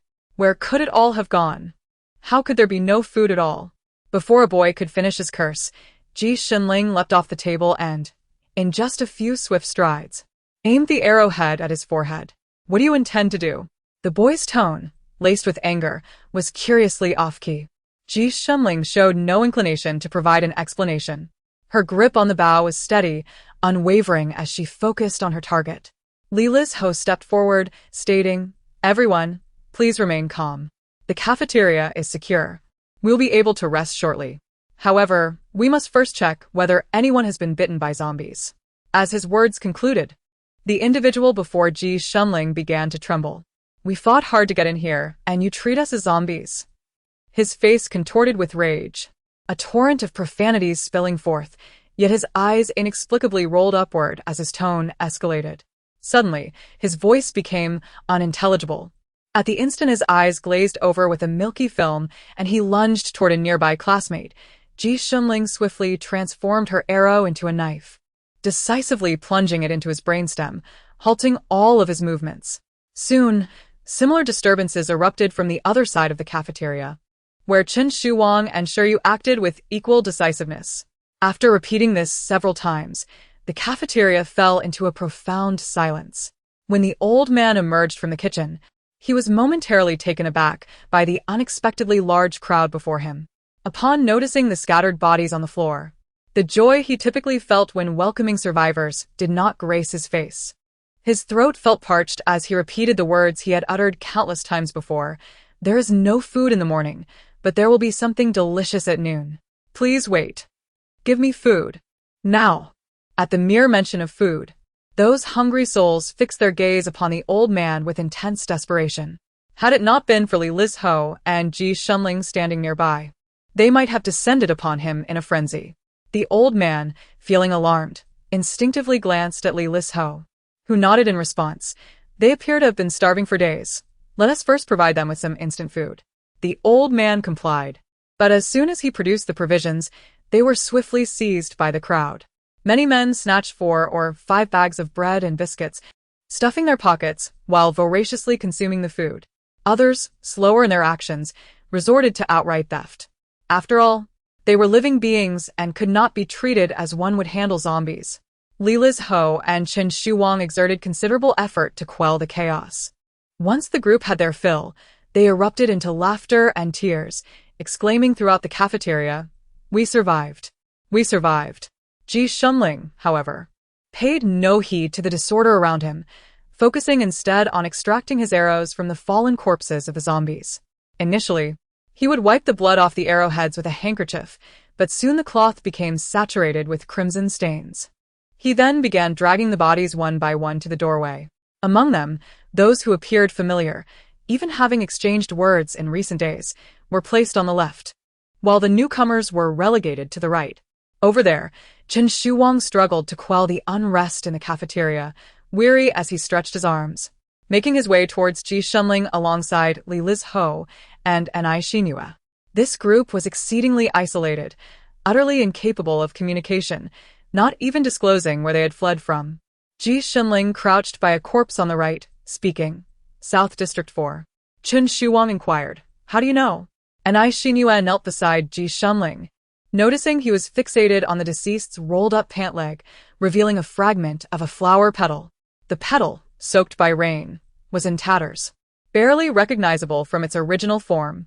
"Ah, a beauty cherry," Ji Shunling remarked, casting a glance at her, continuing, "This color is only found near the boys' dormitory in South District 4. South District 4. Chen Shuwang murmured, "Speaking of which, I think I've been to that dormitory with someone, but I can't quite recall." Tianyu reminded him, "With me." Suddenly Chen Shuwang remembered, "Oh right, I accompanied you to Dying Jia's dormitory, but they weren't there that time." A sense of foreboding crept into his heart as he turned to look. Ling Chirui, Dying Jia, and He Jun were still huddled in a corner, momentarily inactive. Yet their eyes were fixated on the newcomers, seemingly poised to strike. Chen Shuwang felt a twinge of concern. Both groups were rather disconcerting.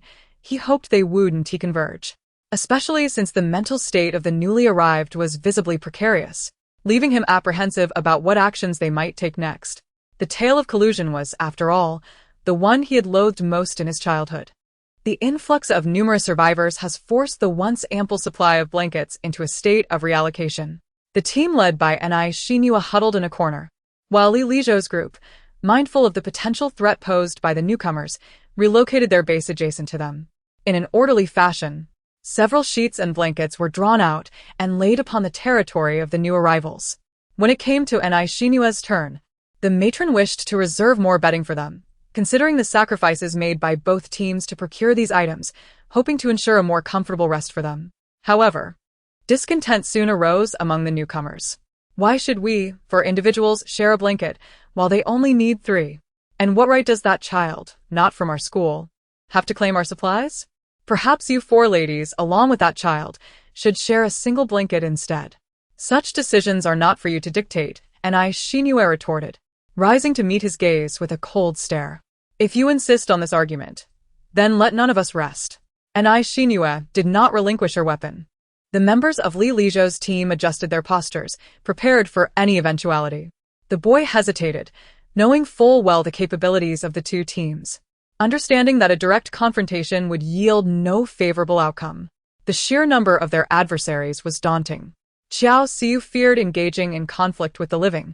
Yet if it were to come to such an extent, she would not hesitate to protect herself and her friends. Just as she resolved to stand firm, she observed Xinhua shake her head. "Do not be alarmed," Xinhua said. "They have exhausted much of their strength and energy in their escape. It is unlikely they possess the vigor to confront us. Moreover, having just narrowly escaped peril, they value life more than others. If a confrontation were to arise, it would not bode well for us." Xiao Xi remarked, "But doesn't this mean we are creating enemies?" Yuan Meng interjected, "These individuals are likely uncertain in their hearts. The earlier incident was an attempt to assert their presence and status within this cafeteria, testing our boundaries. If Ye does not exhibit strength, their subsequent demands will only escalate." Xiao Xiu and Jiang Qishan sighed. "Such cunning men." Chen Shuang nodded in agreement. "We cannot allow them to take advantage of us." In the ensuing days, both Li Lizhou and Xinua's teams endeavored to avoid solitary actions, drawing a distinct boundary with the newcomers. Ling Qiruwei and his companions seized this opportunity to gradually integrate into the ranks of the newcomers, engaging in light-hearted banter. Xinua's team huddled in a corner, while Li Lizhou's team, wary of the newcomers' potential threats, relocated their base closer to them. Sequentially, numerous sheets and quilts were extracted and laid upon the newcomers' territory. When it came to Xinua's group, the matron, considering that these items were hard-won treasures from both teams' trials, intended to provide them with extra bedding for a more comfortable rest. However, this soon drew discontent from the newcomers. "We are 4 sharing a single quilt. Why should they have 3 sharing one?" One child, not from our school, questioned the justification for occupying our resources. "Otherwise, let the 4 girls plus that child share one quilt." Chapter 35. Yuan Meng, Jiang Qishan, and the others stood up, ready to follow Xinhua, only to find Li Lizhou and Chen Shuang still seated. "Aren't you coming?" Chen Shuang gestured with his chin. "Since Ji Shenling is going, that many people aren't necessary." Li Lizhou produced a map and pen, signaling everyone to sit back down. "Actually, I have something else I'd like to discuss with you all." Shi Yu and Qiu Shu, seeing Li Lizhou's serious expression, straightened up. "What is it?" Li Lizhou glanced towards the group across the cafeteria. "I have a premonition that this place, before he could finish," Chen Shuang interjected, "isn't safe anymore." Li Lizhou nodded, continuing, "It's highly likely that these people will cause the cafeteria to, before he could finish." Jiang Qishan interjected, "fall." Li Lizhou nodded again, proceeding, "Therefore, we need to, before he could finish." Xiao Xiu interjected, "Find another place." Li Lizhou, "Could you at least let me finish a sentence in one breath?" He simply put down the pen, composed. "It sounds like you've all anticipated this. Then tell me about your plans." Shi Yu and Qiu Shu, who hadn't had a chance to speak. "No, we don't." Jiang Qishan spread her hands. "No plans. I've just seen zombie dramas and movies, and that's how they always go." Chen Shuang shook his head. "I don't have a plan either. It's just that my gut feeling is pretty accurate, and that's what the bad guys always do." Xiao Xiu, Yuan Meng, Li Lizhou. Shi Yu and Qiu Shu exchanged silent glances, whispering to each other. "Will our future strategic actions be influenced by films and television dramas? It is rather challenging to survive until the conclusion without being a protagonist. Who will take on the leading role? It certainly seems unlikely to be me. No protagonist has ever been rescued while in the restroom." Qiu Shu sighed. "Well, even being the main character does not guarantee survival. As seen in that drama Fu X Xing," Chen Shuang observed for a while. "Were you not going to gather supplies?" Xinhua silently took a seat. Yuan Meng noticed a peculiar sound and glanced at her waist. "Have you hidden everything in your clothing?" Ji Shenling beside her appeared similarly perplexed. Chen Shuang scrutinized him several times, baffled as to why he had chosen this path. "Did you not come equipped with a bow and arrow? I assumed you were prepared to take bold action in the future." Li Lizho pondered that perhaps Ni Xinhua had already contemplated subsequent matters. He revisited the earlier topic and inquired, "What are your thoughts?" Ni Xinhua reflected for a moment. "Let us change locations." Li Lizho waited for a while. Noticing that her statement had concluded, "Is that all?" Ni Xinhua, confused, asked, "What more is there to say?" Li Lizho replied, "Do you not have any reservations?" "Reservations about what?" Ni Xinhua retorted. At this point in the drama, isn't it typical for everyone to switch maps? Li Lizho. You truly are cut from the same cloth as your dorm mates. He was momentarily taken aback before continuing to elaborate on the pros and cons. The cafeteria is, after all, a relatively secure refuge. There should be no immediate issues, whereas venturing outside poses greater risks. Are you certain you do not wish to remain in the cafeteria? Ni Xinhua shook her head. I prefer not to stay. Just seeing those people irritates me. The affable Yuan Meng rarely expressed her desires so candidly. I, too, wish to depart. Xiao Xiyu and Jiang Qishan, in unwavering support, naturally voiced their willingness to venture out. It was no wonder that Ni Xinhua and Yuan Meng were so resolute. Each additional person in the cafeteria increased the risk, and the sudden influx of 40-odd unpredictable individuals had shattered the already fragile peace. The boisterous camaraderie of the newcomers was overwhelming, and within a mere 2 days, they had swayed the dozen or so original male inhabitants of the cafeteria. Among the women, initially, Ni Xinhua and Yuan Meng suspected coercion. They privately approached some of them, only to receive evasive responses. "It's nothing, it's just," he said he would protect me. Surrounded by layers of men, there was a semblance of security. But it left Ni Xinhua and her companions somewhat dumbfounded. At that moment, a raucous commotion arose from the newcomers' area, with indistinct shouts of "kiss" and "Big Brother's woman." The gazes of the men at their table were tinged with emotion, except for Qiu Shu. Chen Shuwang, puzzled, whispered to Qiu Shu, "The captain has been in a foul mood these past 2 days, but why is she so nice to you? Is it preferential treatment?" Qiu Shu looked at him with a hint of pity. "Don't you understand?" He reached out and gently patted Ni Yiqiao's head. Chen Shuwang glanced at the colorful adornments in Ni Yiqiao's hair. "Understood. Her sister is your hostage." "Sure you. Oh. Is that like holding the emperor hostage to command the nobles?" "Qiu Shu. Could you phrase it a bit more favorably?" At this moment, Xiao Xiu posed another question. "Are we to act together? 9 individuals?" Oh no. Xiao Xiu realized she had overlooked a sister, making it 9. 5. Chen Shuwang displayed a slightly astonished expression. "You can't possibly be unwelcome to us can you? Goodness, they intend to abandon us 4 frail, innocent little boys." Sure you interjected. "Brother, please, that is somewhat repulsive." Ni Xinhua and the others remained silent. Li Lizho also felt a tinge of embarrassment and, avoiding eye contact with him, inquired, "Do you have any particular destination in mind?" Ni Xinhua and her companions shook their heads. They shared the same sentiment, and thus the 2 groups formally allied. Considering the prying eyes of the foreign boys in the cafeteria, Ni Xinhua noticed she had exhausted her belongings and, bidding farewell to everyone, ventured once more to the kitchen for a second haul, donning a larger coat. Jiang Qishan felt disheartened. It was we who sourced these items. Why must we be so secretive about keeping a little for ourselves? In her haste, Jiang Qishan lost her grip on the items, causing them to tumble against Chen Shuwang. "Sister, scold those boys all you wish, but please don't strike me." Chen Shuwang sat beside her, having just opened a bottle of juice. Initially intending to conserve it, she ended up spilling most of it onto her clothes due to Jiang Qishan's blunder. Jiang Qishan quickly rolled the quilt inward and urged, Hurry. Let us get outside before you soak the quilt as well." Chen Shuwang had no choice but to invite Ji Shunling to join him in washing clothes. Come on, didn't you just say that some spicy strips spilled and stained your clothes?" Jiang Qishan was busy tidying up, her words escaping her lips without thought. "I went to the restroom to wash the spicy strips." Ni Xinhua, puzzled, entered the restroom just as Chen Shuwang set down the wash basin and stripped off his hoodie, revealing his well-toned physique.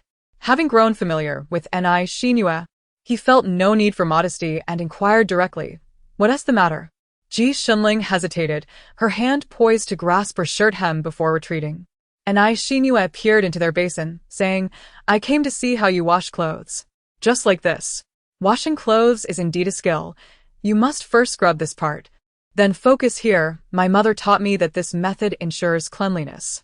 Chen Shuang chattered on while demonstrating his laundry technique, noticing Ji Shunling still standing idly. Why haven't you taken yours off yet? You don't know how to wash? Only after confirming that Anai Xinhua had left did Ji Shunling finally pull off her hoodie, revealing the hem of her white shirt stained with red chili oil. Upon seeing his well-defined physique, Ji Shunling remarked, "You are utterly shameless." Chen Shuang was taken aback. Just then, Li Liz Ho entered the restroom, overhearing her words and chimed in, "You lack decorum." Sure, you decided to join in, saying, "You should be mindful of your actions." Chen Shuang promptly delivered a punch to Shiryu. Everyone says it. Why am I the one getting hit? As night fell, the cafeteria elder emerged, conveying the news of food scarcity to everyone, as previously discussed with Ji Shunling and Anai Xinhua in the afternoon. The newcomers expressed disbelief, clamoring for the elder and his wife to present the food. The elder, in a resigned tone, insisted that there was indeed none available. In a frenzy, a crowd surged into the kitchen, ultimately uncovering only a few bags of rice, flour, oil, and frozen goods, along with a handful of instant noodles. One of the women banged a spoon on the table, irate. If it weren't for you children incessantly whining about hunger and demanding more meals, would we be in this predicament? There are a few packets of instant noodles left. If you want them, why not let all 40 of you fight for it? Break them up, and each can have a few strands. Are you satisfied now? Snacks? Don't even mention snacks to me. You discarded the spicy strips you didn't finish yesterday. And they're still languishing in the trash. Go eat from the garbage if you're so desperate. A group of them exited, disgruntled. They then huddled together, Deep in discussion about something. The next morning, about 10 individuals sought out the elder, announcing their intention to venture to the nearby supermarket for supplies. They wielded tools previously employed by the Warm Winter Squad and proposed similar strategies. Upon examining the group, Anai Xinhua noted, as anticipated, the presence of 2 boys from the Warm Winter Squad, Gao Jun and Sheng Tao. Additionally, there were Ling Chirui, Dai Jie, and He Junren. Li Liz Ho and Anai Xinhua sat together, observing the commotion outside through the glass door. Jiang Qishan, displaying self-awareness, remarked with little enthusiasm, "Even if they acquire something, they won't share it with us." Chen Shuang scanned the cafeteria, noting that the newcomers were carelessly lounging about the stronghold, showing no signs of concern for their companions' outing. However, considering that this makeshift assembly of troops could hardly be regarded as companions at the outset, they were merely united by a common objective upon entering the cafeteria. He clicked his tongue, reflecting on the solitude that often accompanies high positions. Upon the arrival of newcomers, the original group in the cafeteria consisted of merely a dozen boys and 7 or 8 girls who were only concerned with assisting them, with little to no interaction with the newcomers. The rapport among these boys and girls had developed well over the past few days, and it felt somewhat dishonorable to claim they had stealthily slipped away. Yet, orchestrating the movement of such a large number was impractical. Anai Xinhua timely remarked, "There is no need for concern. Their training over the past few days has been consistent. They should be capable of self-defense." Jiang Qishan, Qiao Siyu, and Yuan Meng expressed their pride, stating, "We have provided guidance." Qiao Shu raised his hand, adding, "And I too." Chen Shuang chuckled, "You all are quite impressive. Why did you not involve me in such matters?" The rain ceased, and rays of light broke through the cloud cover. A clear announcement from the kitchen echoed, "The sky has cleared." Students in the corner turned their gazes toward the window. Anai Xinhua smiled and said, "We have all agreed. Let us strive to survive." Before Li Liz Ho, the map lay open, indicating the next destination. He urged them to remember to mark it, the most recent, fastest, and freely accessible reading. To prevent any divergence in thought, Li Liz Ho emphasized the necessity of locating a place with water and food, ideally offering a space for rest. Qiao Siyu suggested, "What about the girls' dormitory?" Qiao Shu countered, "That seems inappropriate, does it not?" To which Qiao Siyu responded, "Then shall we go to your boys' dormitory?" Autumn's narrative. That is not what I meant. Jiang Qishan gently patted Qiao Siyu's head, saying, "Silly child, in our dormitory, aside from the beds and water, it seems there is not a morsel of food left. Look at the newcomers. Who among them has not fled the dormitory? Driven to madness? Xiao Siyu's eyes glistened with tears. I am so sorry. My mind is solely occupied with the thought of rest. And Xinyu embraced her. It's all right. I completely understand. Li Lizho interjected. We cannot be so rigid. Is this alliance truly without any issues? This cannot be. Ji Xunling opposed vehemently, drawing the attention of the group. What is amiss with the medical school? The laboratories you previously visited should have been secure, correct? Ji Xunling's expression was intricate. Li Lizho added in a low voice, the dean mentioned a desire to personally cultivate him. And Xinyu cast a sympathetic glance. Then perhaps we should consider relocating. Shiryu scratched his head. Are we truly leaving the school? Li Lizho shook his head. Within the school buildings, we can find refuge in classrooms if danger arises. Outside, we are surrounded by shops and residential buildings, which may not offer us any sanctuary.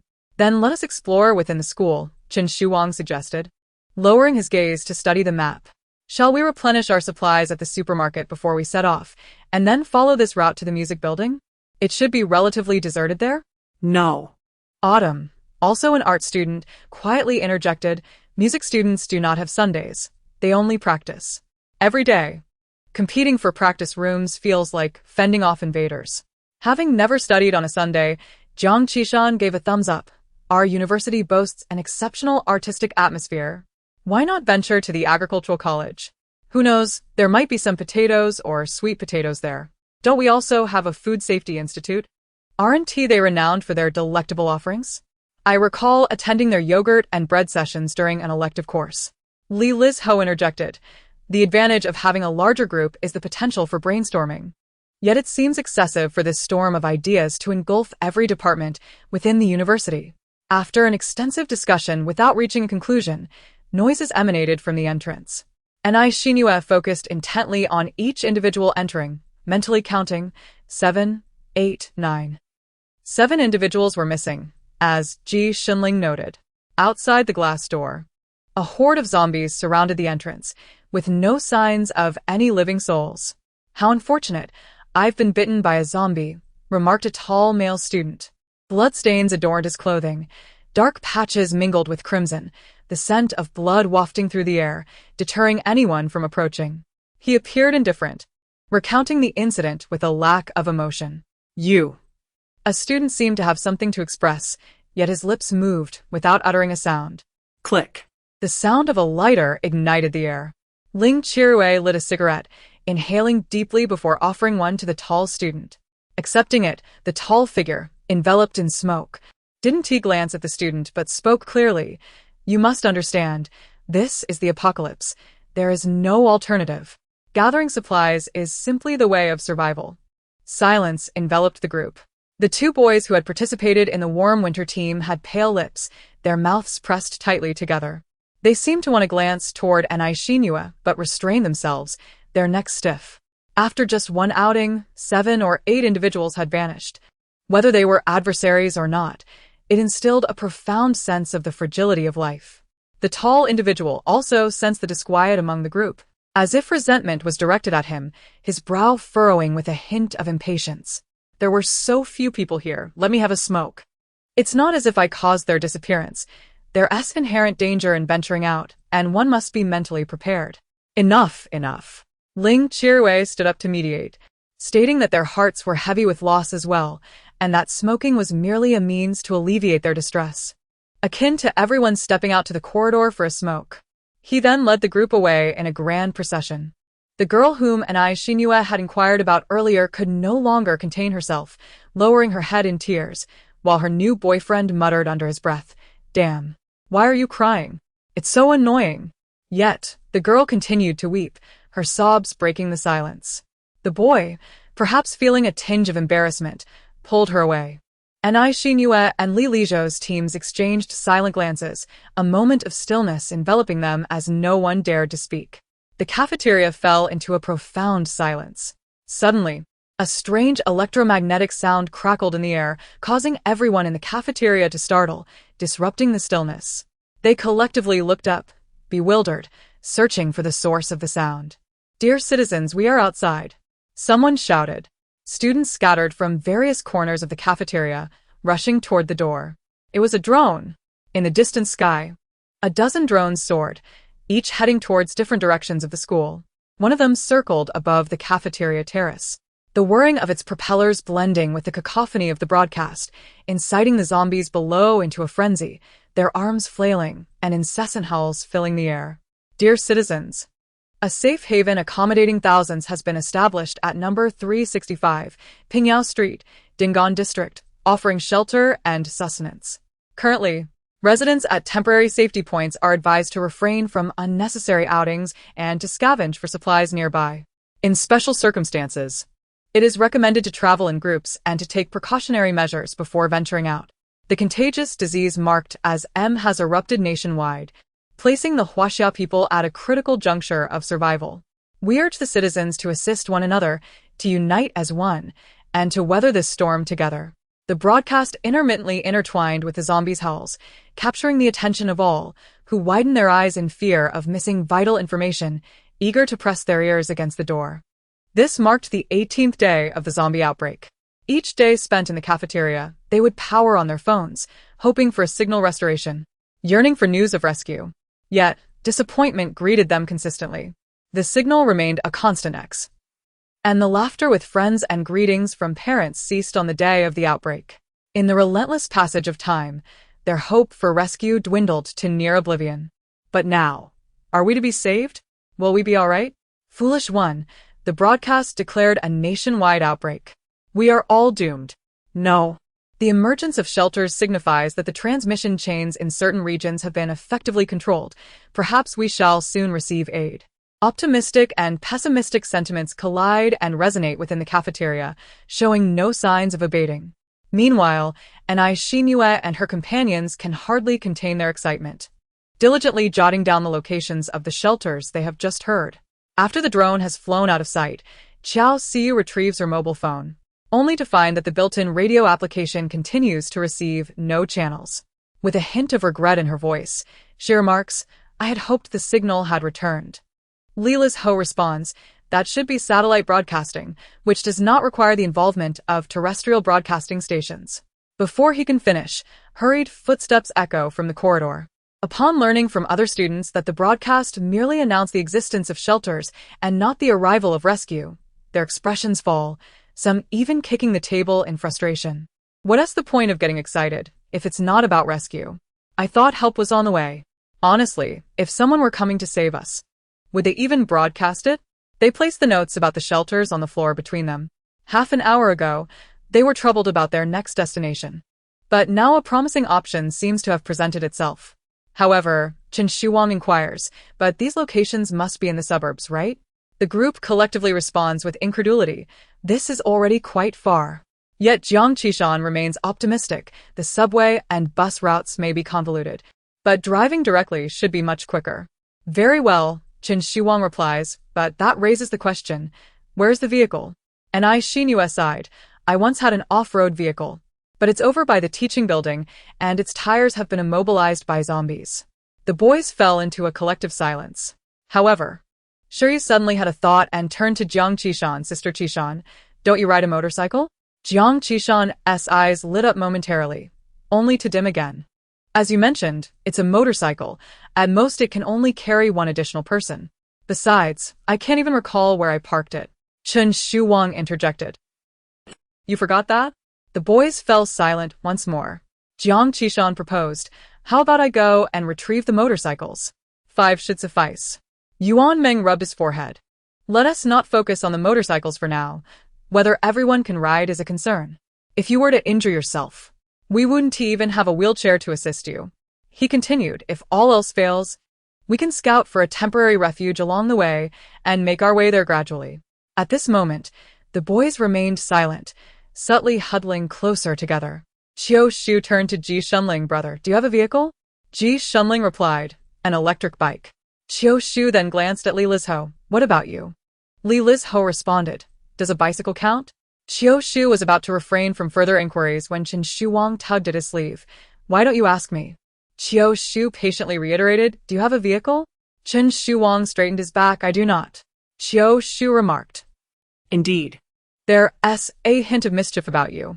Sure, you had initially intended to remain silent, but seeing his brothers had spoken up, he decided to join the conversation.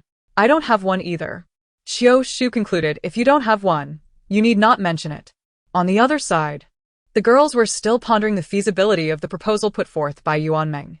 And Xinyu remarked, wouldn't it be a bit too far to run all the way?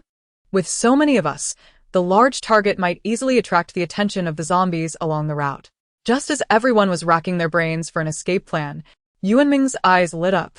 Wait, we have a vehicle, she exclaimed. There's a school bus parked by the west gate of the school. Chapter 37. A school bus? I never considered that option, Jin Shuang said, straightening up for a moment before shaking his head. There are several school buses, but we don't have the keys. So we are at a dead end. No, we should be able to find the keys, Yuan Meng replied, her eyes sparkling with hope as she turned to Jiang Qishan. Do you remember the day of our retake exam? At her prompting, Jiang Qishan's expression changed, and she clenched her fist and slapped it into her palm. Of course. How could I have overlooked that? What? The others were confused, glancing back and forth. Yuan Meng took a pen and drew a circle on the map at the location of the West Playground, recounting the events of that day. On the day the zombie tide erupted, Qishan and I were taking the 800-meter physical test on the playground. A school bus came crashing through the west gate, and many students jumped off and ran, while others were pursued and bitten from behind. In hindsight, that must have been when the playground began to fall. Considering the chaotic driving and the blaring of the horn, it's likely the driver was attacked on the bus. When Yaya saved us later, I noticed the bus was still parked there. Shiyu timidly raised her hand. What if the driver turns into a zombie, takes the keys from the vehicle and wanders off? Jiang Qishan replied, surely, we cannot be that unfortunate. Moreover, let us consider this. If Ni Xinyu speaks, and the key is left in the ignition while the driver has not turned off the engine, I worry that after so many days, the fuel and battery might be insufficient to start the vehicle. She hesitated, casting an earnest glance towards the other silent individuals, awaiting their opinions. Qiu Shu rubbed his temples and slowly remarked, well, even if we have the keys, power, and fuel, who among us would drive the school bus? Upon the utterance of this question, a profound silence enveloped the group as they exchanged glances. Qiu Shu continued, driving without a license? The group responded with a collective pause. Chen Shuang quipped, it sounds like a traffic officer will soon be stationed at the intersection issuing tickets. Jiang Qishan interjected, mind your words. We are not drivers. We are merely transporters of the school bus. Ni Xinyu disregarded the banter and turned her gaze towards the more reliable figures, Li Lis Ho and Ji Shunling. Without batting an eye, Ji Shunling suggested, then let us seek out the old man. I've heard he can even drive a tank. The group fell silent, pondering the validity of this assertion, while Ni Xinyu exhaled deeply. What does it matter? It's just a vehicle with 4 wheels and a steering wheel. As long as we can locate it, I shall drive it myself if necessary, regardless of the circumstances. Yuan Meng's words had indeed presented the group with an additional option for transportation. Li Lis Ho remarked, we must also consider the possibility that the vehicle may not be available and seek an alternative location. Ni Xinyu pondered for a moment, then circled a building near the west gate with her pen, stating, let us head to the civil engineering building. It's in close proximity to the school bus stop. And Xiao Qiao is quite familiar with this area. Xiao Siyu nodded in agreement. Qiu Shu expressed some concern, however. I've heard that the layout of the civil engineering building is quite complex. Xiao Siyu replied, brother, I am from the civil engineering department. Who could possibly be more acquainted with their own faculty building? Qiu Shu's gaze wandered. Didn't you mention that you often skip classes? Xiao Siyu asserted. You may choose not to respect me, but you must respect my field of study. Ni Xinyu provided reassurance to her companions, patting Qiu Shu on the shoulder. Do not worry. The design of the civil engineering building should align well with your artistic sensibilities, so there is room for optimism. Qiu Shu responded. Their goal is the school bus. Let us not hold any unrealistic expectations for the PNB location. Jiang Qishan and Yuan Meng chimed in if all else fails. We can opt for PNC and climb onto the parking shed beside the building. We've attempted this before. It may be a bit chilly, but it's certainly preferable to being bitten by zombies. with the school bus as their entrance and the civil engineering building and parking shed as their fallback. The group gathered once more around the map. Despite the many uncertainties surrounding the school bus, they needed to devise a plan for when they located it. As the only possession they had was the campus map, Xiao Siyu would sketch a rough outline of the routes surrounding the school from the west gate based on her memory. At this moment, Jiang Qishan played a pivotal role, traversing the landscape on her motorcycle, leaving no stone unturned from the grand avenues to the narrow alleys, occasionally sharing a word or two with Xiao Siyu. However, her insights were limited to delineating the landmark buildings and crucial routes within a 5-kilometer radius of the campus. Li Lizho pondered. After we venture out, we may first need to procure a map of City N. The fact that the refuge is situated in such a remote suburb suggests that the infection situation in the urban area is rather severe. We are somewhat familiar with the roads near the school, but as we venture further, should we encounter traffic paralysis or any unforeseen circumstances, we must prepare as many alternative routes as possible. Everyone concurred, though sure you scratched his head. But in this day and age, everyone relies on mobile navigation. Where can we find a map? Qiu Shu suggested. Bookstores should certainly sell maps of the city. Jiang Qishan added. Fortunately, we are in a university town with numerous bookstores. If all else fails, we can search them one by one. Chen Shuwang looked at Jiang Qishan in mild surprise. Jiang Qishan responded. What's the matter? Chen Shuwang remarked. You even know where the bookstores are? Impressive.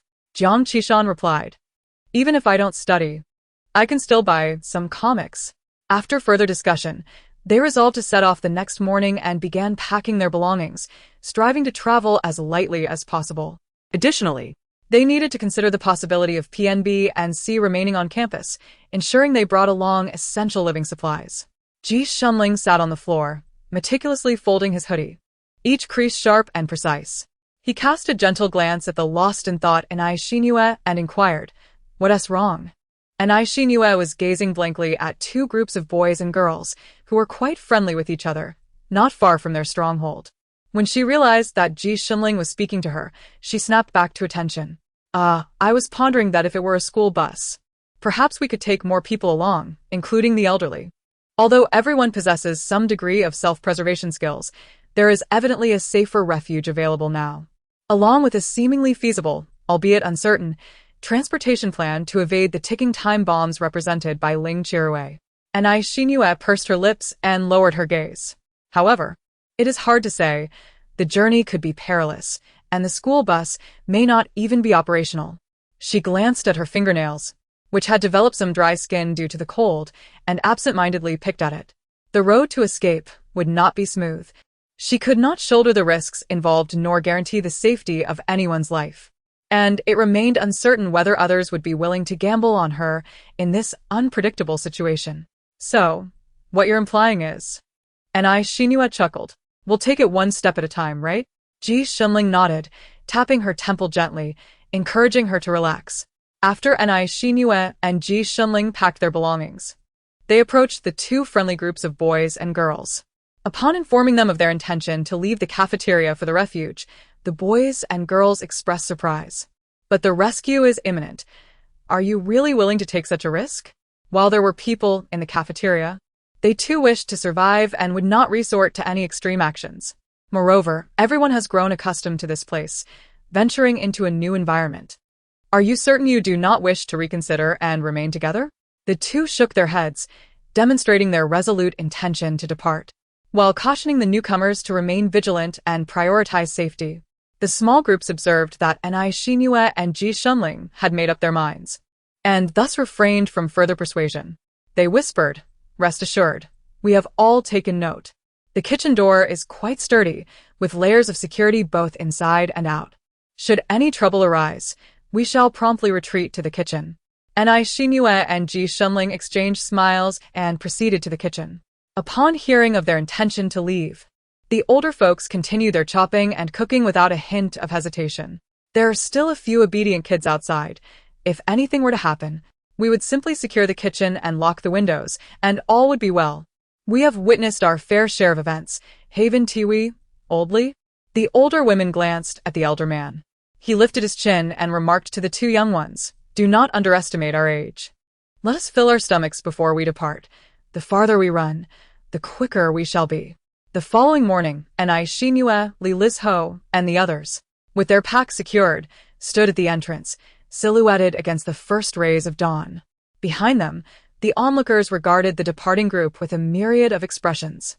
Some students embraced them in farewell, their eyes reflecting reluctance, while others, the newcomers, reveled in their departure with excitement and disdain. What were they contemplating? Could they truly believe they might escape to a sanctuary? Having indulged in numerous American dramas, one might truly begin to perceive oneself as a character within them. How pretentious it can be. However, Ling Qiruwei did not anticipate that Xinhua and her companions would depart with such decisiveness. With a cigarette nestled between his lips, he regarded them in silence. Dai Yingjia's gaze fell upon their bulging packages, irritation evident in his tone as he remarked on the possibility of them concealing stolen goods, urging them to present their possessions. Yet a mere glance from Ling Qiruwei rendered Dai Yingjia instantly mute. Xinhua exchanged glances with her companions, and upon receiving their nods of affirmation, she raised her hand to grasp the doorknob. At this moment, an elder stood by door 2, luring the zombies on the terrace. Beyond the imposing glass doors, the clouds began to yield to the gradually rising sun, its edges aglow with golden light. He squinted against the brilliance. His eyes, moistened by the rays, cleared his throat, and began to sing a favorite aria. Stack the 7-star stove, boil the 3 rivers in a copper kettle. Set the 8 immortals table, and entertain 16 guests. Please remember to cherish this moment. On this clear morning devoid of early mist, the sunlight was gentle, the air crisp, and a hint of coolness lingered in the breeze. On a rooftop platform, 10 figures moved stealthily. Except for Ni Yiqiao, the others endeavored to keep a low profile, bending their backs to avoid attracting the attention of the zombies below. As they ventured outside, the zombies on the terrace were drawn towards gate number 2. Yet Li Lizho was uncertain about the number of undead lurking on the first floor after descending the stairs. He opted for a more cautious approach, choosing the previously considered warm winter supermarket strategy. First, he decided to ascend to the rooftop to survey the surrounding zombie situation before selecting a relatively safe climbing point. Upon reaching the far end of the L-shaped building complex, the main group halted 2 meters from the edge of the concrete platform, with Commander Li Lizho moving forward alone to assess the circumstances. Despite having anticipated such a scenario and deliberated on corresponding solutions, the reality of the moment brought a fleeting struggle to the faces of the group. They hesitantly retrieved their phones, casting uneasy glances at one another. Who would be sacrificed? This marked the first occasion of a truly collective endeavor for the group. Using a whistle to attract zombies would inevitably lead to someone being left behind, thus eliminating that option from their plans. Consequently, they were left to rely solely on the music stored locally on their phones. Qiu Shu glanced at his foldable screen with reluctance, the latest model, costing over 10,000. Shiryu silently lowered his head, gently caressing the phone's casing. Last year's model. Free of charge, but a keepsake from his sister. Chen Shuwang was indifferent. An older model, inexpensive, though the speaker was damaged from accompanying him on parkour escapades. Ji Xinling was blunt. This phone has a special location setting for my father. Next. Xinhua added, I have apocalyptic-related information sent by my father, along with a WeChat contact from an uncle at the Research Institute. Next. Li Lizho sighed. Your father's never mind. My phone has been uncharged. Yuan Meng, the new model, acquired after a month of tutoring during the summer break. Xiao Siu, sob. I just bought it, and I still have 6 months left to pay off on Huabei. Jiang Qishan, sob. Me too, I've only paid it off for a month. As soon as her words fell, all eyes converged upon the palm of her hand. Jiang Qishan, is this really decided? Yuan Meng silently patted her. Fortunately, there's nothing left to repay afterwards. Jiang Qishan, with tears in her eyes. But the item is gone, reluctantly parting with her possession. Jiang Qishan handed her phone to Chen Shuwang, who sighed. Some pay in full, some are loved, while others discard their phones and free themselves from debt. Just as he was about to find a slightly distant spot to play music to attract the zombies, he suddenly heard a commotion behind him. Wow, teacher! There are so many living people. Someone is speaking. Wow, indeed so many of them. What are they doing? A team-building exercise in the apocalypse? 2 men and 2 women. Before Enai Shinue and the others could react, this group nimbly scaled up. Upon seeing Enai Shinue and her companions, they showed no sign of caution, turning instead to pull something from beneath the concrete platform. Zhang Laosher, you really should have detonated fewer. How will we move with such a heavy load? If it doesn't explode, it's all wasted. The man addressed as Zhang Laosher had yet to appear, but his voice floated up from below. Zhang Laosher? Chen Shuwang felt a twinge of recognition at that familiar voice, his eyelids twitching. Moments later, the boys and girls each pulled a rope, dragging several large burlap sacks up. Simultaneously, a man appearing to be in his mid-30s emerged onto the platform. With a slightly rounded face, he donned only a short-sleeved shirt in the brisk weather. His physique bearing the marks of rigorous exercise, his back was straight, and his pectoral muscles were well-defined. Upon recognizing this individual, Li Lizho instinctively stood at attention and greeted. Hello, Teacher Zhang. He never anticipated encountering his C-language programming instructor in such a manner. Li Lizho? Zhang Yi had taught him for merely 1 semester. Yet Li Lizho's reputation within the grade was such that most teachers were familiar with him. It was then that he noticed a long line of people standing on the platform. When his gaze swept back and landed on Chen Shuang's face, he was momentarily taken aback.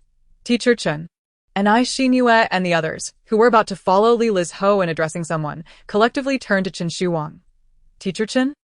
Chen Shuang's lips twitched, his voice barely audible. Previously, when I casually mentioned my interest in parkour while registering for his elective course, he has since been eager to find me to learn. Li Lizho responded, if you wish to learn, then why do you appear so sheepish? The others watched in silence. However, judging by Zhang Yi's earlier agile climbing abilities, it seemed his injury had likely healed. While they conversed, he had already returned with a few students in tow, carrying burlap sacks and grasping Chen Shuang's hand with barely contained excitement. Teacher, it has been so long since I last saw you. He glanced at the individuals beside him. Are these your young students? The young students replied, please, Teacher Zhang, just call me Xiao Chen. They are all my teammates. Chen Shuang felt a profound sense of unease. Yet Zhang Yi seemed to find amusement in the situation, continuing to address him as Teacher Chen. Where are you all planning to go? He inquired, surveying the platform and deeming it relatively safe before beckoning everyone to take a seat. Are we heading downstairs? Then let us rest for a moment. We attracted quite a horde of zombies on our way here. Enai Shinue and the others exchanged glances, realizing the implications. It was no wonder, after a brief circuit, they had sensed that the number of zombies today was not only greater than usual, but also unusually vigorous. Are you hungry? I brought some freshly fried food, and the seasoning as well. As he spoke, Zhang Yi busied himself, instructing the students behind him to retrieve 2 boxes from their bags. Let us eat and chat. Eating while conversing? Enai Shinue and her companions exchanged looks, reconfirming that they were indeed in a post-apocalyptic world, currently on the run. Yet, from the slightly open sack, a familiar, delectable aroma of fried chicken wafted through the air, those succulent chicken fillets from the best fried chicken shop at the food street. It had been ages since Enai Shinue and the others had savored chicken fillets. Just the scent made their throats involuntarily convulse, and they swallowed hard. However, eating fried chicken in an open environment teeming with zombies felt rather peculiar. Just as they were about to politely decline, a prolonged series of growls emanated from their stomachs. Enai Shinue lowered her gaze. Enai Ichiao maintained her stoic expression, unwavering. After a brief pause, the growls continued. Enai Shinue remarked, it's you. Li Lizho and Chen Shuang, both familiar with Zhang Yi, nodded to the others. Consequently, the group decided against their original course and, without hesitation, gathered around to indulge in the feast. During their conversation, the 2 parties engaged in brief self-introductions. It turned out that Zhang Yi had been at the Computer Science Institute on Sunday when the zombie outbreak occurred. He found himself trapped with a survivor from the laboratory, subsequently rescuing several classmates from the building, around 30 individuals in total. Although the weather had turned colder, the laboratory was equipped with air conditioning, mitigating the discomfort. They cleared out 2 rooms, and for routine matters such as using the restroom, they would climb through the windows to the adjacent space. The rest of them would venture out every couple of days to gather food and supplies. Chen Shuang couldn't help but mention the situation on the second floor of the cafeteria. While the later arrivals were somewhat unreliable, with their larger group, they should be able to maintain order. The conditions for supplies and accommodation would be better than staying in the institute. Zhang Yi shook his head, stating, I've considered this before, but with over 30 classmates on our end, if we were to escape, it would be challenging to ensure everyone remains unharmed. The living conditions may be rudimentary, but it is most crucial that everyone survives. We do not know when help will arrive. And Xinhue and the others were visibly moved by his words. Zhang Yi took a bite of fried chicken, saying, Let us make it through one day at a time, Xiao Su. Sprinkle some cumin and spicy powder for me. Enough, enough. Share some with everyone. And Xinhue and the others exchanged glances. Although Zhang Yi appeared more lively than the other teachers, the aura of authority he possessed naturally led them to rely on him. Thus, they ate their fried chicken while inquiring if Zhang Yi had any news regarding rescue efforts. No, none at all, Zhang Yi replied candidly. We simply wait. Lilis Ho discerned that Zhang Yi appeared unaware of the drone incident from the previous day, prompting him to mention, There are drones broadcasting. Zhang Yi and his 4 students' eyes brightened instantaneously, their mouths still smeared with remnants of food, eagerly inquiring, We have been in the laboratory all day, hearing nothing. Please, enlighten us. Lilis Ho recounted the broadcast from yesterday in a manner akin to a retelling. Upon hearing the latter part, Zhang Yi furrowed his brow, reflecting for a considerable moment before stating, Ding'an district is rather distant. The broadcast suggested refraining from venturing outside, indicating that the external environment is not particularly optimistic. What are your plans for getting there? He scanned the group, questioning, Are you intending to rely solely on your feet? And Xinhue and the others remained silent. Chen Shuang revealed their intention to try their luck at the school bus pickup point. Teacher, will you accompany us? The bus is large, and if fortune smiles upon us, the keys might be on board, accommodating us all. Zhang Yi pondered for a moment, shaking his head, reiterating his earlier stance. I cannot permit you all to take such risks. Furthermore, while the bus is indeed spacious, with everyone combined, there would be around 40 to 50 individuals. In that case, who decides who goes and who stays? The group fell into silence. Zhang Yi stood, surveyed the surroundings, and patted Chen Shuang and Lilis Ho on the back, saying, Enough, do not worry about us. It is quite possible that you may reach the shelter first and could procure some aid or supplies for us. Chen Shuang and Lilis Ho exchanged glances and nodded in agreement. As the group prepared to depart, Zhang Yi instructed Xiao Su to tighten the bag's opening. These zombies have an acute sense of smell. They can track us from quite a distance. His students could not help but comment, You even brought all the condiments. The zombies are practically salivating. Zhang Yi hoisted the sack onto his shoulder, declaring, Having something to eat is already a blessing. Who cares if it's spoiled? Perhaps I can even determine the actual shelf life of the fried chicken from these establishments. Ji Shunling and the others fell silent. Zhang Yi and the students each wielded a fire axe as they approached the edge of the cement platform, beneath which the ravenous zombies awaited. Zhang Yi instructed, When I count to 3, we all jump down together. Make sure to be swift. Understood? Chen Shuang, caught off guard, exclaimed, Wait, are you suggesting we just leap like that? There are so many zombies. He continued, Is it really necessary to be so reckless? Don't you have any sense?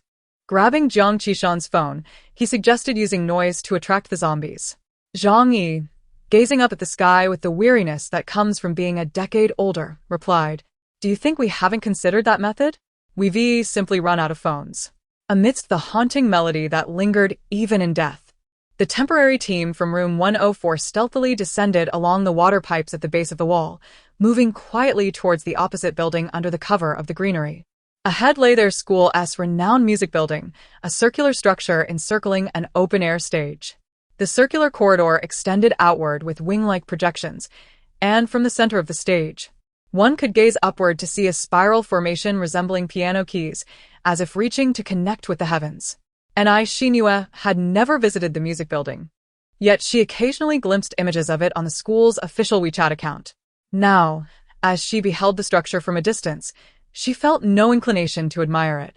Gripping Yiqiao's hand, her heart raced furiously, pounding incessantly due to the urgency and anxiety. At that moment, Xiao Siyu, her complexion slightly pale, remarked. It seems my heart is malfunctioning. Its rhythm feels rather erratic. Yuan Meng echoed, I feel the same. And Xingyue remained silent, yet she shared their sentiments. Wait. Qiu Shu interjected, are you perhaps mistaking the drumming sounds from the music building for your own heartbeats? And Xingyue and the others exchanged glances, speechless. Zhang Yi chuckled, do not frighten yourselves unnecessarily. That noise originates from the music building. They were hosting an event on the day of the zombie outbreak. And the background music has yet to cease. As they approached the vicinity of the building, they were instructed to remain vigilant, though it was likely safe since most of the zombies had been lured inside. The group felt a slight sense of relief, their pace unimpeded. Suddenly, as they neared the music building, a dark shadow darted past. With a muffled thud, a bloodied figure collapsed onto the ground. Before they could look up, another shadow plummeted down. Thud. The sound of the fall was drowned beneath the rhythmic drumming. Bright crimson blood seeped through the pavement, pooling around a face with sunken cheeks and eyes slightly ajar, seemingly filled with inquiries about the apocalyptic world. After a brief convulsion, the body lay utterly still.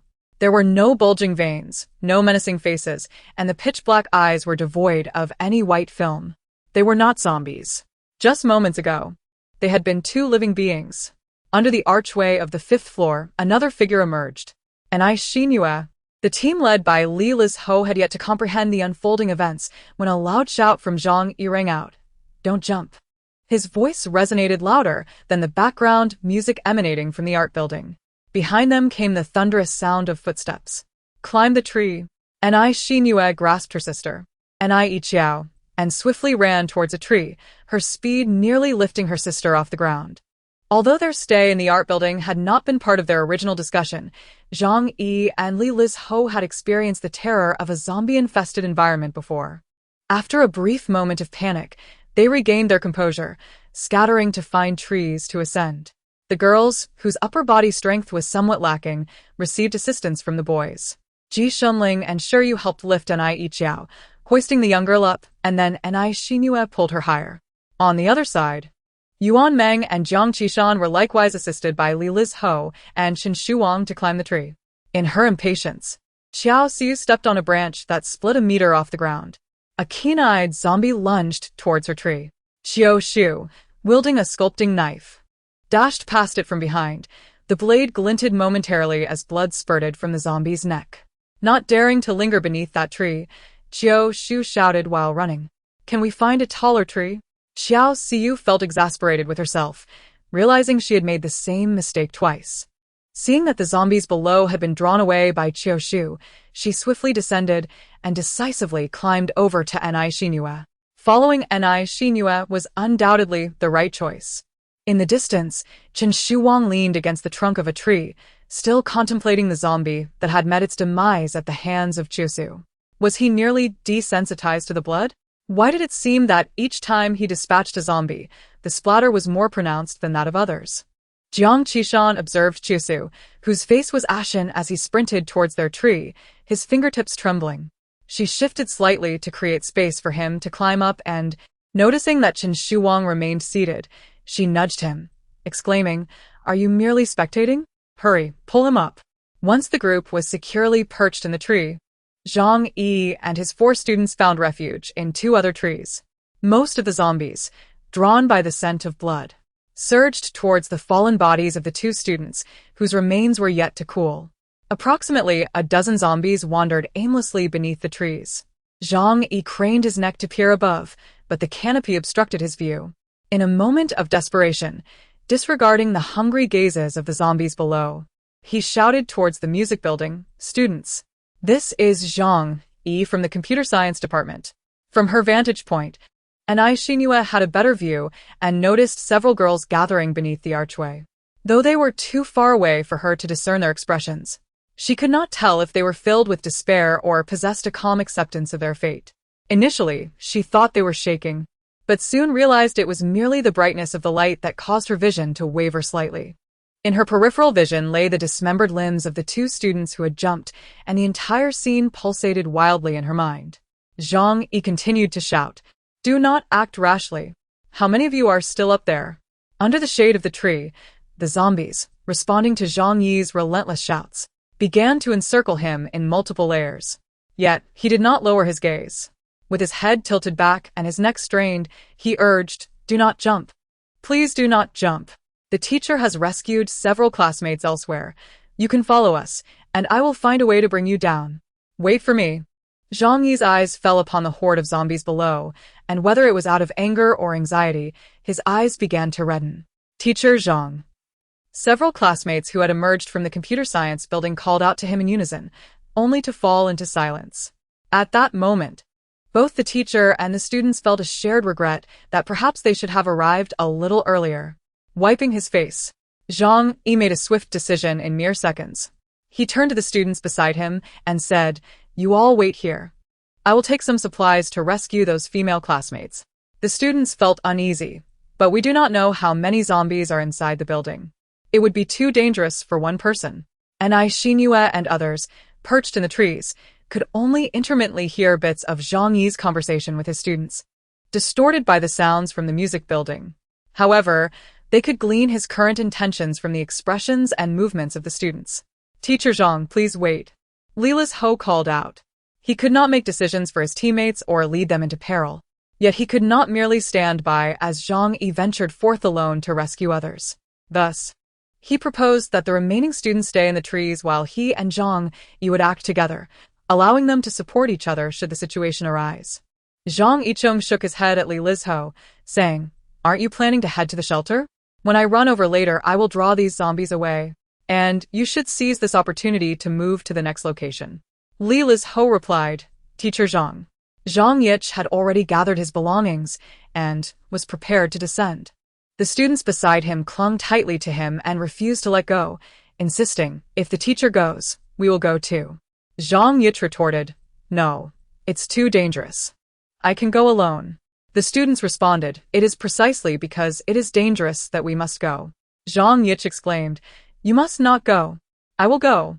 As the conversation threatened to spiral into an endless loop, Qin Shuwang and Jiang Qishan, perched on a nearby tree, could no longer contain themselves. "All right, Zhang, come up." Once the group had safely settled on the tree, Zhang Yich and his 4 students each found refuge on separate branches. Most of the zombies were drawn away by the scent of blood, ravenously attacking the 2 still warm bodies of students on the ground, while around 10 remained scattered beneath the tree, wandering aimlessly. Zhang Yich repeatedly craned his neck upward, but the tree's foliage obscured his view. In a moment of desperation, disregarding the hungry zombies lurking below, he shouted towards the music building, "Students, I am Teacher Zhang from the School of Computer Science." From her vantage point, and Xinhua had a clear view. She noticed several girls gathering beneath the archway, but the distance was too great to discern their expressions, leaving her uncertain whether they appeared desperate or eerily calm in the face of death. Initially, she thought they were trembling, but soon realized it was merely the brightness of the daylight that caused her vision to quiver slightly. In the depths of her mind, the remnants of the 2 students who had leapt from the building manifested as dismembered limbs, their gaze haunting her thoughts. Li Lizhou's words, however, momentarily quelled her turmoil, tempering the reckless urge to confront the zombies head-on. After a brief pause, he nodded, and the others exchanged glances, exhaling in relief as they steadied their nerves and resumed planning. Zombies lurked beneath the trees and along the path, while the long staircase leading into the building was intermittently besieged by the undead. The situation within the building remained uncertain. Yet the overpowering volume of the background music suggested that it had attracted even more zombies. While there was a chance to push through on level ground, the staircase posed a far greater challenge. Ji Shunling gestured towards the flower bed beside the stairs. "We shall ascend from there." The artistic ambience of the music building surpassed that of other structures, adorned with vibrant greenery and flourishing blooms. Numerous abstract sculptures, designed to express musical emotions, intertwined seamlessly, their smooth lines leading directly to the entrance. Fortunately, these uniquely shaped sculptures not only served as barriers against the pursuing zombies, but also provided convenient footholds for climbing. Although they lacked appreciation for the artistry, the strategic value of these sculptures became evident, allowing for both offense and defense. Li Lizho assessed the current distribution of their group, We will employ a diversionary tactic to draw the zombies from beneath the trees and along the path. Soon. We shall ascend the statues in waves. However, employing this method necessitates the presence of one individual remaining in the tree to distract the remaining zombies. Anai Shinue glanced down at Anai Ichiao in her arms, hesitating momentarily. At that moment, Qiao Siyu proactively suggested, "Why don't I stay behind to look after Ichiao? When you all emerge, it would be advantageous to have someone waiting outside to assist." Reflecting on her previous 2 unsuccessful attempts at climbing the tree, Qiao Siyu feared that her participation might hinder the team's collective efforts, thus opting to contribute through logistical support instead. With the assurance that Anai Qiao would be cared for, Anai Shinue felt a significant portion of her worries dissipate. "That works," she agreed. Ji Shunling was the first to set off, with Li Lizho sounding the alarm to divert the zombies beneath the tree. The remaining members of the group observed intently, mentally noting Ji Shunling's route. Anai Shinue followed as the second, setting a pace for the other girls. Although her speed did not match Ji Shunling's, it was sufficient to elude the zombies, instilling greater confidence within the group. The subsequent actions proceeded in a similar manner. Those in the trees took turns singing to lure the zombies, providing cover for their companions as they made their way to the statue beside the music building. Despite the prolonged timeline, fortune favored them, and they navigated the situation without error, progressing smoothly. The final wave of individuals was shielded by Qiao Siyu singing as she held a child in the tree, feeling inexplicably more anxious than before. She clutched Anai Ichiao tightly, exhaling a sigh of relief. "Sister, are you ready?" Qiao Siyu, undeterred, nestled the child under her arm and began to clap and sing. "If you're happy and you know it, clap your hands. Clap, clap. If you're happy and you know it, clap your hands. Clap, clap. If you're happy and you know it, then your face will surely show it. If you're happy and you know it, clap your hands." With a final resounding clap, the statue and the zombies on the road were completely drawn to the tree where Qiao Siyu stood. At that moment, Anai Ichiao emitted a soft sound of discomfort. Qiao Siyu glanced down to discover that the child had been squeezed too tightly, prompting her to gently soothe them. Meanwhile, Anai Shinue and the others skillfully climbed to the entrance, following the line of sculptures, and observed the situation inside through the glass. The main hall's door was closed, while the side door on the right was ajar at a 90-degree angle, indicating that the zombies had likely entered through the side door. Lured by the background music to the central music platform, Anai Shinue signaled to the group, lowering her voice, "Shall we go through the main entrance?" Yi Shenling nodded.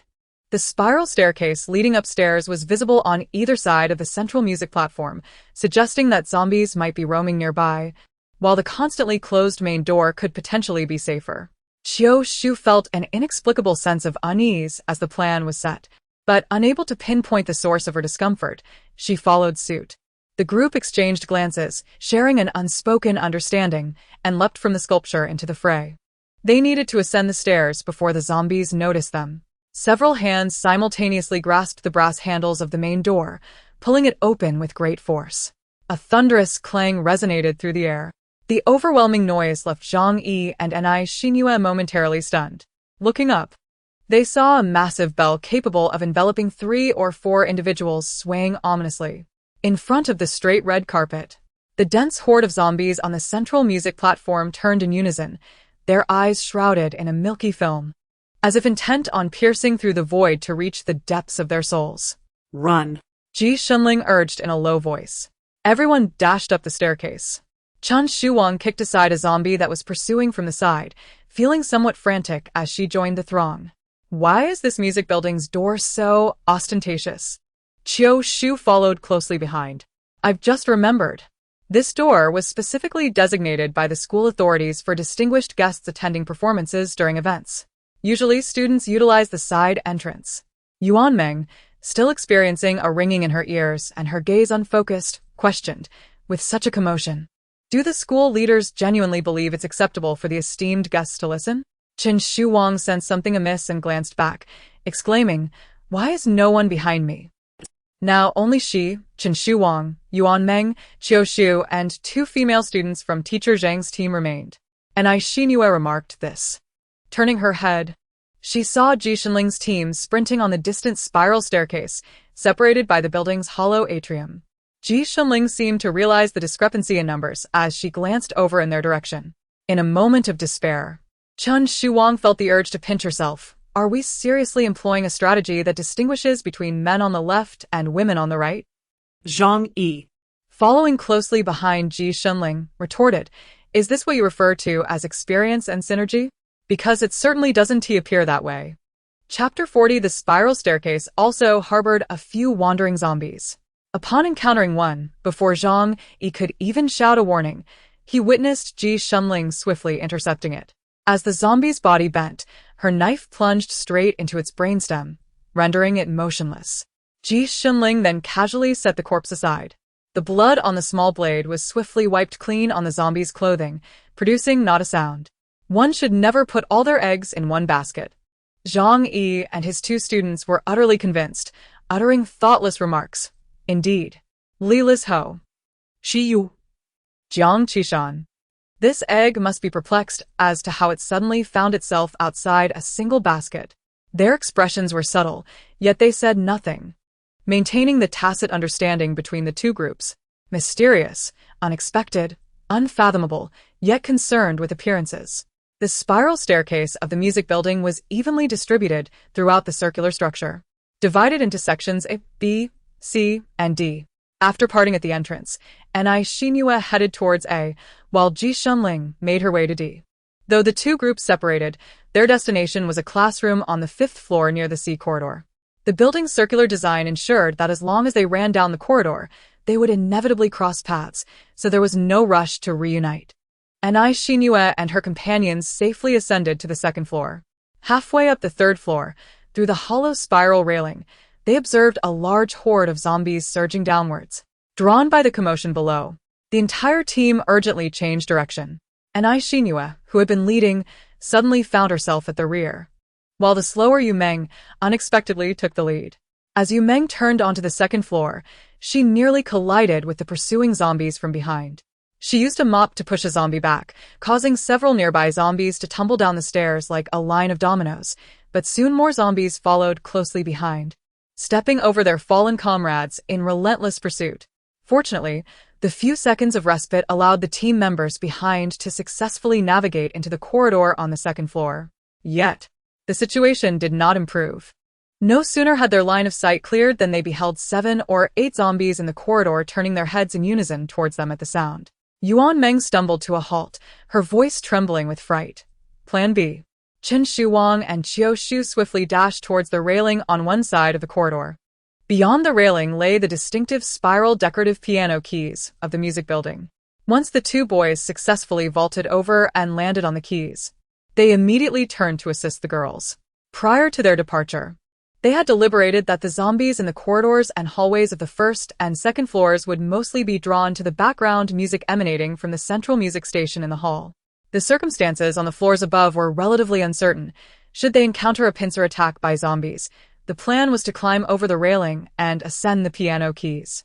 Although Chen Shuwang had claimed to have practiced parkour on the piano keys of the music building and found it manageable, the height of the 1st floor was still a daunting 4 to 5 meters, and the gaps between the keys posed a risk of a potentially grievous fall. Thus, as they began to climb out, they exercised caution and slowed their pace as per the plan. Ni Xinyue held the rear guard, becoming ensnared by 2 zombies that were slightly faster. She pressed her body against the classroom door, ensuring both zombies remained within her line of sight to prevent a surprise attack. Out of the corner of her eye, she saw her teammates had all climbed over the railing, and she dared not delay further. With determination, she kicked one zombie away and plunged her knife into the other's skull.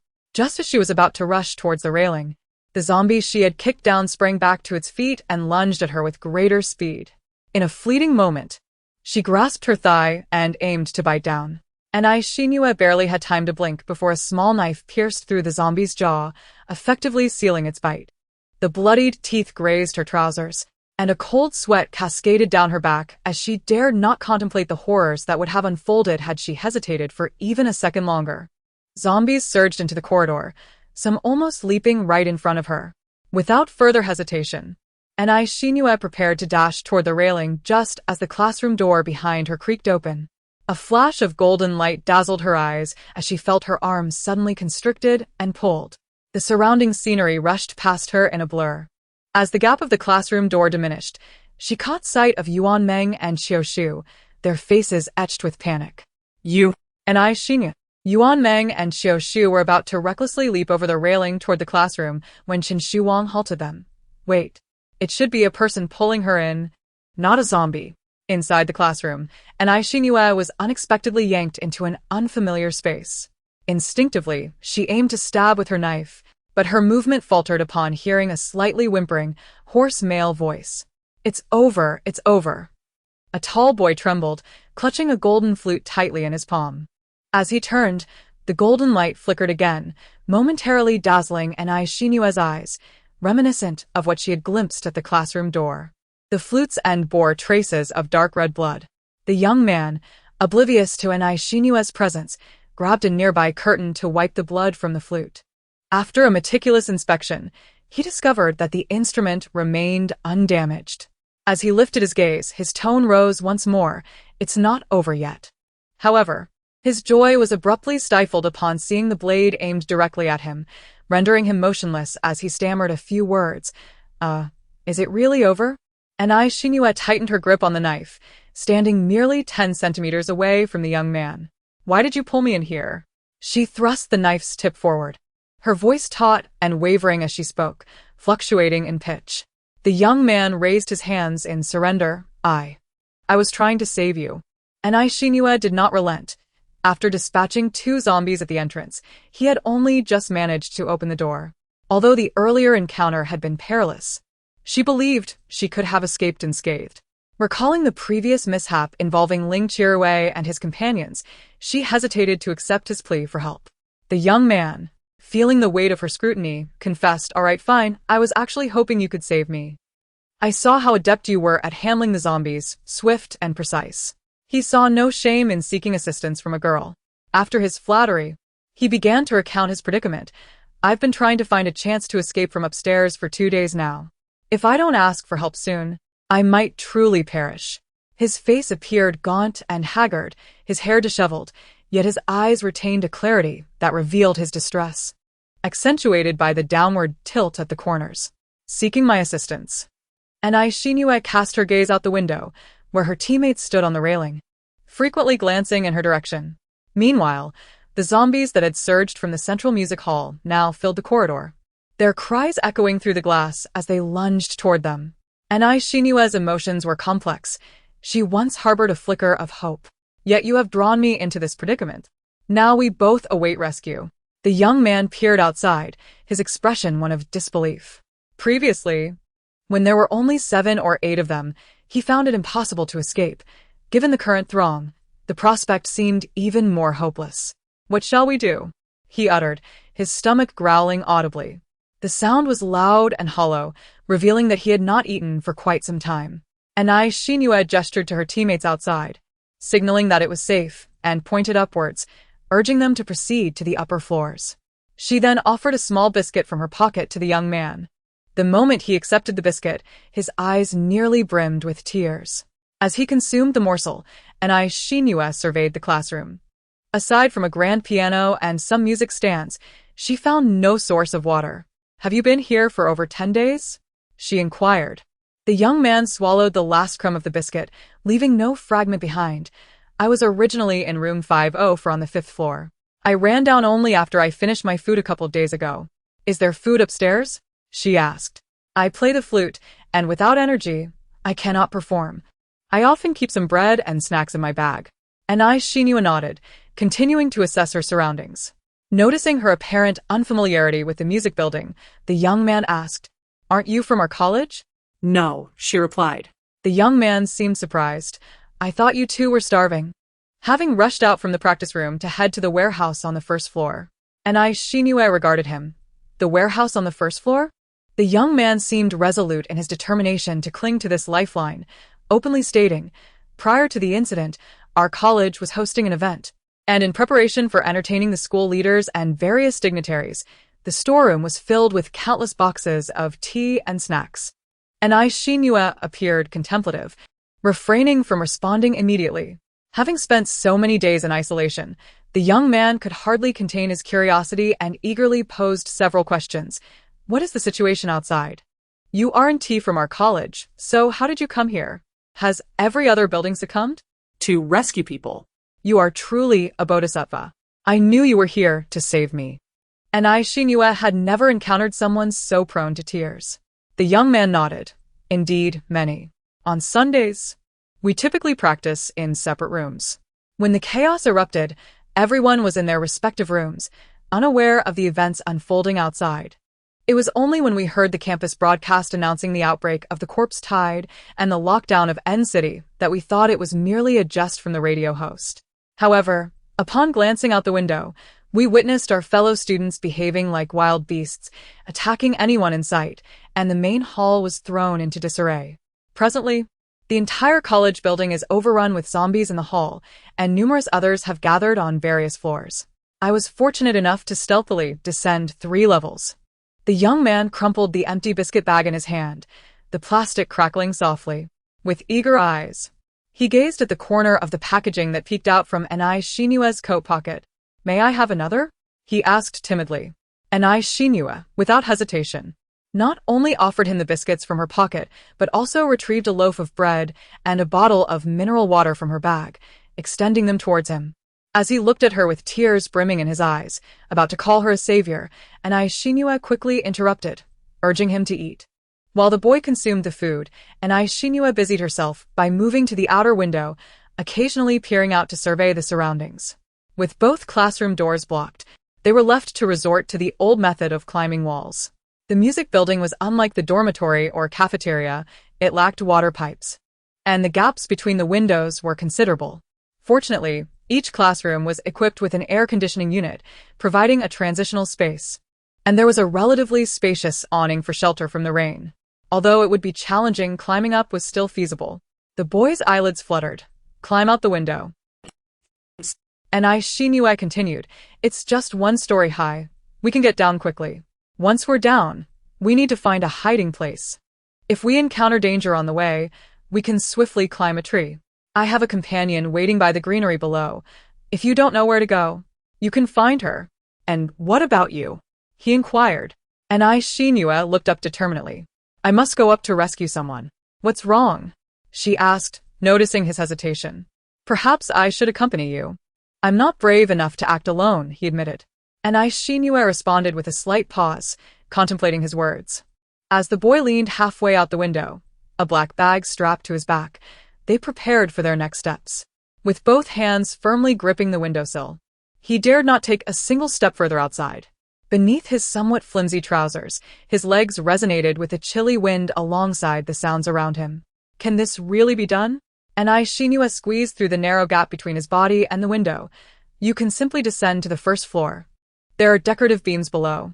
Even if you misstep, a vast thicket awaits to cushion your fall. You will be safe. The young man leaned down to glance below, spotting 2 zombies wandering along the road, while beneath the tree where Shinua claimed her friend was located, a multitude of zombies encircled the area.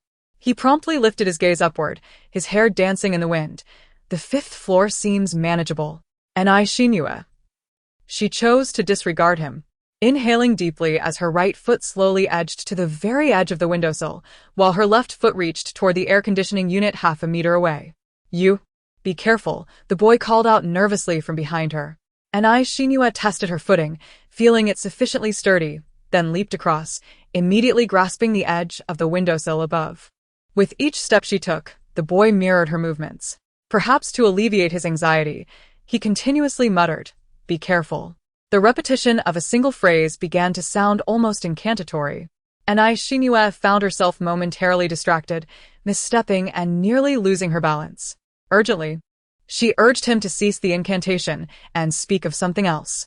The boy, clutching the windowsill, looked momentarily bewildered. Speak of something else? What else? What should I say? Shinua, anything. The boy instinctively replied. Without needing Shinua to interject, he began a dialogue of his own. You? Li is Chinese. Mori is not a student. Shinua clutched the windowsill tightly, veins bulging. Speak Chinese. Never mind, let me ask. What is your name? The boy's mind finally shifted to a normal communication channel, and he replied, "My name is Lu Mingfan, but everyone calls me Vito." And you? And I, Xinhua. Where did you and your friends come from? The cafeteria. The cafeteria? Has it been overrun? No. As they exchanged questions and answers, they gradually ascended to the fourth floor. Lu Mingfan inquired, "Then why did you run out? There should be plenty to eat at the cafeteria." Lu Mingfan lagged a step behind and sat beside the windowsill. A drone flew by, mentioning something about a shelter. "Your music building is too noisy. I suppose you didn't hear it." A drone. Lu Mingfan gazed at the blue sky and white clouds, his voice dwindling. "What's wrong?" And I, Xinhua asked. "I truly didn't hear it." Next time you utter such nonsense, please refrain from adopting a pretentious demeanor. After resting for barely 5 minutes, she was ready to continue upwards.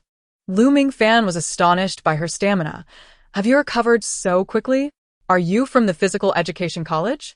"Mechanical," and I, Xinhua replied, tightening her grip on the air conditioning unit's pipe as she climbed higher. Lu Mingfan's hands had already turned red. Those who played instruments typically cared for their hands. He glanced at his palms, sighed, and continued to ascend. And I, Xinhua, never anticipated that this individual could follow her so closely. Just as she was about to express her admiration, Lu Mingfan began to falter repeatedly. One moment, he was exclaiming about slipping. The next, he was lamenting his grip. His intermittent gasp sent shivers through Anai Xinua's heart. Just as she contemplated saying something, a chilling scream echoed behind her. To her astonishment, she saw Lu Mingfan clutching the window ledge above, while the air conditioning unit beneath him, aged and with loose screws, had tilted precariously. Lu Mingfan himself was somewhat taken aback. "Oh, I haven't fallen." "Ni sin duda responded." "If you continue this way, I might just send you down myself." Recalling a prior incident, she shifted her gaze to Lu Mingfan's belt. "Tighten your belt," she advised. Lu Mingfan replied. "It seems there's a story behind this." In the 5th floor's music rooms, there were zombies. And I, Xinhua, decided against resting and instead moved stealthily along the wall, navigating around the building's broad curve to reach classroom C. After the earlier incident, Lu Mingfan fell silent. And I, Xinhua, momentarily unaccustomed to his quietude, reflected on whether she had been too harsh. She took the initiative to ease the tension, softening her tone to inquire, "Why so quiet?" Lu Mingfan replied with a somber tone, "After experiencing life and death, one inevitably changes." "Are you lacking strength?" And I, Xinhua, asked. Lu Mingfan responded, "Some things are best left unspoken." As they conversed, Lu Mingfan noticed a shadow looming above him, expressing concern. "Is it going to rain?" The ominous clouds seemed to be gathering. And I, Xinhua, remarked, "Today is a splendid sunny day. Where do these clouds come from?" Her words were abruptly cut off as she glanced upward. Above on the 5th floor, 4 heads peeked over the parapet, intently watching her and Lu Mingfan. "President, there truly are people. This is not a figment of our imagination. Are they coming to rescue us? But there are only 2 of them. It feels more like they are seeking refuge with us." And I, Xinhua. Lu Mingfan. Inside the music building, Yuan Meng and Qiu Shu continued their arduous ascent along the piano keys. Each glance at the heap of corpses in the hall below drained the color from their faces, causing waves of dizziness to wash over them. Strangely, despite scaling the outer wall earlier without much fear of heights, the spiral nature of the piano keys, in contrasting black and white, now instilled a sense of being drawn into the vortex below. "Qiu Shu, I feel a bit." Chen Shu Wang, seemingly unfazed, attempted to alleviate their tension. "Don't look down, don't look down. Just pretend you are walking up a normal staircase. We are bravely climbing the heights of art." "Height, high." Qiu Shu echoed a few words, his expression slightly contorted, feeling nauseous. "Yuan Meng, hold on. This is just a staircase, ugh. Zhang Yi's 2 female students, we had no issues initially, but now, ugh." In this apocalyptic era, life had already been stark, sustenance was scarce. And now they were merely experiencing physiological retching. Chen Shuwang opened his mouth only to close it again, feeling as if his team were utterly doomed. He cast a hopeful glance towards the other side of the floor, where Ji Shunling and his group were still sprinting down the corridor. However, before he could indulge in that hope, He witnessed Shiryu suddenly collapse to the ground, one of his shoes flying off and landing 2 meters away. Chen Shuwang felt a wave of despair wash over him. Shiryu, for heaven's sake, can you not have your shoes fall apart? Get up and keep running. Are you planning to bow down to the zombies? Shiryu staggered to his feet, disregarding the state of his shoe, and sprinted on his ox. Brother Shunling. The shoes my senior gave me are defective. From a distance, Chen Shuwang couldn't help but shout, aren't those the very ones you chose for yourself? Li Liz Ho and Ji Shenling's team were somewhat more fortunate than Ni Xinyue's group, having managed to ascend one more floor, but they too were halted at the 3rd floor, pursued relentlessly by the zombies from the 4th. They had not leaped onto the piano platform outside the railing. Zhang Yi and his 2 male students were somewhat acrophobic. While on the other side, the dispirited Chen Shuwang and his companions were preparing to take action. Without hesitation, Ji Shenling led everyone in a circuitous route towards another stairwell. The others followed suit without objection. Although there were zombies in the corridor ahead, their numbers were far fewer than those rushing down the stairs. And the corridor was wide enough to provide ample space for evasion. Furthermore, what reassured Zhang Yi was that they wouldn't even need to intervene. As Ji Shenling swiftly dealt with the zombies along their path, he silently inquired of Li Liz Ho beside him. Li Zhou, what is your friend studying? Li Liz Ho, the forensic expert. Zhang Yi nodded in sudden understanding. I see, it's simply a matter of familiarity. Li Liz Ho, Teacher Zhang, please do not harbor misconceptions about forensic students. Just then, a muffled groan emanated from behind them. Turning around, they saw Shiryu inexplicably slip and fall to the ground, his shoe peeling off behind him. Not again.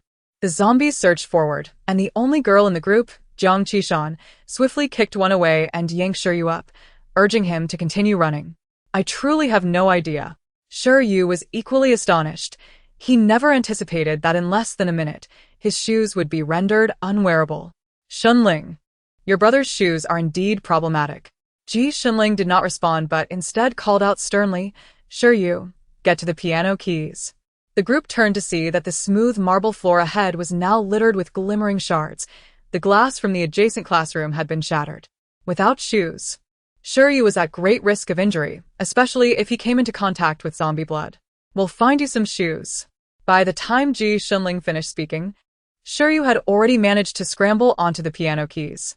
Many of the zombies were drawn to him, lunging toward the railing, and some, due to momentum, tumbled out and fell through the gaps in the piano onto the ground floor. Others continued their pursuit of Li Liz Ho and Ji Shenling. Ji Shenling wasted no time. Regardless of gender, any zombie with a similar shoe size was swiftly dispatched. Li Liz Ho immediately stepped in to assist, checking the shoes as he pulled them off. Too big. Too small. This one do. This shoe is quite the nuisance. Jiang Qishan quietly remarked, this seems to be a counterfeit. Genuine ones cause discomfort, while the imitation does not. Ji Shenling responded with a pause. Li Liz Ho, with a serious demeanor, declared, combating piracy is a collective responsibility. I shall present these shoes to Shiyu for inspection. Let everyone witness the consequences of counterfeit goods. Li Liz Ho, grasping the shoes, vaulted over the railing onto the piano keys. Maneuvering effortlessly among them, his breath steady and unlabored, a testament to his regular training. Is Li Liz Ho truly this athletic? I've never encountered him at the school gym. Ji Shenling observed the agile Li Liz Ho and remarked, he only goes to the gym when you're not around. It's said that anyone who meets you there ends up lifting weights, unable to walk the next day. Zhang Yi interjected. How infamous am I?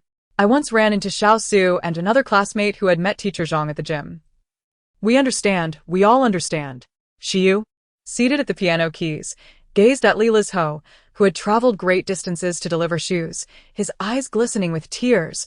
Brother Liz Ho. As Li Liz Ho moved swiftly, just 2 keys away from handing the shoes to Shiyu, his expression suddenly froze. Brother? Shiyu inquired. Li Liz Ho shouted, get down.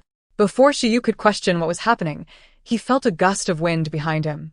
As he dropped to the ground, Ji Shenling's arrow whizzed past him, striking behind. A zombie had climbed onto the piano keys. Jiang Qishan was taken aback by the scene before her, seeing several more zombies crawling onto the keys from 10 meters away. Zombies have evolved? Jiang Qishan looked helplessly at her teammates beside her. Ji Shunling had drawn another arrow from behind her waist, aiming intently at another target. Her gaze stern. Releasing 3 arrows in quick succession, the resonant twang of the bowstring made Jiang Qishan's heart grow heavier. The brief moments of silence stretched on, feeling particularly prolonged. Finally, Jiang Qishan heard Ji Shunling speak. Jiang Qishan, Li Lizho, sure you, is this the priority now? Chapter 42. A zombie, struck by an arrow, fell directly from the piano keys, igniting an exhilarating frenzy among the undead in the lobby below. Dark crimson blood spread across the floor as the zombies rushed to feast. But soon they realized that what had fallen was merely a lifeless shell, not a living being. As they dispersed slightly, the downed zombie's eyes flickered, and it staggered back to its feet. Its left arm and right leg were both broken, contorted at unnatural angles, and despite the brain matter oozing out, it appeared completely oblivious to any pain, rejoining the restless horde. The grand and magnificent central music stage now resembled a vast natural graveyard. Li Lizho I. Shuryu leaned over the piano keys, maintaining his position, his complexion somewhat pallid. I know what you wish to say, and I too. Jiang Qishan, standing outside the railing, could not discern the whispered conversation between the two. She seized a zombie by its leg and hurled it over the railing, exclaiming, "What are you two doing? Quickly change your shoes." All right. Shuryu raised his hand, but could not reach the shoes in Li Lizho's grasp, and both let out a simultaneous retch towards the floor below. Jiang Qishan remarked, "Have you both lost your senses as well? Is the power of this spiral keyboard truly capable of inducing such extreme nausea?" Shuryu and Li Lizho trembled in response. "It seems we have developed a phobia of clusters." Ji Shunling raised her wrist, locking a zombie's jaw in place, while a small knife plunged into the creature's brainstem from behind. Upon catching sight of something off to the side, her tone turned sharp. "Stop vomiting. Quickly. Go assist Chen Shuwang and Qiu Shu." Shuryu and Li Lizho turned to see that 7 or 8 zombies had already climbed over the barriers and onto the keyboard near Chen Shuwang. Chaos reigned. Moreover, Chen Shuwang was suspended in midair, kicking frantically, with a zombie clinging to his foot. Shuryu and Li Lizho gasped, instantly feeling their nausea dissipate. One swiftly changed shoes while the other yanked arrows from the heads of the zombies that hung on the keyboard. The two dashed towards Chen Shuwang to lend support. Ji Shunling, Jiang Qishan, and Zhang Yi were ensnared by zombies attacking from both sides, leaving Shuryu and Li Lizho positioned outside the barriers to move with greater speed. However, the music hall was vast, and it took them a considerable amount of time to navigate around the spiral keyboard before reaching the center of the combat zone. The zombies that had been in their vicinity had almost all been dispatched by Ji Shunling, leaving no opportunity for direct confrontation. Consequently, when they finally engaged with the zombies here, Li Lizho was taken aback by the astonishing balance displayed by the creatures. On this keyboard, they moved with a grace that surpassed even that of the living. Li Lizho tossed an arrow to Shuryu as a weapon. The zombies were agile. He struggled for quite a while before finally managing to fell one, rescuing Yuan Meng from the fray. This evolution speed is simply too rapid. Yuan Meng finally found refuge from the relentless onslaught, realizing that this was not merely evolution. Shiyu went to assist Zhang Yi's 2 female students, pondering whether they possessed extraordinary talents. It felt as though, even in a zombie apocalypse, I would be among the first to be eliminated by the cruel law of survival of the fittest. Yuan Meng gestured, drawing attention to the attire of the girls. Li Lizho suddenly understood. It seemed they were all clad in identical dance costumes. Indeed, he confirmed this observation. Apart from the zombies in these specific costumes, the others merely lingered behind the railing, showing no inclination to advance towards the piano keys. Qiu stood at a distance, facing a single zombie. The spot where Chen Shuwang had fallen was directly on the piano keys behind him. Following Chen Shuwang's fall, the girls consciously began to shift their defensive line to the side, both to prevent him from being trampled by the zombies and to mitigate the disadvantage posed by the piano's design, which rendered Qiu, a close combat specialist, exceedingly vulnerable. A moment's carelessness could see him toppled over the edge by a zombie. Thus, the 3 girls took charge, urging Qiu to rescue Chen Shuwang and pull him back up. However, the sheer number of zombies proved overwhelming, and they found themselves struggling, One managed to breach their defenses and approach Chioshu's side. Chioshu's grip on his knife tightened with anxiety. "Brother, can you hold on?" he called out. Chen Shuang's voice floated up from below. "I can't hold on much longer." The zombie beneath him, a testament to its former life as a dancer, seemed impervious to his attempts to dislodge it with kicks. Not only did it fail to fall, but it also opened its mouth, attempting to clamber upward. Chen Shuang glanced down, his heart racing. A pair of blood-stained, withered hands clutched at its own ankles, while a face, indistinguishable in features, rubbed insistently against the soles of its shoes, sending a shiver down his spine. Out of sight, out of mind, Chen Shuang raised his head and, taking advantage of the gaps between the piano keys, sought to urge Chioshu above. "Are you ready yet?" The scene of Chioshu locked in a standoff with the zombie unfolded before him. Chen Shuang fell utterly silent. This was an outright deadlock. There was no combat. Surely even a fencing match wouldn't maintain such distance. Chioshu inhaled deeply, gripping his small knife tightly. As the zombie lunged closer, the blade swiftly sliced across its wrist. Though Chen Shuang's vantage point was rather peculiar, he could not help but interject, "Aim for the head. Blast it." "Can this even work?" He watched as the knife glided over the zombie's arm, causing it to drop limply as if its tendons had been severed. After a repeat of this action, the other arm also succumbed to gravity. The zombie could only stretch its neck and roar in Chioshu's direction, staggering forward. With this newfound advantage, Chioshu no longer feared being seized by the zombie. A gentle push sent it tumbling down the stairs. Unencumbered now, Chioshu quickly crouched to pull Chen Shuang up. Yet his strength was barely sufficient to lift Chen Shuang alone, and with the added weight of the zombie, had it not been for the piano keys holding him in place, he too would have plunged downward. "Shuang, I feel." Chioshu's voice trembled slightly. "Stop feeling. You must pull, even if you can't," Chen Shuang urged. Witnessing this predicament, Li Lizho found himself unable to break away, shouting, "Chen Shuang, brace yourself. Don't fall." Tears welled up in Chen Shuang's eyes as he exclaimed, "Brothers, if you have the time to call out, why not hasten your pace a little more?" Yuan Meng gritted his teeth and urged, "You too, go pull him. We can handle things on our end." Li Lizho and Shi Yu exchanged glances. Realizing that hesitation was no longer an option, they dashed towards Chen Shuang and managed to grasp his arm just before Chioshu lost all strength. Together, they exerted force, lifting Chen Shuang along with the zombie clinging to his feet. Li Lizho swiftly dispatched an arrow from Ji Shunling, piercing the zombie's skull from above. At last, Chen Shuang felt a release at his feet, free from the burden. With a thud, the zombie collapsed to the ground, concluding this perilous encounter. Chen Shuang was hoisted onto the platform, his senses dulled. Thankfully, this time, "I am not head first." Shi Yu and Li Lizho inspected his feet, concerned for his well-being.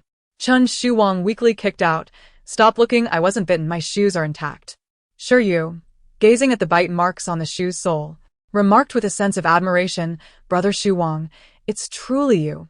If it were me, I would surely be in trouble." Chen Shuang replied, "There's no need for such flattery in this regard." From a distance, Jiang Qishan's voice thundered, "Stop resting there. Help Yuan Meng."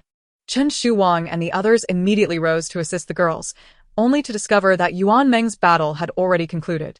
Zhang Laosher's two female students did not acknowledge Chen Shuang and the others as they wiped their brows and inquired of Yuan Meng, "What were you reciting just now?" As Yuan Meng grappled with the zombies, she employed a deft finesse, articulating her thoughts with eloquence while exerting minimal effort. She effortlessly dispatched several zombies without succumbing to the same fate as Chen Shuang. The students of Teacher Zhang looked on in astonishment. "Is that from the physical education class?" They murmured in admiration. "Though we have enrolled in Sanda and Taekwondo merely to accrue credits, we never delved deeply into it. It truly requires rigorous study." "Which instructor taught you?" Three girls engaged in a lively discussion about their physical education class. Li Lizho observed that the dance student zombies on the elevated platform had been entirely cleared away. The ones outside the enclosure seemed to pose far less of a threat. He silently mused. It appears they can indeed handle themselves. Is our university's physical education class this effective? Chen Shuang's feelings were complex. Shi Yu added to his unspoken thoughts. It makes our association's usual practices seem somewhat futile.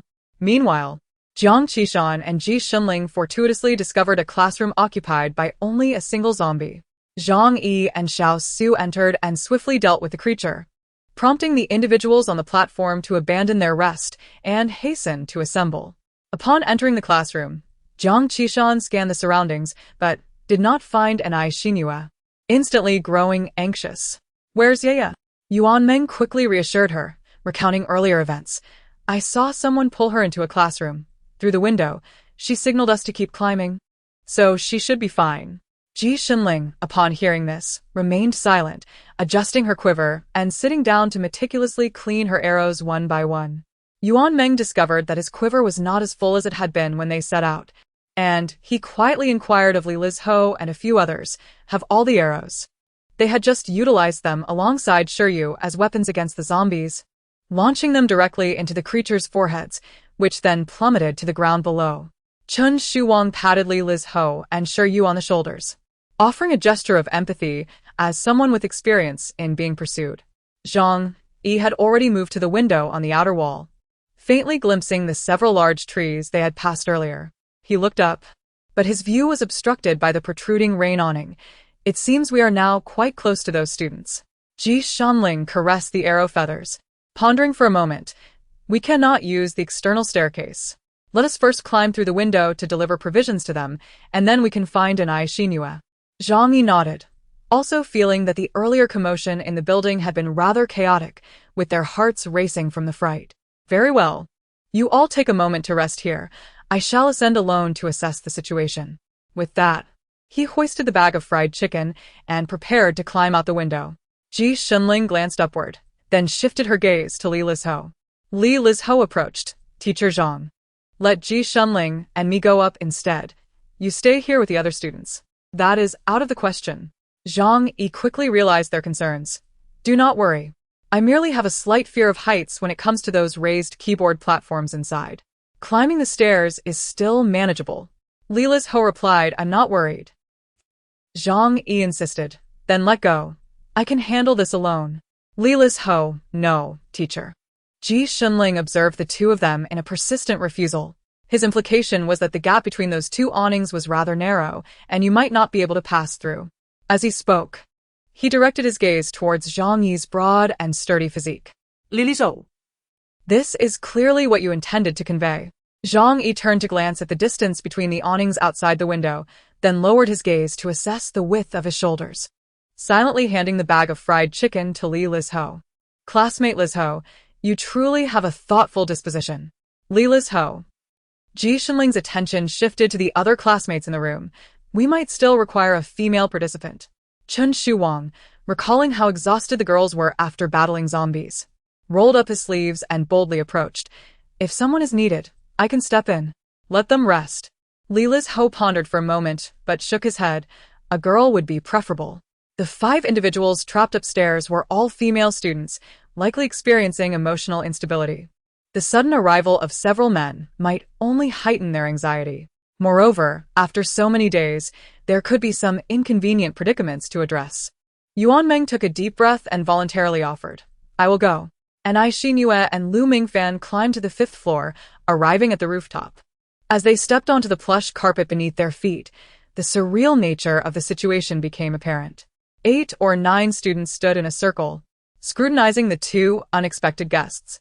Their prolonged dishevelment made it difficult for others from the same academy to recognize them without squinting for a moment. "Vito? How did you get up here?" "We've been told there's no food left." The girl, previously referred to as the president, was the first to speak. She was wrapped in a thick blanket, underneath which she wore only a petite evening gown. The once form-fitting fabric now appeared somewhat loose. Her hands, clutching the blanket, were longer than average, yet perhaps due to prolonged hunger, she had become alarmingly thin. Lu Mingfan gestured towards the nearby Anai Xinhua, stating, "I came with her to rescue someone." The president and the other students turned their attention to Anai Xinhua upon hearing this. "Is she the one who shouted downstairs?" They wondered. The one who claimed she would come to save someone? Yet how did she end up directly on the rooftop? Has my silent plea for help been heard? They began to converse among themselves. The president turned to ask everyone to lower their voices. We don't have enough saliva to spare, so be frugal. The others immediately fell silent. And Shinua surveyed her surroundings, astonished by the extravagant setup on the music building's rooftop. Against the wall stood a large canopy, likely erected to dispel the dampness brought by consecutive rainy days. Its fabric flared open to reveal a comfortable sofa within. Various musical instruments and speakers were arranged under the canopy. On a table lay an empty box, containing several crumpled snack wrappers, devoid of any remnants of food, yet pressed down to an exceptionally flat state. Additionally, a grill nearby contained remnants of unburned plastic and cardboard, presumably used for warmth during the night. Although both had gone over 10 days without washing, Chia appeared considerably more presentable than Lu Mingfan. Chia pointed in the direction of the classroom where the girl who had jumped was located, saying, "The girl you intend to save is that way. You may follow the rope down," she said, her voice hoarse after uttering just a few words. Clearing her throat, she continued after a moment, "I apologize. It hasn't rained today and there is no water to drink, so my voice is a bit dry. We had tied a rope there." And Shinua pursed her lips, rummaged through her bag, and handed water to Chia. "How many people are still alive in this building? How many are we preparing to save?" Chia chuckled lightly. "There were originally 83. 2 jumped today, so there are 81 left." Chapter 43. And Shinua was momentarily stunned, unable to react. Chia's expression was so nonchalant, as if she had merely stated something trivial. In the silence, Chia suddenly burst into laughter. "I was just joking with you." And Shinua. Lu Mingfan. Chia laughed, seemingly short of breath, rubbing her temples. "If I still have the energy to joke. It seems I can wait until 3 days from now to jump. That doesn't sound like a jest." And Shinua glanced at Chia, and then at the other classmates. Chia sat on the piano bench, her fingers instinctively dancing over the keys, producing a series of coherent scales. She turned to Shinua and said, "You still have energy. You shouldn't be in the music building. It's a waste of stamina. You should escape the school with your companions." And Shinua remained silent. Lu Mingfan spoke softly, "President. However, considering you managed to climb such a tall building, it's quite good. Following this new classmate, she should be able to lead you to safety." Lu Mingfan, "And what about you?" "I've already made up my mind." Chia's fingers danced with newfound lightness, the notes leaping joyfully. "Compared to our classmates, we have persevered for 19 days. We have lived 19 extra days. I can endure hunger, preparing for one final leap to send them all away." Accompanied by a piano's farewell melody, a classmate nearby scoffed, "It's my Suona that will send you off. Who knows, I might even send you to your next life." His voice, though weary, bore no weight of death. "Unlike him, as long as my fingers remain intact, I can continue to play. I will play until old age. Until death. How delightful it would be to have a fresh audience before the end. If I can survive, perhaps I could earn a melodious title. The battlefield pianist Chia?" A few classmates leaning against the railing chimed in. "With your skills, you're more of a funeral pianist than anything." "A funeral pianist isn't too bad. One must adapt to circumstances." "Then, I shall declare myself a funeral violinist. I'll proclaim myself a funeral Suona player. No matter how you title it, it all sounds rather morose." She turned to Shinua and said, "Go on, aren't you supposed to save someone? In such a vast music building, surely no one is trapped completely." Meanwhile, outside the music building, 3 silhouettes moved stealthily. Ji Shunling led. Yuan Meng was in the middle, and Li Liz Ho brought up the rear. The classroom where the trapped students were located was further away than they had anticipated. Using the towering tree situated on the greenery path below as their reference point, they needed to traverse through 7 or 8 classrooms before ascending 2 more floors.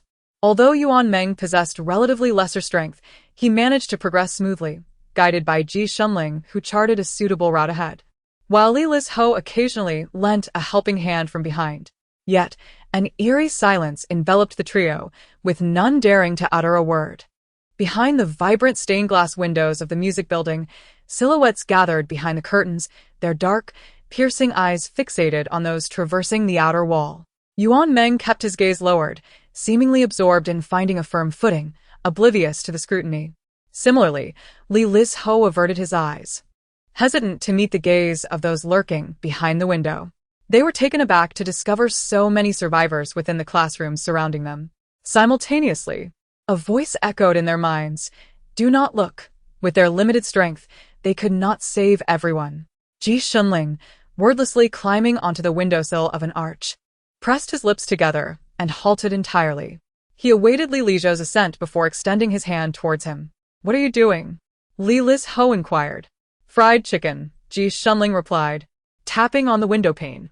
Before Li Lizhou could prevent Ji Shunling's action, he found himself speechless, unable to voice his concerns as he handed over the fried chicken bag. The student hiding behind the curtain, timid and frail, initially doubted his own hearing upon hearing the knocking sound. Only when he noticed the three lingering at his windowsill did he reluctantly open the window. "I don't have any food here." Ji Shunling opened a box of fried chicken and succinctly offered, "You can only take one." The young man's expression was still one of bewilderment. Ji Shunling raised her hand, patiently waiting for him. Once he realized the truth, his eyes and the tip of his nose reddened with a mix of emotion. Like a ravenous wolf, he seized a large chicken leg from within, heedlessly lowering his head to gnaw at it, accompanied by sounds of desperate whimpering. Ji Shunling closed the box of fried chicken and climbed to the adjacent window, rapping on the glass once more. Many survivors had gathered in the nearby classrooms. Soon after, in the classroom they passed, each person received a chicken leg. Li Lizhou sighed, "You can't truly help them like this. Once they finish eating, they'll still." Ji Shunling seemed to have her own plans, slinging the bag of fried chicken over her shoulder and continuing her ascent. Yuan Meng patted Li Lizhou, urging him to move on. Upon locating the classroom where the 5 girls were, Ji Shunling paused at the windowsill, handing the half-empty bag of fried chicken to Yuan Meng. "You go in," she instructed, holding back Li Lizhou, who was also eager to climb in. As Yuan Meng entered the classroom, she quickly grasped why Ji Shunling had restrained Li Lizhou. How would they manage to bring the girls down? Climbing through the window might prove challenging. They had been hungry for so long, it was unlikely they could regain their strength quickly. Moreover, having never attempted such a climb before, the height of the 5th floor might deter them.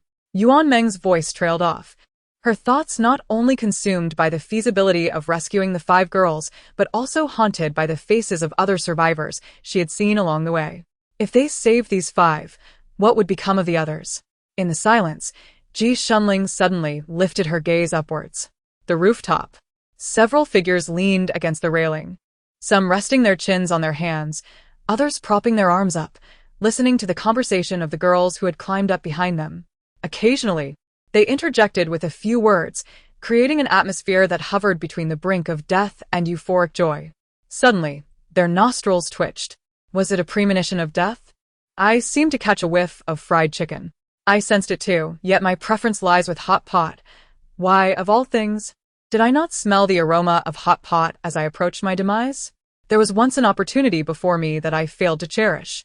If given a second chance, I would certainly finish that hamburger I bought at Kay's last month, rather than discarding half of it into the trash. But Kay's burgers were truly unpalatable. Your words displease me. Did Kay's establishment provoke you in any way? Why is no one mentioning barbecue? Alas, it is fortunate we are performers. Just before the outbreak of despair, I indulged in barbecue. Those dance students, coincidentally caught up in their minor tests and activities, are on a perpetual diet, having eaten nothing. The group delved into a discussion about delectable fare, even engaging in playful antics, pretending to be a little match girl. Continue on.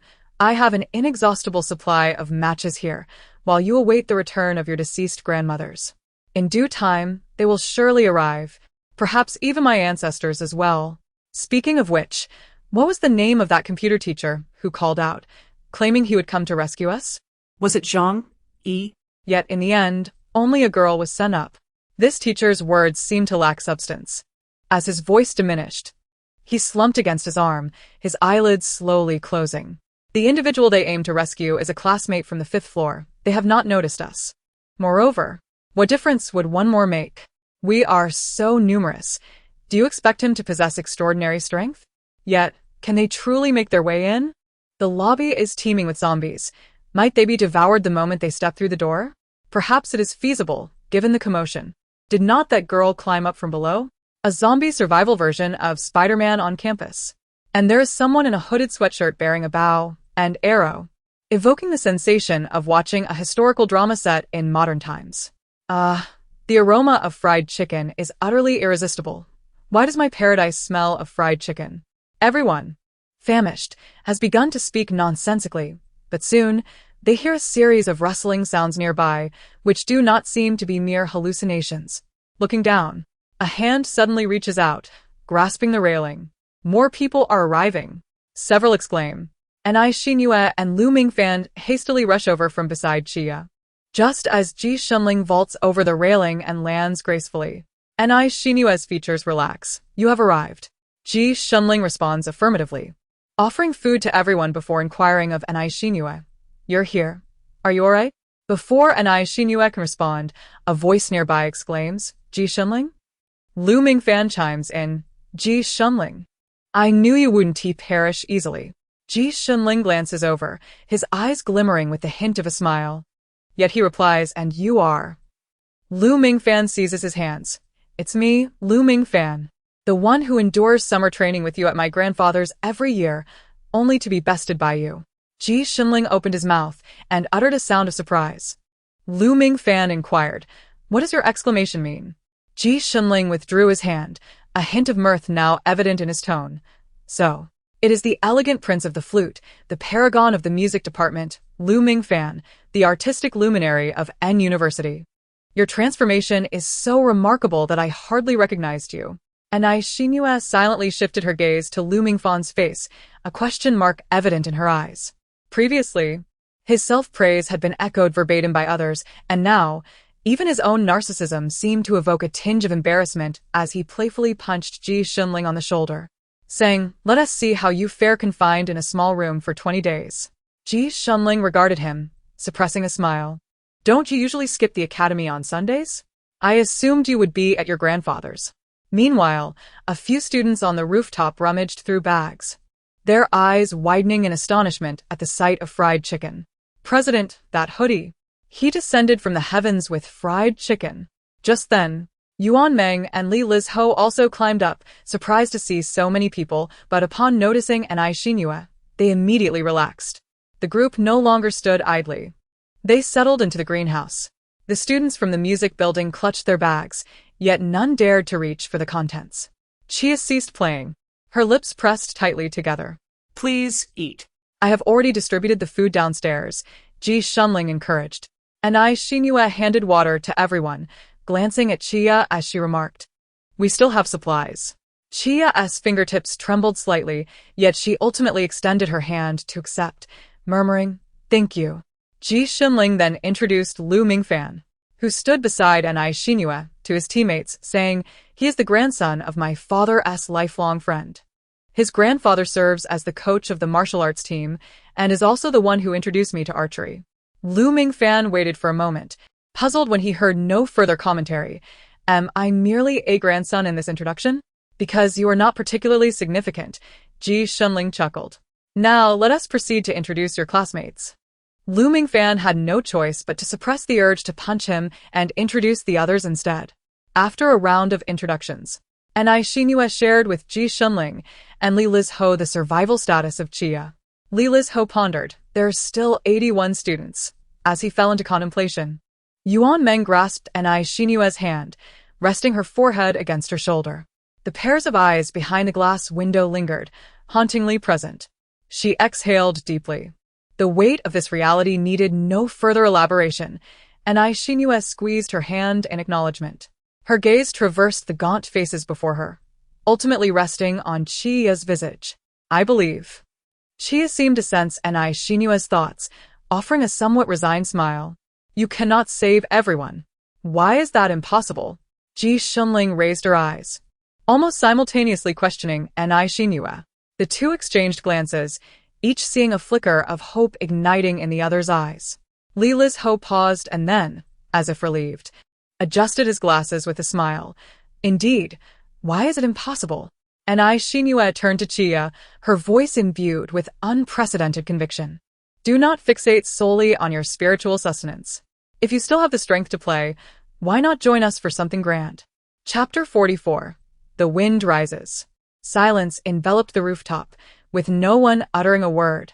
Let us pull off something big, Chia unconsciously repeated. Her parched lips brushed together, indicating her desire to articulate her thoughts, yet she found herself at a loss for words, her body trembling slightly. Do we all scale the outer walls like you? 81 of us? She tightened her grip on the blanket, striving to quell her shivers, ensuring her words were pronounced clearly. Nearby, music students paused their consumption of fried chicken, drawn in by her words. Ah. Lu Mingfan, oblivious to Anai Xinyue's intentions, ruffled his messy hair. You don't actually think that just because I can climb, everyone else can too, do you? I've had some training after all. He raised his arm, flexing his bicep. The others began to inspect their own limbs in response. I seem to be a physical waste, one of them mused. I carry my instrument every day. Does that count as exercise? What kind of exercise is that? It feels like we drop like dumplings, one after another, feeding the zombies. What else there to fear? Jumping off a building is no less thrilling. True. We cannot escape the fate of falling to our deaths.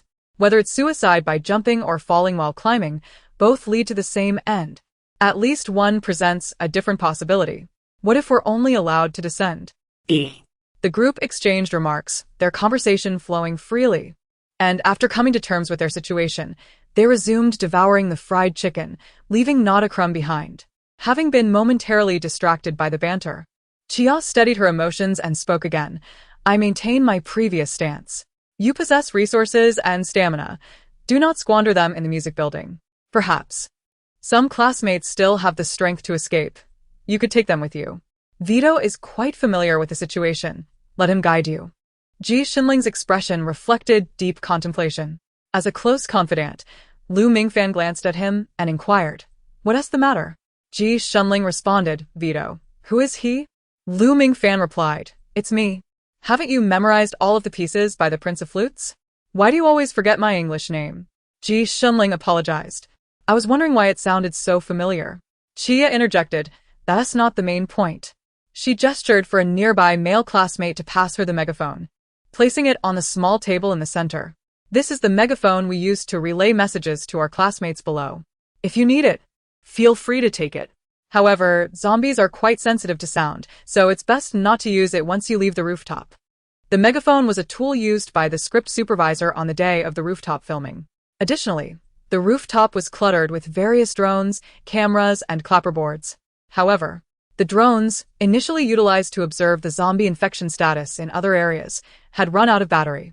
Anai Xinyue took the megaphone, her expression earnest, embodying the diligent student. Yet she did not respond to Chia's earlier comment.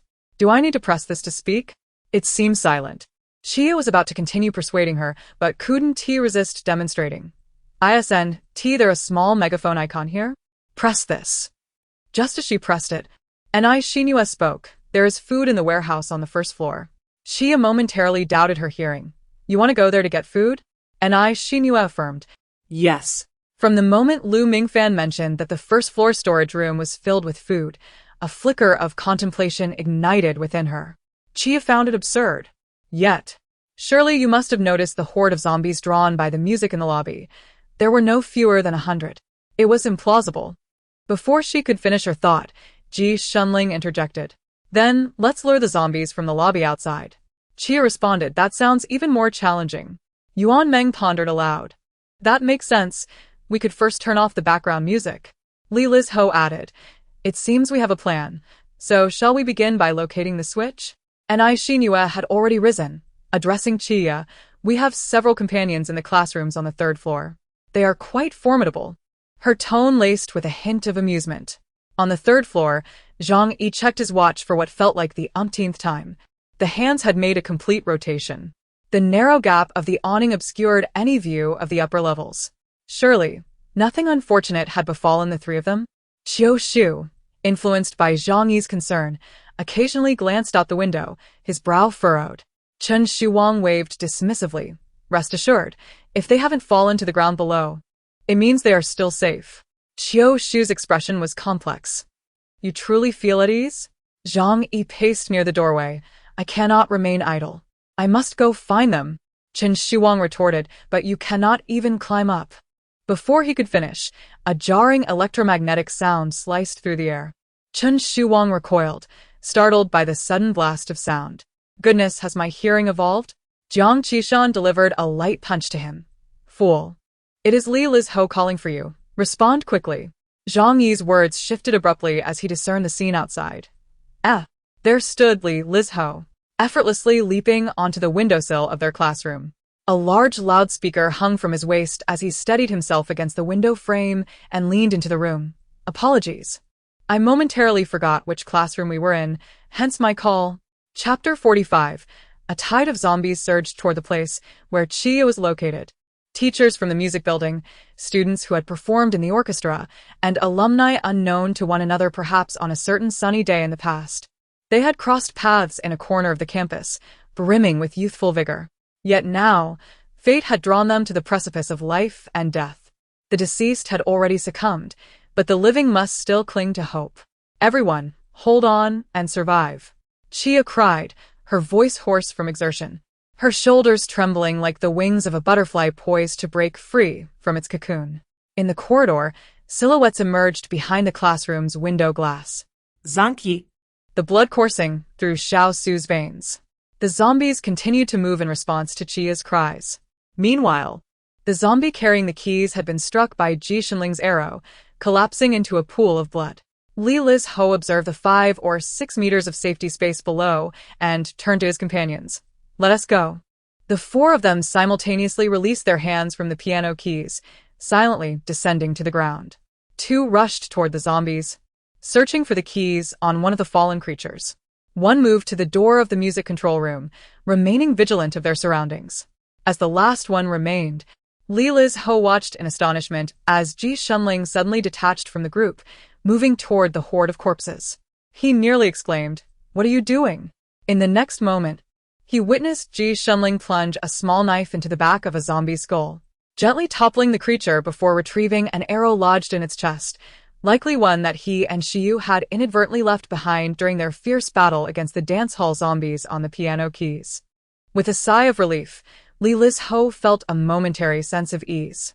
However, this relief was fleeting as anxiety quickly returned. Try them all. Try them all. Li Lizho disregarded the absurdity of the music building housing so many crucial rooms that required locks. He examined the shape of the keyhole on the door, selecting several keys that appeared similar, and began to test them one by one. Although Chia's loudspeakers attracted the majority of zombies, the cacophony from the music stage was overwhelming. Once the initial thrill diminished, the zombies soon began to sway on either side. Those further away had a broader field of vision and quickly noticed the few living beings in the corner of the hall. Ji Shenling, Zhang Yi, and the young Su formed a protective circle around Li Lizho. With a swift kick or a precise thrust, they dispatched several zombies within moments. However, the number of approaching zombies continued to swell, and Chia, growing increasingly anxious at the piano keys, began to shout and scream without regard for her composure. Yet, to the zombies, the easily accessible feast was far more enticing than the distant delicacy that could only be viewed from afar. Seeing that Su was visibly fatigued, Ji Shenling intervened to fend off a zombie and called back to Li Lizho. Have you finished? Li Lizho frantically turned the keys, his fingers trembling from tension. Yet he fought to maintain control, refusing to succumb to his nerves. A sharp click resonated as the door handle turned. Li Lizho exclaimed joyfully, "Come in." Zhang Yi was still engaged in a fierce struggle against the zombies, forcefully kicking one away. "You all go ahead. I'll hold them off." Suddenly, he was lifted off the ground by Ji Shenling, who seized him by the collar and pulled him inside. Zhang Yi was left speechless. Li Lizho stood firmly behind the door, bracing it as everyone hurried in safely. A few zombie hands reached through the crack, but Ji Shenling and Xiao Su remained vigilant, swiftly dispatching the threats until they finally succeeded in shutting the door. Li Lizho hurried over to the broadcast control console. Drawing on his previous experience at the new media building, he attempted to toggle the switch, but the music in the hall showed no signs of stopping. He turned to lower the volume, yet there remained no change. A frown creased his forehead. What's going on? Xiao Su speculated. Could the controller be malfunctioning? This would be the worst-case scenario, necessitating their entry into the central music studio to dismantle the speakers one by one. Sweat began to bead on Li Liz Ho's forehead. Ji Shunling nudged Zhang Yi with her elbow. Teacher. Zhang Yi, flustered, replied, Now you decide to call for the teacher? But I'm not familiar with your broadcasting system. His words trailed off as his gaze landed on the classroom walls. Inside the classroom, Jiang Qishan and Chen Shuwang paced anxiously. Jiang Qishan questioned, What is going on? Why has it taken so long to turn off the music? Surely there's no unforeseen complication? Chen Shuwang remarked, It's taking too long. Could something have happened to Ji Shunling and Li Liz Ho? As Xiu observed the two of them moving incessantly, he felt a bit dizzy. Sister Qishan, brother Shuwang, are you two performing a dance? Qiu Shu, already feeling apprehensive due to the impending operation, found himself affected by their emotional state. Despite standing by the window and seeing nothing, he could not help but peer outside a few more times. Jiang Qishan was still anxious. Could it be that the computer controlling the music is malfunctioning? Qiu Shu replied, Among the people who went, each of them is a computer major, and one is even a professor. If it's merely a computer issue, they can fix it. A student of Zhang Yi interjected, Please do not harbor such misconceptions about computer students. We were so loud just now. The student quickly deflated. The music has already stopped. They succeeded. Jiang Qishan rushed to the window, exclaiming with delight. In the control room, Zhang Yi's expression was solemn. Before repairing electrical appliances, one must first turn off the main power. Li Liz Ho remarked, How could we not think of turning off the main power? Ji Shunling added, Why didn't we consider this? Xiao Su chimed in, and they all exclaimed in unison, Teacher Zhang is indeed brilliant. On the second floor, as the music ceased, Chia shouted the second command for action, Run. The expressions of those in the classroom turned serious, gripping their weapons tightly as they burst through the door. The zombies at the entrance could not even graze their clothing, their mouths agape as the group leaped onto the quays, sprinting in circles upwards. Except for Xiu, who paused on the fourth floor, Chen Shuwang led the remaining individuals until they reached the fifth floor. Above them lay a serene expanse of blue sky. Bright natural light illuminated the corridors, classrooms, and glass, casting a glow upon the faces filled with hope. Jiang Qishan and her companions gripped their weapons tightly, poised for action. With a sharp whistle, Chen Shuwang summoned the zombies that had been aimlessly wandering the fifth-floor corridor, drawing them swiftly towards his position.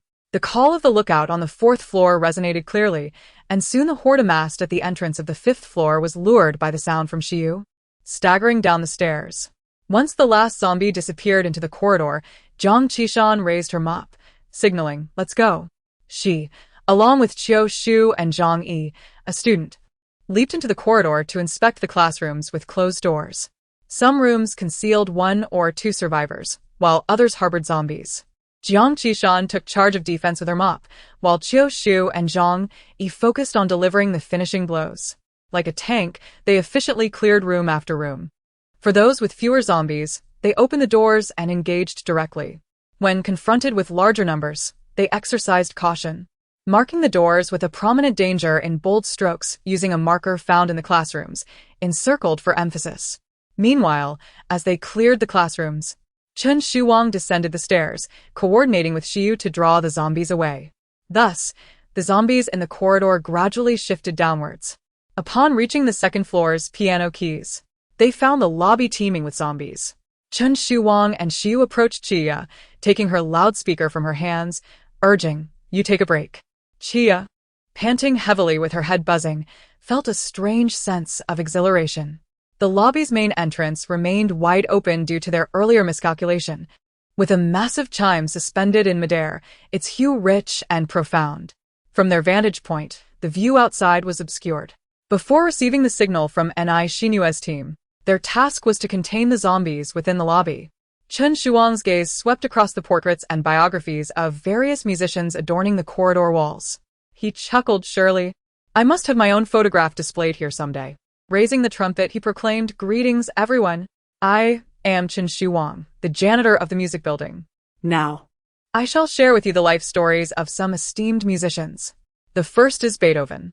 Outside the music building, Ni Xinhua Yuan Meng and Lu Mingfan escorted a male student as he maneuvered along the window ledge, a suona pinned to his waist. Noticing his anxiety, Lu Mingfan momentarily disregarded his own prior demeanor and, adopting the tone of an experienced individual, advised him, Lu Jun, do not be afraid. There is nothing to worry about. Just hold the ledge. Yes, that's right. Grip it tightly and step over. Exactly like that. Lu Jun, exasperated, retorted, if you keep rambling, I might just incapacitate you. And I Xinue remained silent, while Yuan Meng simply observed. The group awkwardly climbed to the second-floor window ledge at the main entrance. Lu Mingfan turned directly to Anai Xinue and asked, Captain, where shall we commence? Anai Xinue gestured towards the sculptures flanking the porch they had just traversed and then pointed to a large tree along the greenway ahead.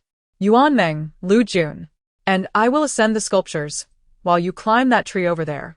Is that acceptable? A few scattered zombies roamed the Grand Avenue, leading to the greenway. Lu Mingfan gritted his teeth and replied, absolutely. His expression reflected a valiant readiness to face death. Yuan Meng, feeling somewhat uneasy, suggested, if it becomes too perilous, I can ensure your safe passage. Lu Mingfan's abrupt and tragic disappearance left him in tears as he lamented, I always knew you were all bodhisattvas.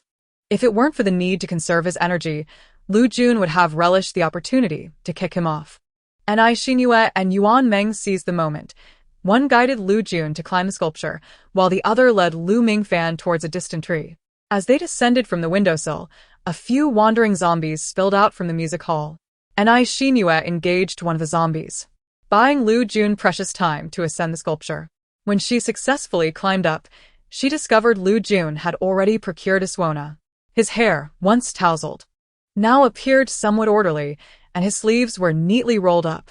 Observing Yuan Meng and Lu Mingfan safely settled in the tree, Lu Jun remarked, so, we're drawing them out, are we? Allow me to showcase a piece. 100 birds paying homage to the phoenix. Anai Xinue noted his demeanor. You seem entirely unfazed. After consuming so much fried chicken, we ought to make ourselves useful.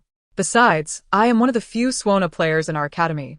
Lu Jun fixed his gaze on the entrance of the grand hall, where a dense horde of zombies loomed, some familiar, others unknown. He smiled and said, my teacher used to create opportunities for our escape in this very manner. As Anai Xinue stood in astonishment, he took a deep breath and played his instrument. The sound was vibrant, passionate, and full of life, resonating through the heavens and the earth, summoning the souls that lingered. The dark swarm of zombies was drawn towards the sound of the suona, surging outward. As the porch sculptures were surrounded by a horde of zombies, the ones at the back lost any space to push forward. The sound of the suona ceased. Li Mingfan, perched upon a tree along the landscaped path, grasped his flute, adjusted his breath, and let his fingers dance. A melodious and translucent sound emerged, reminiscent of fine silk gliding gracefully, drawing the zombies in front of the music building's porch slowly across the avenue towards the shade of the trees. The flute's bright notes became increasingly lively. Beneath his somewhat disheveled hair, Li Mingfan was lost in the moment. The golden flute refracted sunlight, shimmering amidst the green leaves, almost blinding in its brilliance. Qiao Xiu sat on a neighboring tree, cradling Anai Qiao, observing the approaching zombies on the ground and the passionately performing young man. Unable to contain herself, she initiated a conversation with Yuan Meng across the way. What is happening now? Why is there suddenly a grand concert for 1,000 people, while I find myself in the front row seat? Yuan Meng succinctly recounted the events that transpired after they entered the building. Qishan and the others were still systematically clearing out the zombies. If they could lure all the zombies from the grand hall, the music building had supplies stored, and all the students within could survive. Qiao Xiu marveled. Our small team is truly remarkable. Delivering food has somehow escalated into the creation of a secure refuge. Yuan Meng had not anticipated such a turn of events. To save so many people, I never dared to imagine before we entered. However, she posed a question, gesturing towards the throng of corpses that had completely filled the lawn. With a serious demeanor, she raised a finger, in the plan devised by Yeya. Once the zombies are drawn beneath the trees, how are we supposed to leave from here? Yuan Meng, there must be a way. Upon hearing this tone, Qiao Xiu sensed something amiss. What? Sacrifice another phone? By playing music on the phone and tossing it a distance away, they could wait for the horde of corpses to be lured away before slipping down from the tree. Qiao Xiu. It's hardly necessary to ask which phone to sacrifice. with Jiang Qishan's previous experience as a cautionary tale as the second participant in the Huabei. Xiao Si lamented, "What if it breaks and we can't play the music?" Yuan Meng was somewhat uncertain. "If we throw it towards the bushes, it should cushion the impact, right? Don't worry. I'll use mine in a bit." Hero. Xiao Siyu was genuinely touched. She had never possessed much artistic appreciation. She merely heard a sound moments ago. But now, if asked to write a music critique, she could easily compose 800 words. Lu Mingfan had rested long enough, lifted his flute, and was about to continue playing when he noticed that almost no new zombies were emerging from the music hall's porch. Have they all been attracted? It seems so. Yuan Ming squinted and glanced around, her expression suddenly shifting. Something was off. The main hall door had been pushed shut by the zombies. Lu Jun and Enai Xinhua, perched on the sculpture, would take a few more minutes to notice the change at the door. Lu Jun, holding a suona, felt a surge of anxiety. What should we do now? The main hall door was compromised by the zombies' actions, yet the small side door remained ajar. Although a few zombies occasionally wandered out through the side door, judging by the force with which the main hall door was struck, it was evident that the number of remaining zombies inside was far from insignificant. These zombies possess a singular stubbornness. They observe their companions exiting through the main door. And despite the door now being shut, they persistently batter against it with relentless vigor. Lu Jun suggested, "Shall we climb to the statue opposite? That side is closer to the side door. If I play the suona there, it might prove somewhat effective." Enai Xinhua pressed Lu Jun's hand, which held the suona, and said, "Wait." She bit her lip thoughtfully. The main door opened inward, and presently, the zombies near the entrance had been largely drawn to the trees along the landscaped path by Lu Mingfan, while those inside were lured away by the music emanating from the stage. Her movement would assuredly be more secure than that of Qin Shi Wang, ensure you navigating through the throng of corpses. Time was of the essence, and Xinhua aimed to unlock the door before Qin Shi Wang and Shiryu took any reckless chances. Observing the open side door, she noticed no signs of zombies venturing out, and turned to Lu Jun, instructing, "You stay here. I will open the door." However, before Lu Jun could voice his concerns, Enai Xinhua grasped the arrow given to her by Ji Shunling for protection and swiftly descended, racing towards the entrance. The arrow offered a longer range than a dagger, allowing her precious time and space to respond should an emergency arise. Enai Xinhua clutched the doorknob, preparing for a swift confrontation as she pushed the door open. To her dismay, a few zombies lingered at the door, hesitating to move towards the music stage. Their eyes met through the narrow crack of the door, and they lunged at her without hesitation. Fearing capture, Enai Xinhua quickly released the doorknob and instead pressed against the door panel, pushing it inward from a distance away from the handle. The main door stood nearly 2 meters tall and was exceedingly heavy, making it difficult to exert force from the side. With a push from her foot, she managed to create a gap wide enough for her palm, only to have several bloodied hands of the zombies reach out in response. However, no matter how much effort she exerted, the gap in the door remained unchanged, and the same few hands continued to reach out. The zombies, on the other hand, appeared increasingly ravenous and menacing, and Enai Xinhua was on the verge of losing her composure. "For heaven's sake, why don't you pull the door inward instead of pushing it outward?" Frustrated by their ineptitude, Enai Xinhua reluctantly prepared to push again despite the impending danger. Just as she was about to act, 2 heavy thuds signaled the fall of zombies nearby. It was Ji Shunling and Lu Jun. It turned out that a zombie had emerged from the side door, prompting Lu Jun to descend from the sculpture in an attempt to assist Enai Xinhua. However, another zombie had appeared from behind, only to be dispatched by Ji Shunling, who had materialized out of nowhere, wielding a knife. Lu Jun glanced at the bloodied suona he had carelessly struck with, his expression tinged with sorrow. "I've gotten dirty." Ji Shunling observed Enai Xinhua struggling to push the door open, raising his backpack to shield her from the encroaching hands of the zombies as they advanced together. Enai Xinhua turned to him, questioning, "What are you doing here?" Ji Shunling replied, "Li Liz Ho and teacher Zhang went to assist Jiang Qishan. Qiu Shuluo. I climbed out the window to check on your situation." With their combined efforts, the metal door finally opened wide. Fearing that the subsequent zombies would cause the door to close again, they did not immediately ease their efforts. One hand wielded an arrow to fend off the attacking zombies, while the other pushed the door forward to a full 90 degrees. The chime of the overhead bell resonated loudly, drawing not only the zombies attracted by Qin Shuang's commotion but also those from Lu Mingfan and Yuan Meng's vicinity. Let us go. Just as Ni Xinyue and Ji Xinling were about to leave together, a strange noise suddenly caught their attention. As Ni Xinyue looked up, a shadow descended, and the chime fell. She barely had time to react. Instinctively, she crouched down as a loud crash echoed in her ears, and darkness enveloped her. The enormous sound left her head ringing, and she sat there dazed, resembling a mushroom whose soul had momentarily departed.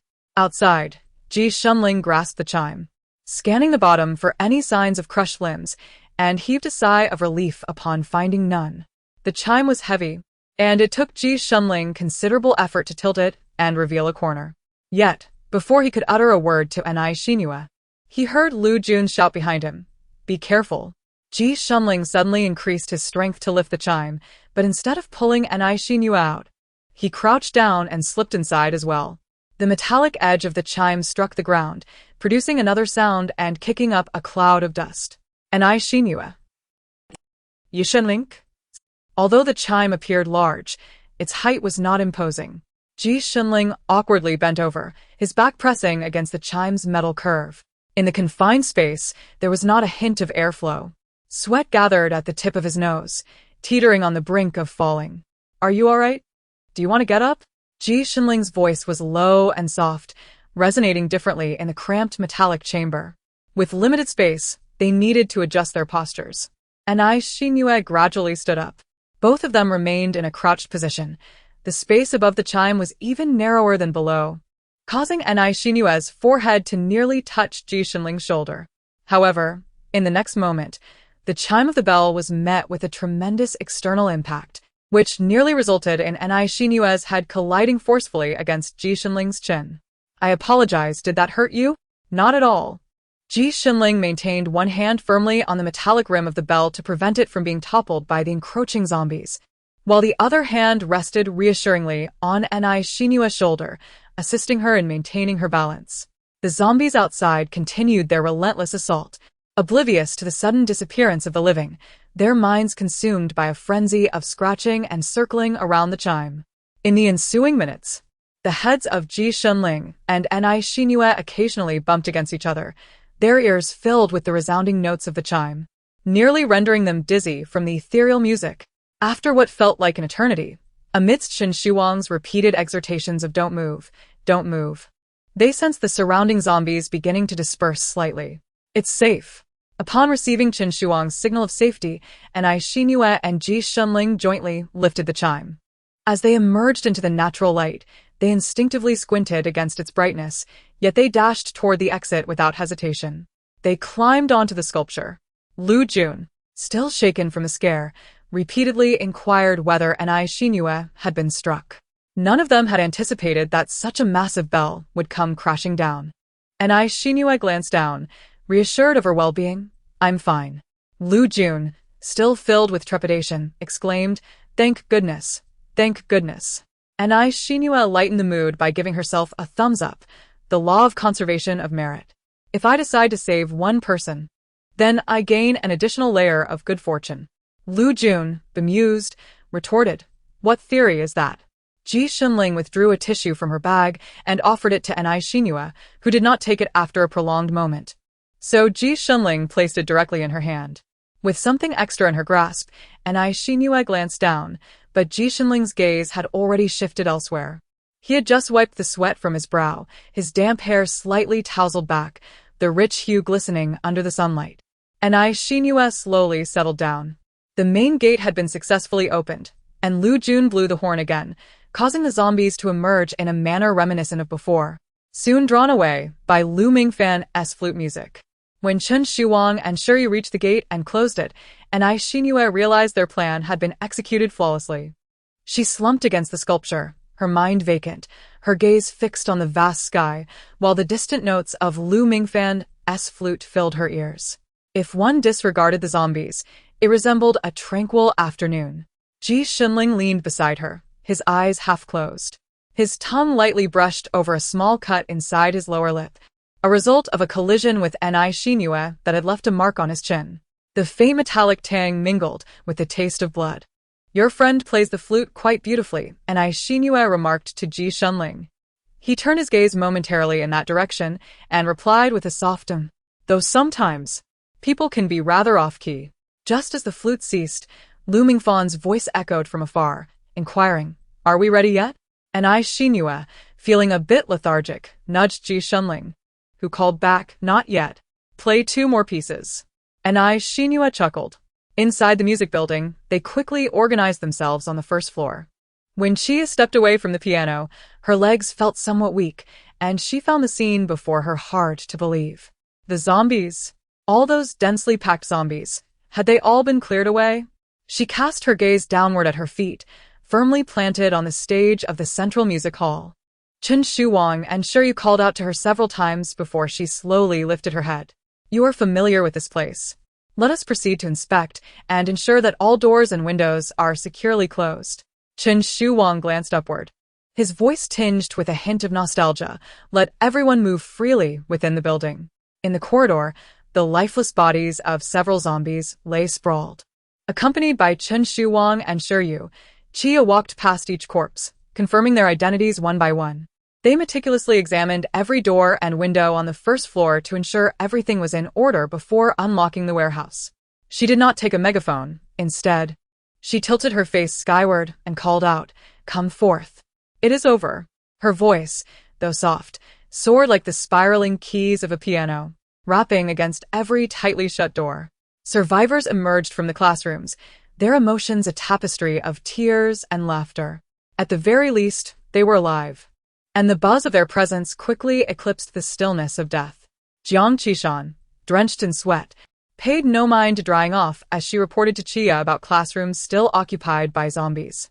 "I have marked the doors 507, 412, and 303. Although the number is rather substantial, as long as no one opens them, we should be fine. If someone is reckless, then we cannot offer assistance." Jiang Qishan discussed other matters, with Qiu Shu occasionally adding remarks. "You lack sanitary napkins, but we previously managed to make some ourselves. I can teach you a simple method. As for food, you must plan carefully. I noticed you have a kettle, so you can certainly boil some water. Although the music building is currently secure, it is imperative that you do not become complacent. It would be prudent to craft additional weapons.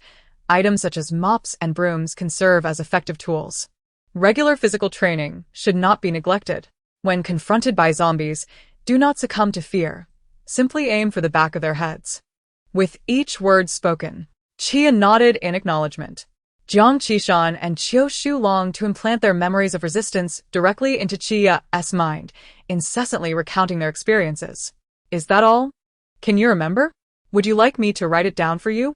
They turned to Chia, only to be taken aback. Her face was streaked with tears, seemingly unable to dry despite her attempts. "I remember it all. I truly do." Students from upstairs, still possessing some strength, came down to assist in transporting supplies. Chia, embodying her role as president, composed herself and began to organize the efforts with calm precision. When she observed Zhang Yi and his 4 students lifting the remaining bags of fried chicken, she was momentarily caught off guard. "Teacher Zhang, we still have plenty of food here. You are welcome to stay and join us." Chia turned to Jiang Qishan. "You all should." Jiang Qishan winked at her. "Our teammates are still outside, especially those in the trees. We must devise a plan to rescue them." Jiang Qishan and her group had already gathered, fully equipped with the gear they had brought. The students of the music building willingly filled each bag for Zhang Yi and Lila's Ho's teams with ample provisions. Lila's Ho, noticing their eagerness to add more supplies, quickly interjected, "That's enough, really. Although you may currently possess an abundance of resources, do not fall into the trap of complacency. Engage in physical exercise. When resources dwindle, you must be capable of venturing forth to gather supplies." Chen Shuwang imparted wisdom to Jiang Qishan and Li Liz Ho, feeling a tinge of mischief. "Indeed, you ought to exercise more, climb those piano keys." Shiyu wished to contribute, but after a moment of contemplation, could only utter, "Don't lose your shoes." Chia and her companions burst into laughter upon hearing this. Chen Shuwang and the others thought, such words need not be recorded. Zhang Yi surveyed each student's face. chuckling for a while before cheerfully declaring, "My memory still fails me. At best, I can remember one class of students. Therefore, if we meet again after the apocalypse, you must be proactive and call me Teacher Zhang." In unison, everyone responded, "All right, Teacher Zhang." As the sun began to set, Yuan Meng, Lu Mingfan, and a few others found themselves growing drowsy while seated in a tree. In the distance, they noticed Lu Jun entering the music building, while Chen Shuwang and Jiang Qishan emerged. Anai Xinyue raised her hand to greet them. Yuan Meng nudged the drowsy Lu Mingfan. "Wake up, we must take our leave. Watch this." Finally, seizing the moment, Lu Mingfan retrieved his phone, wiped the screen clean, and selected a loud track from his music library. With a motion reminiscent of bowling, he hurled his phone high into the air. The phone landed accurately amidst the bushes, and the horde remained undisturbed, taking a step towards the source of the sound until the music abruptly ceased. Xiao Xiu stood frozen for a second before exclaiming in despair, "You said it could withstand falls." Lu Mingfan was utterly bewildered, exclaiming, "This defies logic. Could it be that I inadvertently failed to lock the screen, and the branches brushed against it, pressing the music off?" Xiao Xiu, with a sense of tragic determination, retrieved her phone and commenced playing the level 6 listening exercise. "Oh well, I must resort to my own." She hurled her phone away like a grenade, but in the process, her arm inadvertently struck Anai Yiqiao's head, altering the tone of her voice. "Sister Bao." Yiqiao, devoid of any understanding of the dire significance behind the phone's toss, merely exhibited a blank expression, indicating her head was hurting. The force with which Xiao Xiu had thrown her phone was insufficient, leaving it still some distance from the chosen bush. Yet it appeared unscathed. After a brief pause, the listening content flowed forth seamlessly. Yuan Meng let out a sigh of relief. Well, at least it landed beyond the outermost circle of zombies. It might divert them a little. In this section, you will hear 8 short conversations and 2 long conversations. At the end of each conversation, the British accent articulated smoothly, yet the zombies exhibited no inclination to approach the phone. Rather, they scattered in a frenzy, huddling closer to the tree. Xiao Xiu stared at the zombies in disbelief. Is this for real? The destructive power, is that immense? Lu Mingfan's expression was complex. Level 6 listening? Even dogs wouldn't pay attention. Yuan Meng covered her face. It seems we cannot descend from this tree. 3 individuals, accompanied by a child, stood desolately atop a tree, gazing longingly at their distant comrades. Suddenly, a sound erupted from within the music building. They looked towards the rooftop, where countless students, wielding brass and string instruments, played in unison, set against the backdrop of a blazing sunset. It felt as though they were standing on the deck of a ship, riding the golden waves of the sea, embraced by the majestic, liberating music that surged in every direction. The zombies below, drawn in by the melodies, surrounded the outer perimeter of the music building, yet could only look up in yearning, forever out of reach. Lu Mingfan pressed his eyes. It's nothing. Just wondering why the conductor didn't choose a more serious symphony. This tune sounds vaguely familiar, Xiao Xiu remarked. It's from Pirates of the Caribbean, Lu Mingfan chuckled. Let us sail forth on the winds and waves. They rushed towards their distant allies. As Anai Xinyue and her companions prepared to part ways with Zhang Yi, she smiled and nudged the approaching Lu Mingfan. And what about you? The music building is surrounded by zombies. You might not be able to get in. Where do you plan to go next? Lu Mingfan replied without hesitation. The captain has shared a bond of revolutionary camaraderie, so count me in. Anai Xinyue shook her head. That's not possible. You should join Ji Shunling and the others. Why not? Lu Mingfan then noticed the arrangement of the team, divided by gender. Oh, wait a moment. He pointed at Xiao Shu and the female team. Why can he join your group? After a day of battle, Xiao Shu's hair, once tied back with an elastic band, had a few strands cascading down. He gathered his hair again, his tone languid. What do you think? Lu Mingfan was about to say something more when Ji Shunling had already pulled him over to the boy's side, resembling a stern headmaster. Come on. Be honest and walk with us. Chen Shuwang, quite familiar, had also caught him by the neck. You didn't get to know anyone properly in the music building. But I heard you knew Ji Shunling since childhood? Care to share some of his amusing anecdotes? Help, all the jokes are mine. Lu Mingfan waved at Yuan Meng and the others. Bodhisattva. Bodhisattva, save me. This was the 19th day since the outbreak of the zombie tide. Under the setting sun, a dozen figures traversed the scarred campus, conversing and laughing, fading into the distance amidst grand melodies. Chapter 47. The day was drawing to a close. The sunset cast an orange glow over the entire campus. Lu Mingfan had not left the building since the zombie outbreak, and now, walking down the path, he felt an overwhelming sense of insecurity from all sides, clinging to Nai Xinhua like a fledgling. Chen Shuang couldn't help but chuckle at Lu Mingfan. Isn't your grandfather a martial artist? You've trained alongside Ji Shunling since childhood. Why the cowardice? Lu Mingfan retorted. Even my pursuit of music shows that my ambitions lie elsewhere. He shot a glance at Ji Shunling, adding, moreover, I bear childhood trauma from him. Ji Shunling responded, not to that extent. However, Chen Shuang found this quite entertaining, clenching his fist like a microphone and holding it to Lu Mingfan's mouth. Come on, express any grievances you have. As the captain of the team, I shall ensure justice for you. Shiryu chimed in excitedly. As the vice captain, I too will ensure justice for you. Shiryu discovered that he might no longer be the least experienced member of the team. As Lu Mingfan noticed the many eyes fixed upon him, he could only respond. When we were children, we often played a game where he insisted on being a forensic doctor solving crimes. Chen Shuang and Shiryu inquired. And then? Lu Mingfan continued. I agreed. He played the forensic doctor while I portrayed the corpse, lying still as one would. Such role-playing games, can you truly lie still? Nai Xinhua asked with curiosity.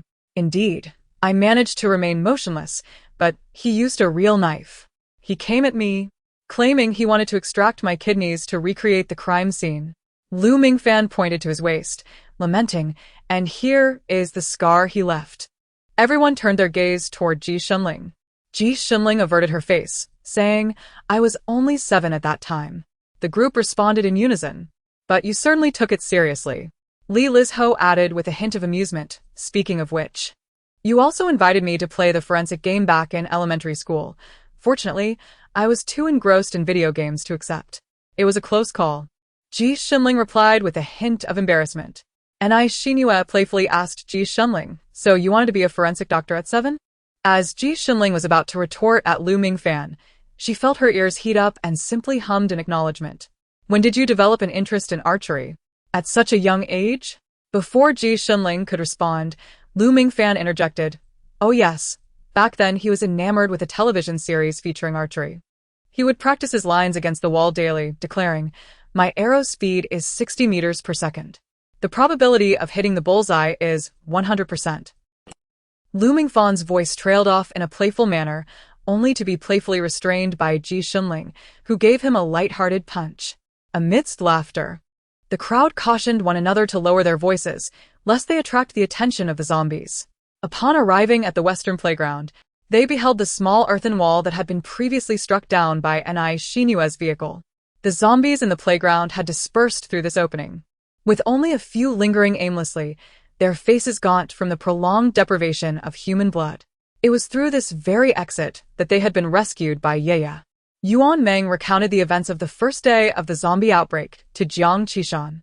Yuan Meng remarked, that girl even provided us with her student ID, name, and class. I wonder how she is faring now. Chen Shuang pointed in a direction, suggesting, perhaps, she managed to escape? The group followed his gesture, noticing several javelins embedded near the earthen wall.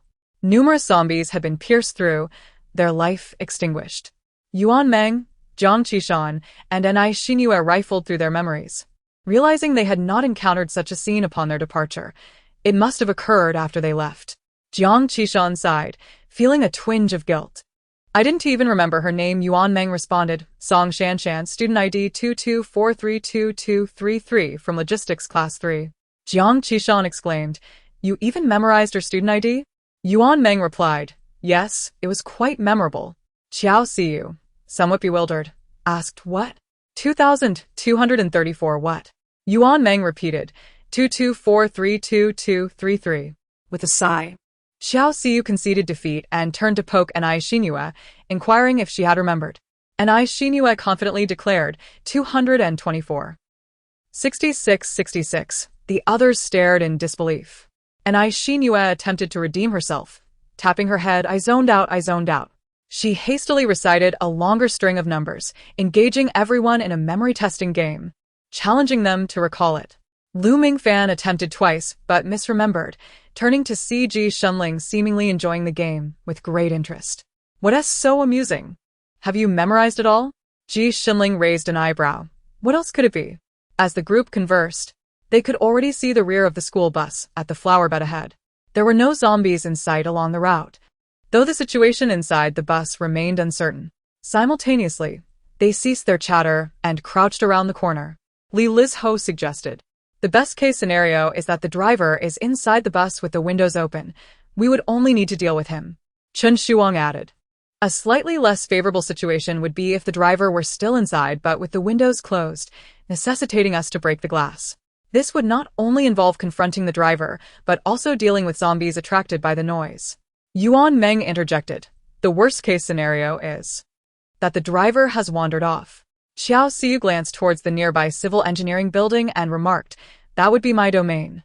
Qiu Shu replied, "Let us hope it does not come to that." Just as Xiao Xiu was about to retort, she noticed Ji Shunling's expression sharpen, her gaze piercing towards the direction of the civil engineering building. There's a sound. And Xinyue and the others assumed it was a horde of zombies approaching and immediately sought nearby cover. Some hid behind the earthen wall while others nestled among the grass. And Xinyue, clutching an Xiao after just finding refuge, noticed Xiaobao staring intently upwards. "Shiryu has once again climbed onto the broadcast pole," exclaimed Li Lizho. "History need not repeat itself so redundantly." And Xinyue remarked, "He truly understands parkour." Autumn remarked, "His shoes are truly adept at climbing poles." Qiao Xiu responded, "Well, I suppose I have no right to comment." Yuan Meng interjected, "Look at him, moving with such swiftness that he cannot be restrained." Jiang Qishan exclaimed, "Clearly, you wish to ascend as well." Xiu swiftly glided down and squatted beside them, lamenting, "Woe is me, my body acted before my mind could catch up. I feel utterly inept."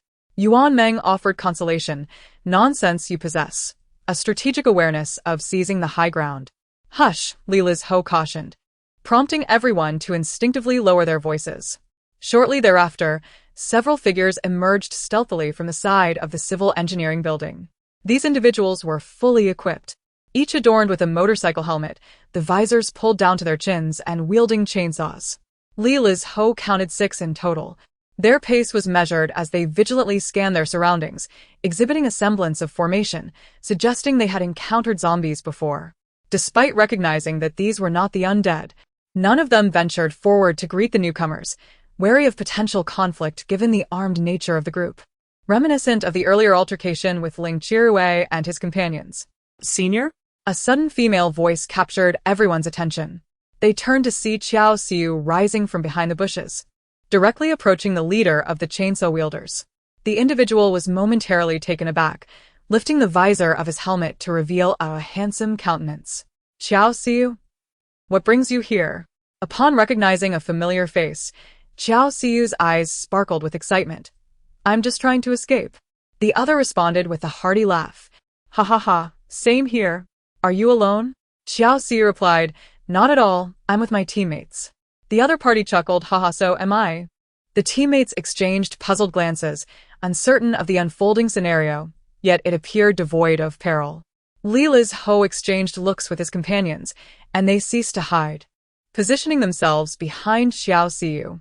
Xiao Xiu reassured his teammates, "Fear not, this is my senior, an old acquaintance." And Xinyue whispered, "How do you know each other?" Xiao Xiu responded, "We met through my family's traditional exam papers.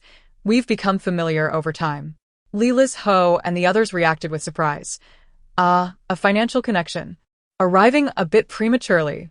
And Xinyue remarked, "I was involved in such dealings?" Xiao Xiu instructed, "Just call him Zhao Bo." Coincidentally, Zhao Bo had just finished introducing his companions, stating, "They're from our department, my benefactors who facilitated my doctoral studies. You can refer to her as Xiao Dad." The group fell silent, observing that Xiao Xiu and his senior had more to discuss. Li Lizho exchanged glances with the individuals across from him, gesturing towards the parking shed. "Shall we ascend and converse?" They noticed their leader engrossed in conversation and nodded silently in agreement. The two groups climbed onto the parking shed and engaged in dialogue for a while. Liz Ho gleaned insights regarding the current situation at the civil engineering building from these individuals, while he relayed information about the cafeteria and the shelter. Zhao Bo seemed unconcerned about the shelter, instead reciting names. Ling Chirue, Dying Jia. Noted, we will remember them. A teammate nearby raised his chainsaw, exclaiming, "Ah, it's just not the same without a teacher." The elderly professors in our building, upon noticing any unusual activities, promptly resort to their saws, swiftly mobilizing the entire town. Liz Ho inquired, "So direct?" These instructors have certainly encountered various situations throughout their engineering careers. Chun Shuwang, listening, felt a mix of emotions. Your professional mindset seems quite commendable. Zhao Bo chuckled, haha, because those of our discipline are the most adept at enduring hardships and making swift exits. Qiao Siyu chimed in. Our motto is, civil engineers say, a light drizzle is a fine day. Civil engineers B. Daylight beneath the moon. Civil engineers C. A sunny day counts as two. Civil engineers D. Light rain, we work hard. Heavy rain, we work even harder. Civil engineers E. In torrential downpours, we find ways to persevere. If there's no rain, we toil relentlessly. Zhao Bo exclaimed, work, work, work. Anai Xinyue and the others remained silent as the sun visibly descended, casting a slight shadow over the surroundings. Zhao Bo, wiping the smile from his face, addressed the group with a degree of seriousness. Are you certain you wish to venture outside? The conditions beyond may not be as safe as the school. Xiao Siyu nodded affirmatively. Zhao Bo furrowed his brow but refrained from further comment, passing over a chainsaw. Take this. Our department borrowed many tools from the neighboring Mechanical and Electrical Institute. We are not lacking in equipment. Upon hearing their own department mentioned, Anai Xinyue Jiang Qishan and Yuan Meng exchanged glances. Our department. A teammate of Zhao Bo interjected. The folks from your department are exceptionally skilled and well-equipped. Zhao Bo laughed, his eyes sparkling. Do not underestimate the current generation of university students. Let us go, we're off to find something to eat. 6 young men swiftly descended from the parking shed, embarking on a quest to the nearby shop at the west gate, hoping to procure supplies for those within the building. As they journeyed, they faced the setting sun, its afterglow casting elongated shadows that stood tall and proud. Anai Xinyue and her companions watched them depart, reflecting on all the individuals they had encountered that day. In this institution, beyond their group, there existed numerous survival teams. Suddenly, they comprehended a phrase once uttered by their ideological education teacher. Each generation has its own long march, a flicker of hope, a spirit that remains undying. As they bid farewell to the civil engineering team, Qiao Siyu gazed down at the chainsaw in her hands, her eyes glistening with tears. Senior. Jiang Qishan and Yuan Meng gently patted her shoulder, their voices softened. We will meet again. Just then, Qiao Siyu choked out, but the charger was left behind. The others fell silent. Anai Xinyue glanced at the blade and declared, if that's the case, we shall do it manually. The result will be satisfactory. Qiao Siyu continued to sob softly. Qiao Shu retrieved a helmet from the shed and handed it to her, saying, why not wear this? Qiao Siyu replied, for what purpose? Qiao Shu sighed, to evoke memories. Qiao Siyu remained speechless, and the others echoed her sentiment. It's not entirely necessary. Jiang Qishan, however, accepted the helmet, giving it a shake. Shall we put it on Yi Qiao? It might feel safer. Anai Xinyue decisively entrusted the choice to the child, bending down to inquire. Do you want to?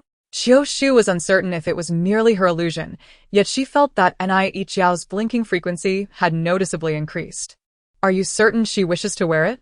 She pondered, likening it to the necessity of wearing thermal leggings. There was no question of desire, only need.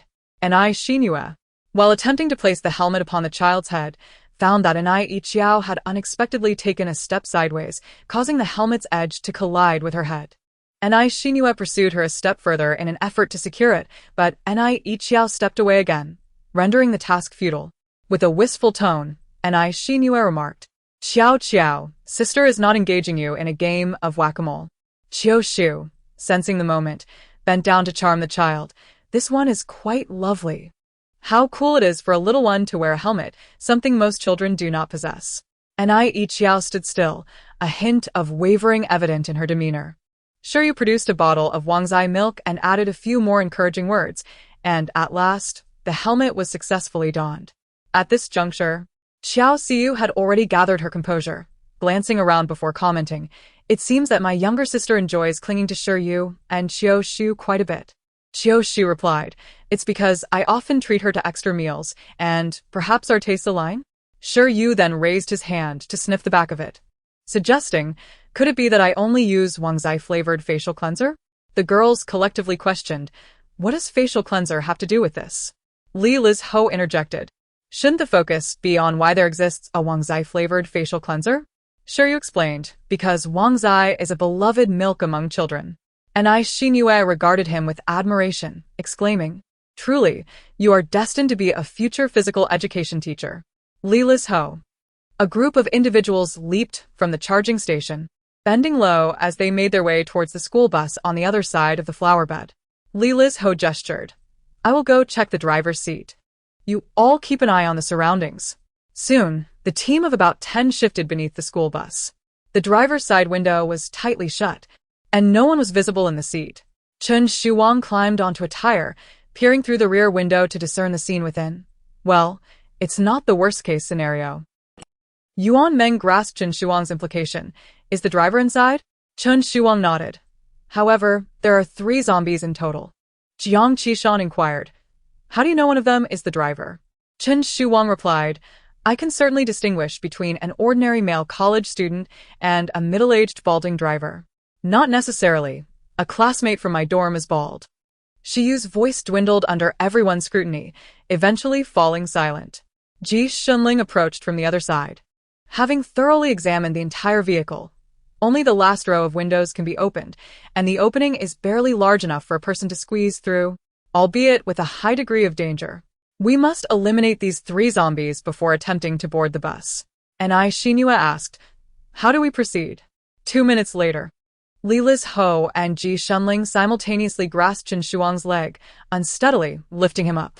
Chen Shuang sat upon their shoulders, peering into the bus while calling down, "A little higher, a little higher." The girls watched with growing concern. Is this really feasible? The school bus's chassis was excessively elevated, and engaging in combat while straddling the window would significantly impair one's agility. However, Xiu felt an unwavering confidence in Chen Shuang, giving him a thumbs up. "Brother Shuang is undoubtedly one of the best in our parkour association.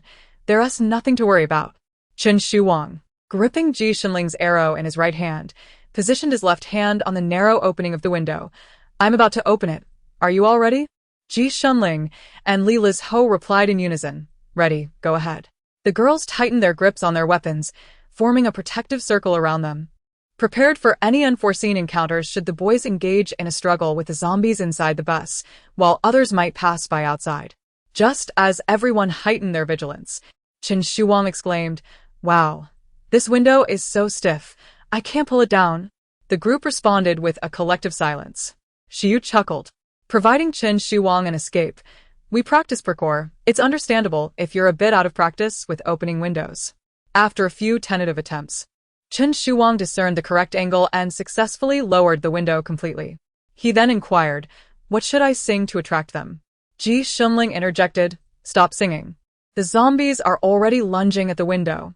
Chen Shuang, startled, looked up just in time to see a zombie's head thrusting through the window. He swiftly dispatched one with an arrow and sighed in relief. "No problem, no problem. This one is down." Ji Shunling urged from below, "Pull it out." Chen Shuang replied, What? "Why pull it out?" Ji Shunling, with a cool demeanor, responded, "If you block the window, how will you deal with the other 2?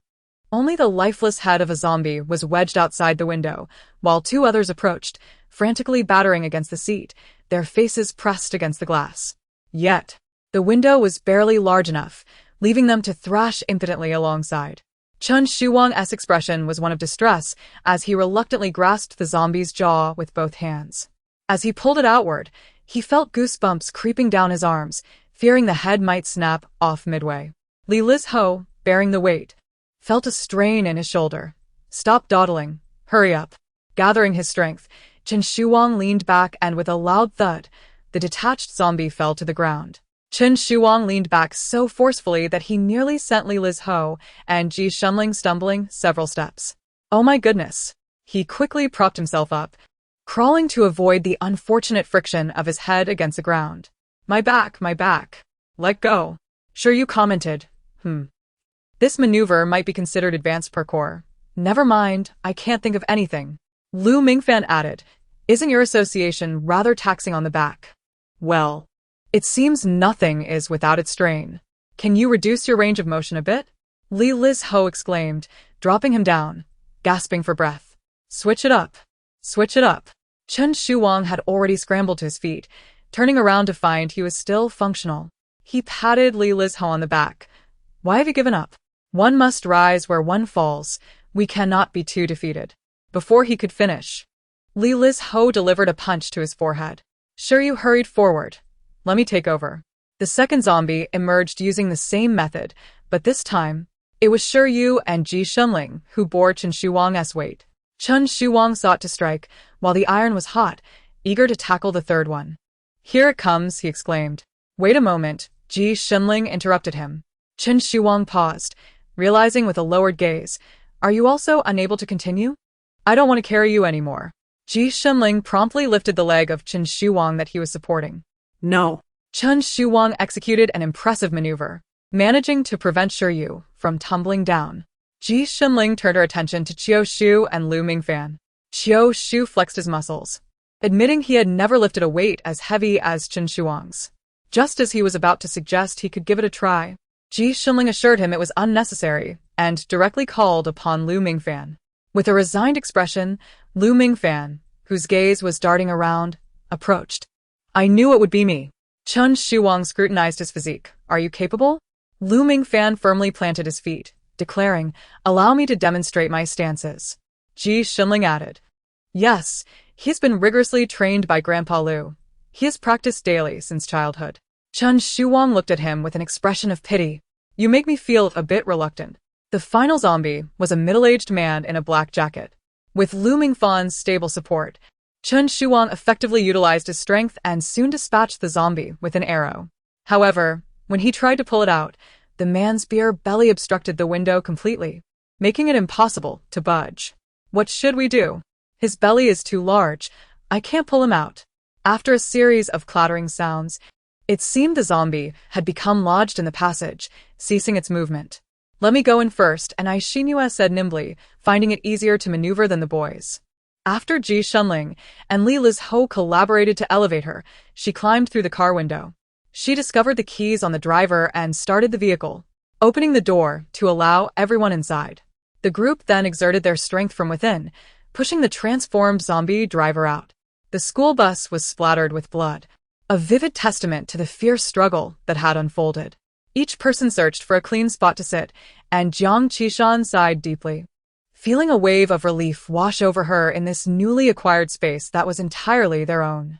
And Xinyu pushed open the sunroof and moved to the driver's seat to study how to operate the vehicle. Ji Shunling, seated in the front row, began to clean the arrows. The quiver, once brimming, now held only 5 or 6 arrows after the battle at the music building. As night fell, the streetlights along the school path illuminated the surroundings. Whispers occasionally echoed within the bus, resembling a group of late-returning picnickers contemplating their next adventure, enveloping the campus in a serene and delightful atmosphere. And Xinyu exited the driver's seat and announced to the group, I have both good and bad news to share. The good news is that there is still fuel in the tank. The bad news is that we only have 40 kilometers left. We must search for bookstores and maps along the way, and it is likely that the vehicle will break down before we reach the shelter. Li Lizho glanced at the darkening sky and pursed his lips, stating, moreover, driving in the dark poses certain dangers.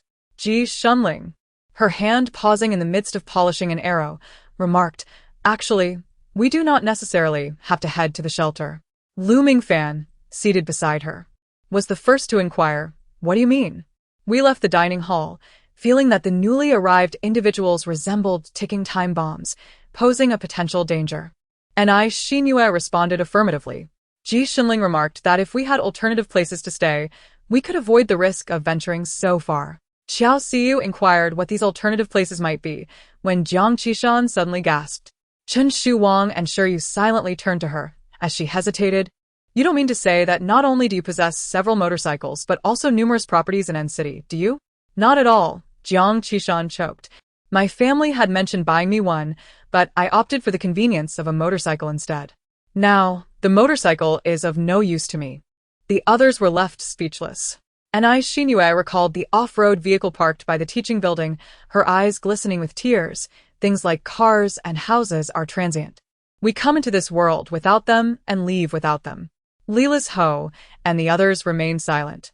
Anai Xinyue continued, My aunt's house is quite close to the school. But I'm uncertain about the current state of the community. Lu Mingfan pondered for a moment and suggested, What about going to my grandfather's house? The rest were still puzzled, but Ji Xinling was the first to turn and assertively declared, I agree. Lu Mingfan realized, You were in need of arrows and were just waiting for me to mention this. You were hoping to take advantage of my grandfather's place. Ji Xinling had already turned to Anai Xinyue and said, Let's drive. Jiang Qishan remarked, It seems like the atmosphere has suddenly shifted. Chen Shuwang remarked that it felt as if the Walking Dead had suddenly transformed into the pursuit of life. Chang Shu added, Hearing them call for their grandfather reminded me of Halua. Xiu, inspired by a joke, casually said, Halua saves Grandpa one by one. But Chen Shuwang quickly silenced him, saying, There's no need to share underworld jokes.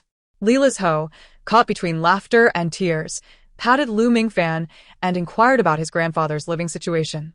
His grandfather resided in a quaint two-story house with a small courtyard, surrounded by a sturdy stone wall standing at 1.5 meters, providing a sense of security. The house was not closely connected to neighboring properties, allowing for safer excursions to procure supplies, unlike the more congested apartment complexes. Moreover, its location was not far from N University. If the refuge in Ding'an district was situated on the far western outskirts of N City, then the university town, where N University lay, was on the eastern fringes. His grandfather's home was merely a 20-kilometer drive north from the school, making the remaining 40 kilometers on the school bus quite sufficient. Even if the road conditions were poor and detours were necessary, one could still reach their destination on foot afterward. Lila's Ho nodded and turned to the others, asking, Do you have any other suggestions? Chen Shuwang and Xiu exchanged glances and decisively replied, None.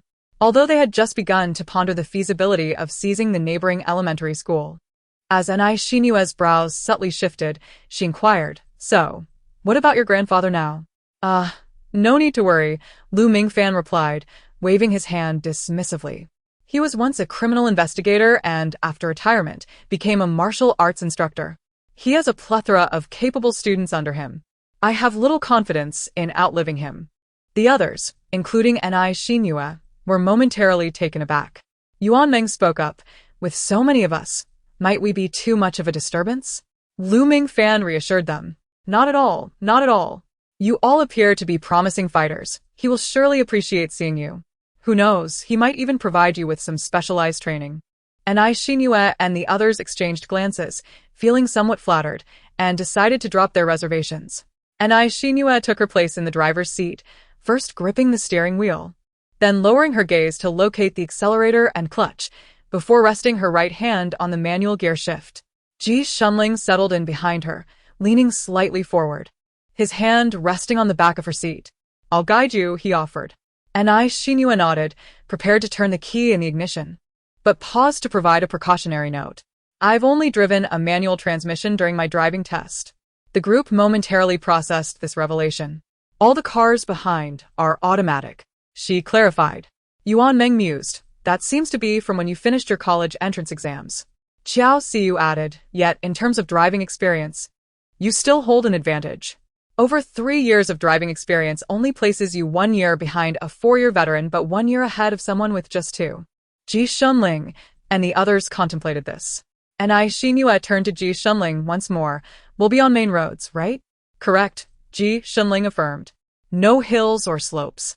Anai Xinyue pressed. None at all, Ji Shunling confirmed. Anai Xinyue pondered whether there were any other unasked circumstances. Ji Shunling spoke up. Stalling midway is not an issue. Given the current situation, there are hardly any vehicles on the road, so it wouldn't be considered a disruption to traffic. And Shinua nodded seriously. She twisted her hand, and the school bus's engine roared to life. She shifted the manual transmission into gear, gradually releasing the clutch. The bus revved energetically, ready to embark. Gripping the steering wheel, and Shinua focused intently ahead. Suddenly, the vehicle jolted and fell silent. The crowd. And Shinua, find the feeling, find the feeling. After 2 attempts, Yuan Meng remarked. This seems to be less about stalling and more about whether it can start at all. Xiao Shu questioned, are we going to get out of this? Chen Shuang lamented. Unfortunately, I learned to drive an automatic when I took my test. Lu Mingfan echoed the sentiment. My family provided a driver. I haven't even learned yet. A group of people rushed to Lu Mingfan, playfully striking him. Lu Mingfan shielded his head. Just kidding, just kidding. And Shinua reassured herself. Actually, I feel that the clutch is rather difficult to engage. She glanced backward. Ji Shimling assumed she was seeking encouragement and said, we still have time. Take it slow. And Shinua took a deep breath and restarted the bus. Thus, with everyone's anxious anticipation, the bus began to chug forward.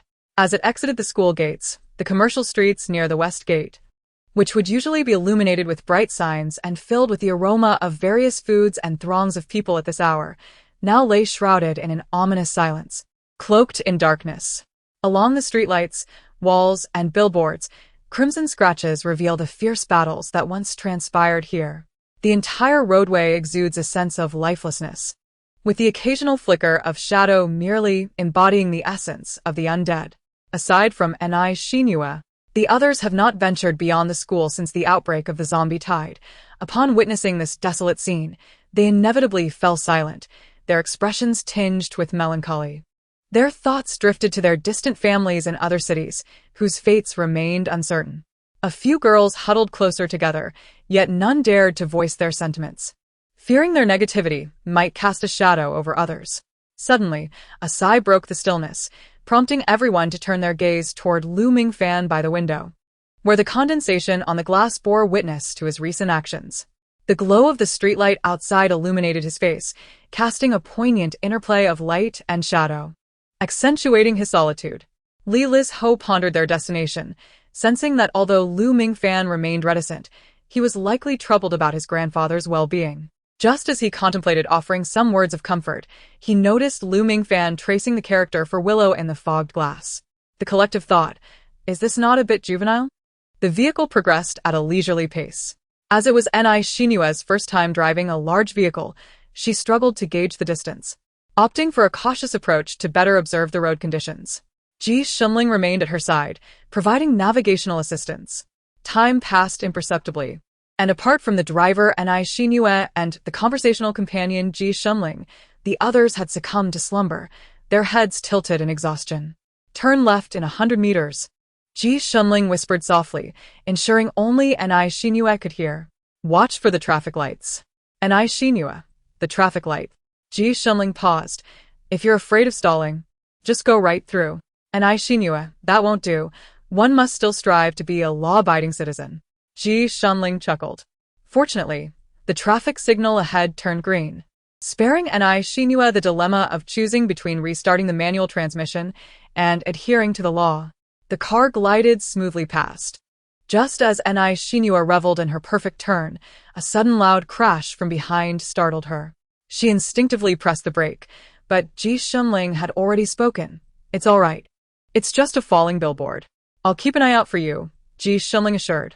The few in the back seat remained in a drowsy stupor. Upon hearing the noise, they did not awaken, thinking they were still dreaming, their lips twitching as they murmured softly before drifting back into slumber. Only Jiang Qishan and Qiao Xiu, startled by the proximity of the fallen billboard, jolted awake. They did not return to sleep, resting their heads together to gaze out at the streets, listening to the rhythmic breaths of their companions. The surrounding atmosphere was unusually tranquil. Ji Shimling continued to observe the road conditions, her eyes bright and devoid of any fatigue.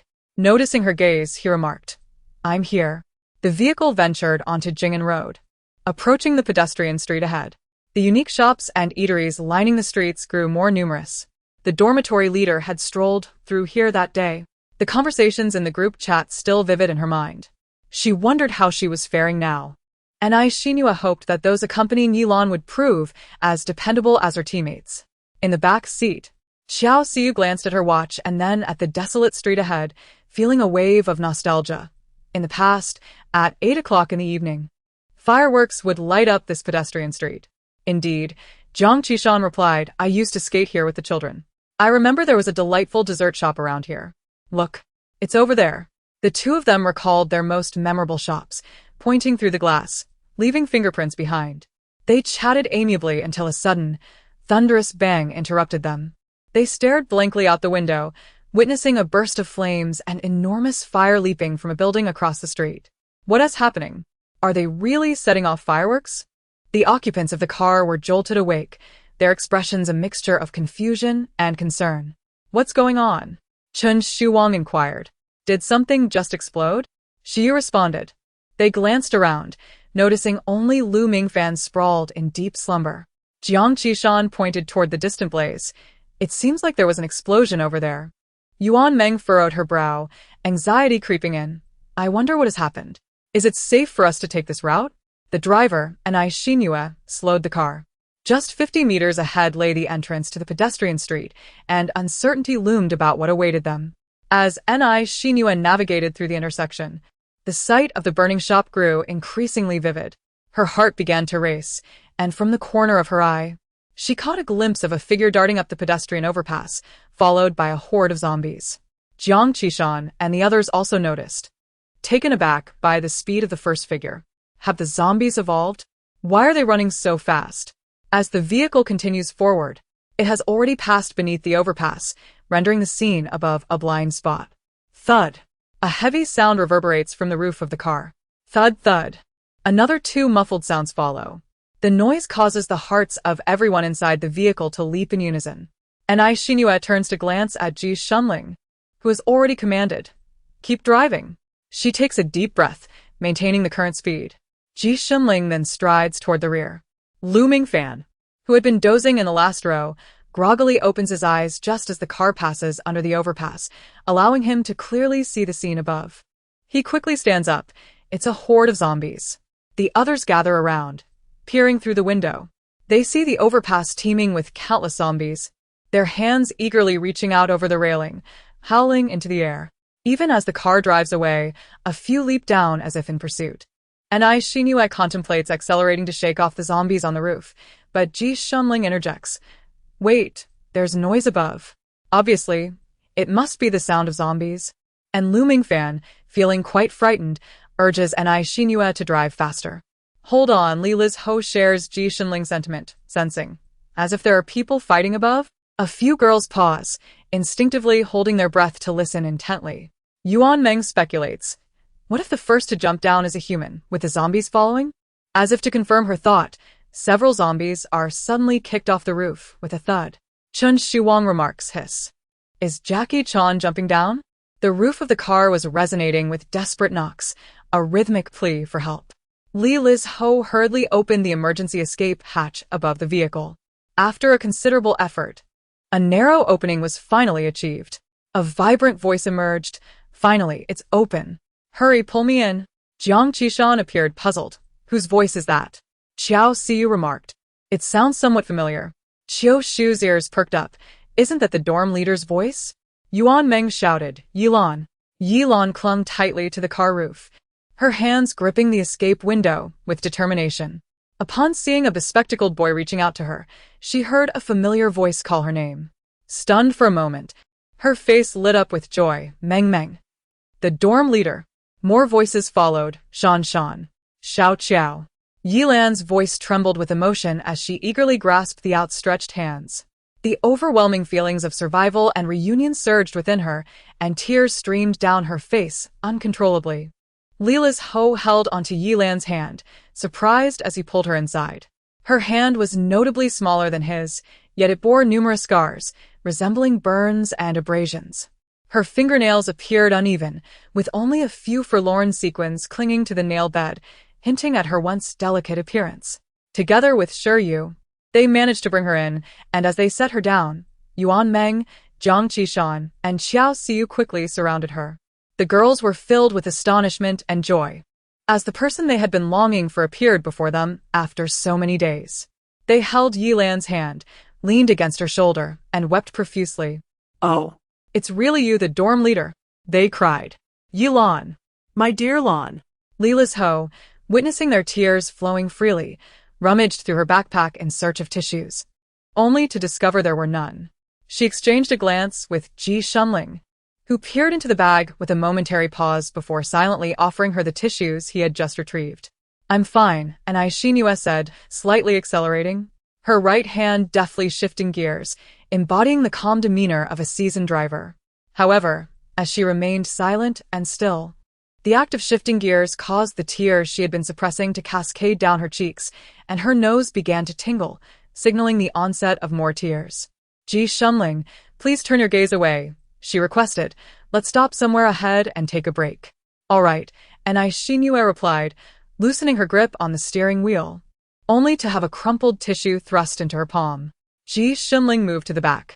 Once the vehicle reached a relatively safe area devoid of zombies, and Xinyu swiftly parked and dashed to the back seat to join the tearful gathering.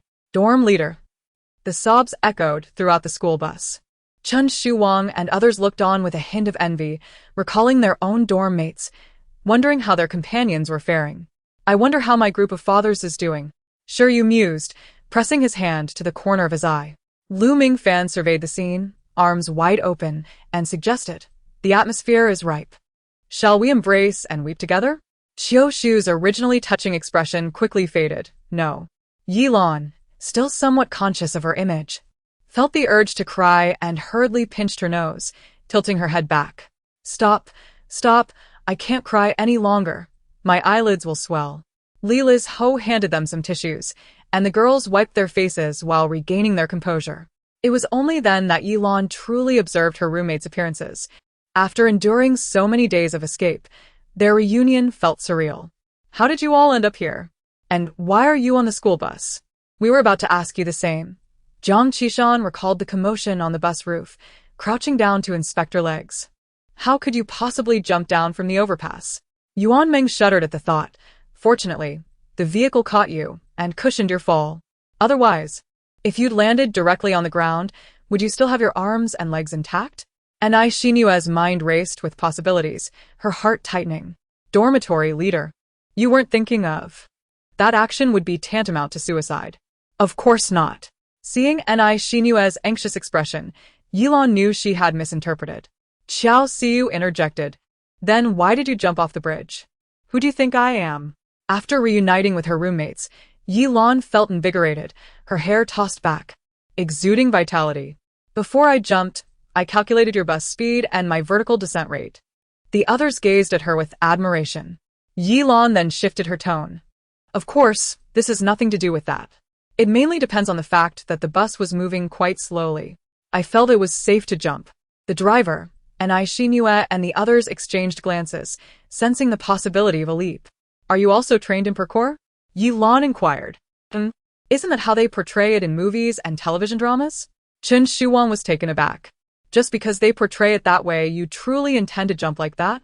Reflecting on the previous actions of Xinyu and the others, Qiu Shu fell silent. "How come your dormitory is so fierce?" And Xinyu turned to Yilan and asked, "I too am curious, how are you so formidable?" Yilan replied, "What can I say? It's merely a matter of survival." Her tone was languid, concealing her skills and achievements. Everyone turned their gaze toward Yilan. Jiang Qishan exclaimed, "It's all right. Even if trouble comes knocking, I'll cover your expenses." Yilan's eyes glistened with tears. "Oh, my dear treasure, from now on, your father will be my father, and your mother will be my mother."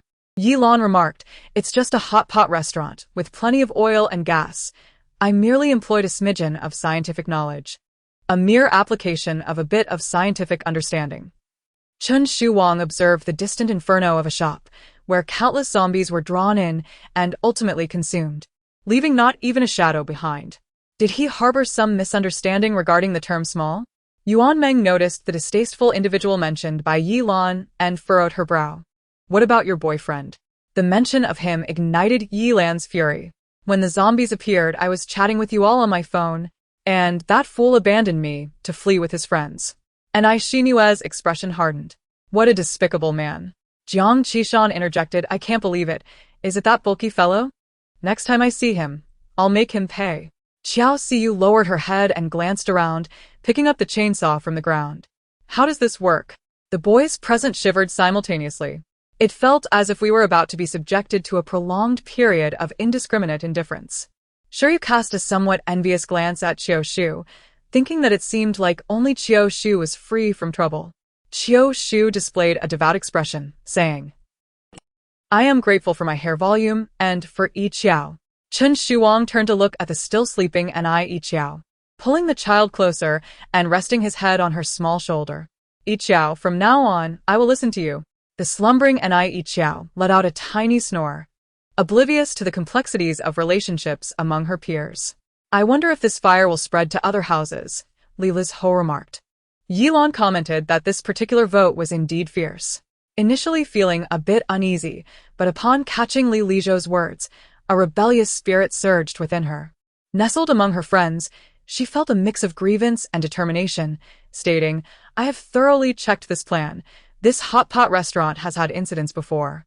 During renovations, they utilized firewalls and fire-resistant glass, so it shouldn't spread to the neighboring premises. You misunderstood, Li Lizho said, detecting the defensiveness in Yilan's tone, his voice calm. Aren't you worried about losing money? I'm concerned that if this area burns down, you might not be able to afford the consequences.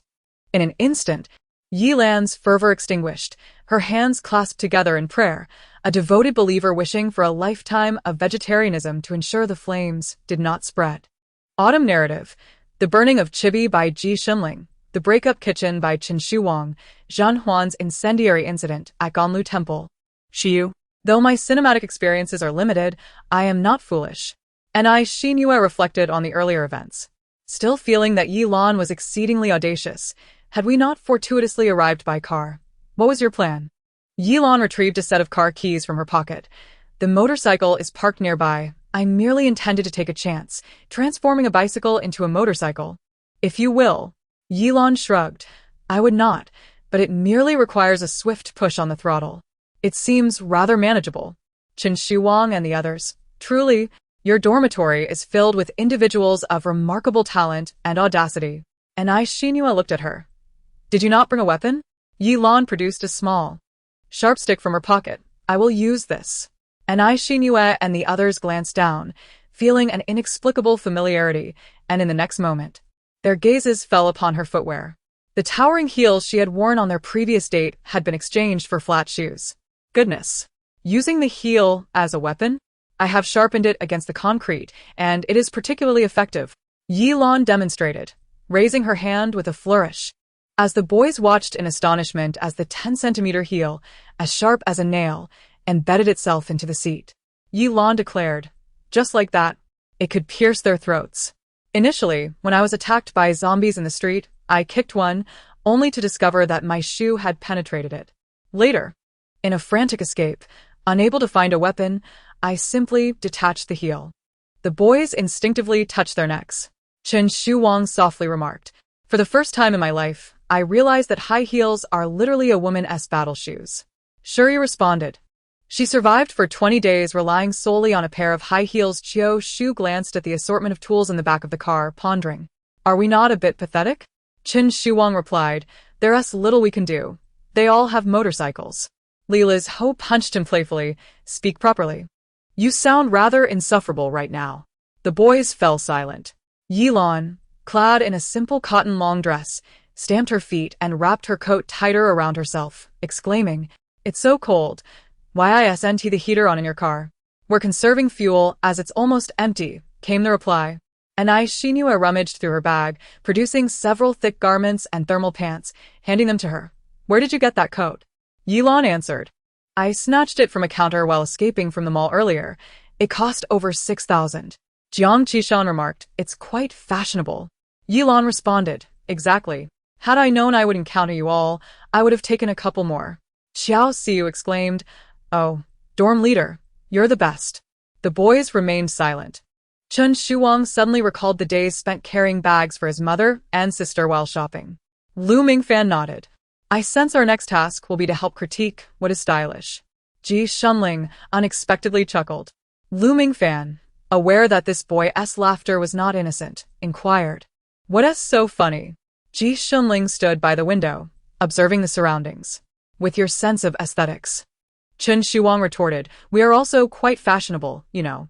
You, who wear hoodies and tactical jackets every day, dare to mock us. Lu Mingfan aligned with Chen Shuang, exactly.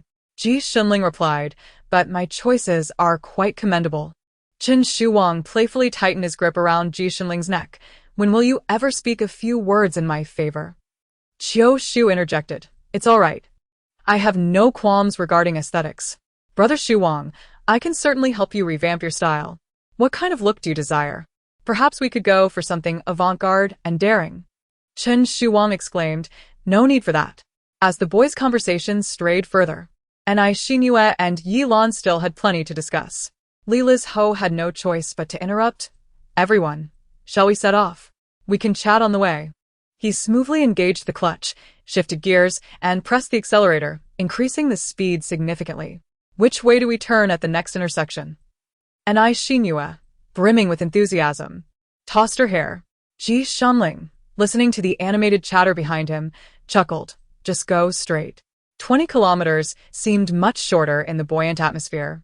Huh. Anai Xinyue was momentarily taken aback. Ji Shunling rummaged through his belongings, the glow of his phone illuminating his lowered gaze. This way. You need not worry about what's behind. Anai Xinyue pondered quietly, wondering if this was too comfortable, yet she still inquired, what song is this? Ji Shunling recited the title. As he spoke, the melodic hum of the male singer resonated in the air, a foreign song unfamiliar to Anai Xinyue. The joyous laughter of the crowd was somewhat muted, yet within the deep, magnetic timbre of Ji Shunling's voice, her breath became distinctly audible. Anai Xinyue's ears perked up, and she suggested, could you raise the volume a bit? Ji Shunling complied. With her attention no longer diverted, Anai Xinyue fixed her gaze ahead. The rhythmical beat of the melody intertwined with the fleeting car lights across the desolate cityscape. Streetlights flickered intermittently, devoid of clamor, yet alive with the presence of wind, clouds, and moonlight. A rare sense of tranquility enveloped them. Their vehicle journeyed toward an entirely new destination. Time seemed to fly. As the school bus gradually decelerated at Ji Shunling's call of we're almost there, Lu Mingfan had already grabbed his bag and clutched the handrail by the door. Brothers and sisters, it's just ahead. The group wiped their faces, and although weariness lingered on their features, excitement ignited in their eyes as they turned to gaze out the window. At last, the school bus was surrounded by a horde of zombies that had gathered along the route. Anai Xinyue hesitated to open the door. She extinguished the headlights and urged everyone to lower their voices, preferring to wait for the undead to disperse.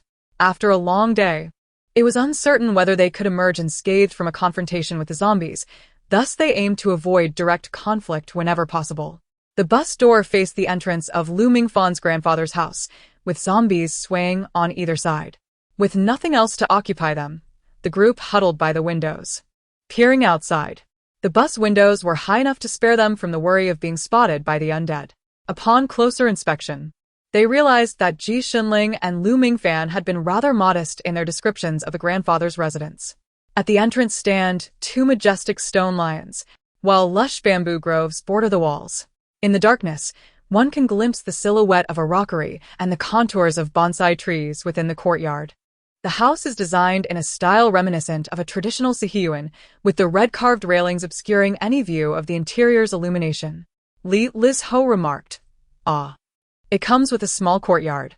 Chen Shuang added, "A 2-story, detached villa." Yi Lan, unfamiliar with the context, raised an eyebrow. "Is that so?" Qiu Shu noted, "This appears to be some sort of villa district. I once came here to teach art." Xiao Siyu's gaze fell upon Lu Mingfan's bag. "I should have suspected it upon seeing the golden flute." Sensing the group's envy of wealth, Lu Mingfan silently cradled the flute. "Why am I the only one being singled out? Why not mention Jiang Qishan?" Jiang Qishan replied coolly, "Because I wouldn't flaunt a golden flute worth hundreds of thousands." Looming Fan retorted, but you have several motorcycles. Aren't any of them more expensive than my flute? Jiang Qishan countered, but my motorcycles aren't golden. Looming Fan exclaimed, what's wrong with gold? The significance of gold is quite extraordinary, as Chen Shuwang patted Looming Fan, saying, it's like in a game. You're the only newcomer in the village wielding a golden weapon. What do you mean by a golden weapon? Should I really shout if you're my brother? Strike me once? This remark, once uttered, inevitably led to a brotherly strike. Ji Shunling chimed in. He used to flaunt a flute worth over 20,000 when he was young, showing it off after every class, and then he got kidnapped. The crowd was astounded. Kidnapping. Was such a tumultuous childhood possible? Jiang Qishan suddenly exclaimed, I've heard of this matter. My family often used it to educate me.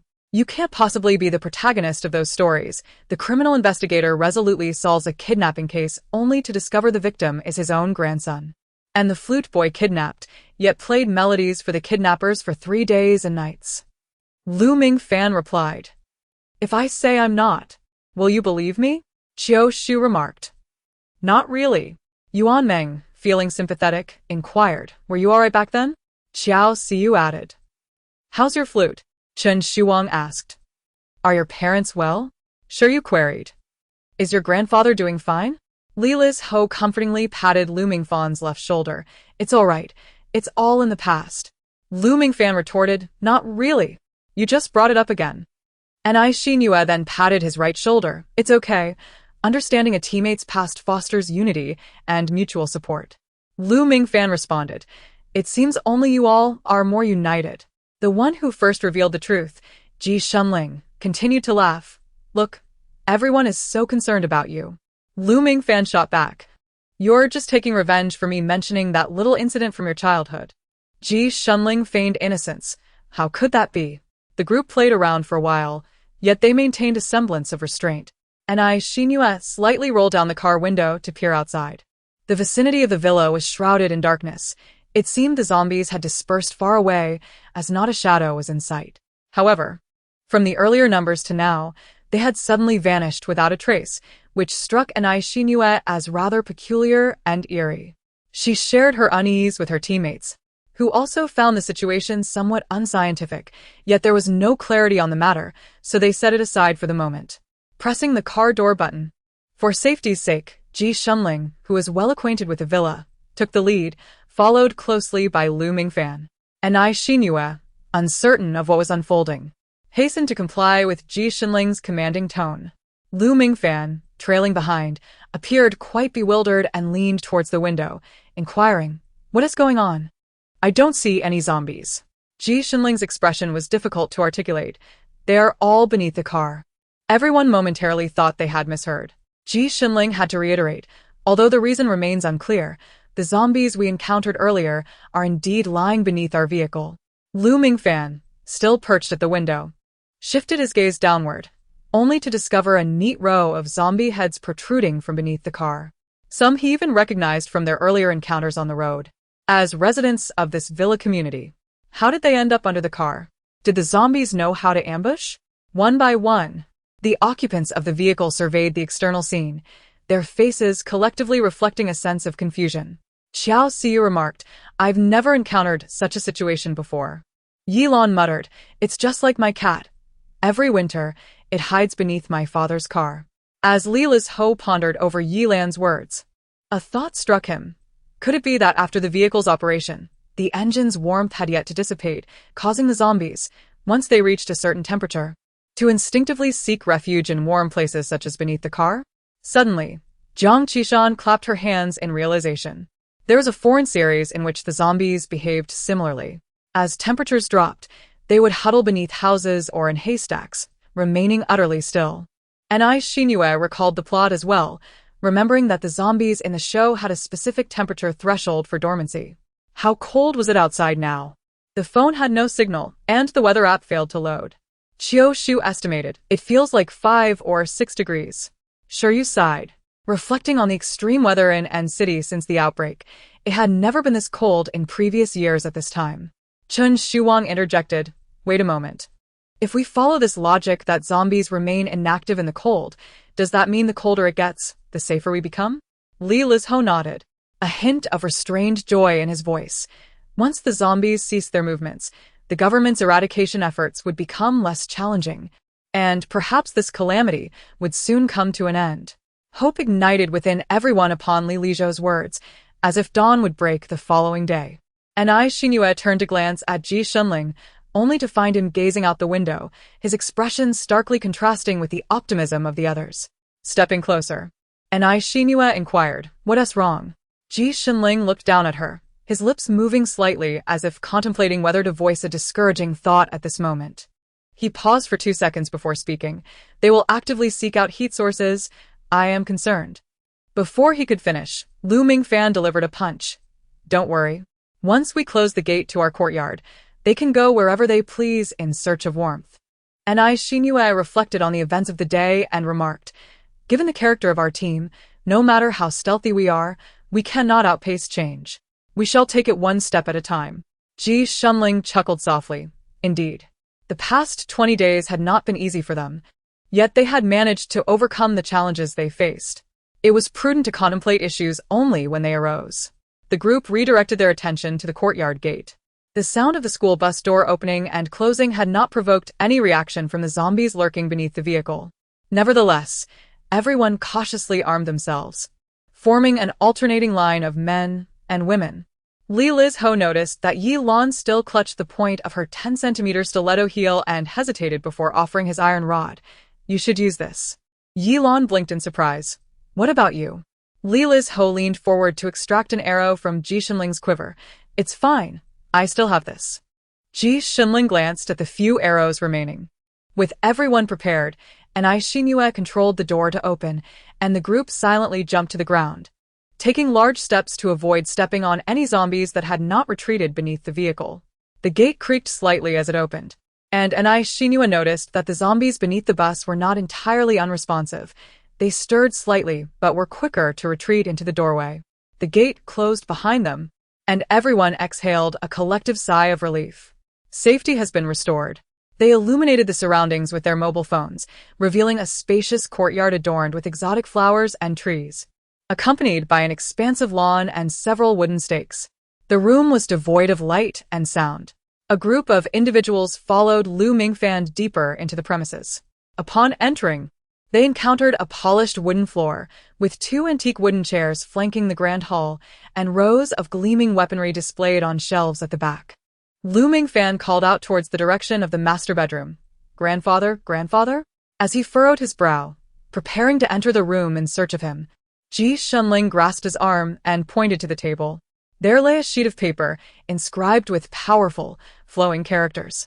On the 29th day of the month of Hai, Lu Mingfan, Jiang Qishan, the month of Hai is. Lu Mingfan, October. This indicated that his grandfather had departed from city and approximately half a month before the outbreak of the corpse tide. Xiao Siyu remained silent for a moment. "Is your relationship with your grandfather not very good, that you haven't been in touch for such a long time?" Yuan Meng attempted to lighten the mood. "Writing letters like this is quite rare nowadays, isn't it?" Qiao Shu added, "Moreover, it's in traditional calligraphy." Lu Mingfan shrugged dismissively. "That's because my grandfather dislikes using electronic devices. He doesn't have a mobile phone. He usually communicates with me through letters." And Xinyu inquired, "But what if there's an urgent matter?" Lu Mingfan gestured towards the wall adorned with a group photo of the martial arts class. "He may not have one, but the students living with him all do." And Xinyu and the others looked up at the photo, which featured at least 30 individuals, any one of whom could easily replace a phone every month. Thus, I have never blocked unknown calls, for it might very well be my grandfather. Lu Mingfan tossed the letter onto the table with a sigh. Still somewhat apprehensive, one cannot be certain whether the old man has encountered any dangers outside. Shiryu reassured him, "It's all right.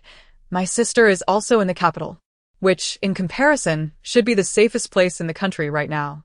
Indeed, Lu Mingfan tilted his head in contemplation, with so many students accompanying him. Could they truly be overpowered by zombies? He then turned to the group and said, "All right, enough chatter. We've all had a long day.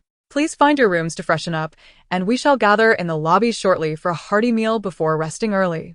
The girls, led by Xinyu, picked up their various bags and headed to the guest room on the left, while the boys made their way to the room on the right.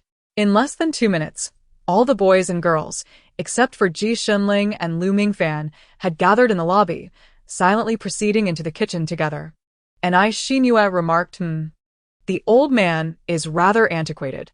Chen Shuwang looked around, his hands trembling. He could hardly believe that Lu's grandfather truly lived without modern appliances in every conceivable aspect. No water heater, no air conditioning.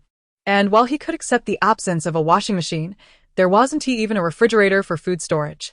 Apart from a few sacks of sweet potatoes and potatoes, cooking was done on a primitive stove. Chen Shuwang dashed upstairs to summon Ji Shunling and Lu Mingfan, who each had their own room. I mean to say, in such cold weather, in this large, chill house, how does your grandfather manage without heating or air conditioning? How does he survive the winter? As the crowd erupted in chaos, Lu Mingfan softly suggested, how about we engage in a brief activity before sleep to warm ourselves up? Before he could finish his sentence, a group of people pounced on him, unleashing a flurry of playful blows. Lu Mingfan dashed around the room, exclaiming, perhaps we should forego such pre-sleep activities. The room was filled with a cacophony of laughter and shouts, resembling a scene from a children's playground. Ji Shunling, aware of the situation at Lu Mingfan's grandfather's home, refrained from joining the fray and instead leaned against the wall, observing the antics of the 20-somethings with amusement. However, he glanced down to see the true child, Anai Ichiao, standing beside him, her expression devoid of emotion as she watched the commotion. Just as Ji Shunling contemplated asking her if she was cold, he noticed a clear liquid trickling from her nose. Silently, he retrieved a tissue to wipe it away. After a round of warm-up activities, the group was left to confront the stark reality of the cold, unheated environment. I was worried about a power outage, one remarked, but it turns out there's no electricity to begin with. Jiang Qishan suggested to her sisters, let us huddle together for warmth tonight, piling on extra blankets.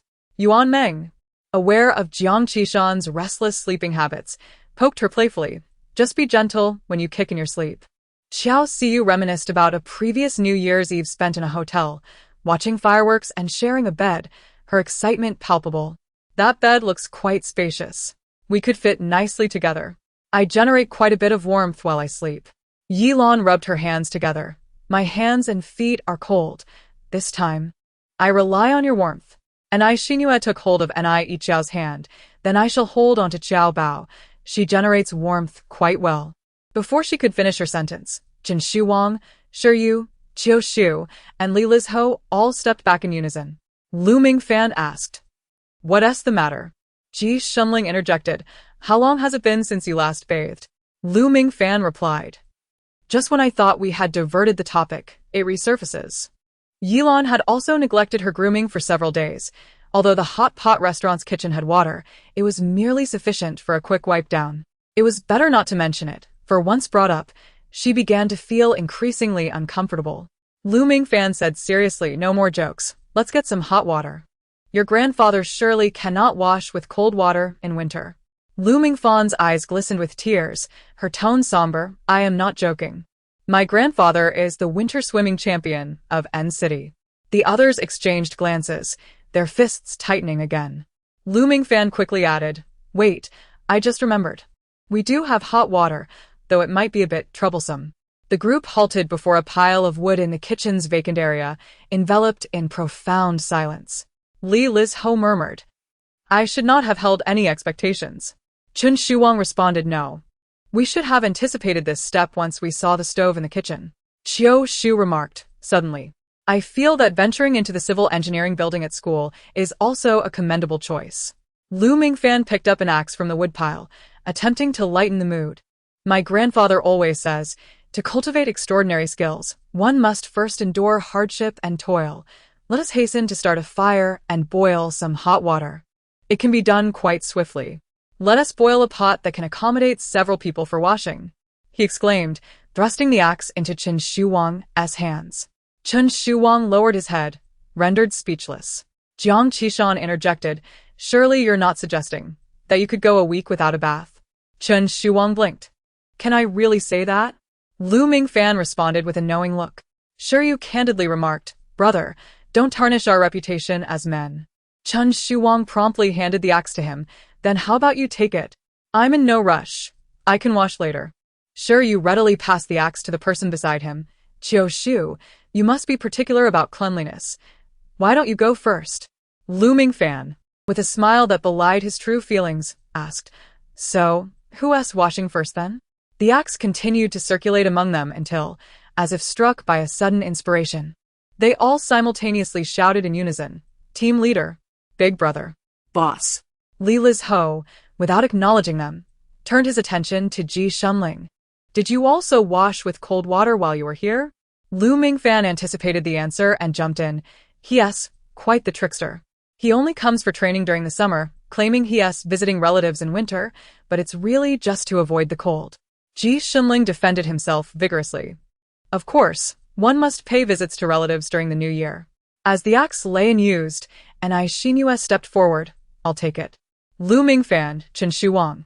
Sure you, and Qiu Shu looked at her in astonishment, hesitating for just a moment before collectively offering the axe to her. Chen Shuang lamented. The quality of our male cohort is truly subpar. Li Lizho remarked, yet your hands are quite swift in offering it. And I Xinyu took the axe, feeling its weight in her palm. It was just the right opportunity to practice. She feared no one.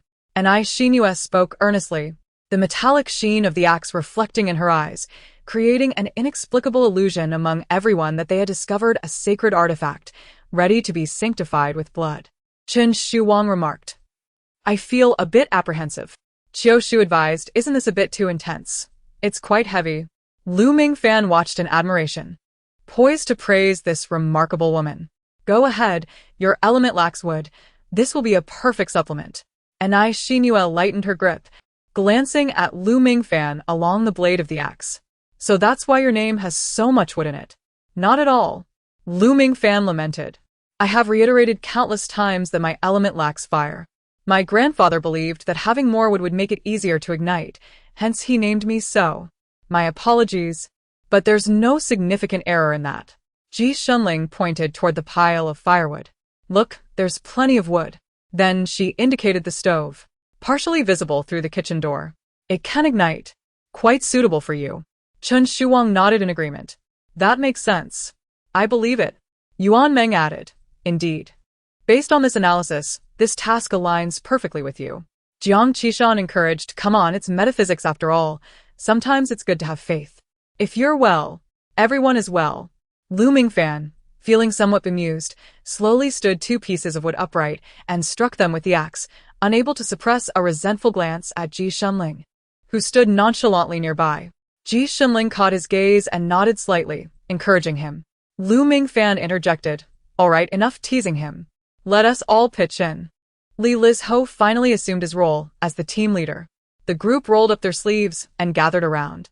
Lu Mingfan, with tears in his eyes, expressed, Captain, everyone. He felt a warmth enveloping him, which invigorated his spirit as they began chopping wood. However, the scene quickly shifted to Shiyu handing over firewood, Qiu passing it to Chen Shuang, who in turn gave it to Li Lizho, and then Ji Shunling. Lu Mingfan remarked, it's just 1 piece of wood. Is it really necessary for so many people to pass it? After some light-hearted banter, they finally settled down to work, fetching water, lighting a fire, and preparing the wood. Amidst the flickering flames, and I Xinyu arrived with 2 bags filled with food, inviting everyone to help themselves for a makeshift dinner. After days of indulging in hot pot, Yilan found the sight of biscuits and bread to be refreshingly delightful. To the left, the girls gathered around to eat and warm themselves by the fire, while the boys diligently labored on the right. Jiang Qishan mused, who would have thought that after moving into such a grand villa, we would still engage in such primitive camping? Xiao Siyu, feeling a bit drowsy, struggled to keep her eyes open and glanced across the way, noting, they seem unusually spirited today. The boys, who had previously been reluctant to chop wood, were now enthusiastically engaged in their task, shedding their jackets and hoodies.